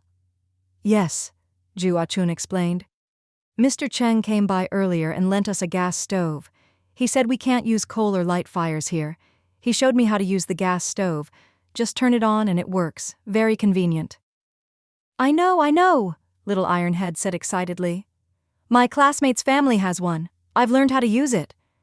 Mother and son happily went to the kitchen to cook. After eating, little Ironhead washed the dishes. Juachun said gently, I'm going next door to help. After you finish, do your homework. When it's time for school, drink some water and just pull the door to when you leave. Don't I need to lock it? Little Ironhead asked. Juachun shook her head. Madam said everyone on the 18th floor is family, and there's a camera at the stairwell. If a stranger comes, they'll know right away. I see everyone just pulls the door to. The others keep theirs closed, little Ironhead pointed out. Someone hangs laundry over there, but the door is closed. Juachun explained. The old lady said they're relatives and all go to work, so the door is closed. There's also a Zhang family next door. They're good friends, and most of the time their door is open. Rich families don't need to lock up, but we don't have much, so just lock up valuables and pull the door to. I get it, little Ironhead grinned. That's called, when in Rome, do as the Romans do. Juachun laughed, ruffled his hair, and went next door. When she arrived, Xueling's whole family was still eating. Xue's mom was feeding little Chong Chong while little Xin Xin slept and everyone else was at the table. She quickly took over feeding Chong Chong. Ma'am, let me. You go eat. Xue's mom smiled and agreed. Chung Tianyuan brought out the last dish and seeing that Achun was with the kids, he could eat in peace. Xueling couldn't sit for long, so she finished quickly and went to lie down on the sofa. Everyone gradually finished eating. Cheng Muhai was pulled by Xiaoyang to play chess, and Xue's dad was roped in as advisor. Liu Ying picked up her granddaughter to change her diaper. Juachun carried the sleeping Chong Chong to the bedroom, then came out to clear the table. Cheng Tianyuan explained the kitchen details to her, reminding, My wife is still in confinement. She can only eat warm food. Don't worry, sir, I've got it. Juachun replied, quickly boiling water. Hot water is better for washing dishes, and with kids and elders at home, hygiene is even more important. Good. Cheng Tianyuan went to tell Xueling and then hurried off. He'd been at the hospital with Xueling for a while, and now he was busy checking inventory and collecting payments after more than a month away. Xueling knew he was busy and didn't ask him to stay, instead reading, watching TV, and spending time with the kids. After tidying the kitchen, Juachun put the dishes on the balcony to dry, then swept and mopped the kitchen and living room, making the whole apartment spotless. Shua's mom called, Ashun, take a break and have some water. She hurried over, drank some water, and then went next door to sweep and mop. She worked quickly and thoroughly, and in 2 hours, both apartments were clean. At this time, Liu Ying was boiling water in the kitchen to bathe the kids. Juachun washed her hands and went to get the children's clothes ready. Xue's mom noticed how Juachun was no longer timid or shy, but took the initiative to help and work, and felt more and more satisfied with her as a nanny. By evening, Juachun had hung up the children's clothes to dry. The 2 kids were bathed, fed, and sleeping soundly. Liu Ying was making steamed buns in the kitchen, and Xue's mom was knitting. Juachun checked that the kids hadn't kicked off their blankets, closed the windows a bit, and went to help in the kitchen. After school, little Ironhead came home, quickly finished his homework, and then started cooking porridge. Hearing children's voices outside, he ran out excitedly. He saw a 5 or 6-year-old boy and a 7 or 8-year-old boy playing with slingshots at the door. Little Ironhead was outgoing and bold. He ran up to greet the other kids and introduced himself. Renan stared at him for a moment and asked, "What grade are you in? How old are you?" 10, Little Ironhead replied crisply. "I'm in 4th grade." Zhao Yangyang was home today, so he knew about their move. "Brother, he's Aunt Achen's son. They live right there." Ronan had already heard about it from his grandpa on the way home and quickly understood. "Then we should call you Big Brother. Is your name Ironhead? I've never heard of anyone with the surname Little." Little Ironhead giggled. "I changed my name. Now I take my mom's surname. I'm Ju Qingti." Zhao Yangyang couldn't help but ask, "You can change your name?" "I have my mom's surname, She. My brother has my dad's surname." Little Ironhead nodded without a care. "Sure you can. My dad's a bad guy. We don't want him anymore.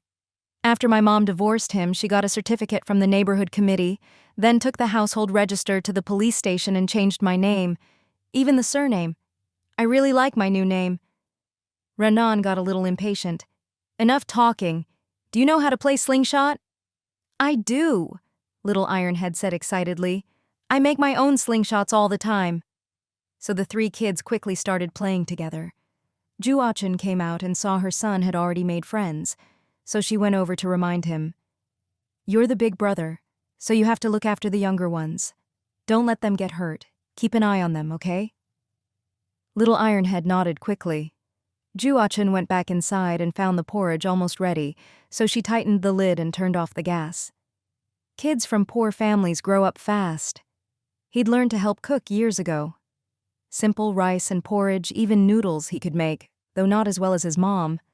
To save money, they ate porridge for breakfast and dinner, and noodles for lunch. With nothing else to do, she went next door to help. By evening, Xue Heng and Cheng Tianfang had come home. Xue Heng went to get Xue Jilan.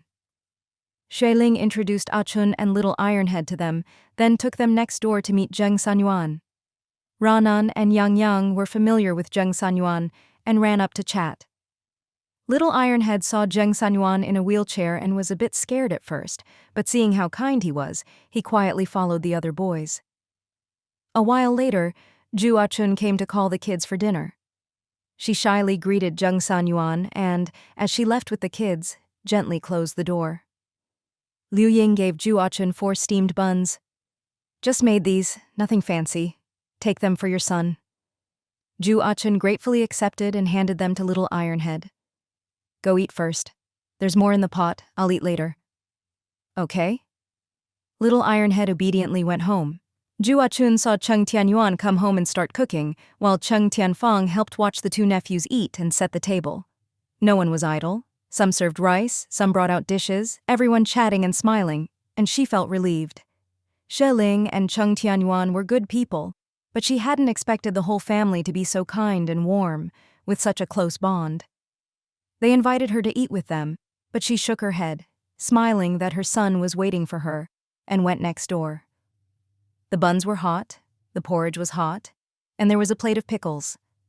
Mother and son ate happily. After eating, Little Ironhead washed the dishes, and Ju Achun went next door to help. Liu Ying and Cheng Tianfang helped clean the kitchen, Cheng Tianyuan tidied up, Xue Heng took the 2 kids to watch cartoons, the 2 elders drank tea and chatted, and Xue's mom cuddled little Xin Xin. After 8 p.m., everyone took turns bathing and looking after the kids. By 9 p.m., the laundry was done and hung up, and most chores were finished. Ju Achun looked at the 2 sleeping babies and asked, "Sir, do I need to stay here tonight?" "No need," Cheng Tianyuan explained.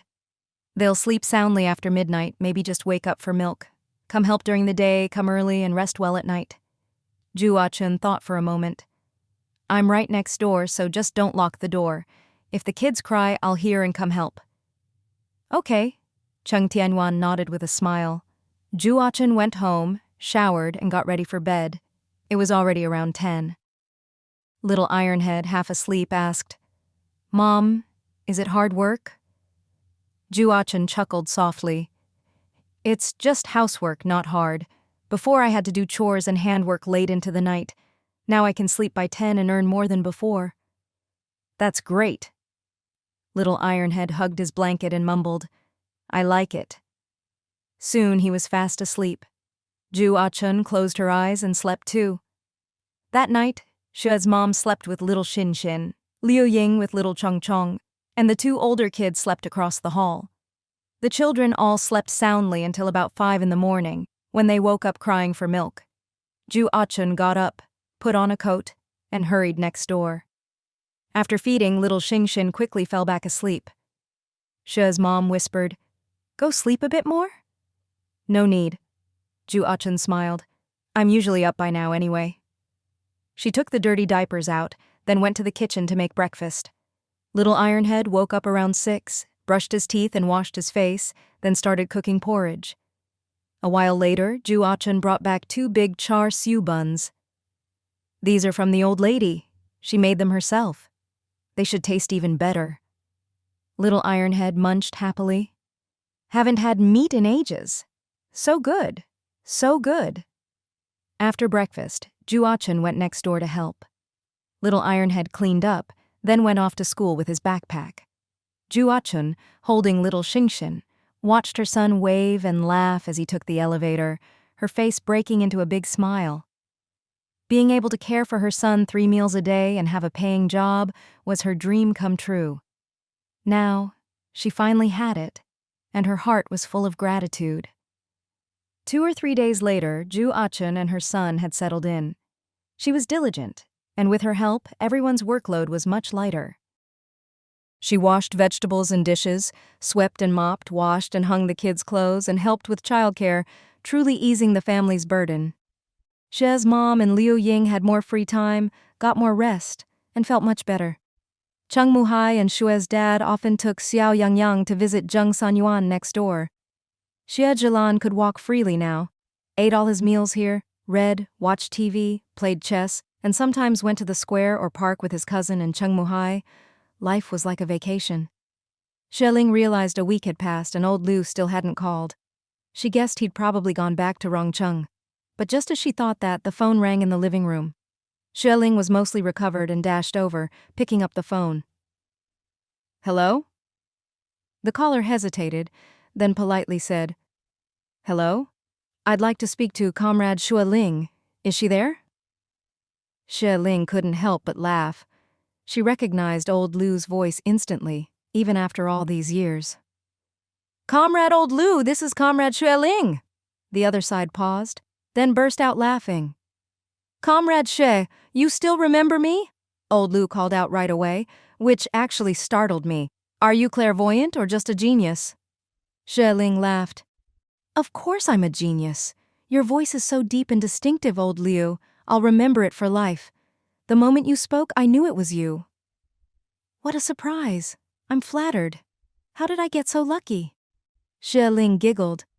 "I spoke to Wang Qing a few days ago. She asked your son and found out you'd taken the train north, so I've been waiting at home for your call." "Really? You're such a busy person. How could I trouble you to wait at home for my call? If I made you miss out on making big money, I'd feel guilty." Xue lowered her voice. "I'm still in confinement. If I'm not sitting at home, where else could I be wandering around?" "Oh, is this your 3rd child or the 4th? Congratulations!" Xue giggled. 3rd and 4th at once. Twins, a boy and a girl. Plus the 2 rascals before, that's 4 in total, 3 boys and 1 girl. "Wow! No wonder your little Xue comrade, you're amazing. Twins, 2 at once. Impressive." "So you're still in confinement?" Xue replied. "Almost done. Old Lu, where are you now? I've been waiting to catch up with you." "I'm still in the capital. Sai, don't even mention it. Just thinking about it gives me a headache. To be honest, I came this time to find my daughter. That girl must have been my nemesis in a past life, here to drive me crazy in this one." Xue asked, "What happened?" "Wang Qing said she wasn't happy with her job in the provincial capital, quit, and came north to find a new one?" "Exactly. She graduated in Chinese and I got her a job at a newspaper in the provincial capital. An old friend of mine helped.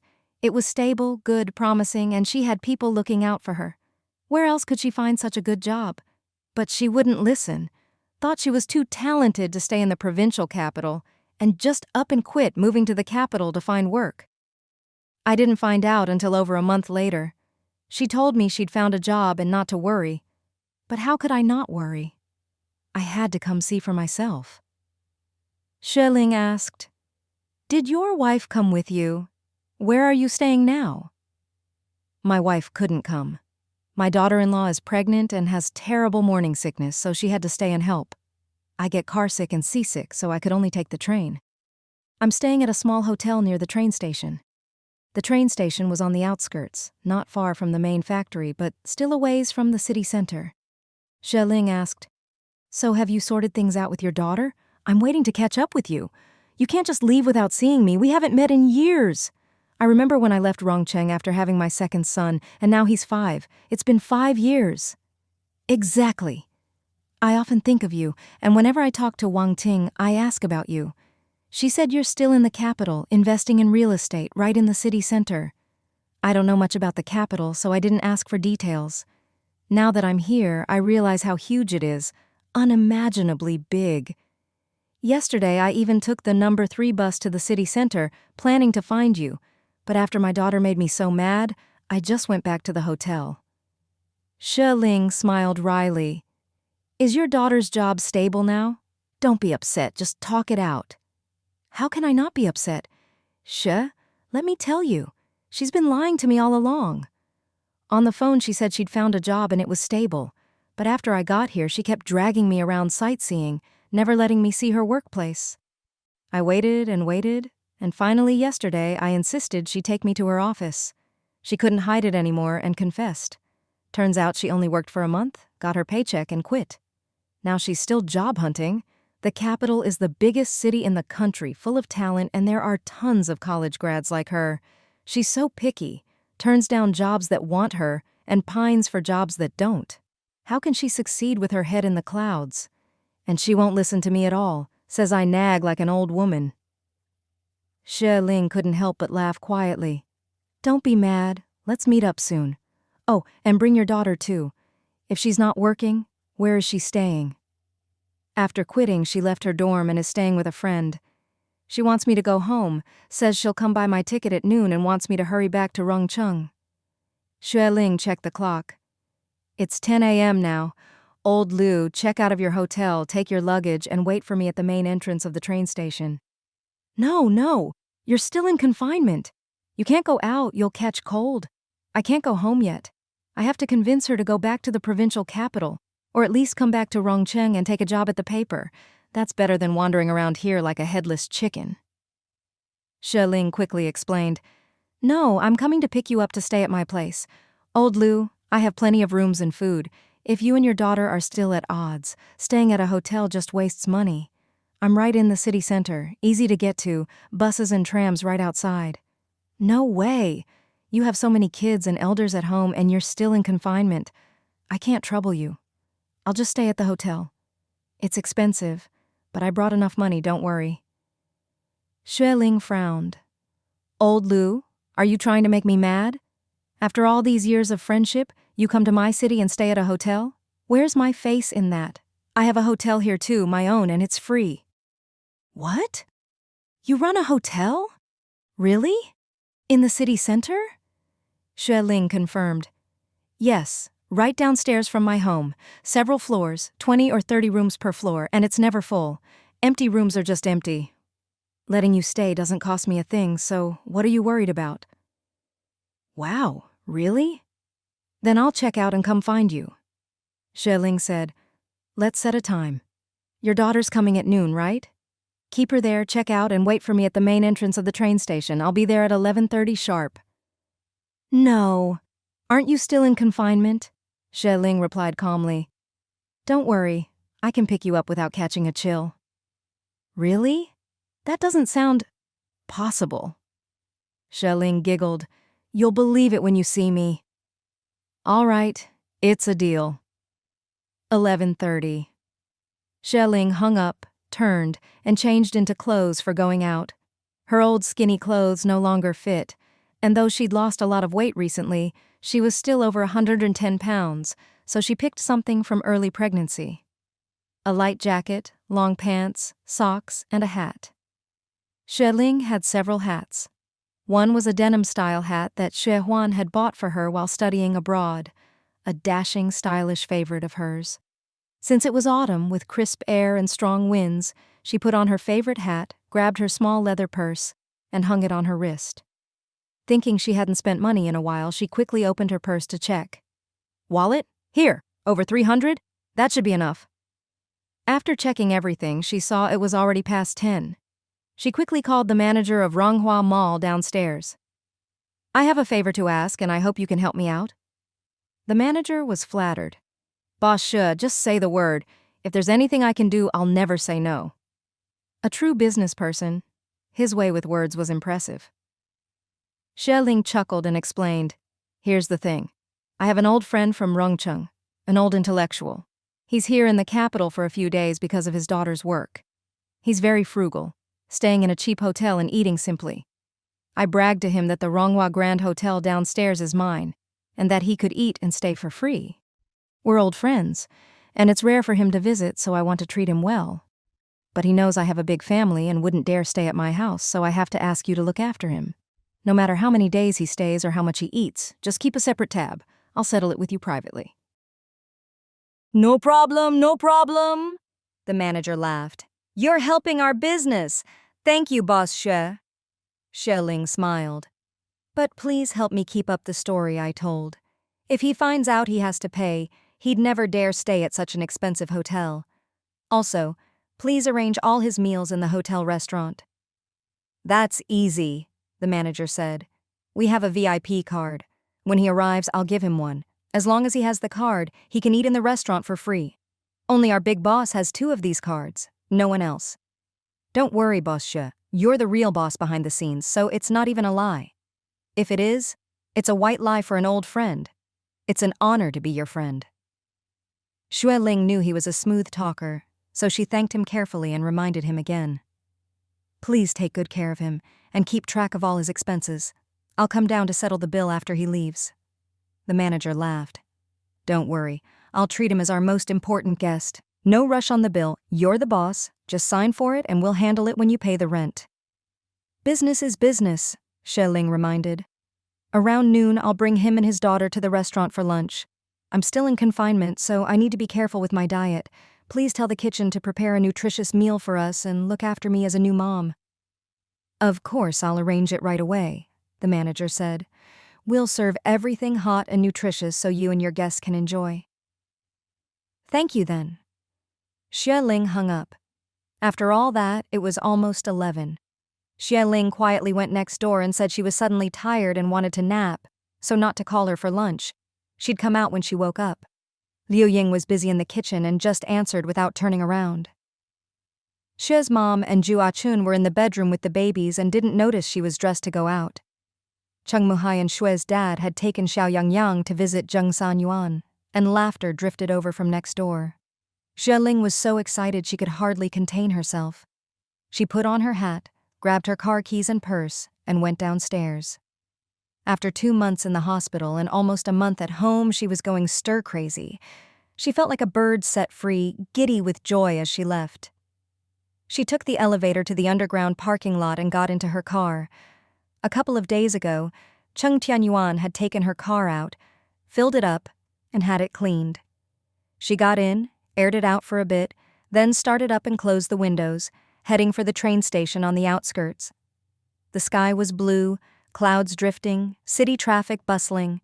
She was filled with happiness. The train station was far, so she sped up on the outskirts and finally arrived at the main entrance just before 11:30.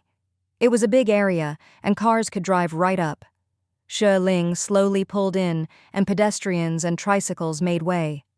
Suddenly, she spotted a familiar figure. There was old Lu, looking much the same, slightly chubby, a round belly, wearing an old suit, holding a battered suitcase with a young woman beside him. The two seemed to be arguing, old Lu red-faced and gesturing animatedly. Xueling couldn't help but laugh at his adorable look and quickly honked, rolling down the window. "Old Lu! Old Lu!" At first, Director Lu didn't hear, but after a few more honks, The arguing father and daughter quieted and looked over.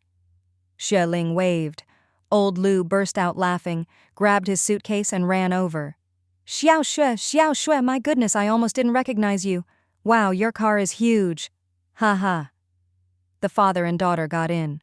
Xue Ling couldn't help but ask, Old Lu, do you get carsick? If you do, sit in the front. It's less likely. I'll sit in front. Old Lu excitedly got out and back in, looking all around.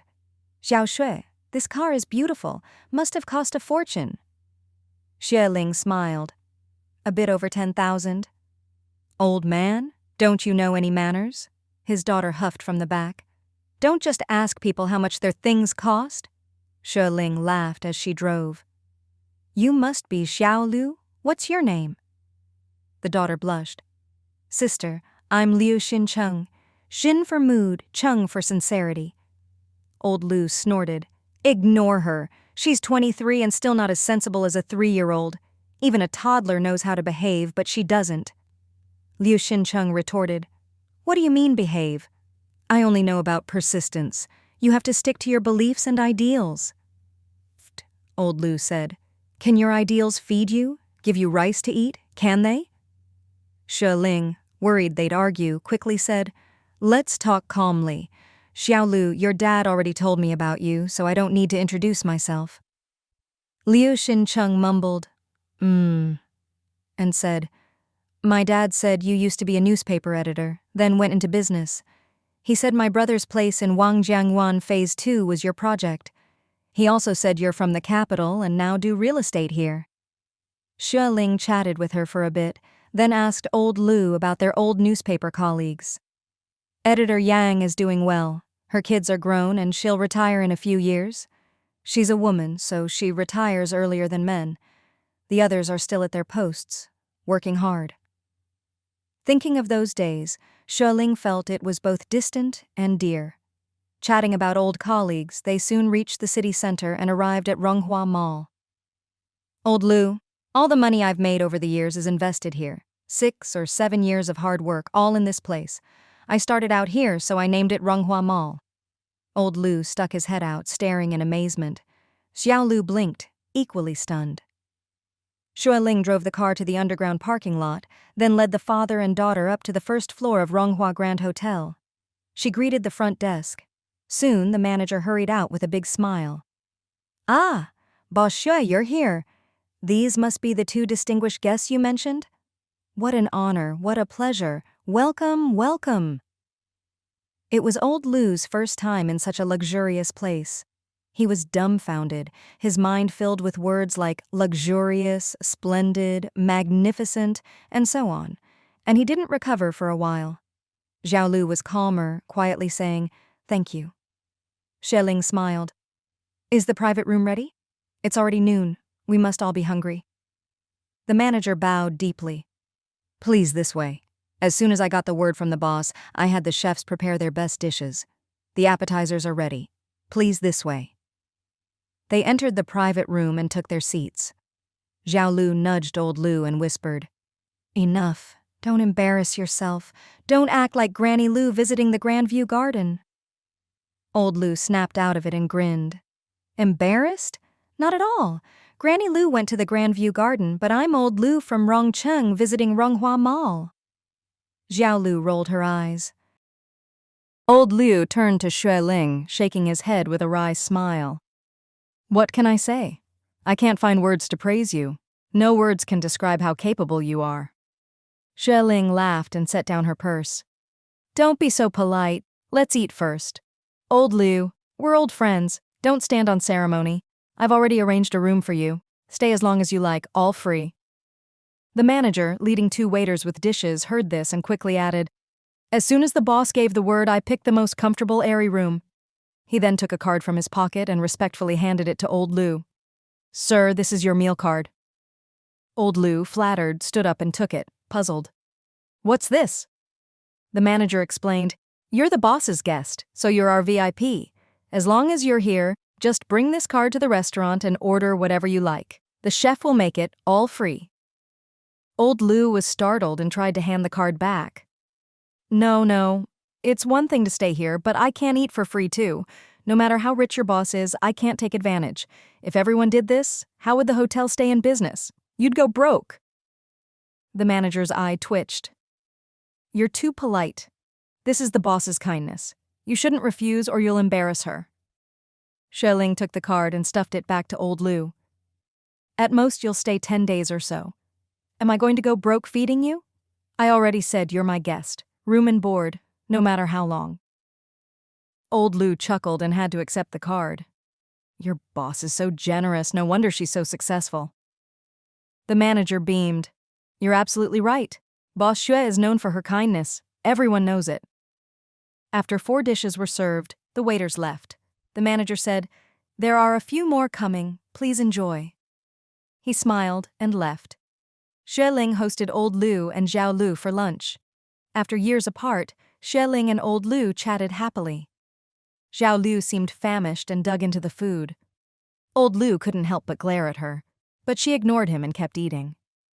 Old Lu awkwardly whispered to Xueling, "This girl has no manners. Don't mind her." Then he scolded his daughter. "What are you doing, eating like you've never seen food before? Embarrassing!" Zhao Lu huffed. "It's delicious. That's why I'm eating so much." She smiled at Xueling and gave a thumbs up. "Sister Xue, the food here is amazing. I've heard about this place for ages, but never had a chance to come. When I first arrived in the capital, my old classmate picked me up and took me downtown. She said this is the most bustling area, and Ronghua Mall is the biggest, most fashionable shopping center. The top 3 floors are all high-end shops. Everything is expensive, and she said we'd have to wait until we made money to shop here. Since I'm from Ronghua, I always remembered it." Xueling smiled. "Come by anytime. The shops upstairs really do have everything. Your dad will be staying here for a few days so you can focus on your job hunt." "Don't mind her," Old Lu grumbled. "She wants to reach for the stars. How will she find a job? Go to heaven and look for one. Maybe in her next life." Liu Xincheng looked a little embarrassed and huffed. "I just want to find a job I like. If I don't like it, I can't stick with it. Only if I like it will I work hard and try to do better." "What kind of job do you like?" Old Lu shouted. "You want one that's easy and pays well, right?" Liu Xincheng muttered. "Who doesn't want that? If you had one, would you turn it down?" "I'd like it, but I'd never chase it," Old Liu said firmly, "because I know it's impossible." Liu Xincheng raised her voice. "Nothing's impossible. If you don't try, nothing's possible. I'm still young. Why should I settle for a lifetime job now? You spent your life at the paper doing the same thing every day. Weren't you bored?" "How could I be bored?" Old Liu said. "If I were as flighty as you, where would our family be? Maybe not starving, but you and your siblings would have dropped out and gone to work early. If I didn't work, how would I support you? Who doesn't want to be carefree? But could I? If I chased only what I liked, didn't earn money, and ignored the family, how would you and your mom live?" "That's not the same," Liu Xincheng protested. "You have a family. You have responsibilities. I don't. I'm still young. I have a chance to find my own path. As long as there's hope, I won't give up.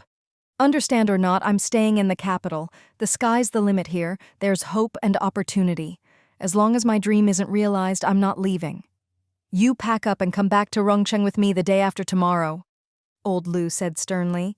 "You don't have to go to the provincial capital, but you must come home. Fewer jobs there, but less competition. The capital is great, but not for you. Not for someone who dreams but does nothing. You're old enough to know better." "If it's something I love, I'll work hard for it," Liu Xincheng said loudly. "I'm not lazy, I swear to heaven." "Bull," Old Lu huffed. "You were lazy at home. How can I expect you to be diligent out there? Is that possible? You don't even do your own chores and you think you'll do someone else's?" Liu Xincheng blushed and mumbled, "That's because my mom was always home and did everything for me. I just got used to it and did less. But when I'm out on my own, I really do my part. I may have quit the newspaper job, but you can ask around. Ask your old friends. I never slacked off a single day.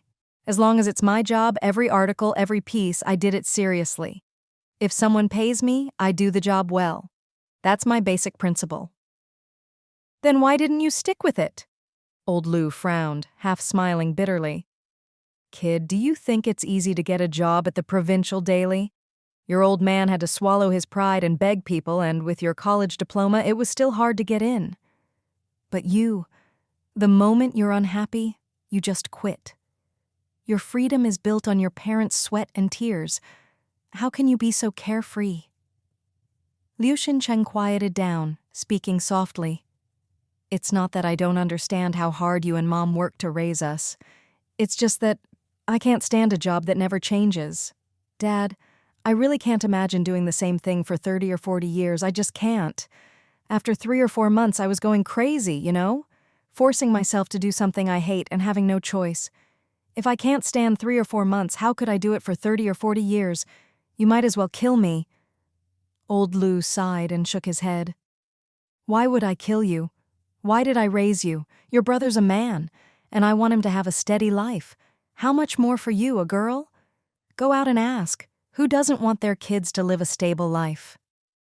He lowered his voice. Your mom and I aren't great parents, just ordinary people. We don't expect you to be rich or famous just to live a steady life. You're a girl, 23, in the prime of your youth, but you're out wandering around. How can your mom and I not worry? How big a heart do we need to have to be at ease? Liu Xincheng hesitated, but still stiffened her neck. It's just temporary. I'll find a job soon. When I'm rich and successful, you and Mom will see my choices were right. Old Lou sighed tiredly, his chopsticks pausing, suddenly finding the delicious food hard to swallow. Xiaoxue, did you hear that? This is what they call youthful arrogance, or just plain ignorance. Xie Ling chuckled softly, eating her soup slowly. Don't get so worked up. Every child has their own fate. Old Lou sighed. Think about it. When you joined the paper, you were only about 20, right? You were even younger than her, but you weren't this reckless. Liu Xincheng, unhappy at being compared, muttered, Didn't Sister Shi quit too? If she hadn't, she'd still be making $200 a month. She couldn't even buy a small shop here, let alone this whole building. Old Lou glared. Nonsense! Xiaoxue worked hard and was practical, are you? You're not even a fraction of her. All right. Xie Ling patted Old Lou's arm, smiling. Don't keep scolding her. If you think her choice is right, give her a chance to face life herself. She has her own path, her own life. You're responsible for raising her, but you can't live her life for her. Can't plan everything for her, right? Old Lou sighed deeply, drained. It's not that I don't support her. It's that she aims too high. If she could settle down, save some money, then chase her dreams, I wouldn't stop her. But look at her. She doesn't even have a place to stay. And she talks about ideals and the future. If ideals are just talk, are they really ideals? No bread, no life. If you starve, what's the point of dreams? She's got a point, Xie Ling said, seeing the two wouldn't stop. She tried to change the subject. Xiaolu, don't just see the glamour of chasing dreams. The hardship behind it is unimaginable. You used me as an example, but you don't know how hard my journey was. When I met your dad, the paper was hiring an English editor. I wasn't even trained for it, but your dad was desperate and let me stay. My first month's salary was 180 yuan, then 200 the next month. Thinking back, Xue Ling felt a wave of emotion. Every day I left early, came home late, and did translation work at night. My husband sold goods at the supply store by day and worked as a porter at the docks at night. We had dreams, but we never dared quit our jobs. Without work, we couldn't survive. As I got more translation gigs, life got better. I invested that money, earned more, and built it up bit by bit. Starting a business means having a safety net. You can't ignore reality. Liu Xincheng didn't argue, speaking softly. I know. I was impulsive when I quit. But I really hated that job. It was torture. Xie Ling smiled gently. I didn't like editing either, but I stuck with it for a living until I finally quit the next year. For bread, for life, sometimes you have to bow your head and endure. Your dad's right, you can't be reckless. You're lucky you don't have a family or kids, or others would have to suffer with you. Liu Xincheng fell silent, not daring to argue. Xie Ling smiled. Can you tell me, what is your dream? Or What kind of job do you want? Liu Xincheng hesitated, sneaking a glance at old Lu, then finally said, I want to sell cassette tapes and make money. Xue Ling was surprised. She hadn't expected her dream to be sales. Old Lu held his head, speechless. Xue Ling couldn't help but ask, You want to sell things? Yeah. Liu Xincheng said softly. I always talk about dreams, but I never really knew what I wanted. But every time I pass a shop, I can't help but stop and wonder if it's profitable, what the costs are, the prices, the profit. Just thinking about it makes me happy. After coming to the capital, I saw how hot the cassette tape business is, so I want to sell tapes. Old Lu asked. Do you have capital? Do you know where to get stock? Do you know the best places to sell? I do, Liu Xincheng admitted. Except for not having capital, I've figured out everything else. Old Lu snorted.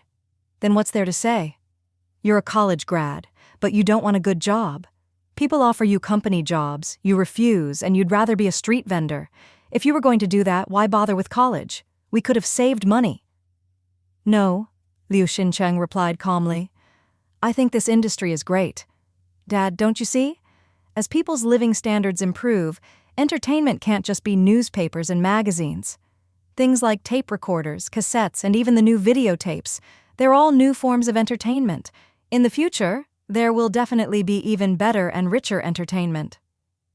Xue Ling raised her eyebrows, suddenly interested. Looks like this young woman's thinking is pretty sharp.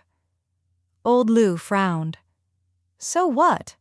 Newspapers and magazines are the real mainstream. They bring knowledge, the latest news, and spread the right worldview and values. Those noisy cassettes, what kind of entertainment is that? Just some decadent music for young people. All young people want to find their dream partner, don't they? Liu Xincheng snorted. So what if it's decadent music? It fits young people's tastes. Your generation fell in love by writing stiff letters, and if you couldn't read, you had to get a matchmaker. Now the economy's better, people's lives are better, and their pursuits are different. Look, when we came in, there were 2 cassette shops on the first floor. Ronghua Mall is the busiest place in the capital, and they're selling this stuff too. Old Lu said seriously, Just because others sell it doesn't mean you should. No matter how profitable, it's not for you. You're a college graduate. If you go sell cassettes like a street vendor, isn't that a joke? Isn't that embarrassing for all college grads? Liu Xincheng quickly said, It's just for now, not forever. I want to understand the whole industry. I already know how people record cassettes. It's just a simple little machine and you can copy them quickly. As for the covers, the cost is low. There's no real copyright awareness yet. If you can record it and sell it, that's enough. I've calculated it. With just a few hundred yuan, I can start. Dad, please, just let me try. Don't try to stop me, okay? I'm your dad. Who doesn't care about their kids? Old Lu shot back. If I didn't care, would you have grown up? Were you born this big? Liu Xincheng said quietly, If it's a job I don't like, I really have no motivation. I might work hard at first, but after a few months I'll start slacking, just collecting a dead-end salary and muddling through life. I'm still young. I don't want my whole life set in a little newspaper office. I promise you, if I don't make something of myself in 3 years, I'll go back to the Rongqing paper, work under my brother, and never ask for anything else. Old Lu was stunned, clearly shaken by her words. Really? He hesitated, then frowned again. You're 23 now. In 3 years, you'll be 26. That's not young anymore. You'll have to think about your future, right? The best years of your life should be spent learning. If you waste 3 years... That's not a waste, Liu Xincheng said. In your youth, you have to go a little crazy or you'll regret it when you're old. Old Lu was exasperated again, silently drinking the soup Xue Ling served him, not wanting to talk. Liu Xincheng also fell silent, eating with her head down. After listening to all this, Xue Ling couldn't help but chuckle softly. After hearing all this, I get the picture. Old Lu, you really are old. Some of your ideas just don't fit with how society is changing. But you're mature, you've weathered storms, and you're steady. Xiao Lu is young and impulsive, but she has her own ideas and ambitions. In my view, neither of you is wrong. The age gap means there's a generation gap, and expecting the other to fully understand or agree is just making things hard for both of you. Liu Xincheng said quietly, Sis, I've already compromised. 3 years? Just 3 years. If I can't make it, I'll go back to Rongcheng and let my brother take me in. But if I don't give it a shot, I'll never be satisfied. People have unlimited potential. A stable job is good, but it can lock you in for life. I think I can do more than just one stable job. Maybe I'll pay a price for being impulsive, but I'm not afraid. I want to try. Her eyes were determined, her expression full of unbreakable resolve. Ling smiled again. That's a good attitude. Old Lu, let me give you some advice for once. Since your daughter has even planned her fallback, don't make things harder for yourself. As parents, we can give advice, but we can't decide our children's lives for them. I know it's easier said than done. Maybe when my kids grow up, I'll be just like you. But still, you can't live your child's life for them. She has her own path. Let her choose. Old Lu sighed softly. I can't decide anyway, you see? She never listens to me. I say one thing, she argues 10. How could I have any say? She's got more ideas than I do. That's just you being stubborn, Liu Xincheng huffed.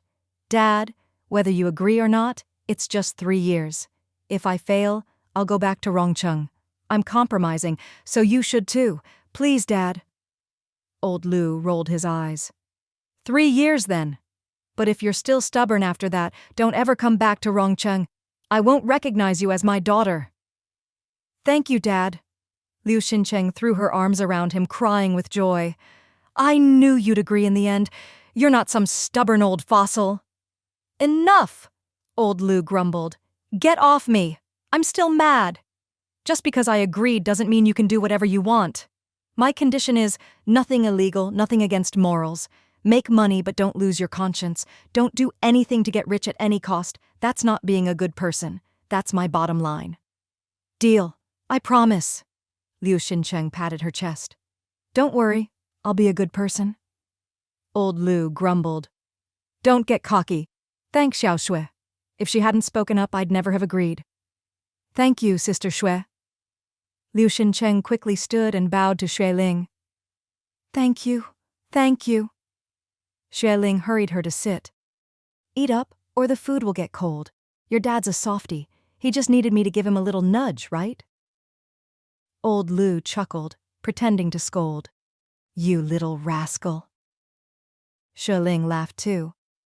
Old Lu took a deep breath and said quietly, Xiao Shui, since I can't take her home, there's no need for me to stay long. I'll buy a train ticket home tomorrow. Ling frowned. Stay a few more days. Let me be a good host. No need, Old Lu said softly. She's here, so I'll probably have to come check on her again next year. I'll bother you then. Ling smiled. Bring your wife next time and just call me in advance. Old Lu glanced at his beaming daughter and sighed. The world's a big place. I can't look after her. If anything happens, let her come to you. For my sake, please help if you can. No problem, Ling agreed readily. After the big meal, Ling took Old Lu upstairs to his room. Liu Xincheng, curious, followed along. Old Lu was delighted. This room is so beautiful, I almost don't want to leave. Ling said, then stay a few more days. Liu Xincheng giggled. Exactly. If I had such a wealthy friend, I'd never want to leave. Go on, Old Lu snorted. You think everyone's as shameless as you? Liu Xincheng stuck out her tongue. Old Lu pulled out 200 yuan and handed it to her. Go buy my train ticket. You don't need that much, Liu Xincheng mumbled. Old Lu shoved the money at her and turned to pack his suitcase. Ling patted Liu Xincheng's arm and whispered, Parents are always like this, soft-hearted but tough-mouthed. You're his treasure. If he could help, he'd be out there selling tapes with you. Liu Xincheng's eyes reddened. She clutched the money and nodded. Dad, I'll go buy the ticket. She left, closing the door behind her. Ling showed old Lu around the room, then took him for a walk around the first and second floors. Old Lu was dazzled, praising everything. So beautiful. These shops are like works of art, just too expensive. Ha ha ha! Ling laughed. Passing the bakery, Ling brought old Lu inside. This is my aunt's shop. I gave her the storefront as a wedding gift. She married my cousin Xue Heng at the end of last year. Now both our families live on the 18th floor, so we're even closer. Old Lu exclaimed, "Wow, this is Western bread. I've seen it a few times."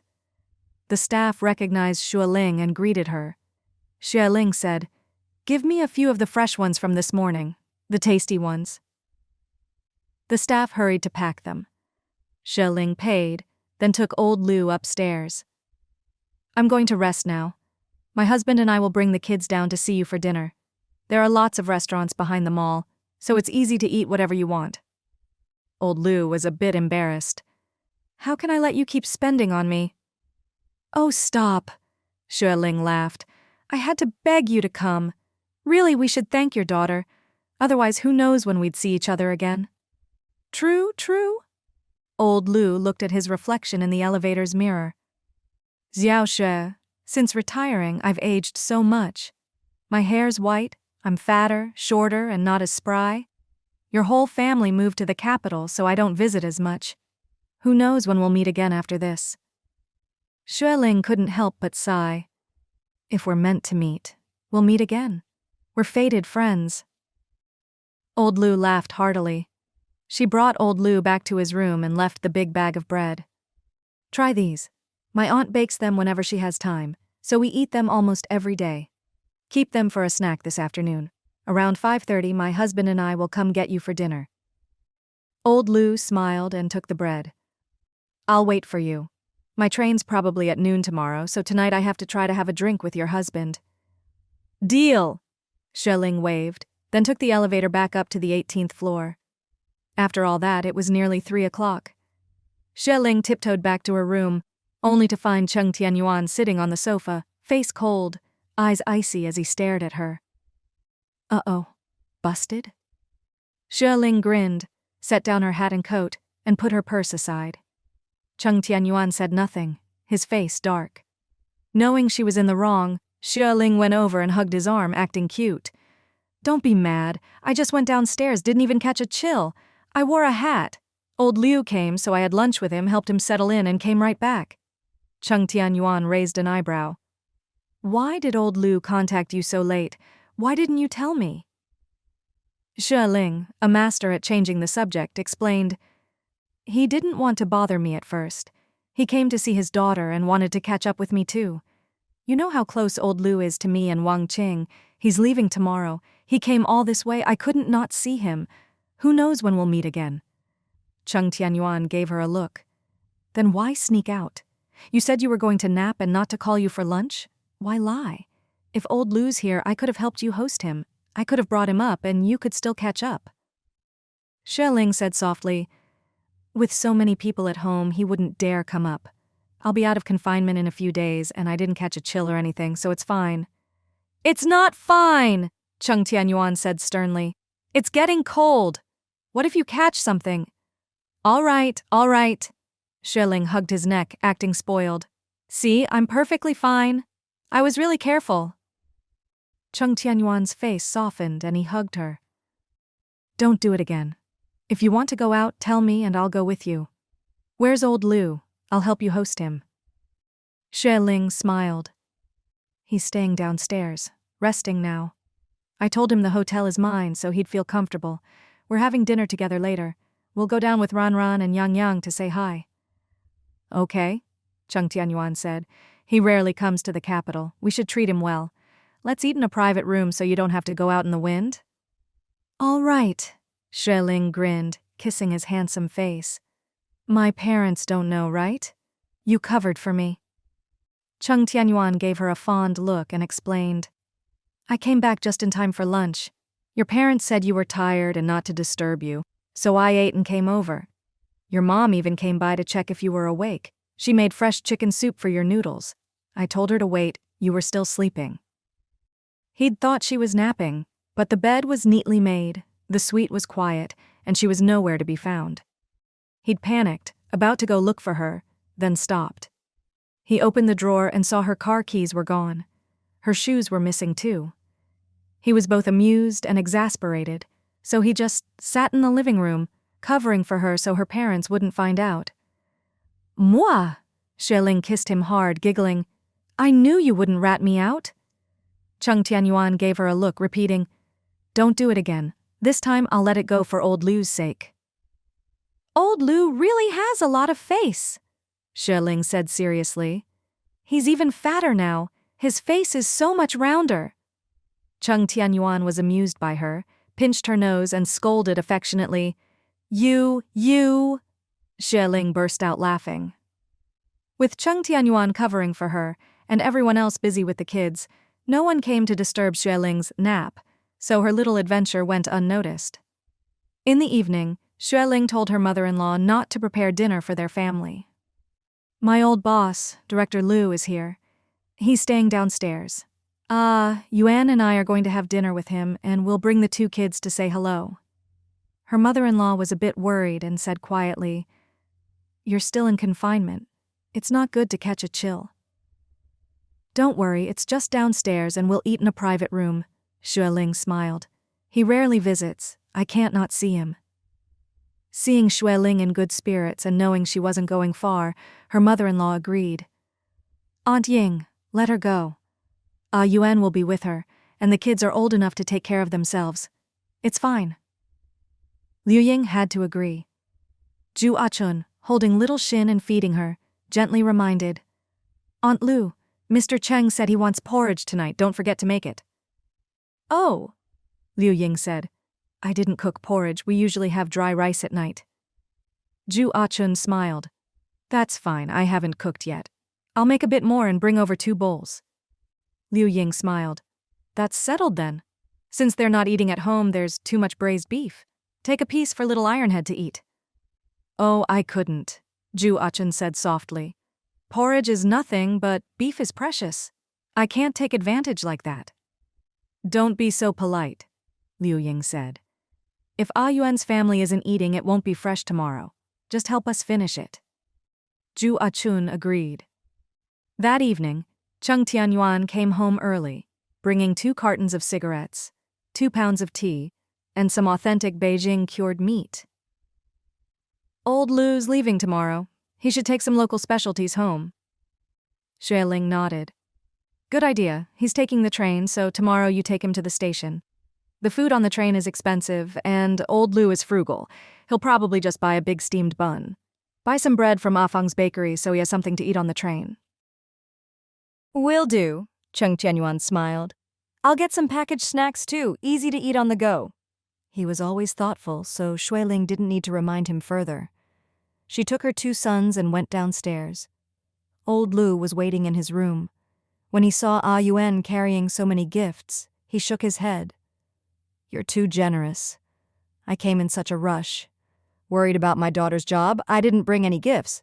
You're being too kind. I feel bad. Cheng Tianyuan smiled. Back in Rongcheng, you always looked out for my wife. She's never forgotten. These are for you. You must take them. Exactly, Xueling blinked. I'm not short on money anymore. We can afford these things. Just give us some face and accept them. Old Lu could only accept, clicking his tongue. The 2 kids greeted him politely. Grandpa Lu? Old Lu quickly pulled out 2 red envelopes, smiling. For you. Grow up strong. Ranran and Yang Yang hesitated, but Xueling said, Take them and thank Grandpa. They grinned and each took one. Thank you, Grandpa Lu. Old Lu, who had no grandchildren, was delighted by the sweet, well-behaved boys. Cheng Tianyuan had already arranged a big meal at the hotel. I was worried you might not like northern food, so I asked a southern chef to cook. Old Lu thanked them and chatted as they ate. The kids ate slowly, giggling and playing. Cheng Tianyuan toasted Old Lu.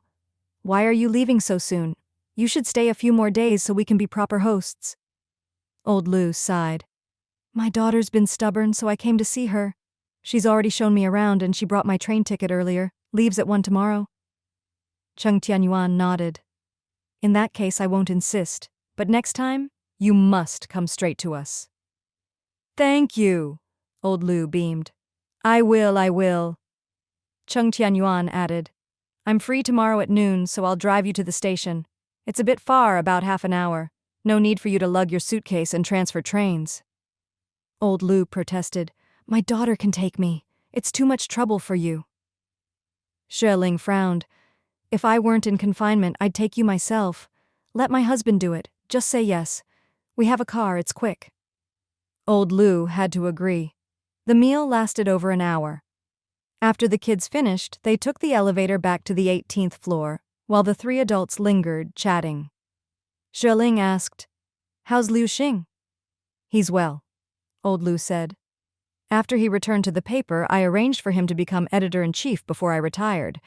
His pay's better, and he's more confident. He still helps at the photo studio on weekends and gets along well with Tongzi. A couple of years ago, I introduced him to a woman. She's a worker, widowed, with a 4 or 5-year-old daughter. They married after a few months. Liu Xing dotes on the little girl, takes her to kindergarten every morning, picks her up after work, and spends weekends with her. Last summer, he took a long vacation to visit his wife's family. Now they're a happy family of 3. My parents still live in the old house and are in good health." Xueling nodded. "That's good." Old Lu smiled. "He's always grateful to you. He praises you every time. He still feels guilty about Wang Ting." Xueling waved it off. "Let the past go. If you see him, tell him to visit me in the capital if he can. We're still friends. If I go back to Rongcheng, I'll visit the old colleagues for a drink." "Good," old Lu laughed. "That's how it should be. Let the past go and welcome the future." As they left, old Lu pulled Xueling aside. "Xiaoxue, remember what I said at lunch? That girl is stubborn and alone here. If she ever comes to you, it means she's at the end of her rope. I'm far away and can't help. You have the means and connections now. If she comes, give her a hot meal and a place to stay. As long as it's not illegal or immoral, help her if you can. If she's hopeless, kick her out." Xueling nodded, touched. "All parents are the same, I understand. Don't worry, I'll remember." The next day at noon, Chung Tianyuan and Xueling came down to see old Lu off. Old Lu saw all the food they'd packed for him and could only smile. "I won't say thank you. I'm greedy, and I'll take it all." Xiao Lu stood by, eyes red. "Dad, are you sure you don't want me to take you?" "No need," old Lu said. "Just call your brother at New Year's and come home if you can." He waved to Xueling and got in the car. Xueling watched the car drive away, then turned and handed Liu Xincheng a business card. "Xiao Lu, this is my contact number and name. I'm also very interested and confident in the new era of the entertainment industry. If you come across any good opportunities, let me know. We can make money together." Liu Xincheng was a little flattered, then broke into a happy smile. "Okay, sis, you must have a lot of capital. If I find a good opportunity, I'll definitely come to you for cooperation." Xueling smiled. "If you run into any difficulties, no matter what kind, you can come to me. As long as I can help, I'll do my best." Liu Xincheng bowed his head. "Thank you, Sister Xue." Sister-in-law! Sister-in-law! Chung Tianfang stood at the big window of the bakery, waving and calling, "Come over here." Liu Xincheng chuckled. "Sister Xue, I'll get going then." Xueling shook her hand in farewell, then walked into the bakery. Chung Tianfang was busy making a cake and explained, "Today is Saturday, and it just so happens the shop's baker took the day off, but someone ordered a big cake, so I had to come down and help. Sister-in-law, do you want some freshly baked soft bread? Those over there just came out of the oven." "I'm a bit hungry. I'll have a piece." Xueling didn't stand on ceremony and took a small piece to eat. Chung Tianfang said, "My father-in-law also really likes this kind of soft pork floss cake. I'll save 2 for him so he can have them when he gets back." Xueling was slightly taken aback and couldn't help but ask, "Uncle isn't upstairs recovering. Where did he go?" Chung Tianfang gave a wry smile. "He went to work at the hospital this morning. There was no choice. The hospital kept urging him and Dad felt he was well enough to work, so he agreed. The hospital leaders are considerate, though. They didn't schedule him for any night shifts until the end of the year. Xueling shook her head. He still doesn't walk naturally. It's obvious he hasn't fully recovered. Can't he take a bit more time off? Aheng and I said the same thing, Cheng Tianfang replied. But the hospital is really short-staffed. Recently, Aheng has been driving him to and from work, not daring to let him drive himself. My mother-in-law has also been very busy these days, hardly getting any rest. In that case, you should help out more at home, Xueling said. Doctors are always busy, so be more understanding of the elders. Cheng Tianfang nodded as she spread cream on the cake.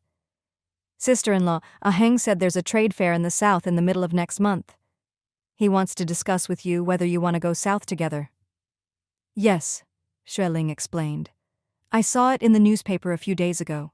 There are still more than 20 days left, enough time for us to prepare. When the time comes, I'll fly south with him. Cheng Tianfang's eyes flickered and she whispered, Sister-in-law, is it really that urgent? I asked Aheng, and he said we can still make money this year, just not as much as before.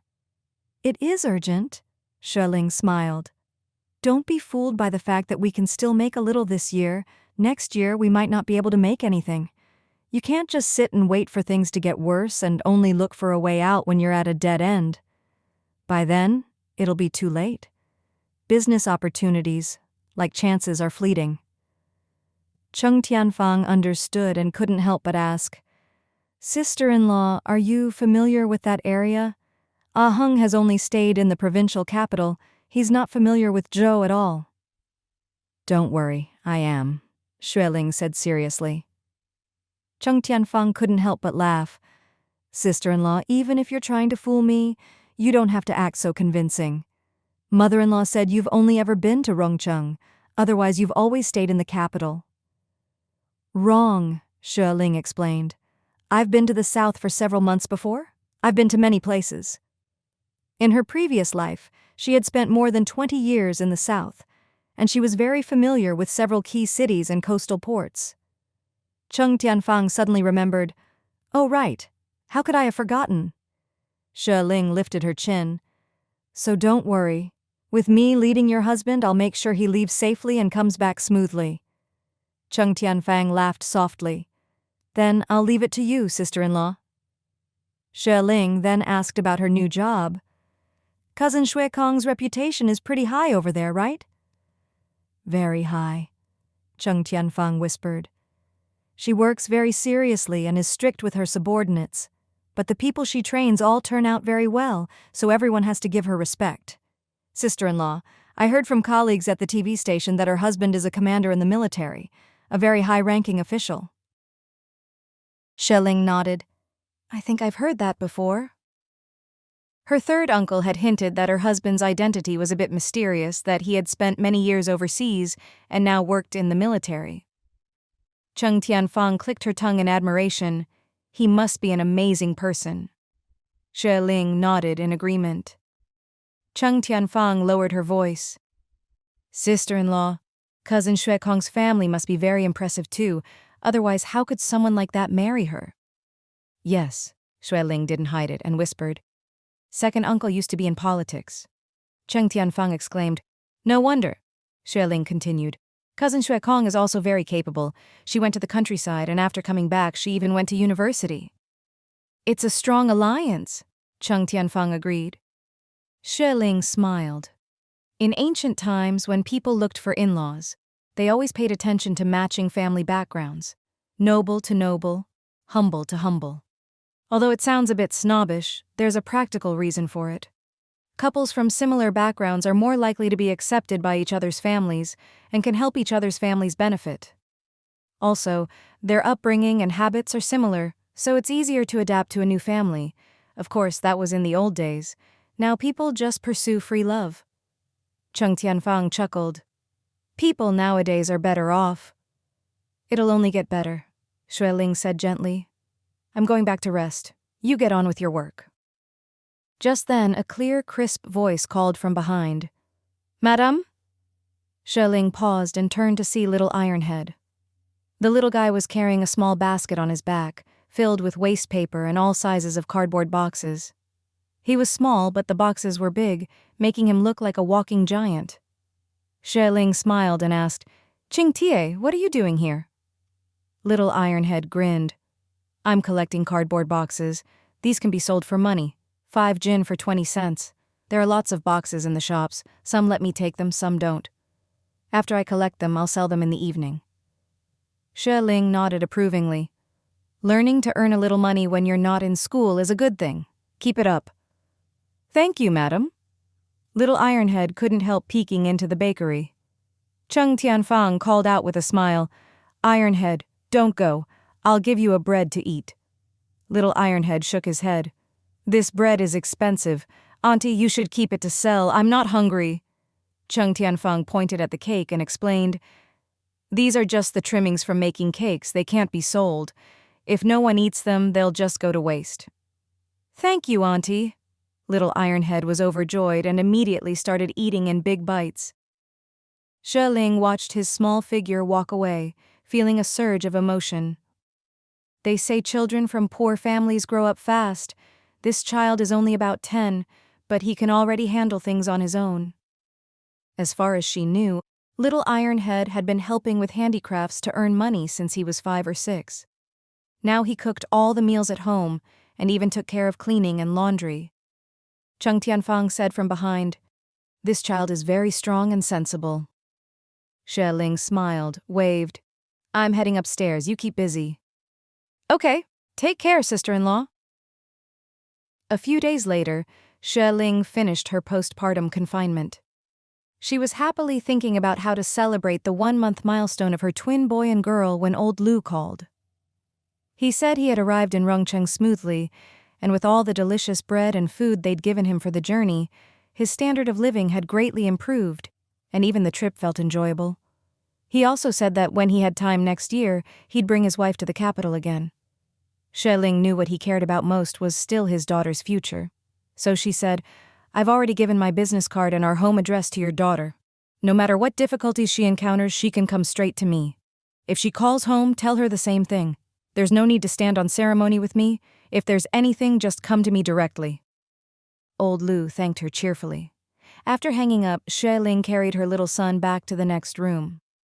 Ju Achun was putting socks on little Shin. It was already October and the mornings and evenings were quite cool.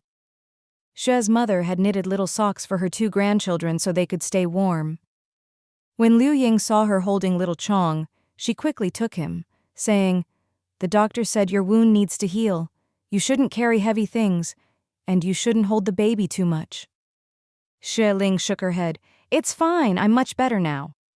She's mother couldn't help but grumble, "You still have to bend over every day. Why are you trying to act tough? We'll take care of the babies, you just focus on healing." Liu Ying agreed. "Exactly." Unable to argue with the 2 mothers, Ling had to give in and sat to play with little Shin Shin. Although the twins were only a month old, they were much smarter than their older brothers had been at the same age. They babbled and waved their little hands, their legs never still. It was clear they were mischievous types. She's mother smiled and said, "According to the tradition here in the capital, when a child turns 1 month old, you have to hold a celebration banquet. Invite all the relatives and friends over for a meal. The scale is up to you. Then we cook a big pot of red eggs at home, and every relative and neighbor who comes gets a few." Liu Ying, who never had much of an opinion, said softly, "I'm fine with anything. I'll go along with whatever the young people decide. Ah Wu said the same yesterday, and Mu Hai doesn't have any particular ideas either. He thinks it's good to celebrate. After all, having twins is such a rare and happy event." Ling thought for a moment and said, "We have a lot of friends, so we can just give out red eggs. For the meal, just have a few families gather downstairs for dinner. Invite Uncle Zheng's family, Achun and Little Ironhead. 4 or 5 tables should be lively enough." Shu's mother agreed with her daughter's reasoning and said gently, "Yes, after all, you're a married daughter, so there's no need to follow all the local customs to the letter. We're all people of the new era, no need to stick to old traditions." Ling said, "Then I'll make some calls. Invite third uncle's whole family, Uncle Zilan's family, Uncle Zheng's family, Achun and her son, and then book 4 or 5 tables downstairs." No need, Achin said softly. Ironhead and I can skip it. I'll just help take care of the little ones at home. Xue giggled. No way, you two are the stars today. If you're helping with the kids, then just come downstairs and help there. The kids are having their 1-month celebration, so of course you have to be there. With a few tables, you and Ironhead are just adding to the fun. Liu Ying agreed.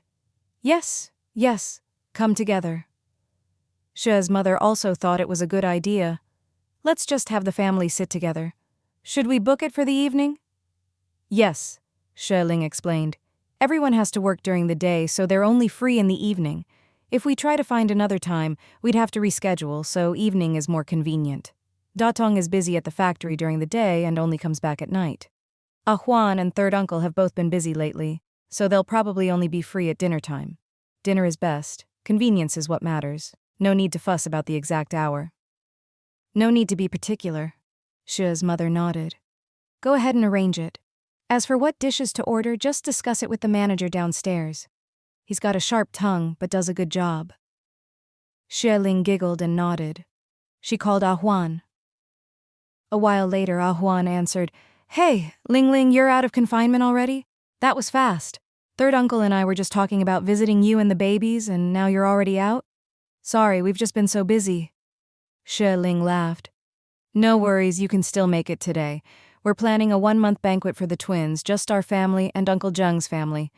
Are you and third uncle free this evening for dinner?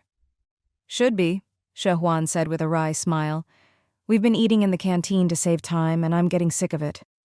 Last night we worked overtime, and third uncle made me some rice porridge. Now that I hear there's a feast, I'm suddenly energized.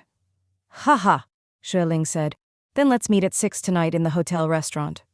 Is third uncle there? He's still busy in the herbal storeroom, Xuehuan said. It's a bit far, but I'll tell him later. We'll go together. I'll drive him over. Xue agreed and reminded him, Tell third uncle to call big cousin and second cousin at noon and invite their families too. Third uncle had 2 sons, both working regular jobs. Although their wives didn't get along well, things were fine on the surface. Both sons were honest, hard-working men, supporting their families on their wages. Life wasn't luxurious, but it was decent enough. The Xue family was very united. Whenever someone had something going on, everyone else would show up to help. Xue Wu only had one daughter, Xue Ling, and every time she had a celebration, her 2 cousins would always come with their families. Last time Xue Heng got married, the 2 cousins worked from morning till night. They were the main force behind the wedding. At the last 2 family gatherings, Xue had warmly invited them as well. Xuehuan was about to agree, but then remembered third uncle complaining about his 2 daughters-in-law a few days ago, and said, Ling, it seems the 2 sisters-in-law did something to upset third uncle. He's been ignoring them lately. Maybe you should call the cousins yourself. If everyone gets together tonight and has a good time, any hard feelings will soon disappear. Okay, I'll call the cousins now, Xue said. I have their work numbers. It's not hard to find them. We're all family. Small issues will blow over quickly. After hanging up, she called her 2 cousins. Then she called Xue Heng, telling him to pick up Uncle Jilan and his wife on time tonight. Xue Heng said, My dad doesn't have a night shift right now, but my mom is on duty tonight. I'll ask her to swap shifts with a colleague so she can join us. Good, Xue said with a wry smile. Auntie came by half a month ago, but it was in a rush. It feels like I haven't seen her in ages. Xue Heng sighed. There's nothing we can do, she's just too busy. Then I'll leave it to you, Xue said. Let Ah Fang know too. The dinner will be in a private room in the restaurant downstairs. Just family. And Uncle Zheng's family. Okay, Xue Heng hung up. Xue grabbed her small purse and went downstairs to find the hotel manager. She paid old Lu's accommodation and meal expenses, then booked 4 tables for dinner. The manager beamed, Boss Xue, you always take care of our business. Don't worry, I'll give you the lowest price and make the best dishes for you. Xue laughed heartily and explained, This is just a 1-month celebration banquet. We're not making it a big affair, just a family gathering for a meal. But it's still quite meaningful since we're celebrating the arrival of these 2 little ones into our big family. so I'd like the chef to prepare some festive dishes." "No problem," the manager said. "I'll have the head chef come out right away and give you some suggestions for the menu. We won't finalize anything until you're satisfied. I guarantee you'll be happy with it." 3 minutes later, the head chef was brought out by the manager. Xue Ling smiled and nodded. "Hello, chef." The head chef was flattered and a bit flustered, speaking softly.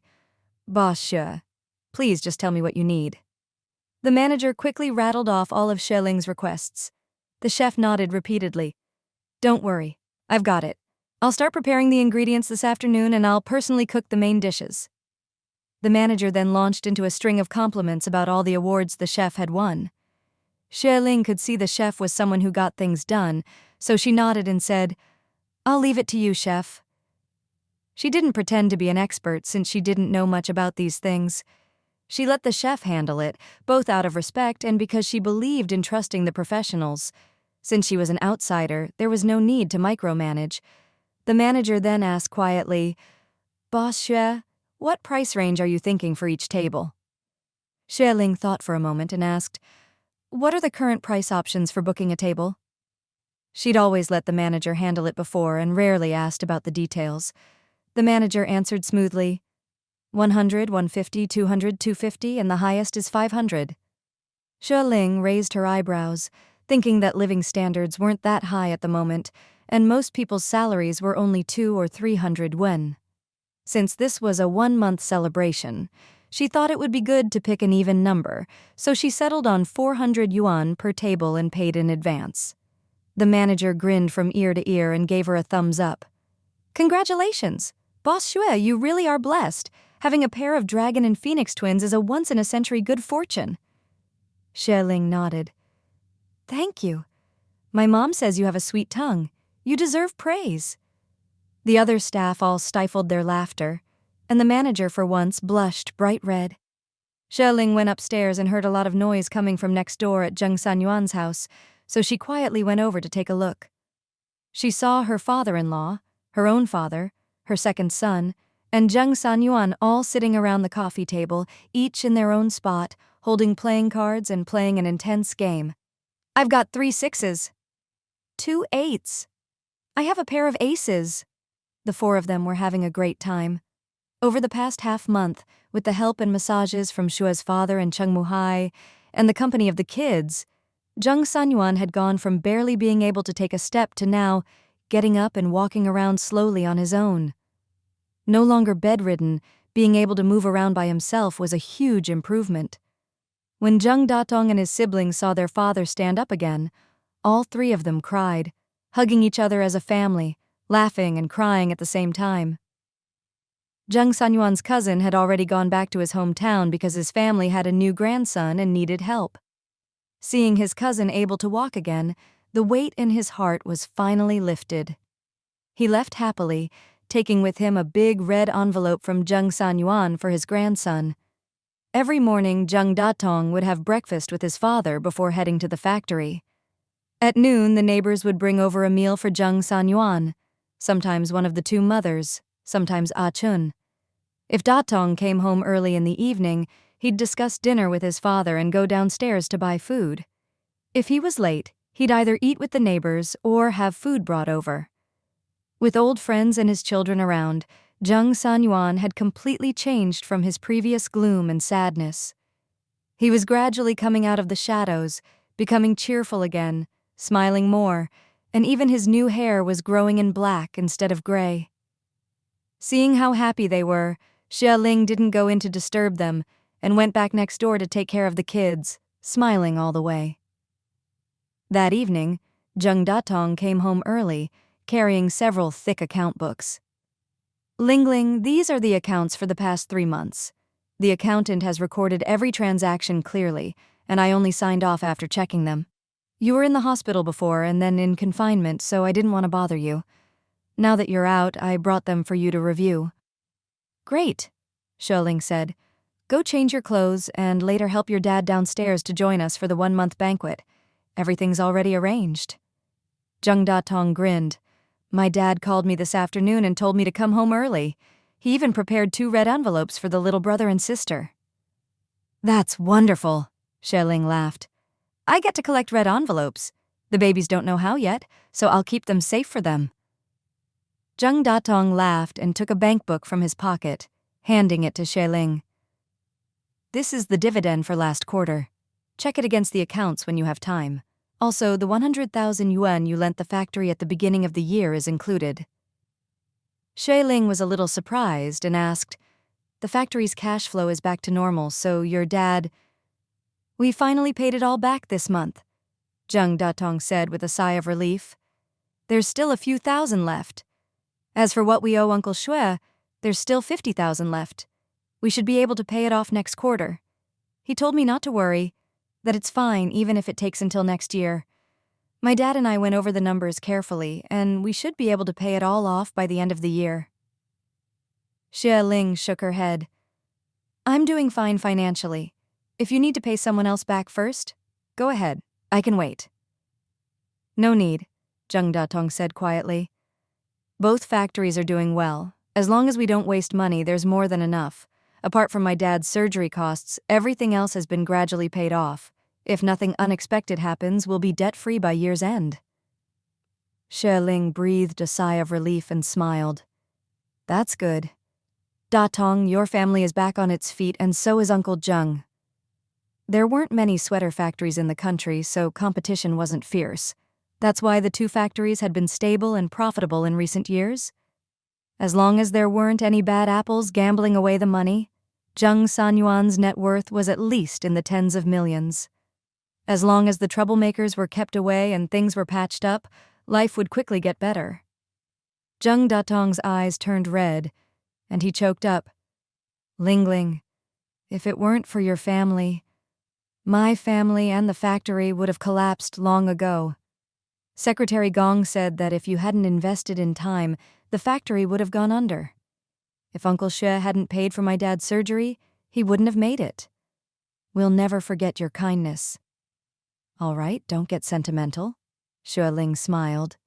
You've made it through, and things will only get better from here. Zheng Datong smiled, wiped his eyes, and nodded firmly. A little after 5, everyone got changed, put fresh diapers on the babies, fed them, dressed them in cute outfits, and went downstairs, all smiles. Zheng Sanyuan walked slowly, holding his son's hand and Yang hand, looking energetic and smiling the whole time. Zhu Achun carried little Xin, Xue's mother carried little Chong, and Liu Ying brought the baby bottles and other things. Everyone filed into the elevator, laughing and chatting. When they got to the private room downstairs, they found Xue Huan and third uncle were already there, as was Xue Jilan's whole family. Wow, you beat us here. Third uncle laughed and went to hold little Xin. How could we be late for a banquet? Everyone burst out laughing. A while later, third uncle's 2 sons arrived with their wives and children. The manager had the waiters start serving the dishes. Everyone ate and drank, chatting and laughing, celebrating the arrival of the 2 new little lives and the beginning of a new chapter for the big family. A month later, winter began in the north. Xue's father took his wife on a trip down south, bringing little Yang along with them. Renan also clamored to go, but unfortunately he had to attend school, and no one would agree to let him go. The little guy was very disappointed and secretly cried several times, partly because he couldn't bear to be apart from his little brother, and partly because he was sad he couldn't travel south. Xue's father laughed and said, "Grandpa and Grandma promise you as soon as your winter break starts, we'll come pick you up. Then we'll all fly to the southern island together, wear short sleeves every day, and play by the sea every day." After hearing this, Renan finally felt a bit better and began looking forward to winter break with all his heart. Cheng Tianyuan and Ling drove them to the airport. Xue's father smiled and said, "We don't have a fixed itinerary. We'll go wherever is fun, and stay longer wherever we like." "Call every 3 days," Ling said, ruffling little Yang's hair. "Even if you don't miss your daughter, I still miss my son." Xue's mother laughed and scolded, All right, we know." Little Yang was extremely excited, carrying the big travel bag his uncle had given him, stuffed with all kinds of snacks and drinks, as well as several maps. He hadn't even set off yet, but his heart was already soaring. Xueling hugged her parents, then hugged her son. All right, you all go have fun. Yuan and I will work hard to make money so you don't have to worry about anything. Just enjoy yourselves. Xue's father smiled contentedly, holding his wife's hand in one hand and his grandson's in the other, and walked through the security gate. Half a month later, Xueling and Xue Heng headed south again. They had gone to Zhou before, but unfortunately couldn't find any suitable orders or new projects to cooperate on, so they returned disappointed. This time, they deliberately avoided the big trade fairs and instead traveled along the southern coast, looking for opportunities. Xue Heng, who was in the foreign trade business, still wanted to stick to his old line of work. But Xueling didn't see it that way. She said domestic orders were also promising, especially in the populous southern cities, where the demand for clothing was huge. She didn't want to focus on the same things as everyone else. So she took Xue Heng from city to city. Xue Heng was amazed to see that wherever she went, she seemed right at home. Not only did she know the roads, but she also knew the business scene and the best places to eat. After his initial surprise, he couldn't help but praise her again and again. After more than half a month of traveling, Xueling finally signed her first order with a southern distributor, 100,000 pairs of jeans for the spring of next year. At first, Xue Heng was reluctant to accept it. He thought denim was too rough, and since there was no culture of wearing jeans in China, it probably wouldn't work and would be hard to promote. But Xueling insisted on signing, saying it was a great opportunity. It doesn't matter if there isn't much denim. We'll order from the manufacturers. Right now, no one is competing with us, so the purchase price is low and the profit is high. Xue Heng hesitated. Domestic denim isn't very good and there aren't many manufacturers. Where are we going to find it? The price is low because no one wants it. No one wants it, but we do, Xueling said.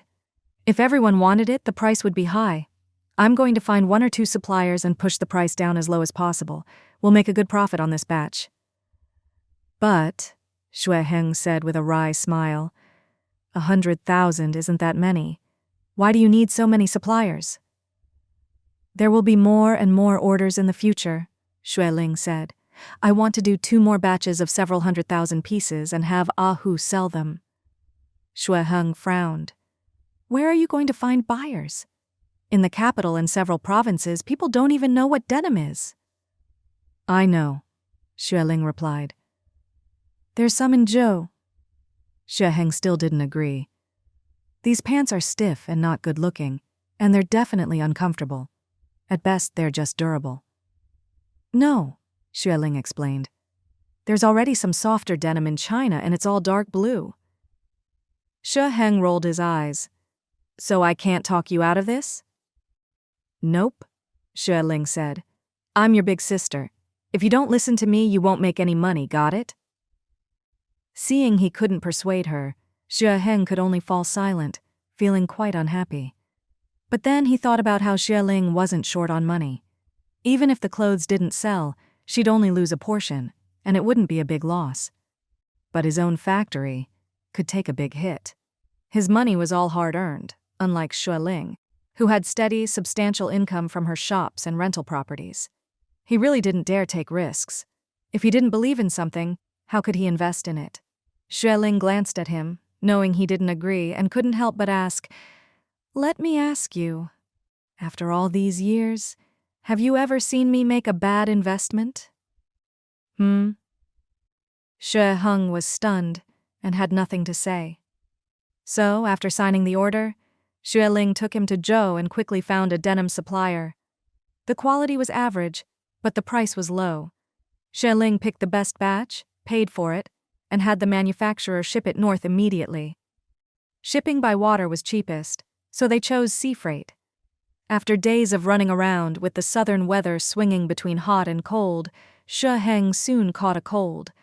Xueling bought him a plane ticket and sent him back to the capital. She then continued traveling around the big cities in the south and finally went to the provincial capital to visit Hu and his wife. Hu was surprised and delighted to see her. Ah Ching is at home. Sis-in-law, I'll take you there right away. She'll be so happy to see you. Xueling nodded. Let's go in a bit. Let me rest first. Ahu pointed around the shop and explained, "We renovated last year. You haven't seen it yet. Business isn't as good as before these past 2 years, but it's still okay." Xue smiled wryly. "You've been our most reliable customer for factory orders these past 2 years. We're making less than before, but overall it's still stable." She had increased Ahu's share by another 10% compared to before. Originally, he only got 10%, but Xue later gave him another 10, since she was far away in the capital and couldn't manage the business here. Ahu was very grateful, but business had been a bit slow, not as good as before. He shook his head and explained, "Consumers are so fickle these days. One minute they like this, the next minute something else is trendy. It's exhausting. Bell-bottoms used to be all the rage and sold so well. Now nobody wants them. Luckily it's winter, so the sweaters we ordered are selling okay." Xue laughed. "It's all about fashion now. We can't stay the same. We have to keep up with the trends or we won't make any money." "Sis-in-law, how come you're here alone?" Ahu looked around. "I called Ah Yuan a few days ago and he said you and Ah Heng had been away for days. Where's that young master Shu Heng? Haven't seen him." Xue explained, "He got sick, so I sent him back to the capital. I came this time mainly to see you and to discuss something with you." "Go ahead," Ahu said cheerfully. "Whatever you need, just say the word." Xue chuckled, then took a piece of denim out of her backpack. "Ahu, I'm going to start making pants out of this fabric. A clothing supplier has ordered 100,000 pairs, and I plan to make 20,000 more to ship south for you to sell." Ahu stared in shock. "What's this? Fabric? Feels kind of rough." Xue explained, "This is called denim." After Xue explained everything in detail, Ahu asked, "Sis-in-law, you really think this will be a hit, right?" "Yes," Xue replied.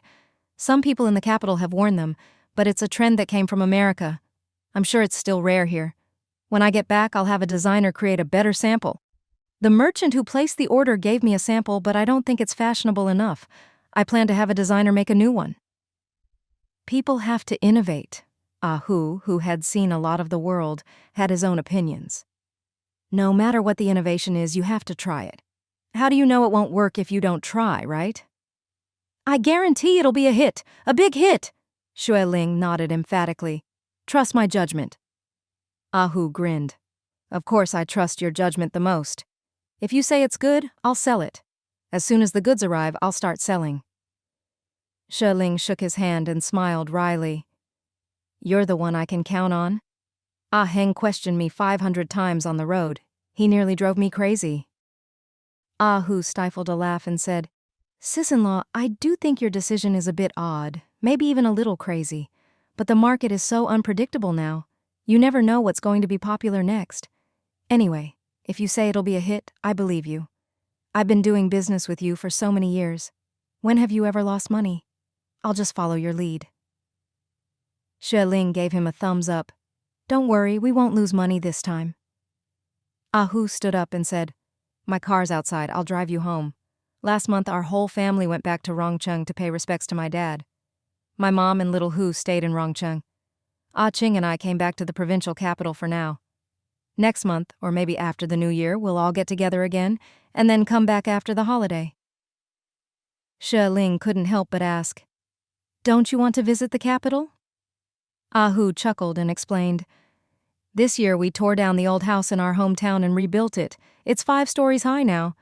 We're making less money but spending more, so we can't afford to go north for the new year. I told Ah Ching, it's too cold up there for the holiday. We'll wait until it warms up to visit Godfather and Godmother." "Don't give me that no money excuse," Xue laughed.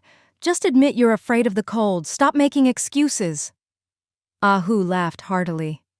Xue couldn't help but ask, "By the way, has Liu Xiaoyu's brother been in touch with you?" Ahu was momentarily stunned, then sighed. "He's been back in Rongcheng for several months." Xue thought for a moment and asked, "Did something happen? Didn't his kids all go to the capital for summer vacation? And Sister Jinhua went too, right?" "Yes," Ahu said with a wry smile. But his kids don't have household registration in the capital, so transferring schools is really hard. I heard there are private schools, but the tuition is expensive, and there are all sorts of sponsorship fees. He's got several kids, and just transferring schools would cost a fortune. His wife also couldn't bear to leave her pig farm. By the way, I heard the pig farm is doing really well, right? It is, Shueling explained. They send me money every 6 months, and each time it's more than the last. Now I get tens of thousands every half year. The pig farm has doubled in size, and they're raising more and more pigs. Ahu laughed. No wonder Sister Jinhua told him to go back and raise pigs with her. She said once they make big money from pigs, they'll buy a house in the capital. Lu Xiaoyu can't bear to leave the good environment in the capital, but he can't bear to leave his wife and kids even more, so he went back to Rongcheng. I heard Sister Jinhua's family has built a lot of houses from pig farming. As soon as Lu Xiaoyu got back, she bought him a jeep. He called me the other day and said he might have to live off his wife from now on.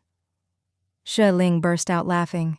What's wrong with living off your wife? I'm jealous. Ahu laughed so hard he nearly doubled over. Sister Jinhua is so cheerful. She told him not to worry about the capital. When the kids are grown and he's too old to work, if he'd abandoned his family to go to the capital, the kids wouldn't care about him anymore. Shueling wiped away tears of laughter and asked, So he's not coming back to the capital for now? No. Ahu nodded. He's helping out at the pig farm for now. I heard they hired a few workers, but it's still not enough. Lu Xiaoyu says he spends all day with pigs and is afraid he'll turn into one. Ha ha ha. Sheling clutched her stomach. I can't take it. Ahu couldn't help but ask, By the way, sis-in-law, when I called last time, Yuan said the Shanyu couple took their daughter back to the southern island again? Yes, Shueling replied. I was still in confinement at the time, and their whole family went back. They didn't even make it to my kids' 1-month banquet? What happened? Ahu asked. Weren't they planning to settle there? Didn't their daughter already start school? Shueling chuckled. They were afraid of the cold. It's so warm on the southern island you don't even need sweaters in winter. But in the capital you need sweaters even in autumn. Little Yu couldn't get used to it and got sick several times. Chenji felt sorry for her, so she took her back to the southern island and put her studies on hold. Ahu frowned. So what now? Didn't they want their daughter to study singing and the arts? They did, Shueling replied. But there's nothing they can do for now. They'll have to wait until spring to go back to the capital for lessons, traveling back and forth. Ahu said wryly, That can't go on forever. How can a child's schooling handle all that back and forth? She Ling shook her head. It's up to them. Right now, the most important thing is the child's health. If she can't handle the northern cold, then she can't stay. Maybe when she's in college, she can apply to an art school in the capital. By then, she'll be in her 20s and an adult, and they won't have to worry so much. Kids really are the most important, Ahu nodded. I registered little Hu's household in the provincial capital, so it'll be much easier for him to go to school. Only the 3 adults' registrations are still in Rongcheng. Don't worry, Shueling said. You've bought a house here, so it'll be easy to sort out the kids' registration. Ahu drove her home. He and Wang Ting still lived in the apartment they bought when they got married, close to the wholesale market, making it very convenient for Ahu to get to and from work, just a few minutes away. Wang Ting was reading in the room. When she heard Ahu's key in the door, she called from the study. Why are you home so early today? Did something happen? Just then, there was the sound of steady footsteps. Wang Ting was puzzled, immediately realizing the footsteps weren't her husband's. Who is it? Suddenly, a head popped out at the study door, giving her a fright. Oh my God! Wang Ting jumped up in surprise and rushed over, hugging Shueling and squealing with excitement. What are you doing here? Why didn't you tell us in advance? We could have picked you up. You've gained weight. No, actually, you look about the same. Shueling laughed. I'm here in the south for business. I've been running around every day, no set schedule. I just happened to pass through the provincial capital today and I really missed you and Ahu, so I got off the boat to see you. I lost about 20 pounds after having the baby. Lately, with all the running around and irregular meals, I've probably lost more. It's fine. I put on a lot of weight during pregnancy, so now it's time to use it up. Wang Ting pinched her face. Still as pretty as ever. I'm so jealous. Xie Ling couldn't help but glare at her, laughing. You're the same. Every time I see you, you never change. Wang Ting had married Ah Hu, not just for love, but also for a good life. Ah Hu not only cared for her and cherished her, but also provided a comfortable life, letting her read the books she liked and write her own essays and poems. Her days were peaceful and happy, and her eyes and face were full of sweetness. Seeing the two friends so excited to reunite, Ah Hu laughed and suggested, Ah Ching, don't cook tonight. Since sis-in-law is here, let's take her out to a restaurant. Great, Wang Ting smiled. A friend from afar must be treated well. Xie Ling only stayed one night in the provincial capital, leaving by car early the next morning. Wang Ting's eyes were red as she held on to her, reluctant to let go, saying she didn't know when they'd meet again.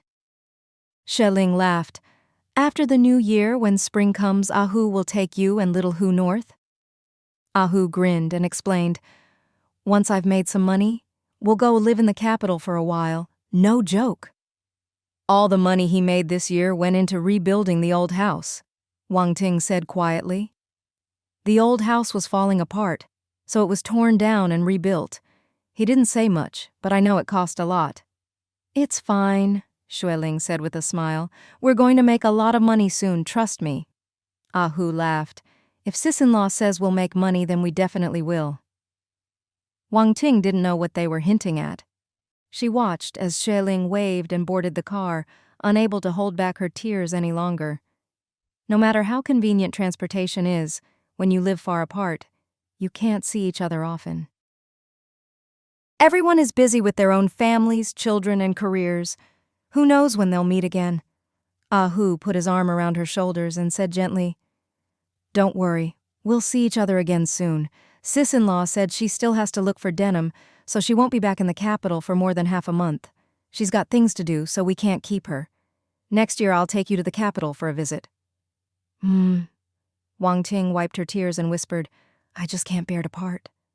Ah Hu patted her back gently. Come on, let's go home. Xie Ling traveled through several major coastal cities and only returned to the capital more than 20 days later. By then it was already winter, the 11th lunar month. Xue Heng had received her call in advance and had already told the secretary to notify the workers to come back to work. It's cold now, and the dorms need heating at night. Just the heating bill is a headache. Sis, it's fine if we make money, but if we don't, we'll just keep losing. Enough, Xue Ling said, yawning. Did you pick up the goods at the dock? Did the first batch of denim get sent to Zhezhou? They did, Xue Heng replied. The goods hadn't even arrived when you called and told me to redirect them to Zhezhou. Xue Ling nodded. That batch is a bit stiff and uncomfortable to wear. Luckily, I found a locally improved denim in Zhezhou. After an extra round of processing, it's much softer. The batch we bought before won't go to waste. Send it over there for extra processing, and once it's done, have them send it back to us. Xue Heng couldn't help but say, all this back and forth just increases the cost. It's a bit higher, Xue Ling said, but as long as the quantity is high enough, the cost will be spread out. If we want to set a new trend, we have to invest. I already called third uncle and asked him to help apply for a factory trademark. He said the fastest it could be done is in a little over 2 months. I asked him to use his connections to speed it up. Once our jeans are produced, they'll all have our factory's trademark. If others try to copy us, we can pursue legal action. Cheng Tianyuan nearby asked, So others can't make these kinds of pants? No, Xue Ling replied. They still can, but our trademark gives us some protection. Domestic regulations aren't very strict yet, but we'll try getting our own trademark first. Since we didn't invent denim, we can't patent it, so it's tricky. If it were our own patent, it'd be much more profitable. Xue Heng laughed. Why not have the processing factory apply for one? Time. Xue Ling rolled her eyes. The whole process takes too long. We can't wait. But, she added with a proud smile, I signed a contract with that factory. For the next 3 years they can only supply us, and they must keep improving the product. If they don't, we can end the contract after 2 years. Sheheng nodded. Seeing how tired she looked, Cheng Tianyuan urged, "Go home and rest. Take a bath and get some sleep. You can deal with the factory tomorrow." Xue Ling let out a long sigh, got in the car, and collapsed in the back seat. "Wake me up when we get there, I'll take a nap." By the time they got home, it was already past 10 at night. It was cold, and the elders and children were all asleep. Xue Ling, chilled and dusty, didn't want to disturb anyone, so she went back to her own apartment. Renan still had school the next day, so he'd finished his homework early and gone to bed. Xue Ling stood by his bed for a while, then quietly left. Cheng Tianyuan poured her a cup of warm water. Xue Ling gulped it down. "Slow down." Cheng Tianyuan frowned. "Even if you're thirsty, you can't drink like that. Are you hungry? I'll make you some noodles." "No." Xue Ling shook her head. "Just tired, not hungry." Cheng Tianyuan went to get her pajamas and prepare hot water. After a hot shower, Xue Ling collapsed into bed and fell asleep almost instantly. Cheng Tianyuan tidied up the bathroom, took her dirty clothes from the suitcase to soak on the balcony, and when he came back, found her sleeping soundly. The house had heating, but it wasn't turned up high. He sat by the bed seeing how pale and thin she'd become, and couldn't help but feel sorry for her. She'd been traveling since her postpartum confinement, and this trip had lasted over a month. She'd lost at least 10 pounds. Every day after school, Renan's first words at the door were, "Is Mom back yet?" His in-laws called every 2 or 3 days, always asking if she was home. Little Yang Yang was still traveling in the south with his grandparents, planning to stay by the sea for half a month. He was probably still there. The 2 little ones at home just ate and slept, and thankfully Ju Ah-chun was there to help, or his own mother would have been overwhelmed. He didn't want to wake Xue Ling, so he turned off the bedside lamp, got under the covers, and lay down beside her. This past month she'd been running around every day, and he'd been just as busy at home, work outside, kids and chores at home, barely a moment's rest. His father-in-law had said that if they couldn't handle the kids, they'd come back right away. But he thought it wasn't necessary yet, so he told them to enjoy themselves and not rush back.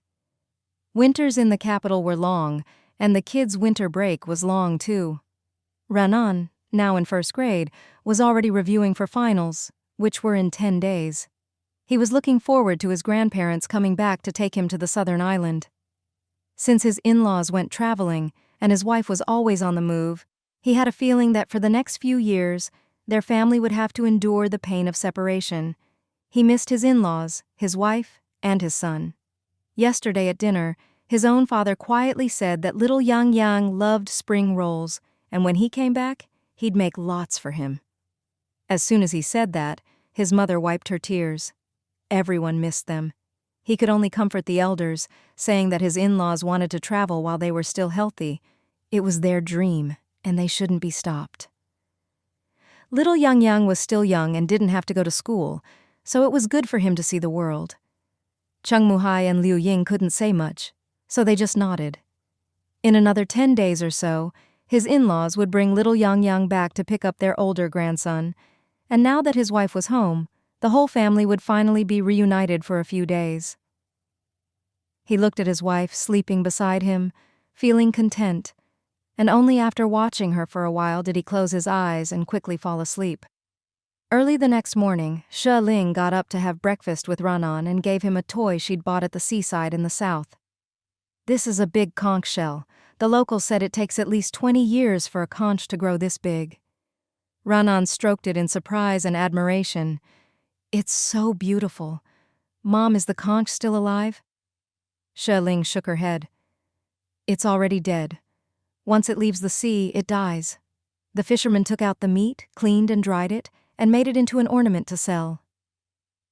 Ju Ah-chun was nearby, feeding little Chong his formula.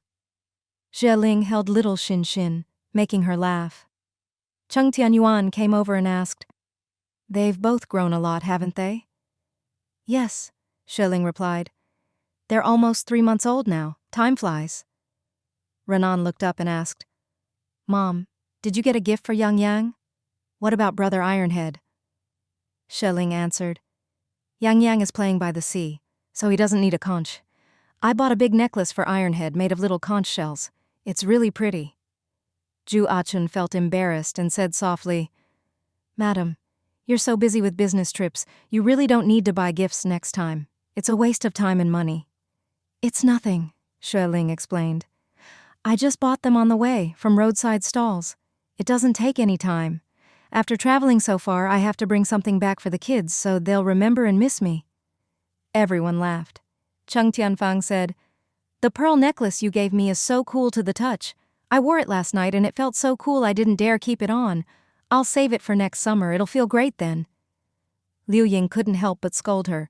You already wore it? Why didn't you keep it safe? Your sister-in-law said those are precious pearls. She Heng laughed as he ate his meat bun. Mom, if you just keep it locked away, it loses its value. You have to wear it, show it off on your neck. That's how it's beautiful. Cheng Tianfang giggled. Exactly. Why hide it? Next summer, when I can wear dresses, I'll put it on. Liu Ying couldn't do anything about her and just let it go. On the side, Cheng Muhai was looking at the writing on his cigarette pack and asked, Ling, what does this say? I can't read it at all. Shi Ling laughed. Dad, that's English. These are imported cigarettes, pretty rare here. I bought them in the provincial capital. Oh! Cheng Muhai brightened up. I've never smoked foreign cigarettes before. I'll try them later. Eat first, Cheng Tianyuan urged. Renan, don't be late. Hurry up and eat. Renan obediently ate, counting down the days until vacation. After breakfast, Xue Ling hurried off to the main factory. The secretary saw her arrive and quickly brought over the jeans designs from the designer. Xue Ling glanced at them and saw they were modeled after foreign styles, with flared legs like old bell-bottoms. The legs shouldn't be wide. Make them straight. The secretary nodded. The designer is here. You can see the sample this afternoon. Xue Ling said, Please ask her to hurry. That afternoon, the designer brought the sample to Xue Ling. Xue Ling tried it on herself and quickly found some issues, asking the designer to make changes. If the waistband is elastic, it just doesn't look good. They revised it again and again, working late into the night, but Xue Ling was still not satisfied. Finally, after 3 days, Xue Ling approved the latest sample. The next morning, the main factory started production. Xue Heng came too, taking the sample and all the data to get started. Xue Ling said, The denim from Chuzhou is enough for over 200,000 pieces. I've already told them to speed up shipping so we can try to make several 100,000 by the end of the year. For a first attempt, how can we make so many? Xue Heng frowned. If the market doesn't accept it, we'll lose a fortune. Xue Ling thought for a moment and said quietly, I still have about 100,000 yuan, and I'll invest it all. Don't worry, if we lose, it's all on me. No matter how much the branch factory produces, you get a 20% share of the profits, but you don't have to take any risk, okay? Hearing this, Xue Heng felt a bit embarrassed. Do you know how big this risk is? You could lose over 1 million. If we go big, we could keep losing. I've worn those things. They're really uncomfortable. If even someone like me who studied abroad can't accept them, how will anyone else? Lingling, I know you're always confident, but I've tried to talk you out of this and you won't listen. What makes you so sure jeans will be a huge hit? Xue Ling smiled. Because I just know. Because she'd lived through it. Starting next spring, jeans would explode in popularity in China.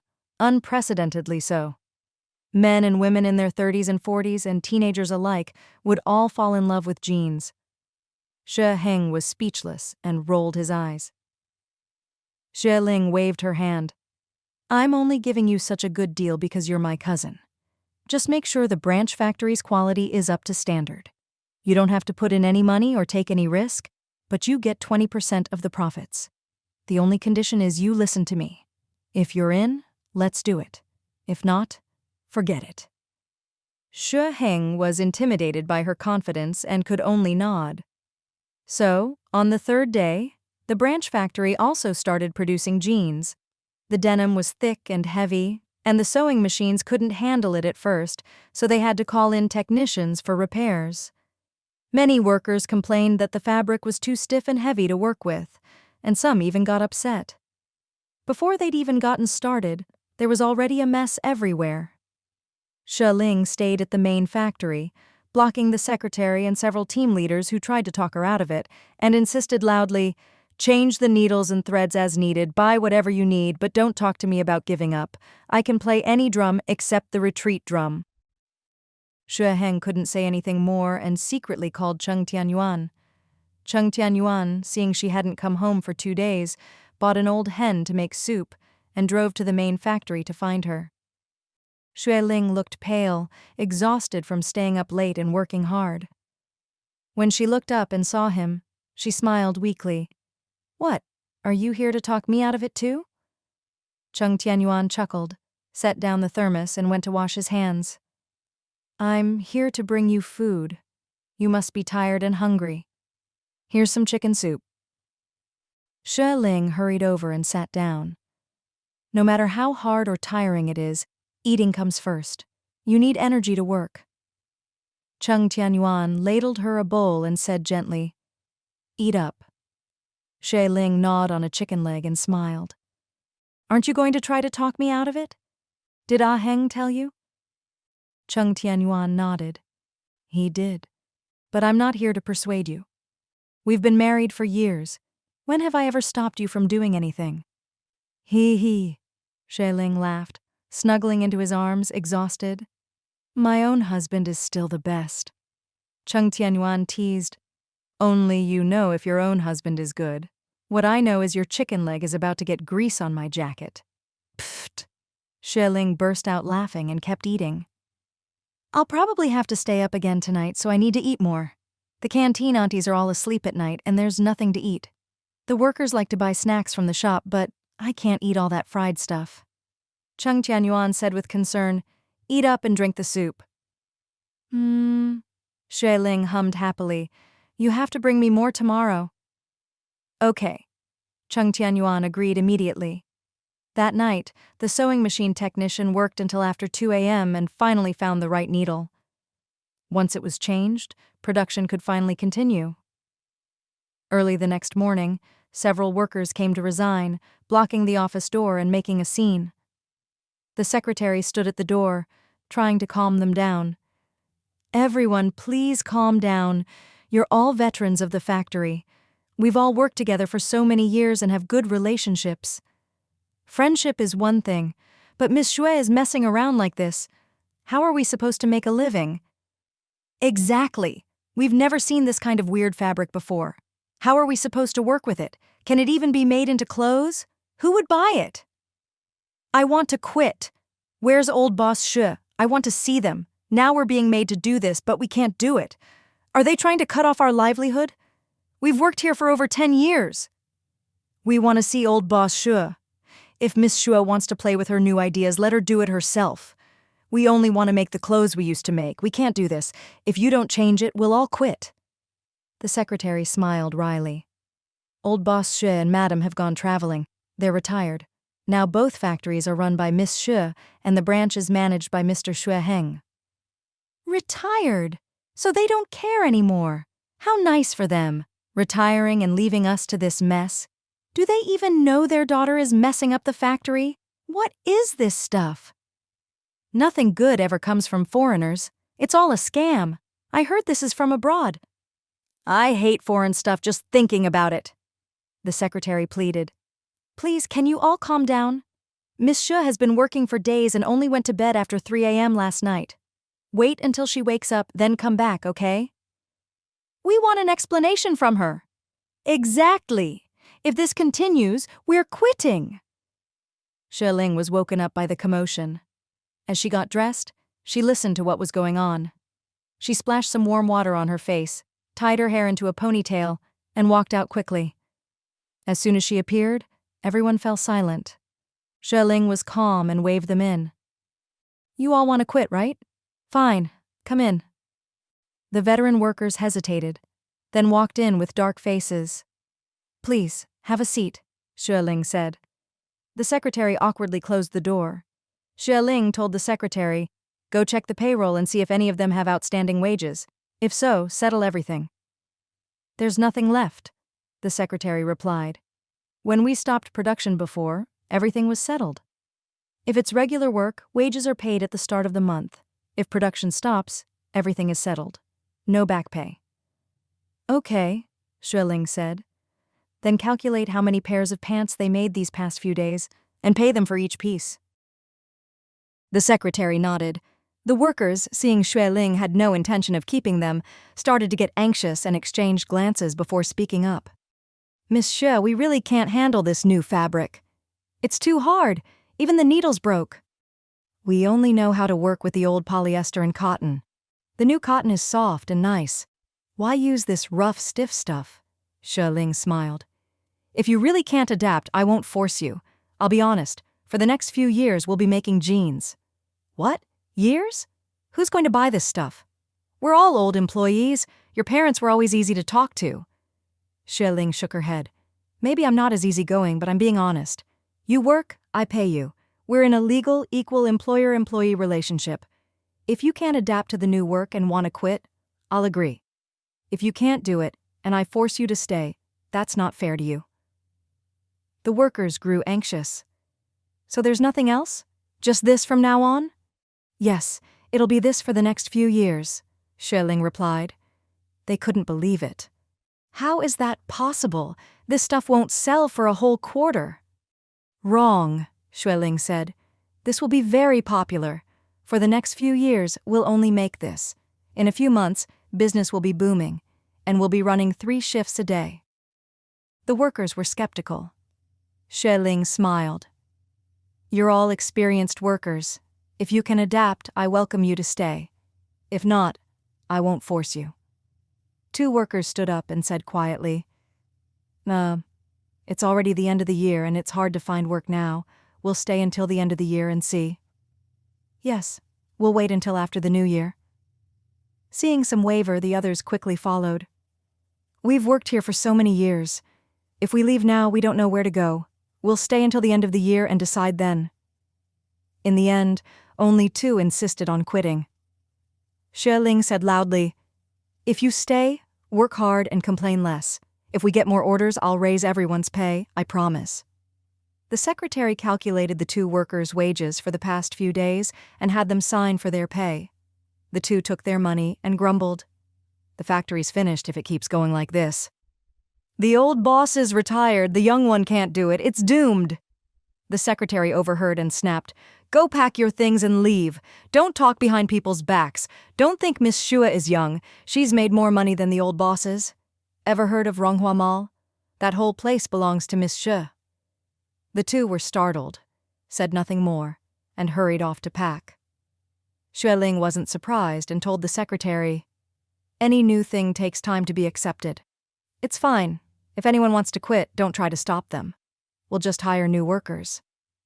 They won't, the secretary said quietly. Most have worked here for years. Besides, it's hard to find a job at the end of the year, with just over a month until the new year. Not many will dare quit now. Xueling chuckled. I'm lucky it's the end of the year when people are less likely to quit on a whim. The secretary saw she could still laugh and felt reassured. After all, she was just an employee. Whatever the boss decided, she'd follow. Who knows? Maybe it really would sell well. A few days later, Xue's parents returned to the capital with little Yang Yang.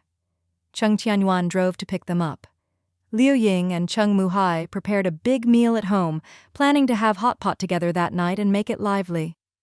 Xue's parents brought back lots of local specialties, food and drinks for everyone, even a gift for Ironhead. Zheng Sanyuan, greedy as ever, hugged 2 boxes of pu'er tea and grinned, I love this tea. Is there more? Give me 2 more. Renan shouted, Where's my toy? Grandpa, Grandma, where's my big toy? After everyone got their gifts, they gathered around, chatting and asking questions. Yang Yang's gotten tanner, and he looks taller too. Old Madame Xue looks healthier. Her eyes are brighter. After all the bustle, Xue's parents finally had time to sit down, each holding a grandchild, happily playing with them. Xue's mother looked at her little granddaughter in her arms, smiling so much her eyes turned into slits. She's getting prettier as she grows. When her eyes are open, she's just gorgeous. Look at those big gray eyes, so adorable. Xue's father nodded and said, I think little Chong looks more like his mom. They both do, She's mother hummed a tune. Kids always look like either their dad or their mom. Then Shue's father suddenly realized the children's mother wasn't there. Where's Lingling? She's not still down south, is she? Cheng Tianyuan gave a wry smile and explained, She's been at the factory lately. Shue's mother asked, Did she get an order? What's she making, spring clothes? Jeans, Cheng Tianyuan replied.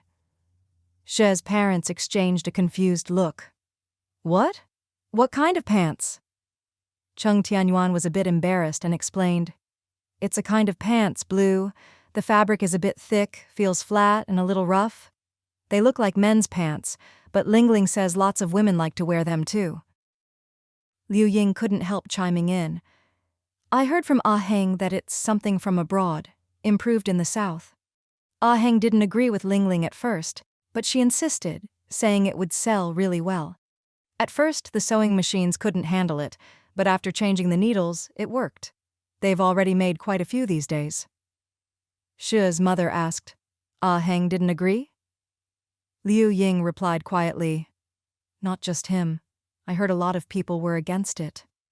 Shue's mother shook her head. This child. Let her be, Shue's father said gently. Since the factory is in her hands, let her do as she pleases. The money I made over the years, I've saved for myself. Her capital is all her own, so if she loses, it's her own loss. All these years, every cent she borrowed from me for business, she's always paid back. She's got a good business sense. If she's set on something, there must be something to it. If she makes money, great. If not, let her stumble and learn from it. That's good too. Zheng Sanyuan laughed. What's there to worry about?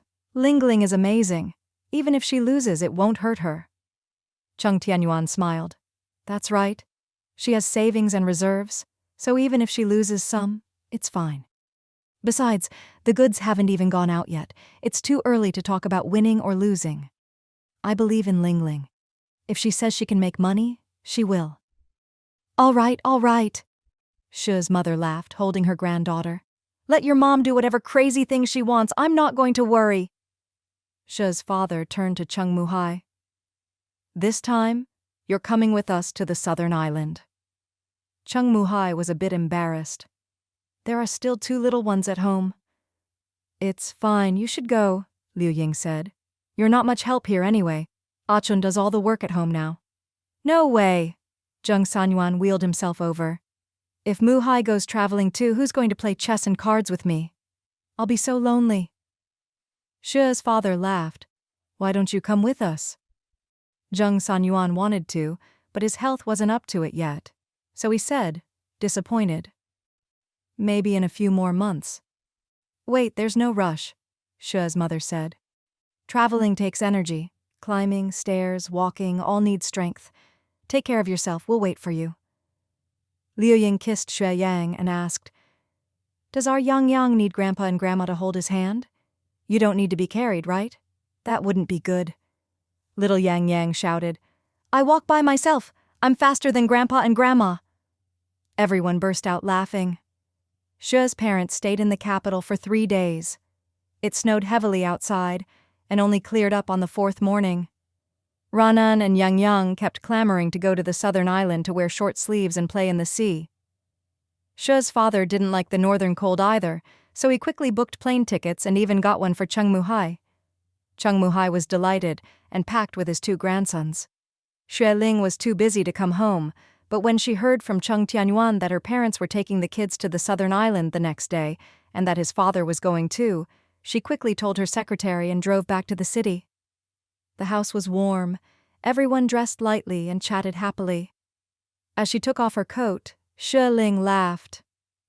The warm southern beaches have gotten the old comrades addicted. They can't stand the capital anymore? Shue's mother snorted. Look how skinny you are, like a refugee. Did you miss a meal or something? Her daughter had gotten so thin it made her mother's heart ache. Xue Ling shook her head and smiled. Can't help it. Born beautiful, can't hide it. Shue's father laughed. Everything going well? Have you shipped the goods? I sent 30,000 to the client this afternoon, and a few thousand to Ahu, Xueling replied. It's the best time of year for sales. I hope we can catch the wave. At most, you've got 20 days, Xue's father said. If sales are good, keep pushing. Xueling nodded. The workers were slow at first, but now they've gotten used to it and are speeding up. Cheng Tianyuan said gently, I'll make you something nourishing. You go spend time with the kids. Xueling checked her son's suitcases, making sure they packed summer clothes and a couple of long-sleeve shirts. Don't think it'll always be hot on the southern island in winter? Sometimes a cold front comes and the temperature drops, so bring some long sleeves just in case. If it gets too cold, Grandpa and Grandma will buy you more. Cheng Tianyuan quietly slipped 1,000 yen to Cheng Muhai, telling him to keep it on him since they'd be leaving for the airport early the next morning and might forget in the rush. Cheng Muhai happily accepted. That night, Xueling put the factory aside for a while, packed some medicine for her sons, talked and told stories with them until they fell asleep, then went to her parents' room to chat for a bit before hurrying back to the factory. Xue's mother, with her sharp tongue and soft heart, whispered, She's lost so much weight. Even if she makes money, what's the point if she ruins her health? Don't worry, Xue's father said gently. Making money is never easy. She started out ahead of most people. She's already lucky. Xue's mother could only let it go. Early the next morning, Achun came over to help with breakfast. After everyone ate, they hurried out with their luggage. Do you have your ID cards? Keep them safe. Goodbye, Grandma. Goodbye, little brothers and sisters. Goodbye, aunties and uncles. Goodbye, Aunt Achun. Goodbye, Uncle Zhang. Xue Heng wanted to go see them off, but Cheng Muhai said, It's a long trip and you have to work. Don't worry, my car is big enough. 3 elders and 2 kids set off for the southern island to spend the winter, while things here stayed busy as ever. Xueling left early and came home late, sometimes staying at the factory overnight. Everyone was anxious, including herself. Until one day, Ahu called, exclaiming, Sis-in-law, they're actually pretty popular. A customer who bought a few dozen came back for several hundred. Another who only took a few came back this morning for 1,000. Wow, this is looking good. Xueling laughed. Contact all your customers. No matter how many they want the first time, sell to them. Then wait and see. I took 100 to the mall today to sell, and I'll check the feedback tomorrow. Got it? Ahu said. Sis-in-law, send more over as soon as you can. Business is good at the end of the year. I'll work even harder to sell them. The capital was the largest city in the country, with a highly educated population and a strong ability to accept new things. In just a few days, genes started spreading among young people. Word of mouth spread quickly, and within 3 days, jeans in Ronghua Mall were selling like crazy. Xueling, skilled in advertising and PR, asked Cheng Tianfang to tell her reporter friends at the TV station. Reporters love novelty, so when a colleague mentioned it, a crew arrived at Ronghua Mall within 2 hours to do a story. Xueling took the opportunity to make her jeans brand famous. After the TV segment aired, the 2 jeans shops were packed every day. Anything that makes money always attracts attention, and business people have the sharpest instincts. As soon as jeans became popular, merchants who caught wind of it all came to the main factory, asking specifically for jeans. Orders poured in one after another. The clothing factory had always been called Old Shi Clothing Factory. Xueling didn't want to change the name that was her father's life's work, so she registered the trademark under the old factory name. Very quickly, Old Shi's jeans became a hit, and the news reported on it as well. The secretary was answering phone calls non-stop, overwhelmed by the stack of orders. If this keeps up, we won't need to close for the new year, but there are so many orders, I'm afraid we can't keep up. Xueling made a quick decision. Starting today, go back to the 3-shift system. Post a notice.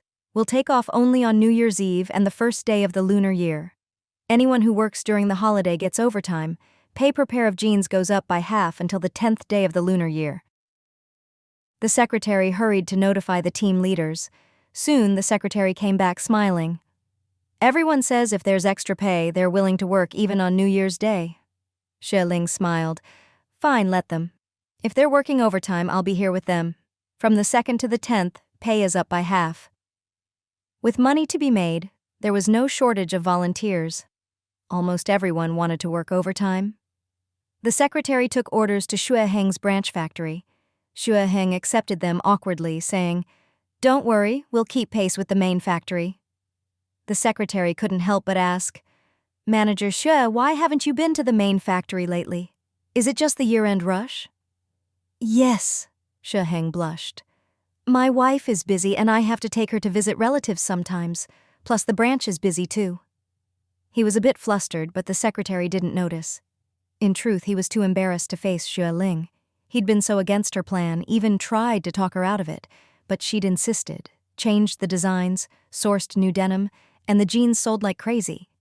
He'd opposed her, even wanted to quit, but she didn't listen, and even let him share profits without any risk. No business in the world is this good, so he stuck with it. He never expected it to be such a hit. Looking at the stack of orders, he couldn't help but smile in disbelief. Luckily, Xue Ling was always at the main factory, not at home, or he'd be too embarrassed to show his face. How humiliating. He'd studied abroad, yet had less faith in foreign trends than Ling Ling, who'd never left the country. How embarrassing. The secretary nodded and smiled wryly. Everyone's busy at year-end. Who would have thought jeans would suddenly be such a hit?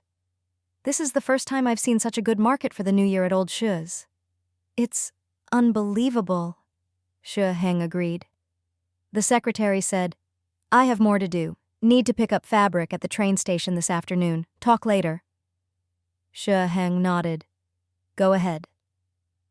In the past, both factories made all kinds of clothes, so orders varied and workers had to keep changing styles. Now, all the orders were for jeans. The workers got skilled quickly and production sped up. On Laba Festival, Xue Ling had the kitchen make porridge for the workers, who went right back to work after eating. On Little New Year, the two factories shipped out 4 batches. Xue Ling was running around collecting payments, going to the bank and post office, dashing between the warehouse and workshop, so busy she was barely seen. The northern Little New Year was lively, with a festive atmosphere everywhere. Zhu Achun made rice cakes and a big table of dishes, but Xue Ling and Cheng Tianfang couldn't make it home for dinner, leaving 2 empty seats. Liu Ying said, "Achun, go next door and invite old Zheng and his son to eat with us. Datong probably isn't back yet. Tell him not to buy food, just come eat when he gets home." "Okay." Zhu Achun went next door. Zheng Sanyuan was sweeping. "Come in." Zhu Achun took the broom from him. "Mr. Zheng, old Mr. Cheng said you shouldn't do strenuous work. Sit down, I'll sweep." Zheng Sanyuan was embarrassed. "The 2 little ones are at tutoring. The oldest isn't back yet. The house looked dirty, so I wanted to tidy up. I'm much better now, it's fine." Zhu Achun insisted he sit and quickly finished cleaning. Zheng Sanyuan smiled. "I always trouble you and Ironhead. You cook for us and I eat with Ying's family, always taking advantage. Ironhead often runs errands for me. I really owe you all." "We're neighbors. Helping each other is right," Zhu Achun said gently. "If you need anything, just ask. We'll do our best." Zheng Sanyuan laughed and thanked her. Zhu Achun explained, "Your eldest isn't back yet, right? Probably hasn't cooked. Come eat with us next door." Zheng Sanyuan shook his head. "Year-end means lots of accounts to check at the factory. Datong eats at the canteen these days. The 2 little ones will be back soon. I'll just fix something simple. If they want something else, they can buy it downstairs." "No need," Achun smiled. "We made plenty tonight, it's all kept warm. You and the kids come eat. There'll still be leftovers. Lingling and Tianfang can't make it, so if you don't help, too much will go to waste." She spoke so kindly that Zheng Sanyuan couldn't refuse. "All right, we won't stand on ceremony." Soon, Zhu Achun finished cleaning and mopping. The 2 kids came home and greeted her warmly. She put away the mop, washed her hands, and said, "Everything's ready, just bring the food over." Then she left. The kids looked at the clean floor and said happily, "Auntie Zhu is so nice." Zheng Sanyuan couldn't help glancing toward the door. On the night of Little New Year, heavy snow was falling outside. Cheng Tianyuan looked at his baby son and precious daughter sleeping sweetly in their cradle and couldn't help but quietly miss his wife. With the weather so cold, he wondered if the sweaters and coats he'd brought her last time were enough. The office heating wasn't great. He wondered if her bedding was warm enough. Staying up late was hard on the body. He wondered if she was drinking enough water. Liu Ying finished soaking her feet and came into the living room. Ah-chun had already gone back next door, and the living room was very quiet, with only her son sitting by the window. The big room felt a bit lonely. "Is it snowing?" Liu Ying asked. "Yeah," Cheng Tianyuan replied softly. "It's snowing hard." Liu Ying chuckled. "Northern snow is really something, thick and heavy. Back home our snow was nothing compared to this. But we didn't have heating, so it was cold inside and out. Here it's advanced, with central heating always on, so it's warm and cozy." Cheng Tianyuan nodded. "I've locked up the other rooms and only heat the main area. That way we don't waste energy or spend extra money." "It's just the three of us tonight," Liu Ying said. "You should sleep in the living room, so there's someone to watch the kids. If you turn on the heat in the other room, it'll just cost more." Cheng Tianyuan looked at the babies in the cradle and nodded. With his wife away, it didn't matter where he slept. Everywhere felt cold and empty. At least with the babies, he wasn't too lonely. "Why haven't your dad and the others called?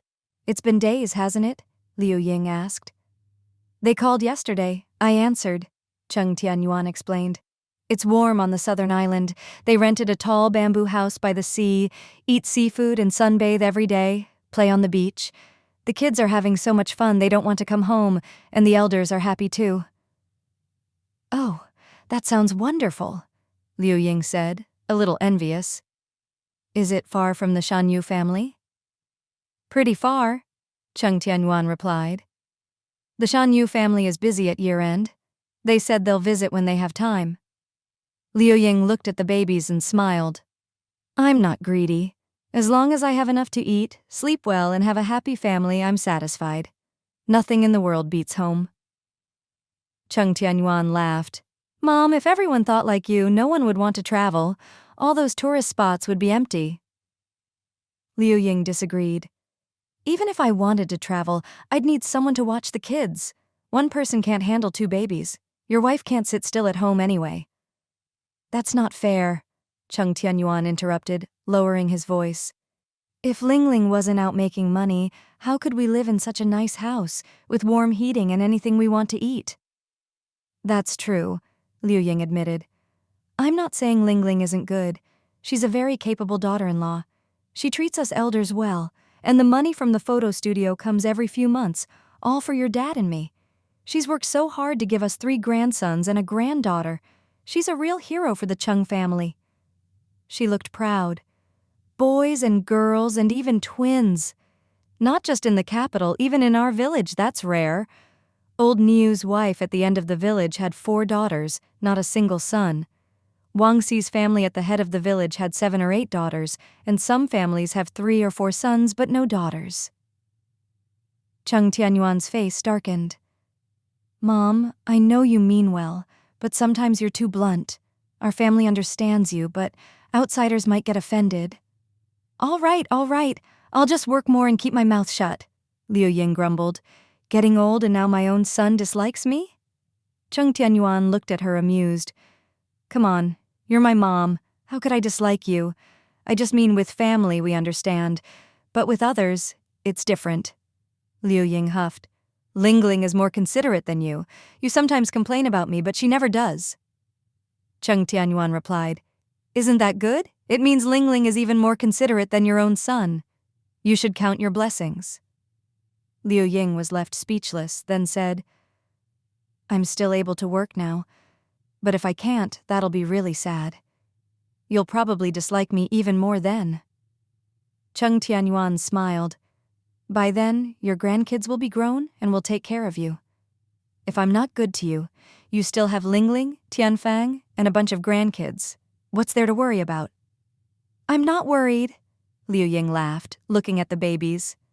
"My grandkids all love me. Even if Yang Yang goes to the ends of the earth, he'll still bring gifts back for his grandma. My grandkids will never let me down.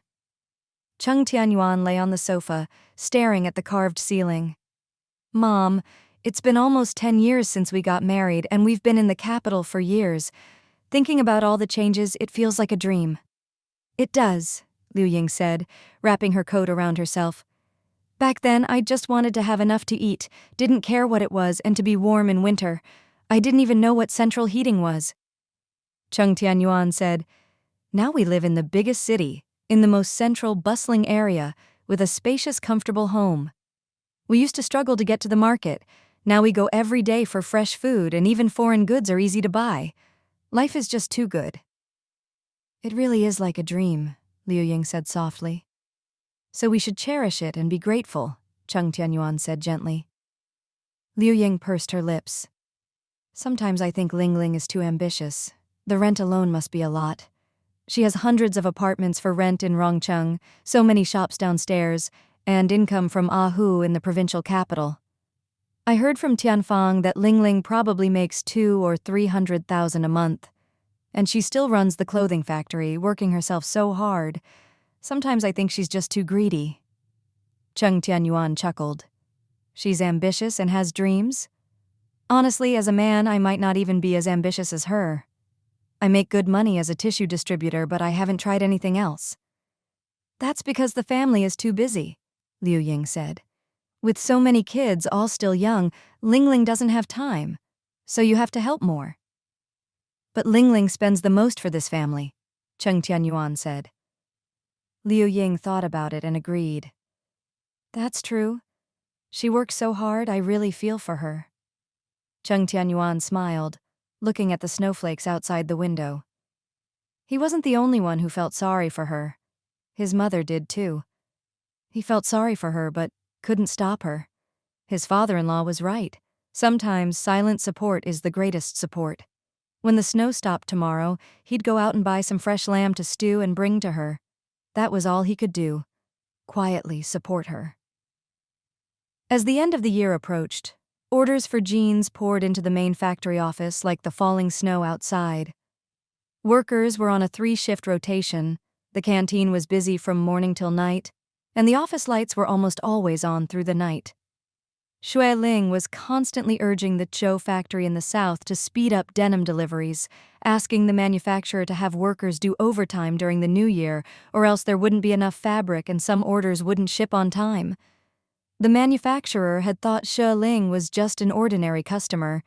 Denim wasn't popular in China, so they hadn't stocked much. Who could have guessed jeans would become such a hit, and demand for denim would skyrocket? The manufacturer was both delighted and incredulous. People used to buy denim to make bags or for kids' backpacks. Who knew you'd order it for clothing? I even saw it on TV. So many young people love it. Xue Ling grinned. We have a contract. You have to deliver on time or I'll run out. The manufacturer was troubled. To be honest, there's only one spring festival a year, and all the workers are eager to go home for the holiday. I'm short on workers. Overtime during the holidays means overtime pay, Xue Ling said. Don't be stingy. Give them a big bonus, have them work a few extra days, and try to get me 2 more truckloads before the new year. The factory director smiled wryly. Boss Xue, I'm afraid it's not possible. The quantity is just too much. Even if I help out myself, we can't make that much, and the holiday is almost here.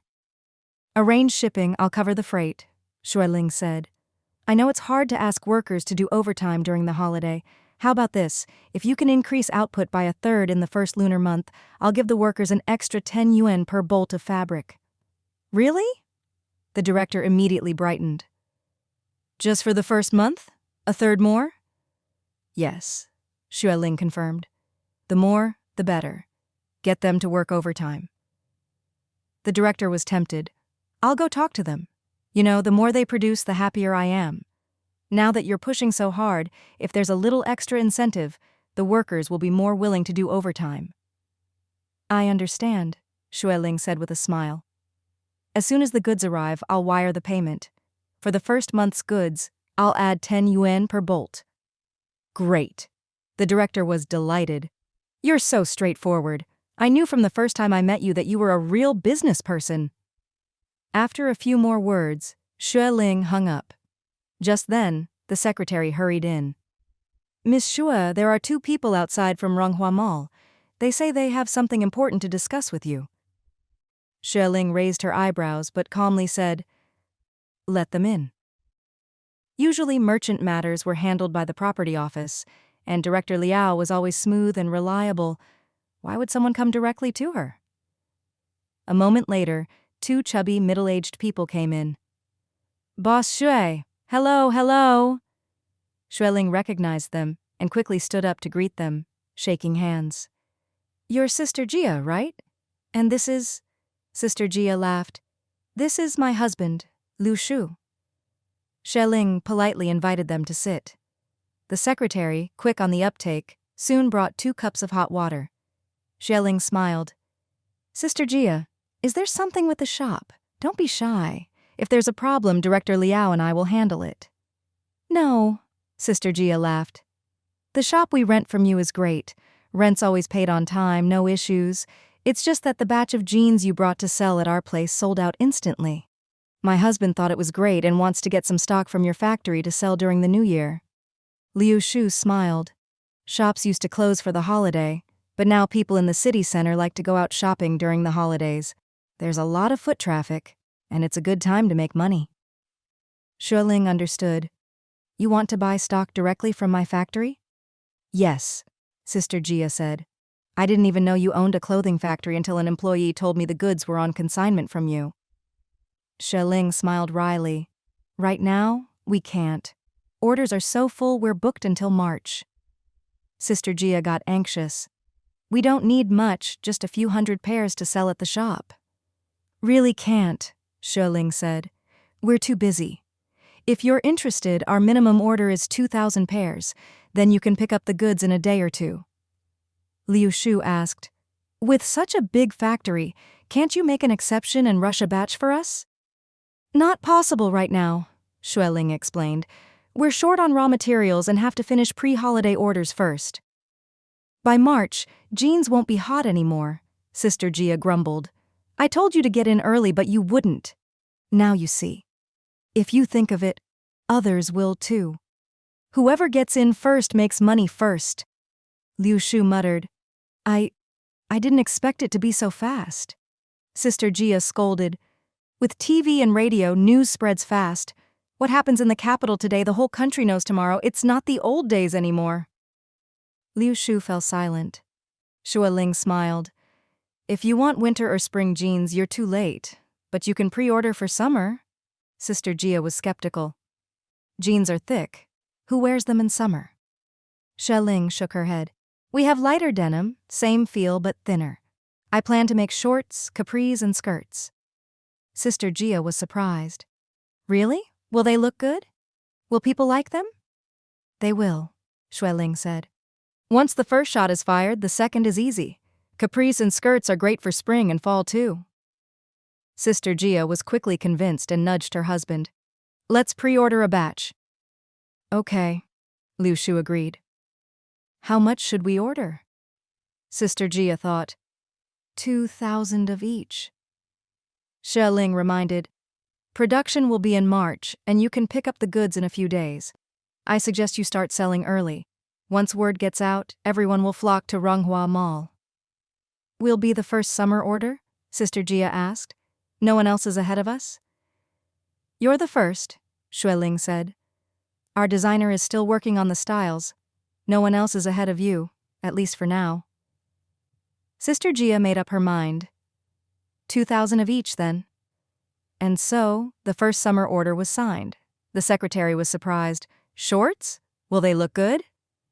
"They will," Xue Ling said. "Go get the designer, I'll explain, and she can work out the details. We'll also launch denim shirts and skirts. Get a fashion-forward designer." The secretary teased, "Miss Xue, you're going for a whole denim series." "That's right," Xue Ling laughed. "We're going to have full denim outfits in the future." New Year's Eve arrived, bidding farewell to the old year and welcoming the new. Every household was filled with joy, putting up Fu characters and red couplets. Ronghua Mall, located downtown, was even more festive for the holiday. The shops downstairs hung red lanterns early and started New Year's promotions, so the mall was packed every day. In contrast, their own home was a bit quiet. Cheng Tianyuan stood by the window, holding his youngest son in one arm and his daughter in the other, watching the bustling traffic below. Liu Ying and Zhu Achun were busy in the kitchen, while next door, Zheng Sanyuan's cheerful voice could be heard as he called his kids to make dumplings. She Heng and Xue Ling wouldn't be home until the afternoon. The TV station was busiest during the new year, so Cheng Tianfang had to work the night shift and couldn't join them. Chen Shi and Xue Zhilan were on duty today and said they'd come over after work, probably around 6. Xie Huan was off today and was still sleeping at home, but would come with his parents for the New Year's Eve dinner. Liu Ying poked her head out and asked, "No one's asleep, right?" Cheng Tianyuan looked at his son and daughter and smiled lovingly. They're both wide awake watching the street below. It was freezing outside, but warm inside with the heat on. The kids wore sweaters, didn't even need hats, and their big eyes were wide open, curiously watching everything as if they understood it all. The little ones, like their brothers, weren't shy and were happy with anyone holding them. Zheng Sanyuan's 3 kids were already older, teenagers who loved playing with the little ones. Every night, if they had time, they'd come over, carry the babies next door, and play with them like toys. Little Ironhead also liked to come over in the evenings, making faces and sticking out his tongue to amuse them. When Xue Zhilan and his wife weren't on night shift, they'd eat here too, often playing with the babies. With so many people coming and going, the kids were used to being around others and weren't afraid of strangers. Liu Ying was making spring rolls and saw Zhu Achun making rice cakes. She asked, "Achun, you don't need to go anywhere for New Year's, right?" "No," Zhu Achun replied softly. "We don't have many relatives. Little Ironhead's grandparents are back in the countryside, far from here, and we don't plan to visit for now." Liu Ying said, "Then don't go, it's warmer to stay home with the heat on." Zhu Achun said, "I promised them that when little Ironhead is on summer break, we'll visit and let him stay in the countryside for a while." Liu Ying remembered something. "Where's little Ironhead? Haven't seen him these days."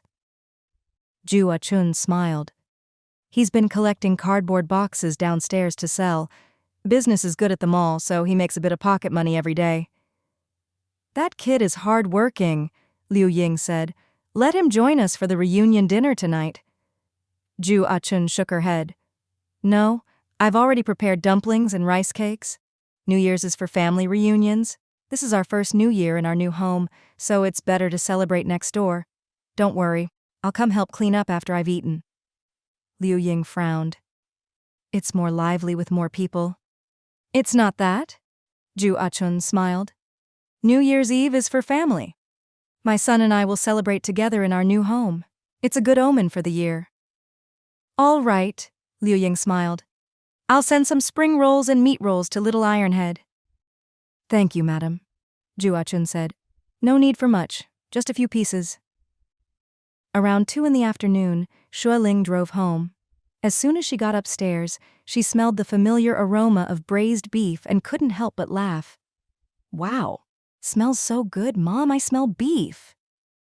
Liu Ying was delighted and hurried out. "I made it just for you. You haven't been eating well at the factory, have you? Look at you, you've lost weight again." "No," Xue Ling laughed. "It's just the towel making me look thinner." Cheng Tianyuan was feeding their daughter and said with a smile, "Xue Xin, your mom is finally home." Xue Ling quickly went to wash her hands, then warmed herself by the radiator, laughing. "Just wait a minute, Mom's here." Cheng Tianyuan smiled indulgently. "Xiao Chong is inside, go pick him up." Xue Ling hurried to get her son.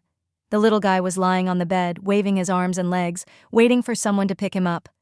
After waiting a while with no one coming, he just stared at the ceiling. When Xue Ling appeared, he immediately brightened, giggling and waving his chubby hands and feet. "Xiao Chong!" Xue Ling scooped him up, squeezing his hands and feet, her heart melting as her son stared at her in curiosity. "Haven't seen you in days. Did you miss Mommy?" "Nope," Cheng Tianyuan said, holding Xue Xin, teasing. "Not at all." Xue Ling pouted. Of course you didn't, but my son and daughter definitely did. The little ones could already lift their heads and look around. When Xuexin saw her mom, her eyes lit up and she leaned toward her. Xueling quickly put her son down and picked up her daughter. Xiao Chong, finally picked up, was suddenly put back on the bed and started to cry. Cheng Tianyuan had to pick him up too. Don't cry, Daddy's here. The little guy stopped crying quickly, looking at his sister and babbling. Xueling leaned against Cheng Tianyuan's arm and whispered, I used to hold you. Now I can only hold our son and daughter. Cheng Tianyuan smiled. When they're asleep, I'll hold you. I've lost favor. Now I'm third choice. I'm even worse. I'm behind your 3 sons, 1 daughter, and your business. Poor thing. You're 6th in line. They laughed quietly, the 2 babies babbling away. Just then, the phone rang. Cheng Tianyuan answered while holding his son, chatting for a long time before hanging up. Dad and the others are still on the southern island. Tonight they booked a big dinner at a nearby hotel for New Year's Eve. The Shanyu couple are on their way to join them. Oh, Xueling laughed. That must be lively.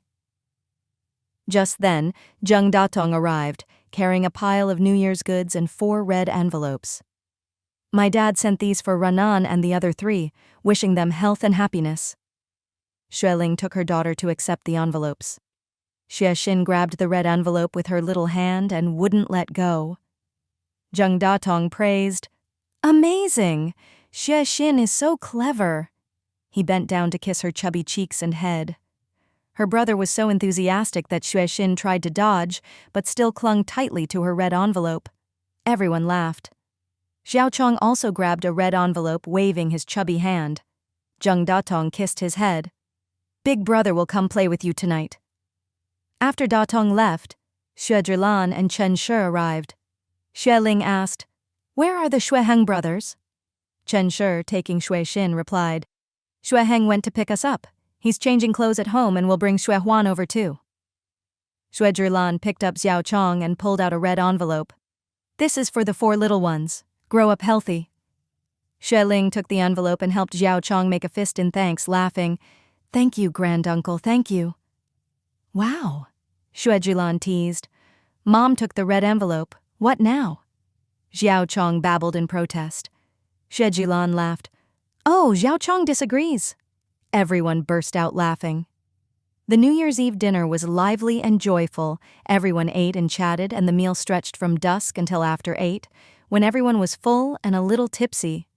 Xue Zhilan, a bit drunk, sat on the sofa, half asleep. Cheng Tianyuan went to make tea for him. The others helped clean up in the kitchen. No one slacked off. Even Xue Huan pitched in. He grinned at Xueheng. Sis, do you have jeans in my size? My coworkers all went to buy some, but the bigger guys can't find their size. I shouldn't be too hard to fit, right? No problem, Xueling replied with a smile. You're tall and slim with long legs like a model. Of course we have your size.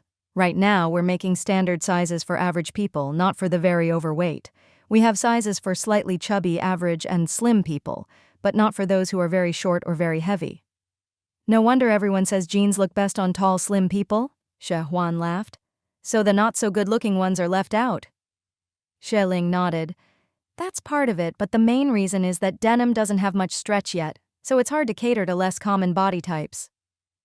Chen Shi, being older, wasn't as quick to accept new things. I don't get it. The fabric doesn't feel comfortable or look shiny. Why are young people so crazy about it? The color is a bit special and it's durable, but I don't see what's so great. Yet, all the young people love it. The girls in my department even line up to buy it. I just can't understand. Xueheng shrugged. I don't get it either. Liu Ying didn't really understand what was going on, but agreed. As long as young people like it, that's good. Xueling grinned. Young people's money is the easiest and best to earn. They're energetic, love new things, and are open to new ideas. As long as you catch their attention, you'll never lack customers. Xueheng nodded and said to his brother, I took 2 pairs from my side, I'll give you 1. Great, Xue Huan said happily. Thanks, bro. At that moment, Ju Achun came into the kitchen, saw everyone cleaning up and said, "Everyone, go to the living room for tea and a chat. I'll handle the rest." But no one stopped, and they all helped finish up before heading to the living room. Cherish saw Shui Zhilan dozing and couldn't help but scold him with a laugh. "You can't hold your liquor but still drink so much. Serves you right." Cheng Tianyuan was making tea and smiled. "Auntie, it's rare to be so happy at New Year. You and Uncle Zhilan are always so busy. Sometimes you don't even have time to eat. Let him enjoy a few drinks tonight." "Exactly," Shui Ling giggled. "We have 3 days off. Tomorrow you can sleep until sunset if you want." Cherish had been busy all day and was truly tired. She leaned back on the soft sofa and said, "It's been another busy year. I hope in the coming year we'll have a bit more free time and rest." "Mom, why don't you apply for early retirement?" She Huan said with concern. "There are plenty of young people to take over so you and Dad can get some rest." Cherish smiled wryly. "It's not that I don't want to, but it's not easy for the director to approve. We only transferred here a few years ago and they want us to stay and train more young doctors. Your dad's ribs just healed and he's already standing for hours doing major surgeries. Sometimes you can't retire just because you want to."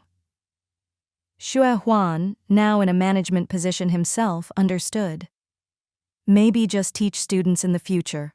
Don't always be on the front lines.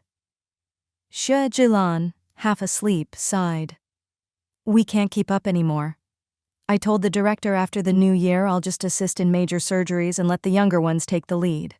After another year or so, when more young doctors are ready, we won't have to worry so much." Cherish snorted. "You should have done that long ago." Shui Zhilan smiled. "We trained 3 before, but last year 1 quit, 1 went abroad and another transferred. The old director complained that as soon as they're trained, they leave." Shui Heng said quietly, "Then just train more." "The main problem is that young doctors are paid too little," Shui Huan explained. "When you start, you have no experience, tons of work, lots to learn, research to do, and you're starting a family, but the pay is low. It's hard to stay motivated. No money, no drive, that's what everyone says." Xue Ling, holding Shui Xin, smiled and chimed in. "It's a real dilemma. In the system, entry-level pay is low and only increases slowly with age, but young people have to learn and do the most work. They see the older generation coasting toward retirement, getting the highest pay, while they work themselves to death for less than half. Of course they feel bitter." "But we all went through it," Cherish laughed. "I tell the young ones when I graduated my salary was just over 10 yuan. Now they start at over 100. It's 10 times what I got. Times are different. You can't compare directly." Shui Huan squinted. "Still, it's not good for morale. If there were more performance-based bonuses, that would help." "Are bonuses really performance-based?" Xue Ling asked. Shui Huan shook his head. "Not really, they're too small to matter." Xue Ling analyzed. "Salaries are set by the higher-ups, but maybe the hospital can adjust its own bonus system. If bonuses were truly performance-based, it might help ease the problem." "Exactly," Shui Huan agreed. "That's a great idea." Xue Zhilan smiled, his eyes glazed with drink, and looked at Xue Ling. "Next time I see the director, I'll suggest it. It's a good idea." Xue Heng's eyes flickered, and he said quietly, "Better pay means more motivation, that's for sure." Xue Ling immediately caught his meaning and laughed. "Not for you. At least not yet. Who was it that kept saying it wouldn't work, huh?" Xue Heng ducked his head, embarrassed. Cheng Tianyuan, knowing the inside story, chuckled quietly. Xue Huan, curious, asked, "Lingling, what happened? Did my brother mess up?" "Not really," Xue Ling said with a grin. "He just had poor investment instincts, so I cut his share of the profits, but he doesn't have to take any risk." Cheng Tianyuan, done laughing, spoke up. Heng did say a lot against it at first, but every investment has risks. If everyone only said yes, you might not have dared to go ahead. It's good to have someone point out the problems." Xue Ling giggled. Chen Shi glanced at her eldest son and asked quietly, "Is this about those genes?" "Yes," Cheng Tianyuan explained. Heng was very skeptical, even tried to stop her. Ling got mad and told him he didn't have to take any risk, but he'd only get 20% of the branch's profits. Chen Shi rolled her eyes. You get paid for a bad call and you still complain? No, Shui Heng said quietly. I'm not complaining, just a little envious. I hope for more bonuses. With more money, I'll be more motivated. Don't be so greedy, Chen Shi scolded. This investment was Lingling's. You should already feel lucky to enjoy the profits without doing anything, and you still want more? No. I definitely want to invest my own money too, Shui Heng said, his face flushing. I want to put in capital and get a bigger share. Right now, everything comes from the main factory and it's a hassle going back and forth. Shi Ling, always generous, said, Sure. But first you have to find a supplier for denim fabric. Do you know how hard it is to find? And that factory already signed an exclusive contract with me. They'll only supply us for the next 3 years. Shui Heng was embarrassed and didn't say anything more. Cheng Tianyuan patted his shoulder. Don't worry. Your sister isn't stingy. You were a bit too against her this time, so she's still upset. Once she cools off, it'll be fine. Shui Heng grinned and whispered, Bro, help me put in a good word. Not possible for now, Shi Ling explained. Other factories' denim isn't as good. If you try, you'll just lose money. Stick with me for now. Once this series takes off, we'll all make a killing. Don't underestimate your 20% profit share. Our orders are about to skyrocket. I'm sure business will be booming for the next 3 years, no matter the season. I guarantee your 20% will be at least double what you used to make. Shui Heng stared in surprise, not quite believing it. Really? Yep. Shui Ling raised her eyebrows and smiled. Just yesterday, the main factory received orders for over 2 million pieces. I've already got the designers rushing summer styles. After February, we'll start producing summer denim shorts and skirts. They'll be hot sellers for months. Wow, Shui Heng exclaimed, grinning. I take back what I said, sis, I'm sticking with you from now on. Shui Ling shot him a look and laughed softly. Don't worry, next year will be a bumper year. Cheng Tianyuan patted Shui Heng's shoulder, giving him a see, I told you so look. Xue Zhilan, having caught the gist, couldn't help but chide his son. You still lack business experience.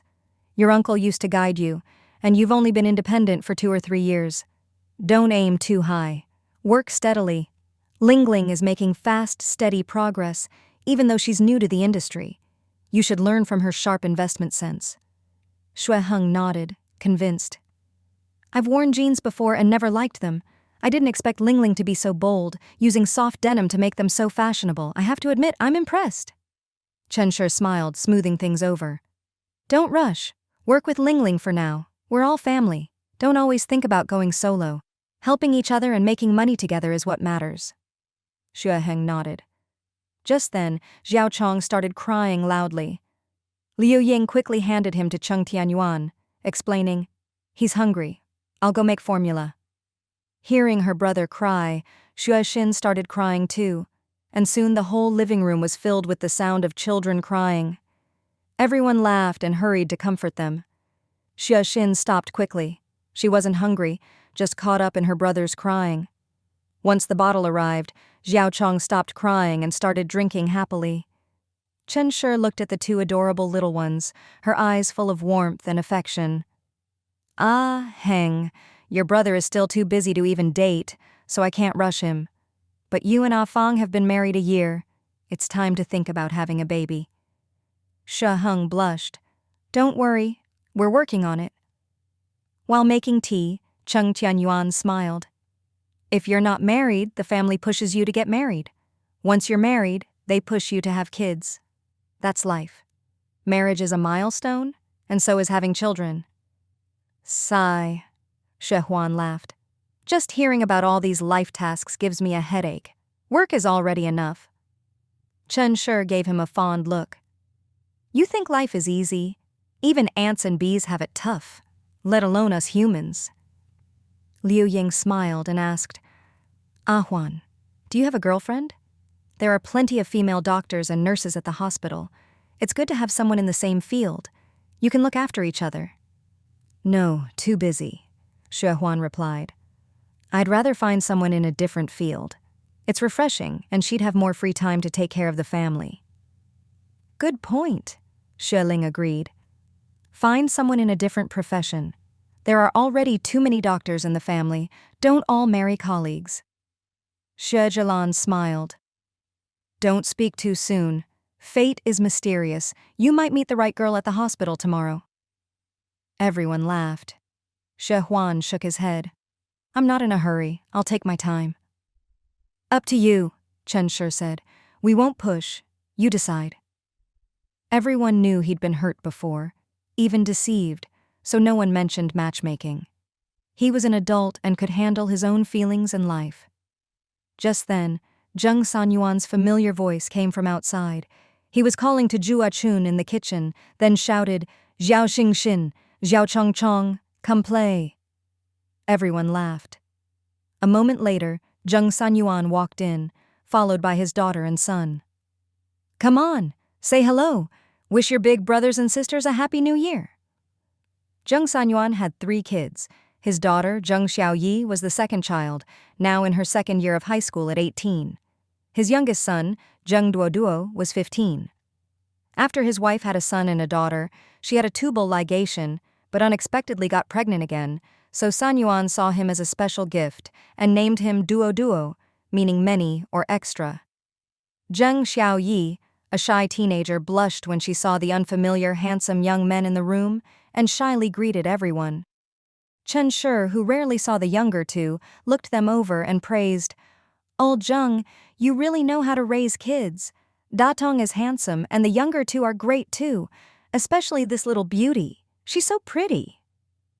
Zheng Xiaoyi wore a loose wool sweater, her long legs in the latest trendy jeans, her ponytail full of youthful energy, her pretty face glowing so much you couldn't look away.